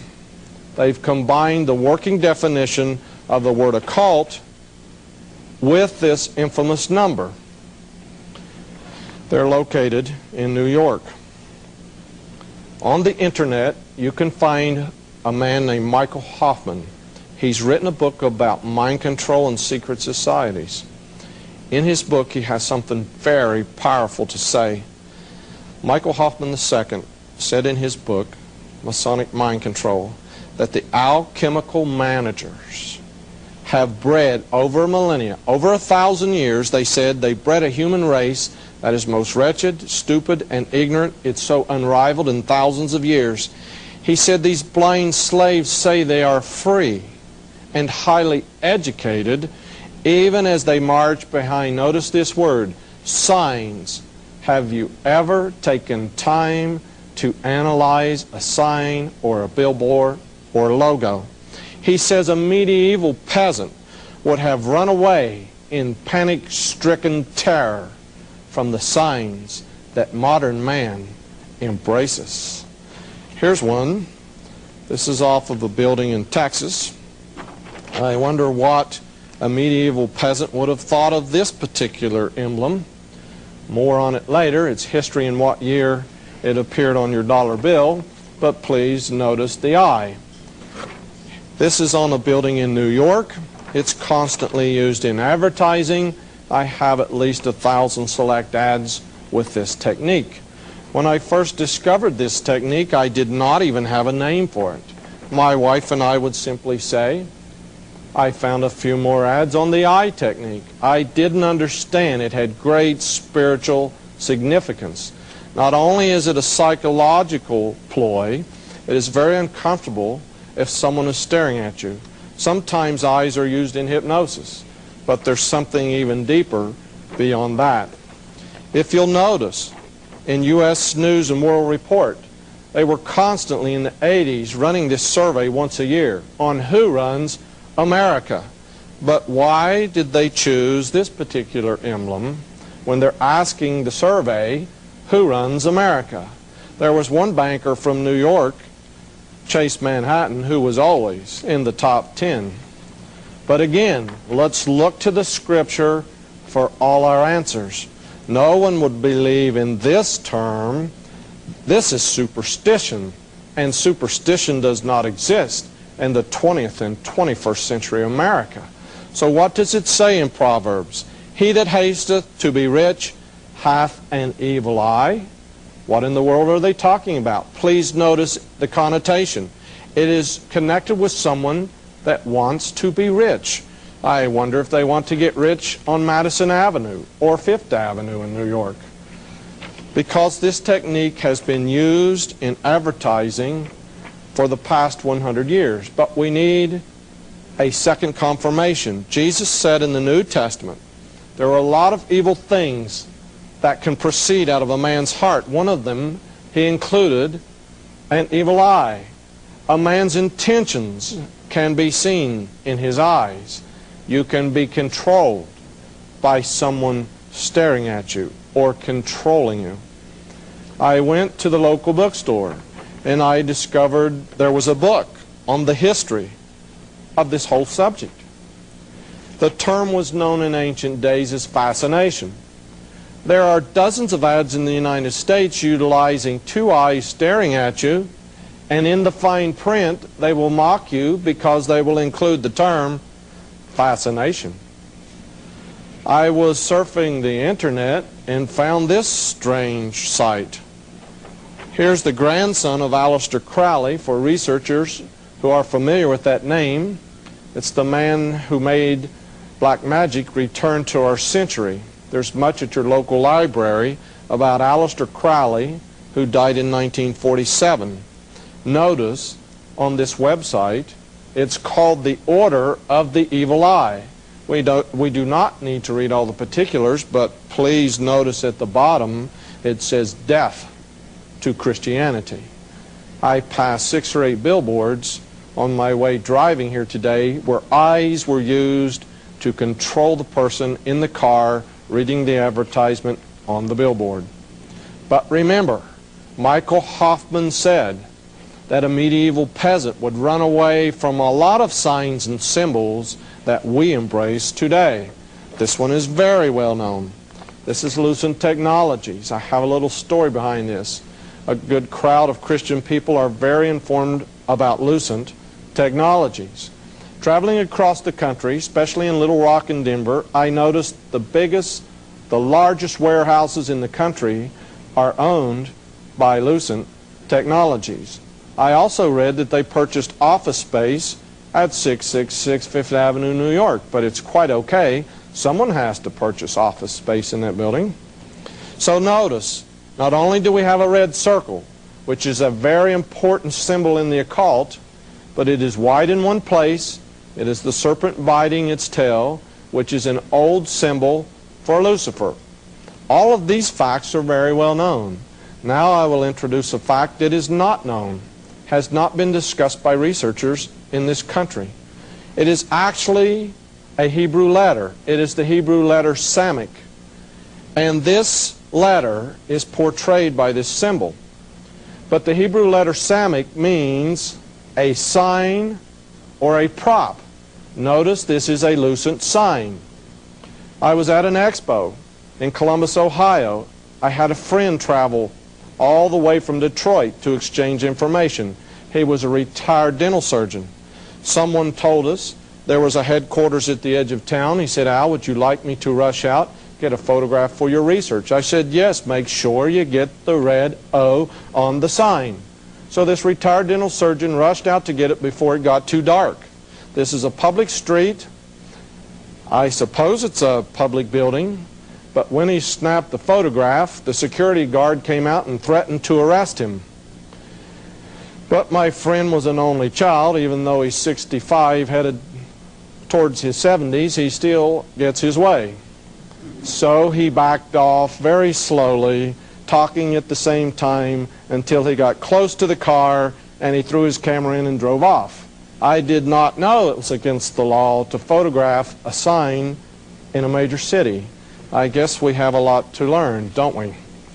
Have you seen this emblem before? There was a controversy in the 80s. This is a typical article that appeared in the newspapers discussing this symbol on a lot of products. There was a big fuss. There was a boycott. People took extreme measures. I do not agree. They went to the plant at Procter & Gamble. They threw paint on some of the employees' cars. That is not how you deal with issues, whether you are right or wrong. You don't take a balance. You don't create a wrong against a wrong. The way you fight evil is get to the bottom of things and get the truth out. You can prop up a lie, but a truth will stand on its own. The president of the company made a press release. He said none of the money in this company goes to the devil. That's probably correct. I am not going to critique Procter & Gamble at all. I am not going to say anything about that company because it was probably the truth. But it is interesting that on the Phil Donahue show, this president of Procter & Gamble finally admitted that he was a member of the Church of Satan. So maybe the company is clean as a whistle, but maybe sometimes powerful people slip into high places. I want you to understand that they are very, very highly educated. Notice this interesting term. I have never dabbled in witchcraft. I have never been intrigued. I've never practiced in any way. But a good general will study his enemy to understand how they think so that he knows how to commit the battle when they meet on the battleground. So I went to the local library and decided to read up on the witchcraft and to see what they believed. I was very unfamiliar with this fact. Every time I've brought it up, speaking in cities across the United States, no one has heard of this term. Let's read it. It's very important. The old "un" is a dialect term used to indicate the devil. Yet the old religion, that's a way of saying witchcraft, yet the old religion, with its root in nature, its nature worship, still lived on in the hearts and minds of the people. This way of referring to the devil as the old "un" is an instance of this. And here's the documentation. It's from a book printed in 1973. I acquired it at the branch division of my local library. It was missing soon after that. I've learned that occultists would rather steal their literature than purchase it. So, I got to thinking about this old term, the "un." And I said it's very well known in their language, in their communication, that they referred to the devil as "un." There is a deviled ham product. I won't mention it by name, but you could guess what the first two letters are. There's another very well-known product that men use They purchase these products to fix up their house. There is a devil on the cover of all their paint cans, all their products, and of course they're located at Union, New Jersey. And that begins with 2 letters, UN. I decided to be bold. I wrote the Church of Satan. I told them I needed an application. They probably thought I would be a member right away. Please notice a few things from the header of the return letter. I have the application. If you're thinking about joining, see me later. I'll get you a copy. Please notice, here's that infamous inverted pentagram. The red circle is very important to the occult. It symbolizes the sun. It symbolizes sun worship. You may not think that's important. I have a dozen to 2 dozen ads where the sun is in the advertisement and the number 666 is also in the advertisement. You may notice there are hundreds of companies in the United States that dot their I, if they have the letter I in their name, with a small red dot. One oil company has one letter that is red and it stands out from the rest of the letters. Enough on the inverted pentagram, enough on the circle. Please notice there are Hebrew letters around the points of this inverted pentagram. I guess Satanists are intellectuals. It appears that they may know something about foreign languages. Please notice the post office box. Is it a coincidence? My question is, why would the postmaster allow some society, but you know we have freedom of religion in America, why would he allow someone like the Church of Satan to acquire a box number 666? Please file in your memory what state it is in, because we're going to do some word play on this state in just a moment. But for this little part, please notice the inverted pentagram. Let's go to Washington, D.C. This is the headquarters for Eastern Star. There are 2 inverted pentagrams in the iron grill work around the building. Even the ironwork has inverted pentagrams. I wonder about those fine ladies. Have they ever questioned anyone about the symbol for their organization? I think they need to band together and find a new one. Let's do a quick study from the Funk and Wagnall Standard Dictionary of Folklore about a character named Pan. Not everyone is familiar with this character Pan. It is actually a term used for the devil in Greece. You might remember the cartoons or drawings about Pan. But there are some things we need to note. In this little definition about Pan, we learn 2 or 3 important facts. Number 1, he was over reproduction of the flocks, usually the goat and the sheep. A lot of these occult groups are protecting what is known as fertility worship. We won't expound on that. You adults know exactly what I'm talking about when I say fertility worship. He had horns. He could only be found in the darkest forest if you went to search for Pan in the noonday sun. He was always in the darkest place. His mere presence created such fear, it is the origin of the word, panic. That's the origin of the word, because of the great fear he created. But this is 20th century America. Why would we begin to mention someone named Pan? Here's Pan on the cover of Vanity Fair. Again, here's Pan on the cover of the New Yorker. Not saying anything against these magazines. I read a lot of New Yorkers. It wasn't meant in any evil fashion. It's just showing that Pan is very well known, even if you make a cartoon or some little remark about Pan. But what is Pan doing in the middle of Indianapolis, in the middle of the concrete jungle downtown? Remember I said Pan dwelt in the darkest part of the forest? Right in the middle of the concrete jungle in Indianapolis, there's a statue of Pan in the trees. He's always found in the deep, dark forest. Also in Indianapolis, someone was playing word games, I believe, because there's Pan's consort, Diana. You can find the word Diana in Indiana or Indianapolis. Word games are prevalent in secret societies. Remember, we're looking for this creature named Pan. This is the Washington Cathedral. This is where your politicians go to worship on Sunday morning in Washington, D.C. It can be located by going to the highest point in Washington, D.C. It's interesting to me because in the Old Testament, the prophets of Baal, Baal, were always worshiping at the highest point. I went in and talked to the female reverend briefly, but please note how high, how tall this cathedral is. Please note the two doors at the bottom. Notice above the doors there is some type of sculpture. I won't hold this up too long. Actually, if you figure out what it is, it's very provocative because there are nude men and women in the sculpture over the doors where the people enter. I have enlargements, but we won't show them. I wonder what they worship at the cathedral.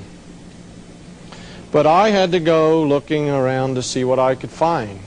So I went to the garden where the trees and the shrubs, and here was Pan at the Washington Cathedral in Washington, D.C. Probably just a harmless little statue. In 35 years of research, the biggest shock to come to me was that the people in secret societies and occult underground groups seem to know more about Scripture, seem to know more about Bible than people who carry one and profess to be God-believing Christian people. Now, they're very, very well versed in their beliefs and Christian beliefs also, and they love to play word games. Of course, Pennsylvania is named for that great man that had liberty, religious liberty in his state, William Penn. But please note that the Romans had another name for Pan. They called him Silvanus, Silenus, Silvan, Sylvan, a sylvan compass. There are towns in this country called Sylvan Grove because it's where there are trees. On this map you will note the largest national forest in the state of Pennsylvania. Both words can be punned into Pennsylvania if you're very observant. If you look close, you would have noted that the route number is 666. Here's a product advertised in Life magazine, 1955. It's called 666 and it's for head colds. I have ads going back to 1937 advertising this product. I wonder why people would choose such a number for a product. Don't they think they might offend Christian people? I mean, everyone is familiar with that infamous number mentioned in the book of Revelation. Very few Christians realize the number appears twice in the Old Testament. If you'll do your homework, you'll find a common thread running between these verses. God knew everything from the beginning. I did a little research on this company. They are located in Jacksonville, Florida. I thought it was a big drug company. I drove down to take some photographs. It was just one little building under the trees. They had one bronze plaque on beside the door, and it was advertising this product. Maybe this is all they make. Please note the name of the drug company. A lot of people call the name Monticello. Actually, the correct pronunciation is Monticello. Monticello, two French words. So this product is manufactured at Monticello in Jacksonville, Florida. I'm not critiquing their product. I'm not saying that this is more than a coincidence, but I am noticing patterns about some of these numbers and names in the United States. Please keep it in mind while we study this great road. This is a federal road. It was in 4 states 2 years ago.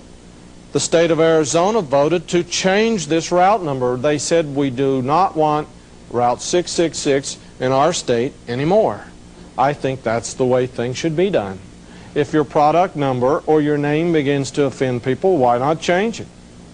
Why not take into consideration even the beliefs of Christian people? Whether there is no evil intention at the beginning or not. Here we have a road. This is a federal road. It goes between states. It used to go up from the Mexican border up through the state of Arizona. It turned east and went into Gallup, New Mexico. Then it turned north and went through the southwestern corner of Colorado. Then it turned west and found itself in the state of Utah. And that's where it ended, at Monticello, Utah. Now we have a match. Twice we've used the term Monticello in association with the number 666. But then again, I wonder how many people even read Hebrew. I'm not a scholar. I do a little Hebrew studies to see what I can find in the Old Testament. The Hebrew word ta means a mark. This road ends in Utah, and it is actually the serpent hanging on the cross, because this road weaves itself around four corners, USA. In 1984, here's proof from Time magazine that they made a specific number appear when discussing the relationship of a new phone that they were going to promise the American people. They said, we can put a phone in every automobile. They had a name for this new system. This is where it's being introduced, 1984 Time magazine. Bells are ringing on the road. I think that's great. Every American can call home from the automobile. On a cellular, did you catch that word? C-E-L-L, remember Monticello? Every American may call home on the way from the office on their new cellular phone. In this article, we are told that the FCC allotted 666 channels for cellular telephone. I think that's a great number. This is Time magazine, 1972. If you are not aware of the fact, there is an occult revival in the United States. Do not get angry. I think it's the only revival going on in the United States. Please note, there's that five-pointed inverted pentagram again. There are a lot of symbols, and these symbols go beyond just advertising. Of course, Time magazine did not mean this in an evil way. I'm not critiquing Time. I get Time and Newsweek every week. I have for a decade.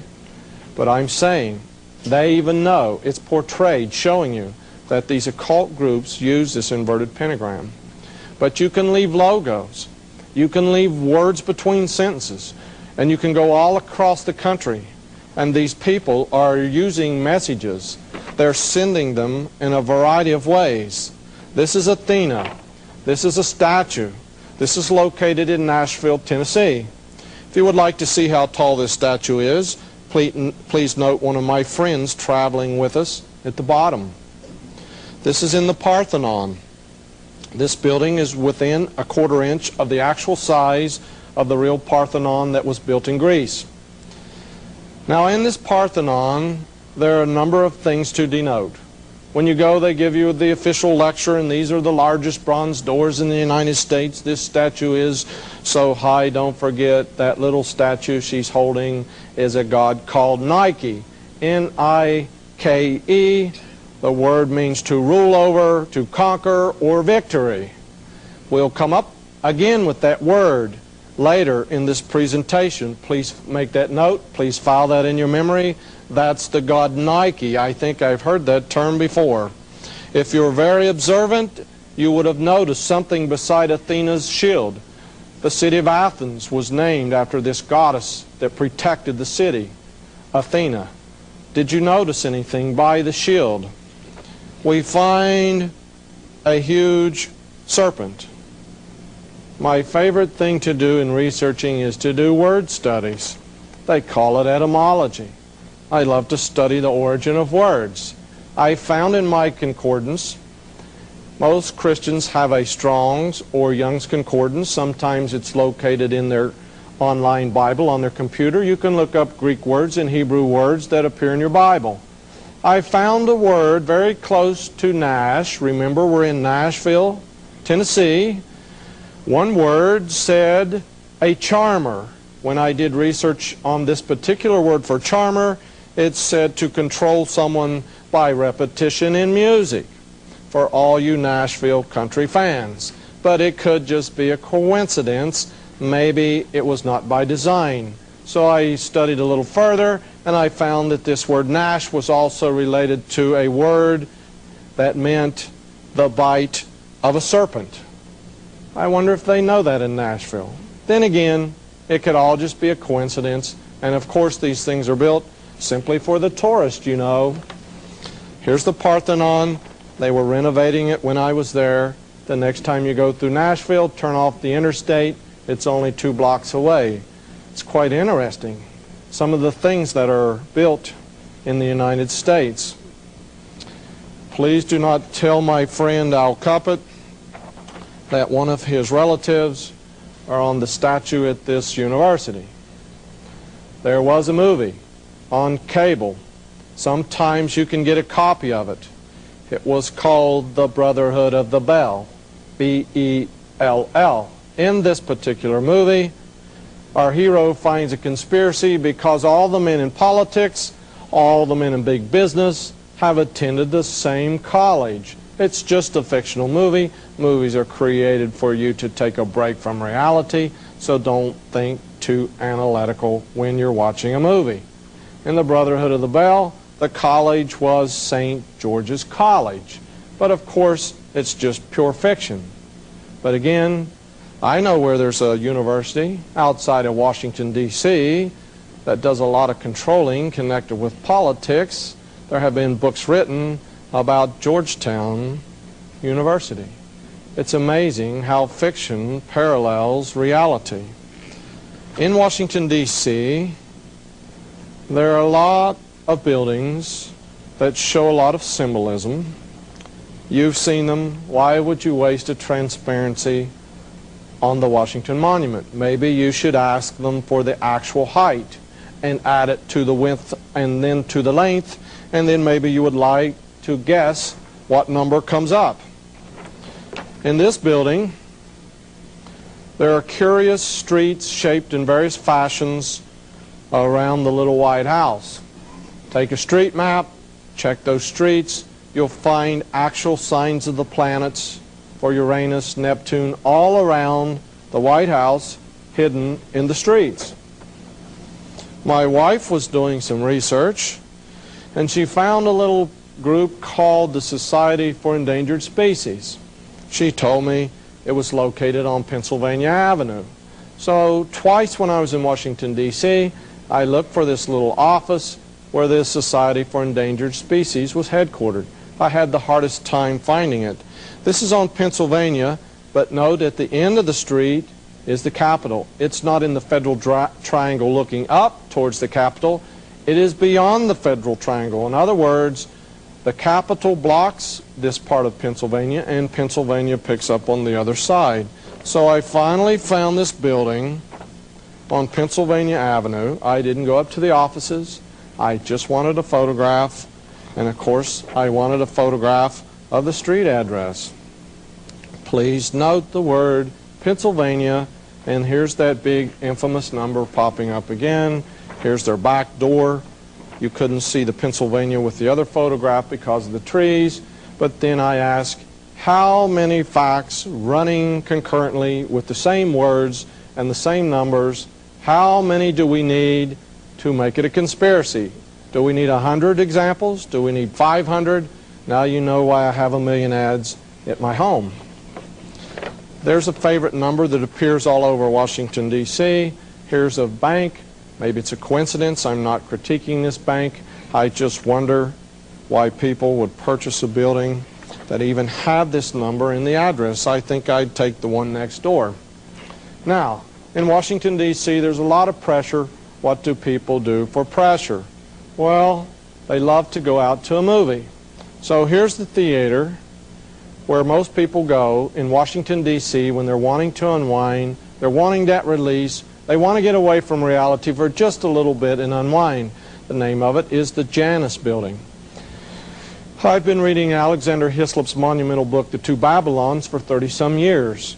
if you look in the index, you'll see that the term Janus was always associated with the number 666. But of course, this could be just one huge cosmic coincidence.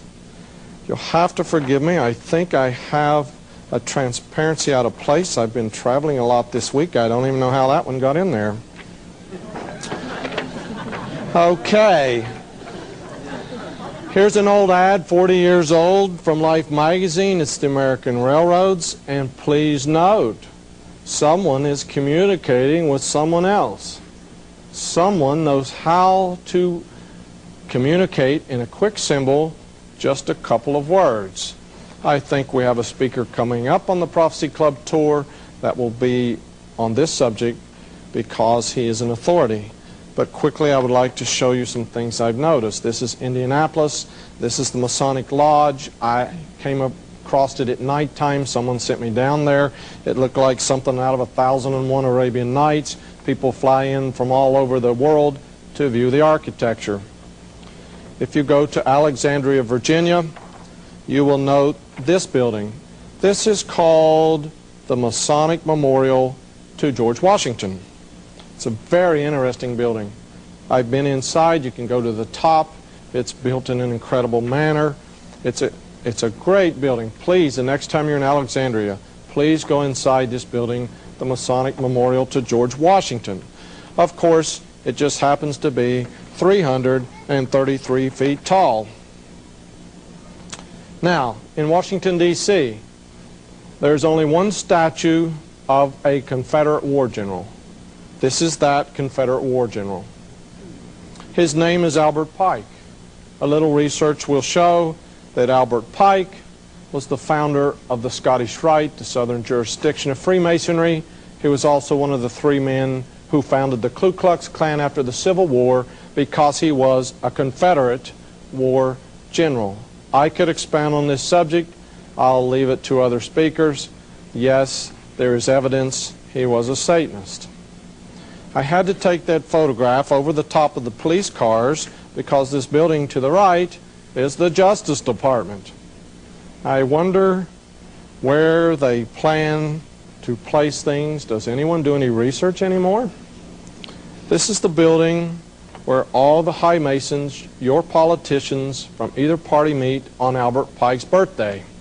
This is the House of the Temple in Washington, D.C. All politicians appear there on Albert Pike's birthday, and they shake hands and pat each other on the shoulder, and you still think they're both arguing with each other, correct? It's called thesis, antithesis, synthesis. It's all created for control.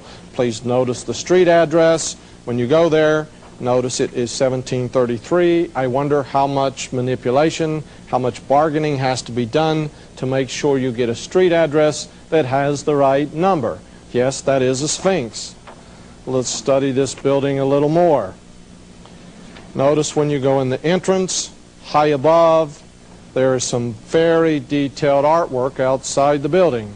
You may not be able to tell, you may not be able to examine it at first glance, so we'll take a little close-up to the left and right.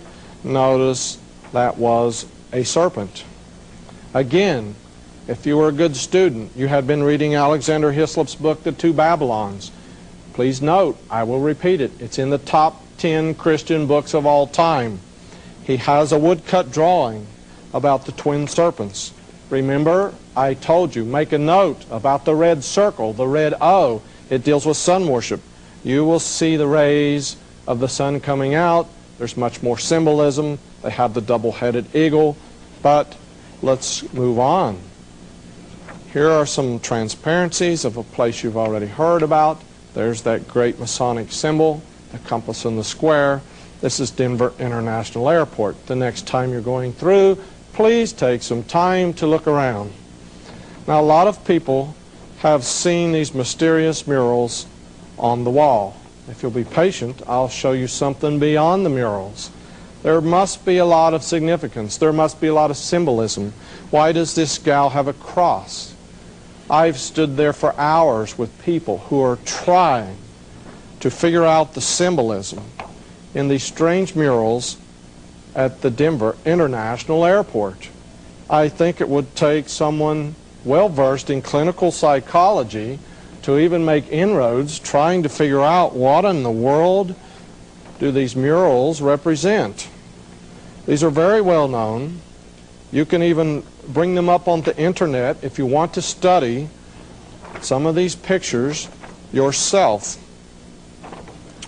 But I decided to look around a little further. And when I looked around downstairs where they load the luggage, I found two curious creatures high up on a post. Here's one. He's in a suitcase. There's a plaque for him. He also has a companion on the other side of the building. They are both located in the International Airport. The next time you're there, please go downstairs. Please take a look around, because there's much, much symbolism. I talked to a lady who grew up there. She used to ride horses there. It was her home place. She gave me first-hand information about a lot of underground dwellings, a lot of land that had been manipulated. Please check out the International Airport. Not only is there symbolism at the International Airport in Denver, there's symbolism all over the USA if you just knew what to look for and knew how to analyze on your own. There are a lot of people have seen or heard about the Council of Foreign Relations located in New York, usually abbreviated as CFR. A lot of research has been done, a lot of names have been named, people in government, people on the news, and so this seems to be a hotbed for some type of inner workings in New York. So I wouldn't just merely go up to take a photograph. I always have to go looking around. Please don't tell them what type of car I drive. That's me sitting in the Bronco. My photographer's across the street. I don't want them to know when I show up. So please note very carefully, the building to your right is the CFR. It's the side of the Council of Foreign Relations in New York. At the bottom, there seems to be two doors that look almost identical. One door seems to be a delivery door to the CFR. The other door, the same size, is going to a building on the opposite street facing the opposite way. It had an address number 660. That didn't mean anything special to me, so I walked on down the street. I was talking to my photographer, and I looked over his head, and I noticed this curious little incident where two numbers were lined up one over the other. So one of those doors was 660, but the other door was 666. So I found it very interesting that the building that is directly behind the Council of Foreign Relations is 666 Park Avenue. I don't know why the Foreign Relations building did not get that number. So there are all types of games that are played with numbers, names, and symbolism. I went to Kent, Allan, Sunny Isle, Kent, away from Washington, D.C., and I looked around. There wasn't much there, but I was familiar with some wordplay. The wordplay was this funny word Kent, and the zip code there on Sunny Isle, Kent, had 3 6s. I took note of that because here's the Kent building in New York. Please note the address. This is on 3rd Avenue. It's 666 3rd Avenue, New York. Now, several years ago, I was reading the World Almanac. It was given to me as a gift. I try to read everything I get my hands on, and I made a special mental note because the American Association of Advertisers were located at 666 3rd Avenue, New York. You may remember Samantha on Bewitched. Her husband was in advertising. Her husband was not only in advertising, the boss was Larry Tate. My favorite Bewitched issue is where Samantha hypnotizes her husband. She says, "Please don't tell the world I'm a witch." She gives her husband Darren a dream, and in the dream he dreams that the boss found out that Samantha was a witch. In this dream, the boss says to Samantha, he says, You know, with my brains and your voodoo, we could control the world. But don't get alarmed, because it's just fiction for entertainment. On the back of this building, at 663 3rd Avenue, there's another building. They're joined together with concrete. This is the Chrysler Building, very well known with its gargoyles on the top. In other words, 666 3rd Avenue is concreted, cemented to the Chrysler Building, because this becomes wordplay. We have a number, and we have a name hidden in a name, Christ. If it's coincidence, when you get home, please dig out your Rand McNally Atlas and denote the fact that that's the number going up from Corpus Christi to Corpus Christi Lake in Texas. Again, the word Christ with Route 666. In 1944, up through 1947, this number appeared periodically in advertising. And by 1947, there was a movie made called Jassy. In the movie, there's a man named Chris who gets thrown out of the card game because he has 3 6s, and his opponent across the table also has 3 6s. But again, they were putting the word Chris, denoting Christ, by the number 666. Here's one of my favorite buildings in New York. It's very early in the morning at the break of day. If you look down the street by the skyscrapers, you can find that infamous number. I have at least 14 ads from companies that are headquartered at 666 5th Avenue, New York. I won't name them all. I'm not accusing them. I just wonder why so many companies have to be headquartered in the same building. I think it's because there's not any office space left in New York. Then again, why do some of the companies run occult words? Like one ad I have, the first 2 words are the devil. There are many of these companies, if you'll just watch real close in the fine print when you're looking at an advertisement. Here's another view. I'm at St. Patrick's Cathedral. My photographer is shooting down the street to show how far away you can get and still see this great big number. At night it glows in red neon on 3 sides. You can see these numbers glowing on 5th Avenue for at least 15 blocks. Again, we're getting closer to the building.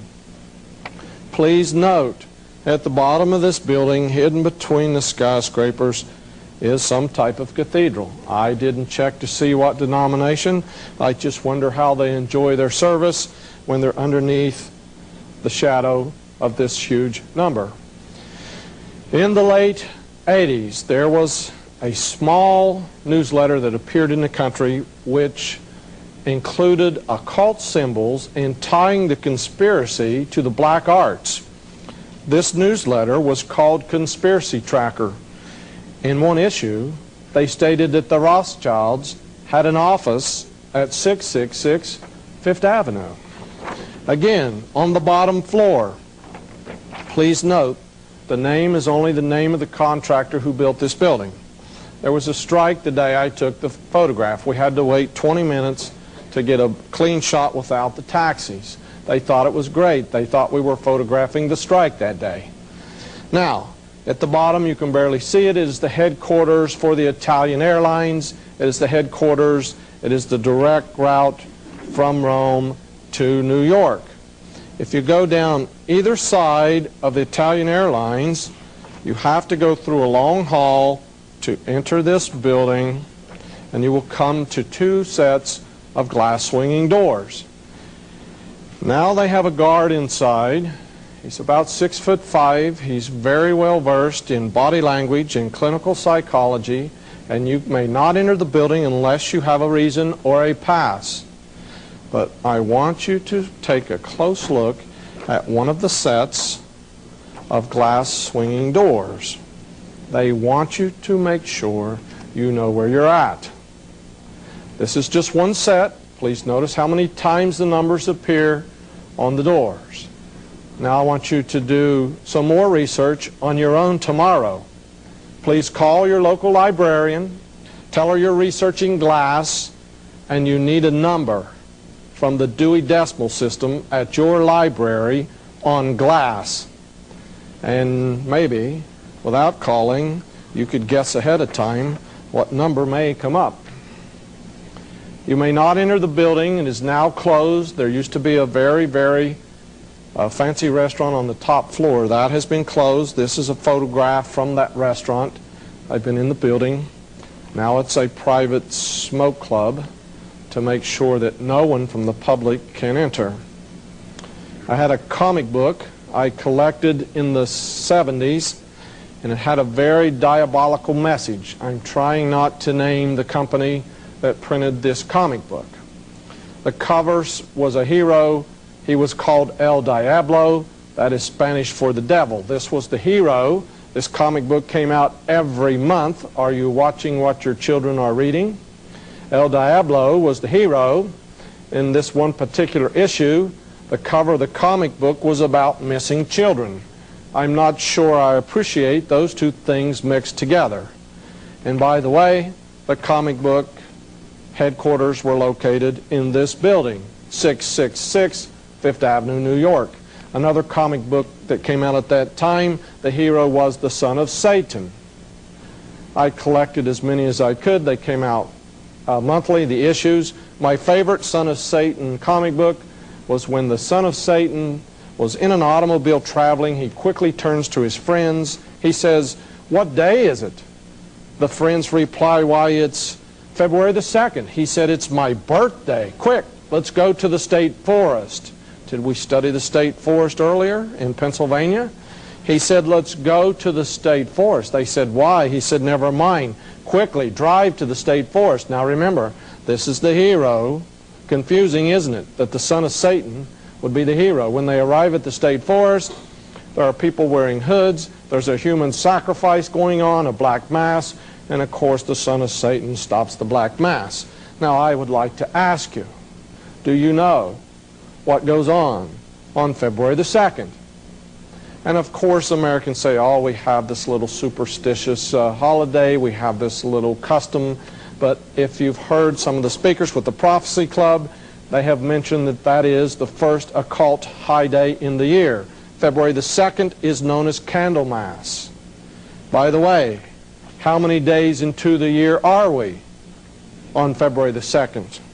I think it's 33. Now, a lot of the information I show in speaking engagements and expos gets very heavy. I've had to tune it down, tone it down. I've had college professors fall off the seat. Some women have gotten very upset.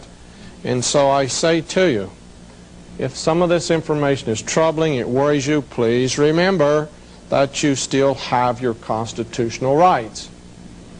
So I wrote the Center for Constitutional Rights, located in New York, founded in 1966. I received this brochure from them in 1992. You may write them if you need to. You need not ask. I'll give you the address. It's 666 Broadway in New York. I took this photograph to show where they're at. They were doing some reconstruction. It was hard to get around the scaffolding, but I still wanted some type of proof to show you where they were headquartered at.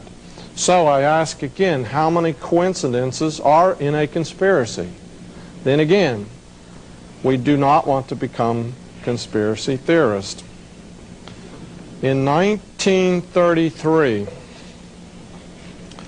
there was a president, and he was the 32nd president of the United States.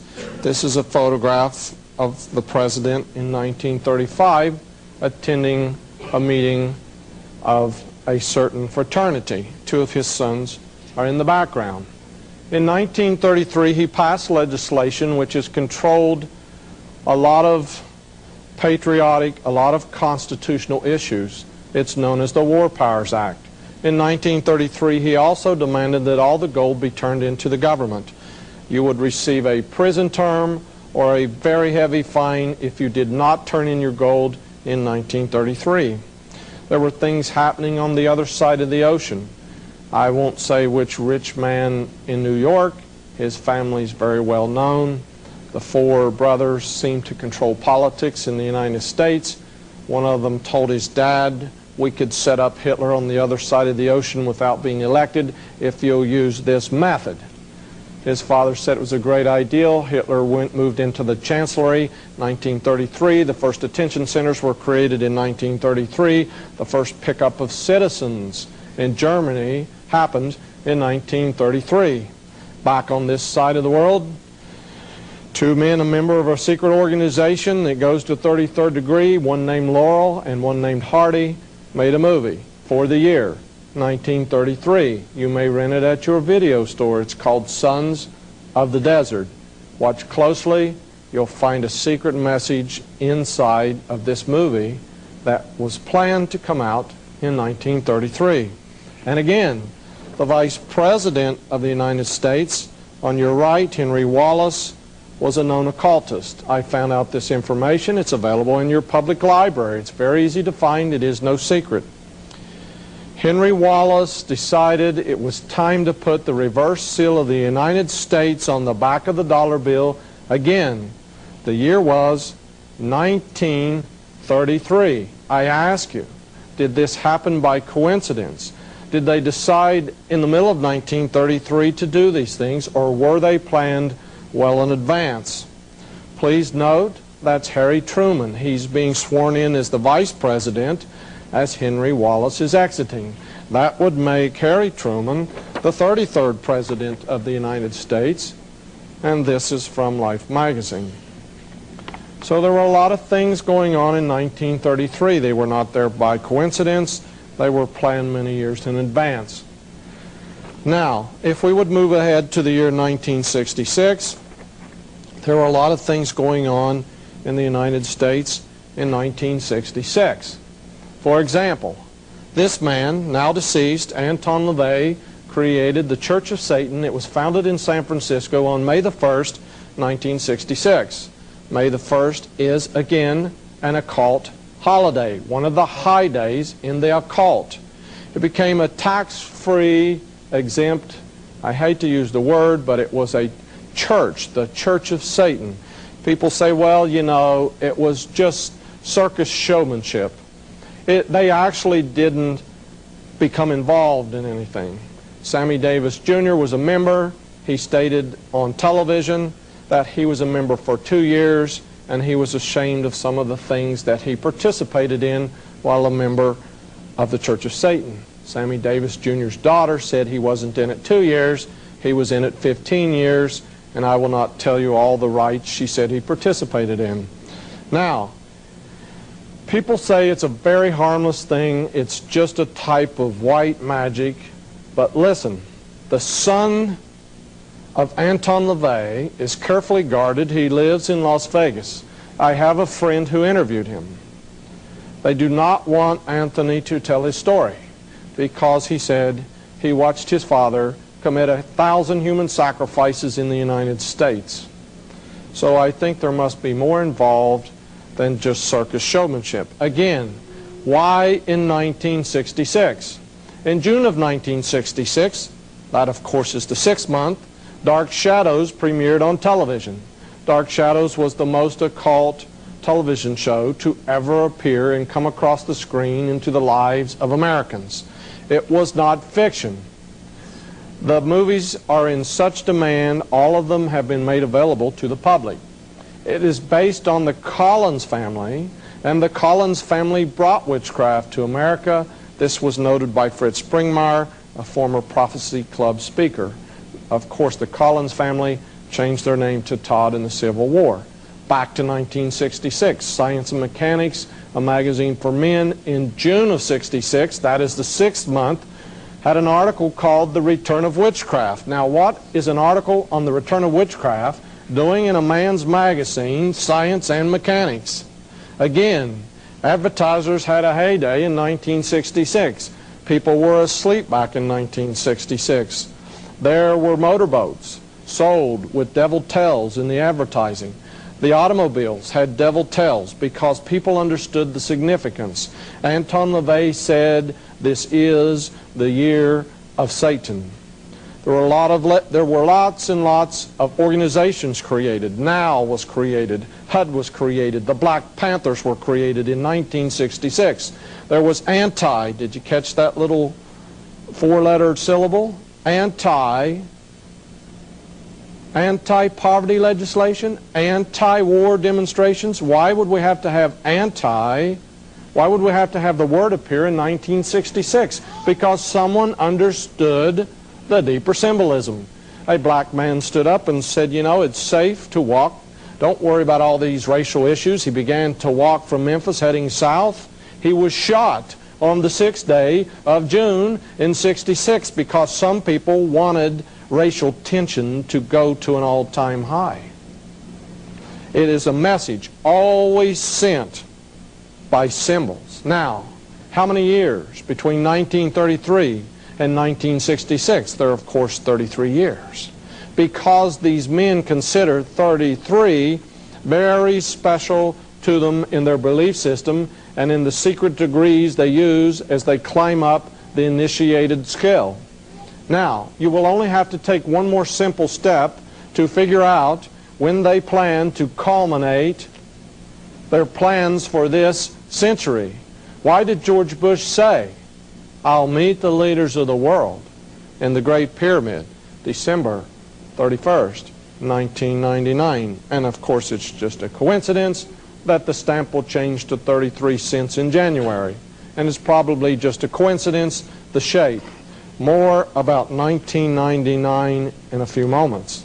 Please remember, all the things carried on in high places are planned many years in advance.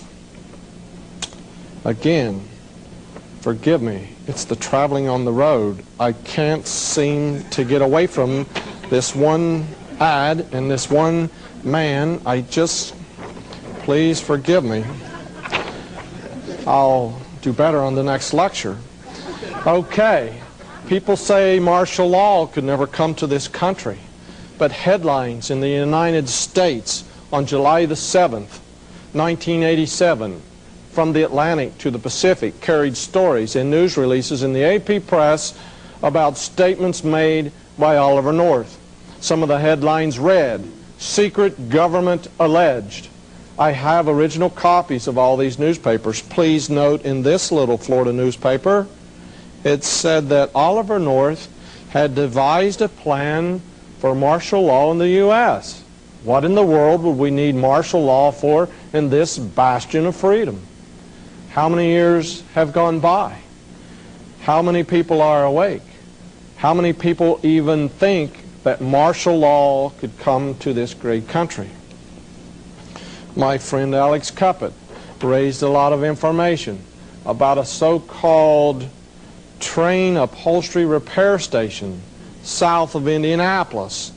He did intense study and appeared on the scene. He said there were signs up that said red zone and green zone and blue zone. There was an Air Force locomotive there. I didn't know the Air Force dealt with locomotives. I thought they were into jets and airplanes. But nevertheless, there were a lot of uncanny things inside this Amtrak upholstery repair station. There was a lot of welding. There were a lot of gates that you could only enter one way. You could not exit that way. There were bars put up over gates. When information was released, it appeared in some patriotic magazines around the country. Immediately, the signs that said red zone, green zone, and blue zone disappeared. But I have them on videotape. It was too late to sanitize. A lot of people had documentation. When martial law does arrive, when it does come to the USA, there are some incredible surprises ahead. Right now there are techniques in science that are being carefully hidden. There are advancements so far ahead of your thinking that I wouldn't even attempt to bring them out. This chopper appeared on the tarmac of an airport, a public airport out west. I will avoid saying what city. I don't plan to give the intelligence services or the armed forces or whoever was responsible any friction over what transpired here. Please note that the door is shut in this helicopter. A Patriot that is equivalent to a bulldog, showed up with a camera. As soon as he pointed the camera, the door was slammed. There are only a couple inches left open. If you look carefully, you will see a canister that looks like a large milk crate from old times. This particular patriot does not understand the word no. There were two men guarding this helicopter with submachine guns. In the original photo on your extreme left, there is a man holding a machine gun. There's a guy inside with a machine gun. He crawled across the airport, his friends guarding him. He went inside to inspect the canister, and there were miniature genetic beings, hearts beating, legs kicking. I will not let out any more information. They did a trace. They know where it came from. They know where it went. But apparently someone is tinkering with science. Genetic engineering is reality. There's a whole lot going on that the public is not aware of. Now, helicopters, detention centers. You've heard my friend Al Cuppet. He put out the warning. That was his expertise. I won't expound on it. But let's tie it back into this subject. People say, never in America, no, not here.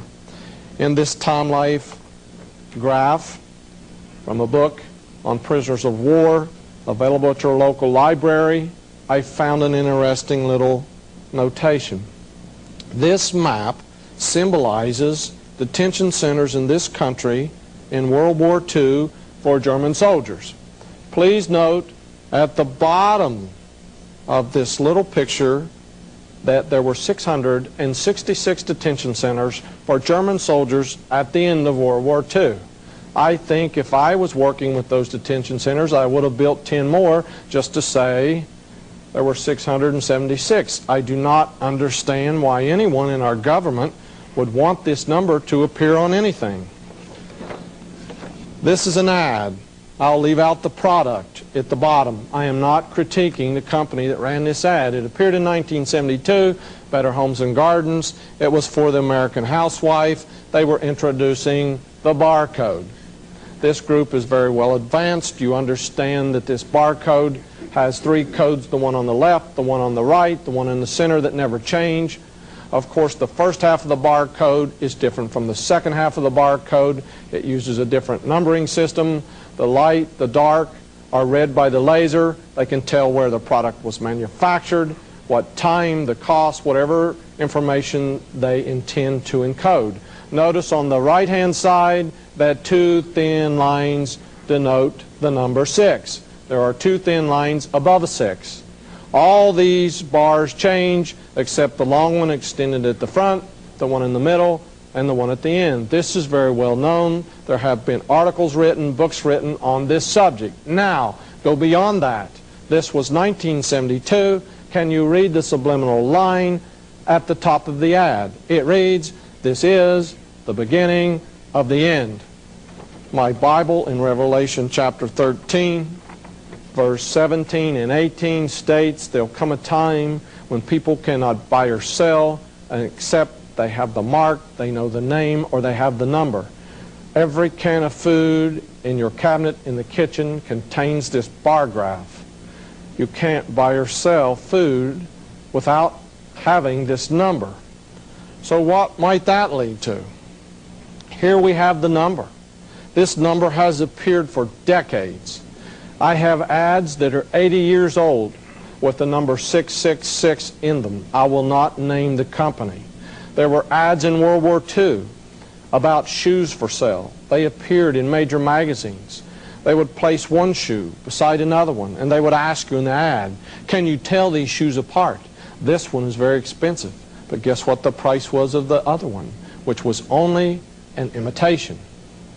I'm looking for an imitator. The Bible warns us that at the end of time, an imitator will appear, saying is Christ associated with that number. But what about this part about being beheaded? This machine was invented in the 1600s. The Greeks had a very crude form of this machine, but it was used for decapitation in the 1600s. Now I would like to show you a famous Mason I found on the website. You may recognize his name. And of course, here's a drawing he presented to the French government about this wonderful machine that would give death without suffering. Now, when will these things come to pass? If you understood subliminal language, if you understood that everything that's going on is right in front of you, you would not have to guess, you do not have to research, you do not have to ask. They are constantly putting it in front of you in books, in movies, constantly telling you what will happen next. For proof, I want to show you a major novel. This novel came out in 1957. That was 40 years ago. This book is available at your local library. It is required reading in some colleges and in some universities. When I go to expos and I speak about the real meaning behind this book, some people get extremely mad. I've noticed some people leave imprints in hardened concrete when they leave the room if you critique this book or this author. There are several websites. She has a cult following. That's what the Saturday Evening Post said when they ran an article about this woman. It utilized the term cult, C-U-L-T. Now, this book in 1957 was written not as fiction, it was truth disguised as fiction. Rand was one of the mistresses of Philip Rothschild. Philippe Rothschild, it's a very well-known wine. Now deceased, but in those days he ran the world. The top 3 Rothschilds are called their tribunal, and they make all the decisions. Philip asked her to write this book intentionally. The rich and the powerful call this the code book. The rich and the powerful place a very expensive copy of Atlas Shrugged upon their coffee table, so anyone entering their house, anyone going into the living room will know that they are an insider. Now, all the plans of the Illuminati were hidden within this book. It runs about 1,100 pages. Where are the plans? The same place all the information is placed. It is between the lines, out of context. I want you to take special note of some quotations I've extracted from Atlas Shrugged. In light of all the things I've tried to tell you, let's start with this particular quote. There are 2 people having a discussion on a railroad. Dagny, I'll always bow to a coat of arms. I'll always worship the symbols of nobility. Am I not supposed to be an aristocrat? The coat of arms of our day, please note, are to be found where? On the what? Where will we find these? On billboards and in the ads of popular magazines. Again at the bottom, where do they worship? It's connected with industrial trademarks. And that's from Ayn Rand's book in 1957. Let's read some more. Between the lines. We'll see what they think about your IQ and your own thinking capability. Thought is a primitive superstition. Reason is an irrational idea. The childish notion that we are able to think has been mankind's costliest error. What you think is an illusion. I'll agree to that. That gray matter you're so proud of is like a mirror in an amusement park which transmits to you nothing but distorted signals from a reality forever beyond your grasp. They're bragging that you'll never be able to comprehend what's really going on. Again, the page number, documentation, page 318. The page number may vary if you have a hardback or a paperback edition. Let's read on. Because at the end of this book, the world begins to crumble. It seems like people are begging for something to happen to rescue them. And why? Because the economy of the United States is crumbling at the pillars. And what happens in the end of the book?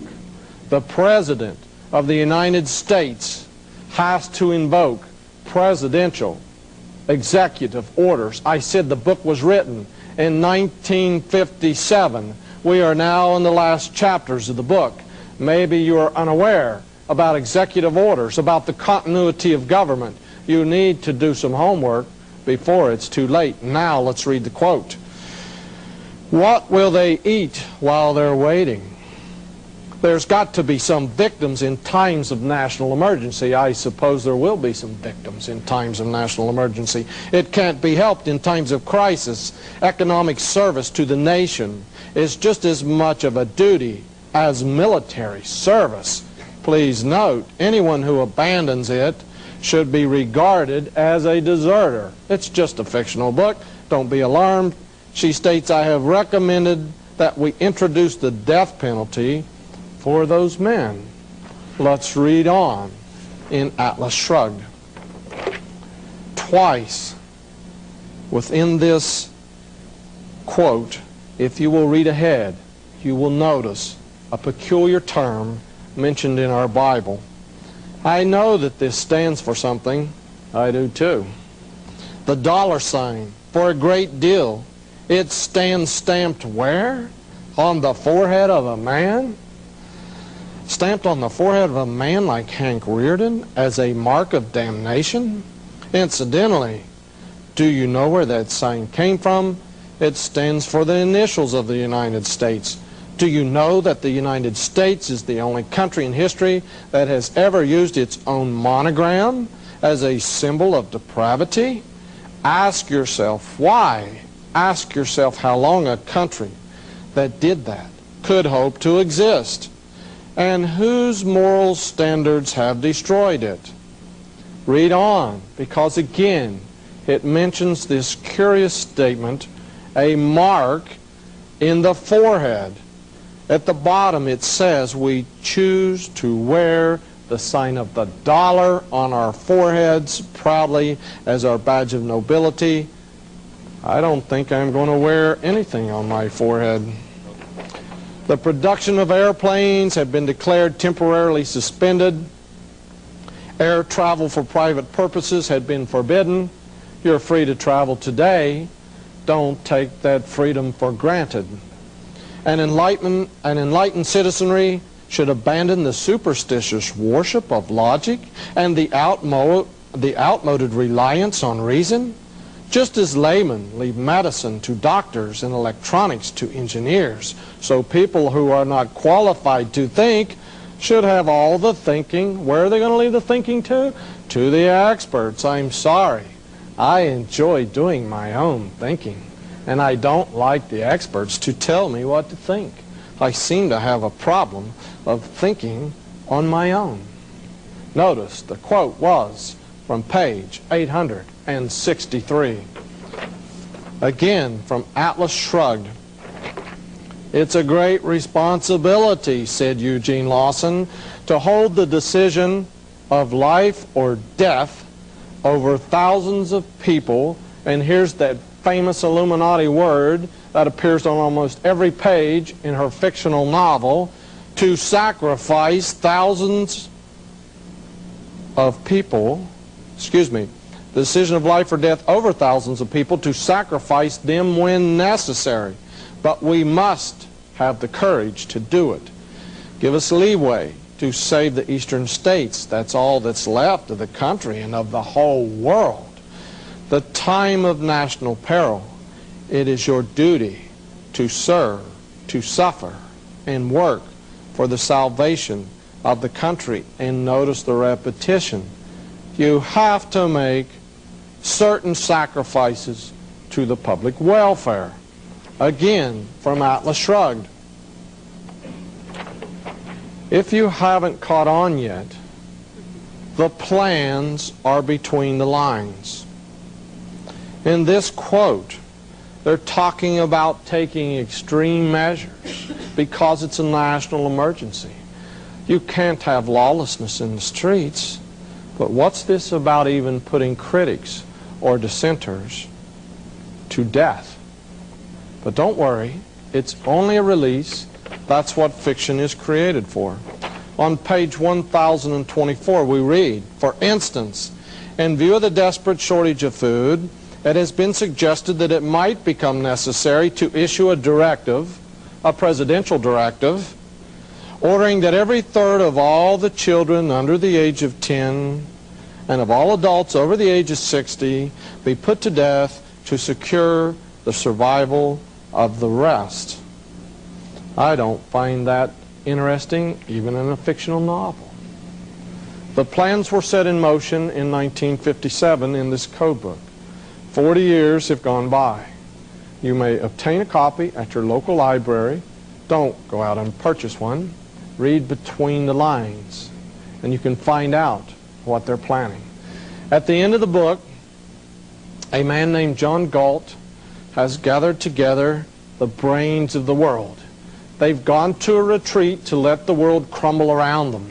They know that the world will beg them to return and rebuild society. And they go to a retreat in the mountains of Colorado. But no one can find them because they have inventors, and they know how to project pictures so that anyone who even flies close to their retreat will only see a picture projected into the sky. I have a friend who got a call in Wyoming, the state above Colorado. They said, "Dave, you better get in your plane. You better drive down and check out this mountain in Colorado. There's some strange goings-on the top of this mountain." So he jumped into his plane. He flew down to Colorado. He noted there were tractor-trailer trucks circling and winding around the little road heading up this mountain. He kept the plane just circling the mountain and watching.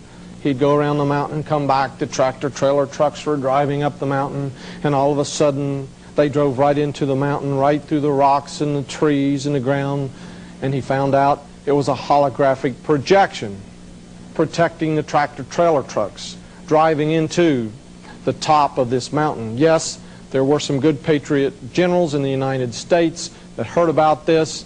I had access to a private teleconference where a dozen of them were trying to decide whether there was any hope left, whether there's any chance to stop the New World Order.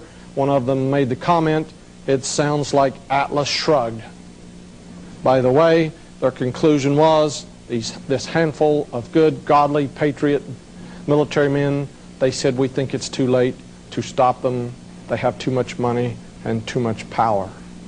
How could martial law appear in the United States? The term is now used, continuity of government. There are two or three ways. The people themselves may get to a point where they ask that something be done about lawlessness in the United States. It is true that children sometimes see things on television, sometimes they read something, and they're influenced to commit a crime. But the major media would not release the fact that one of these boys now going on trial was involved in Satanism. His students said he was involved, his girlfriend said he was involved, but the major media did not release the information. Again, yes, children do imitate things they see. In this strange book called Remote Control, available at my local library, they said that people do watch crimes committed on TV and commit copycat crimes such as thievery and murder. There's a funny little twist to this. It's called Remote Control. There's a sci-fi movie called Remote Control where everyone who watches this particular video from the video store commits murder with anyone they're in the room. The name of the sci-fi is called Remote Control. You see, mind control goes beyond just selling things, mocking the public, mocking the Christians. This man's name is Chip Tatum. He was an assassin. I won't say for what group. For a professional government agency. He was known as a Black Ops helicopter operator. He could fly into any country in the world underneath radar. He worked for 25 years at his trade. I made friends with him just to find out the inner workings on how mind control works in high places. He told me they have drugs. I will not name those drugs. I know what they're called, but we don't need to let that out. He said they have drugs where they can compromise anyone in the world. He said within 2 months after the G7 meets, they will get their papers telling who to assassinate or who to compromise in the world. He worked at this for 25 years. It was kept totally secret even from his wife. Chip Tatum stated There was a general in Central America who constantly resisted taking orders from the New World Order. They flew in on a helicopter. They took him out to dinner. They put this particular drug in his drink and in his food. Within 30 minutes, he was a hypnotic victim. Any command given to him, he would obey. They used this drug on him for 2 weeks. When the 2 weeks expired, he could not even remember where he was, where he had been at. Under this hypnosis, he was given commands to do awful things that we do not want to list in detail. We don't want the children to hear it. Then they videotaped him. At the end of the 2 weeks, they walked into his office. He couldn't recall where he'd been. They told him again to jump in line for the New World Order. He said, "I will not." They said, "View this videotape. How would you like the people in your country to have this videotape?" Yes, he took orders from the New World Order after that. Very advanced types of mind control exist in the USA and in the world. This is John Rappaport. He wrote a book, U.S. Government Mind Control Experiments on Children. Yes, charges were brought up in Congress by two very courageous ladies. But in this book, let's read what's been going on since the 1950s. In the mid-1950s, children were brought to the United States from Mexico and South America. They were considered expendable by the CIA. The CIA performed horrendous experiments on them. Then, lessons about what worked in brainwashing were applied to other children. The best and brightest in America were carefully selected. It was as if CIA experiments hoped to establish long-term control of the minds of these children for the future. Now notice, they were trying to work with children in some very gifted ways. Several decades ago, this book appeared. It was called The Control of Candy Jones. It was published by Playboy Press in the middle of the 70s. Candy Jones was the #2 pinup during World War II. Candy Jones was going to commit suicide. Her husband was Long John Nebel, a very famous New York talk show host. He also knew some things about hypnotism. She had a hard time going to sleep. Long John asked if he could hypnotize her to help her sleep at nights, and she began to rattle off all this stuff from a spy novel. Because, unknown to her, she had an extra personality that had been created over the years by professional men in military places, and she had been taking communiques to armed force people while she was on her USO tour. The book can still be found in some used bookstores. In 1977, there was David Berkowitz. This is his arrest. He was known as the Son of Sam. Now, David Berkowitz took the fall. He would not say that anyone else was involved in these murders in New York in the 70s. New York got so tense, women would cut their long hair, thinking that the Son of Sam enjoyed shooting women with long hair. All of New York was in terror until David Berkowitz was arrested. Let's look in his apartment. There was a hole on the wall, and he made a cartoon because the hole in the wall looked like a face. He says, "Hi, my name is Mr. Williams, and I live in this hole. I have several children who I'm turning into killers. Wait till they grow up." What could he have meant? That they were turning children into killers. Later there was research. Later men did some great research, and they figured out that David Berkowitz had to be working with other people. They contacted him in prison. They kept asking him. They kept interviewing him until he admitted, yes, he was working with Satanists. Let's see what he said in Maury Terry's great book, The Ultimate Evil. "I am serious about all this." This is David Berkowitz speaking. "There is no reason why I shouldn't be. Sir, Satanists, genuine ones, are peculiar people. They aren't ignorant peasants of semi-illiterate or semi-illiterate natives. Rather, their ranks are filled with, please note this, who are filling the ranks? Doctors, lawyers, businessmen, and basically highly respectable citizens. Now notice, they are normal on the outside at least, but what is he saying about these people? They are following Aleister Crowley's commands, and they want to do all these evil things. Let's read on about what David Berkowitz says. This is from page 308 and 309. There are certain powerful persons who are able to gain entrance into other people's, we're dealing with the subject of mind control. They have the ability to enter other people's minds and souls. You ask about Satanists? I'm not talking of thrill seekers who hang on to and join every anti-establishment group which comes along. What is he talking about here?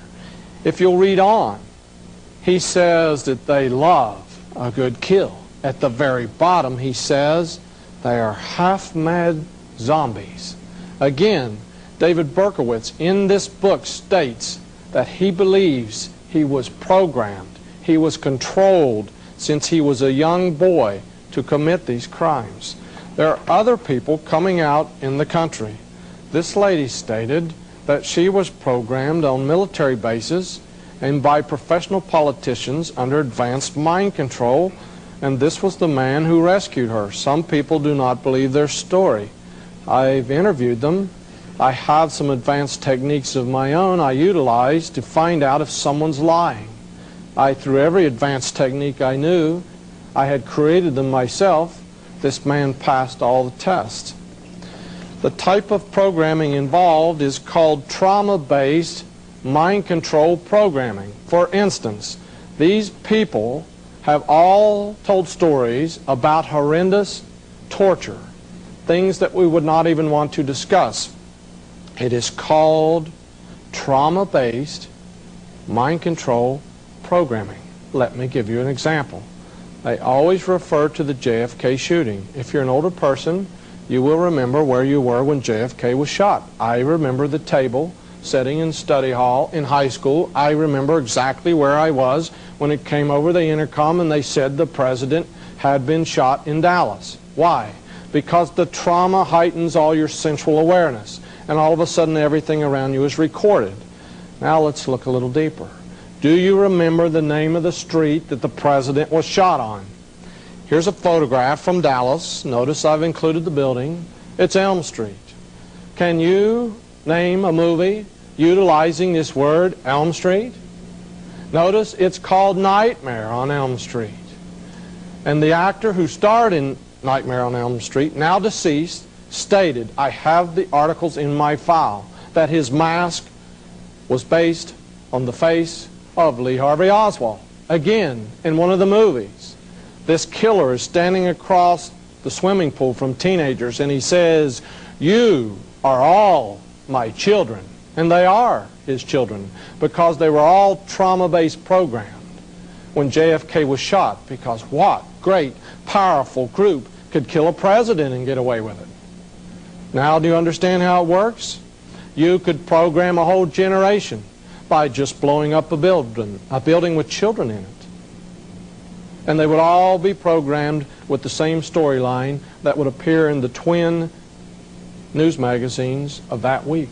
That's how you program a generation. Again, let's look. Here's a book, very hard to find. It's called Starshine. It's a novel. It had to be a novel. This is a pseudonym. Her name is Bryce Taylor. Bryce Taylor is a friend of mine. I've talked to her. I cannot relate all the things she told me about who does the programming, who does the abusing. You say, well, it's just a novel. How do we know it's true? She was on an airplane one day, and a certain man in an intelligence agency sat down beside her, pulled out photographs of her children. He said, Bryce, you may speak about mind control as you travel, but do not name names. Don't tell who your handler was. Don't name the congressman. Don't name officials. Don't name kings and queens in Europe. So she wrote this book. As a fictional novel, it is called Starshine. I want you to read carefully what she says on chapter 41. Chapter 41 is entitled 1999, A Plot to Create Anarchy in the U.S. Remember, it's just fiction, but they would not allow her to publish the book if she demanded that it was stated on the cover of this book that it was the truth. Let's read. These are fictional people. We're meeting at Karen's and the Matsons' request to share information we've gathered since our last fact-finding symposium 6 months ago. Each of us agreed to interview therapists, social workers, police officers, and ministers in our states to determine how many children and teenagers have surfaced with symptoms of 1999 programming, because it is the truth. It is a fact. We're going to get more documentation in just a moment from another author. And again, this 1999 programming is mentioned in Bryce Taylor's fictional work, and the page was page 244 for people who are sticklers for documentation. Now, the next book can be found on the internet. Anyone interested could run a search engine for the Freedom of Thought Foundation from Arizona. Walter Bauer has written an incredible book about 800 pages in length. In 1978, Walter Bauer wrote his first edition of Operation Mind Control. He had a hard time getting it published, but eventually some people surfaced to help in the funding. All the copies of the original Operation Mind Control disappeared in a matter of weeks. Later he found out it was the intelligence agencies that had backed him and helped him publish it so they could buy up all the copies so no one in this country could read it. Copies now go for $650. So this time he did it right. This is the revised and expanded version. You can order it. There are a few copies left. It's very expensive, but it runs about 800 pages. You can chat with Walter Bauer on the internet. Please check it out, because notice what he says inside his book. Here's a quotation concerning two fictional doctors. No, these are real doctors. He has initialed their names to protect them. Again, it's almost like Bryce Taylor's quote, Dr. A.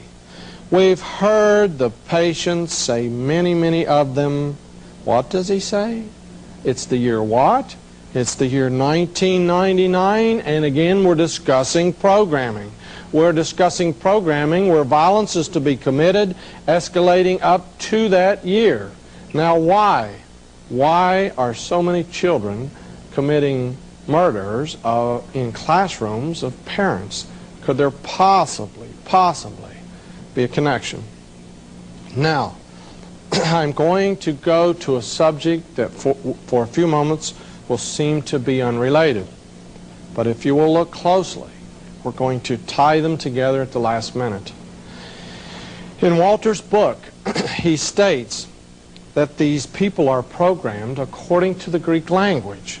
He says that alphas appear to be sexually programmed. I mean, they're betas, they're deltas. Notice he says that deltas are programmed to be killers. There's thetas, they're psyche killers. This is from interviews conducted by psychologists, professional deprogrammers, and therapists. All the information was pulled together.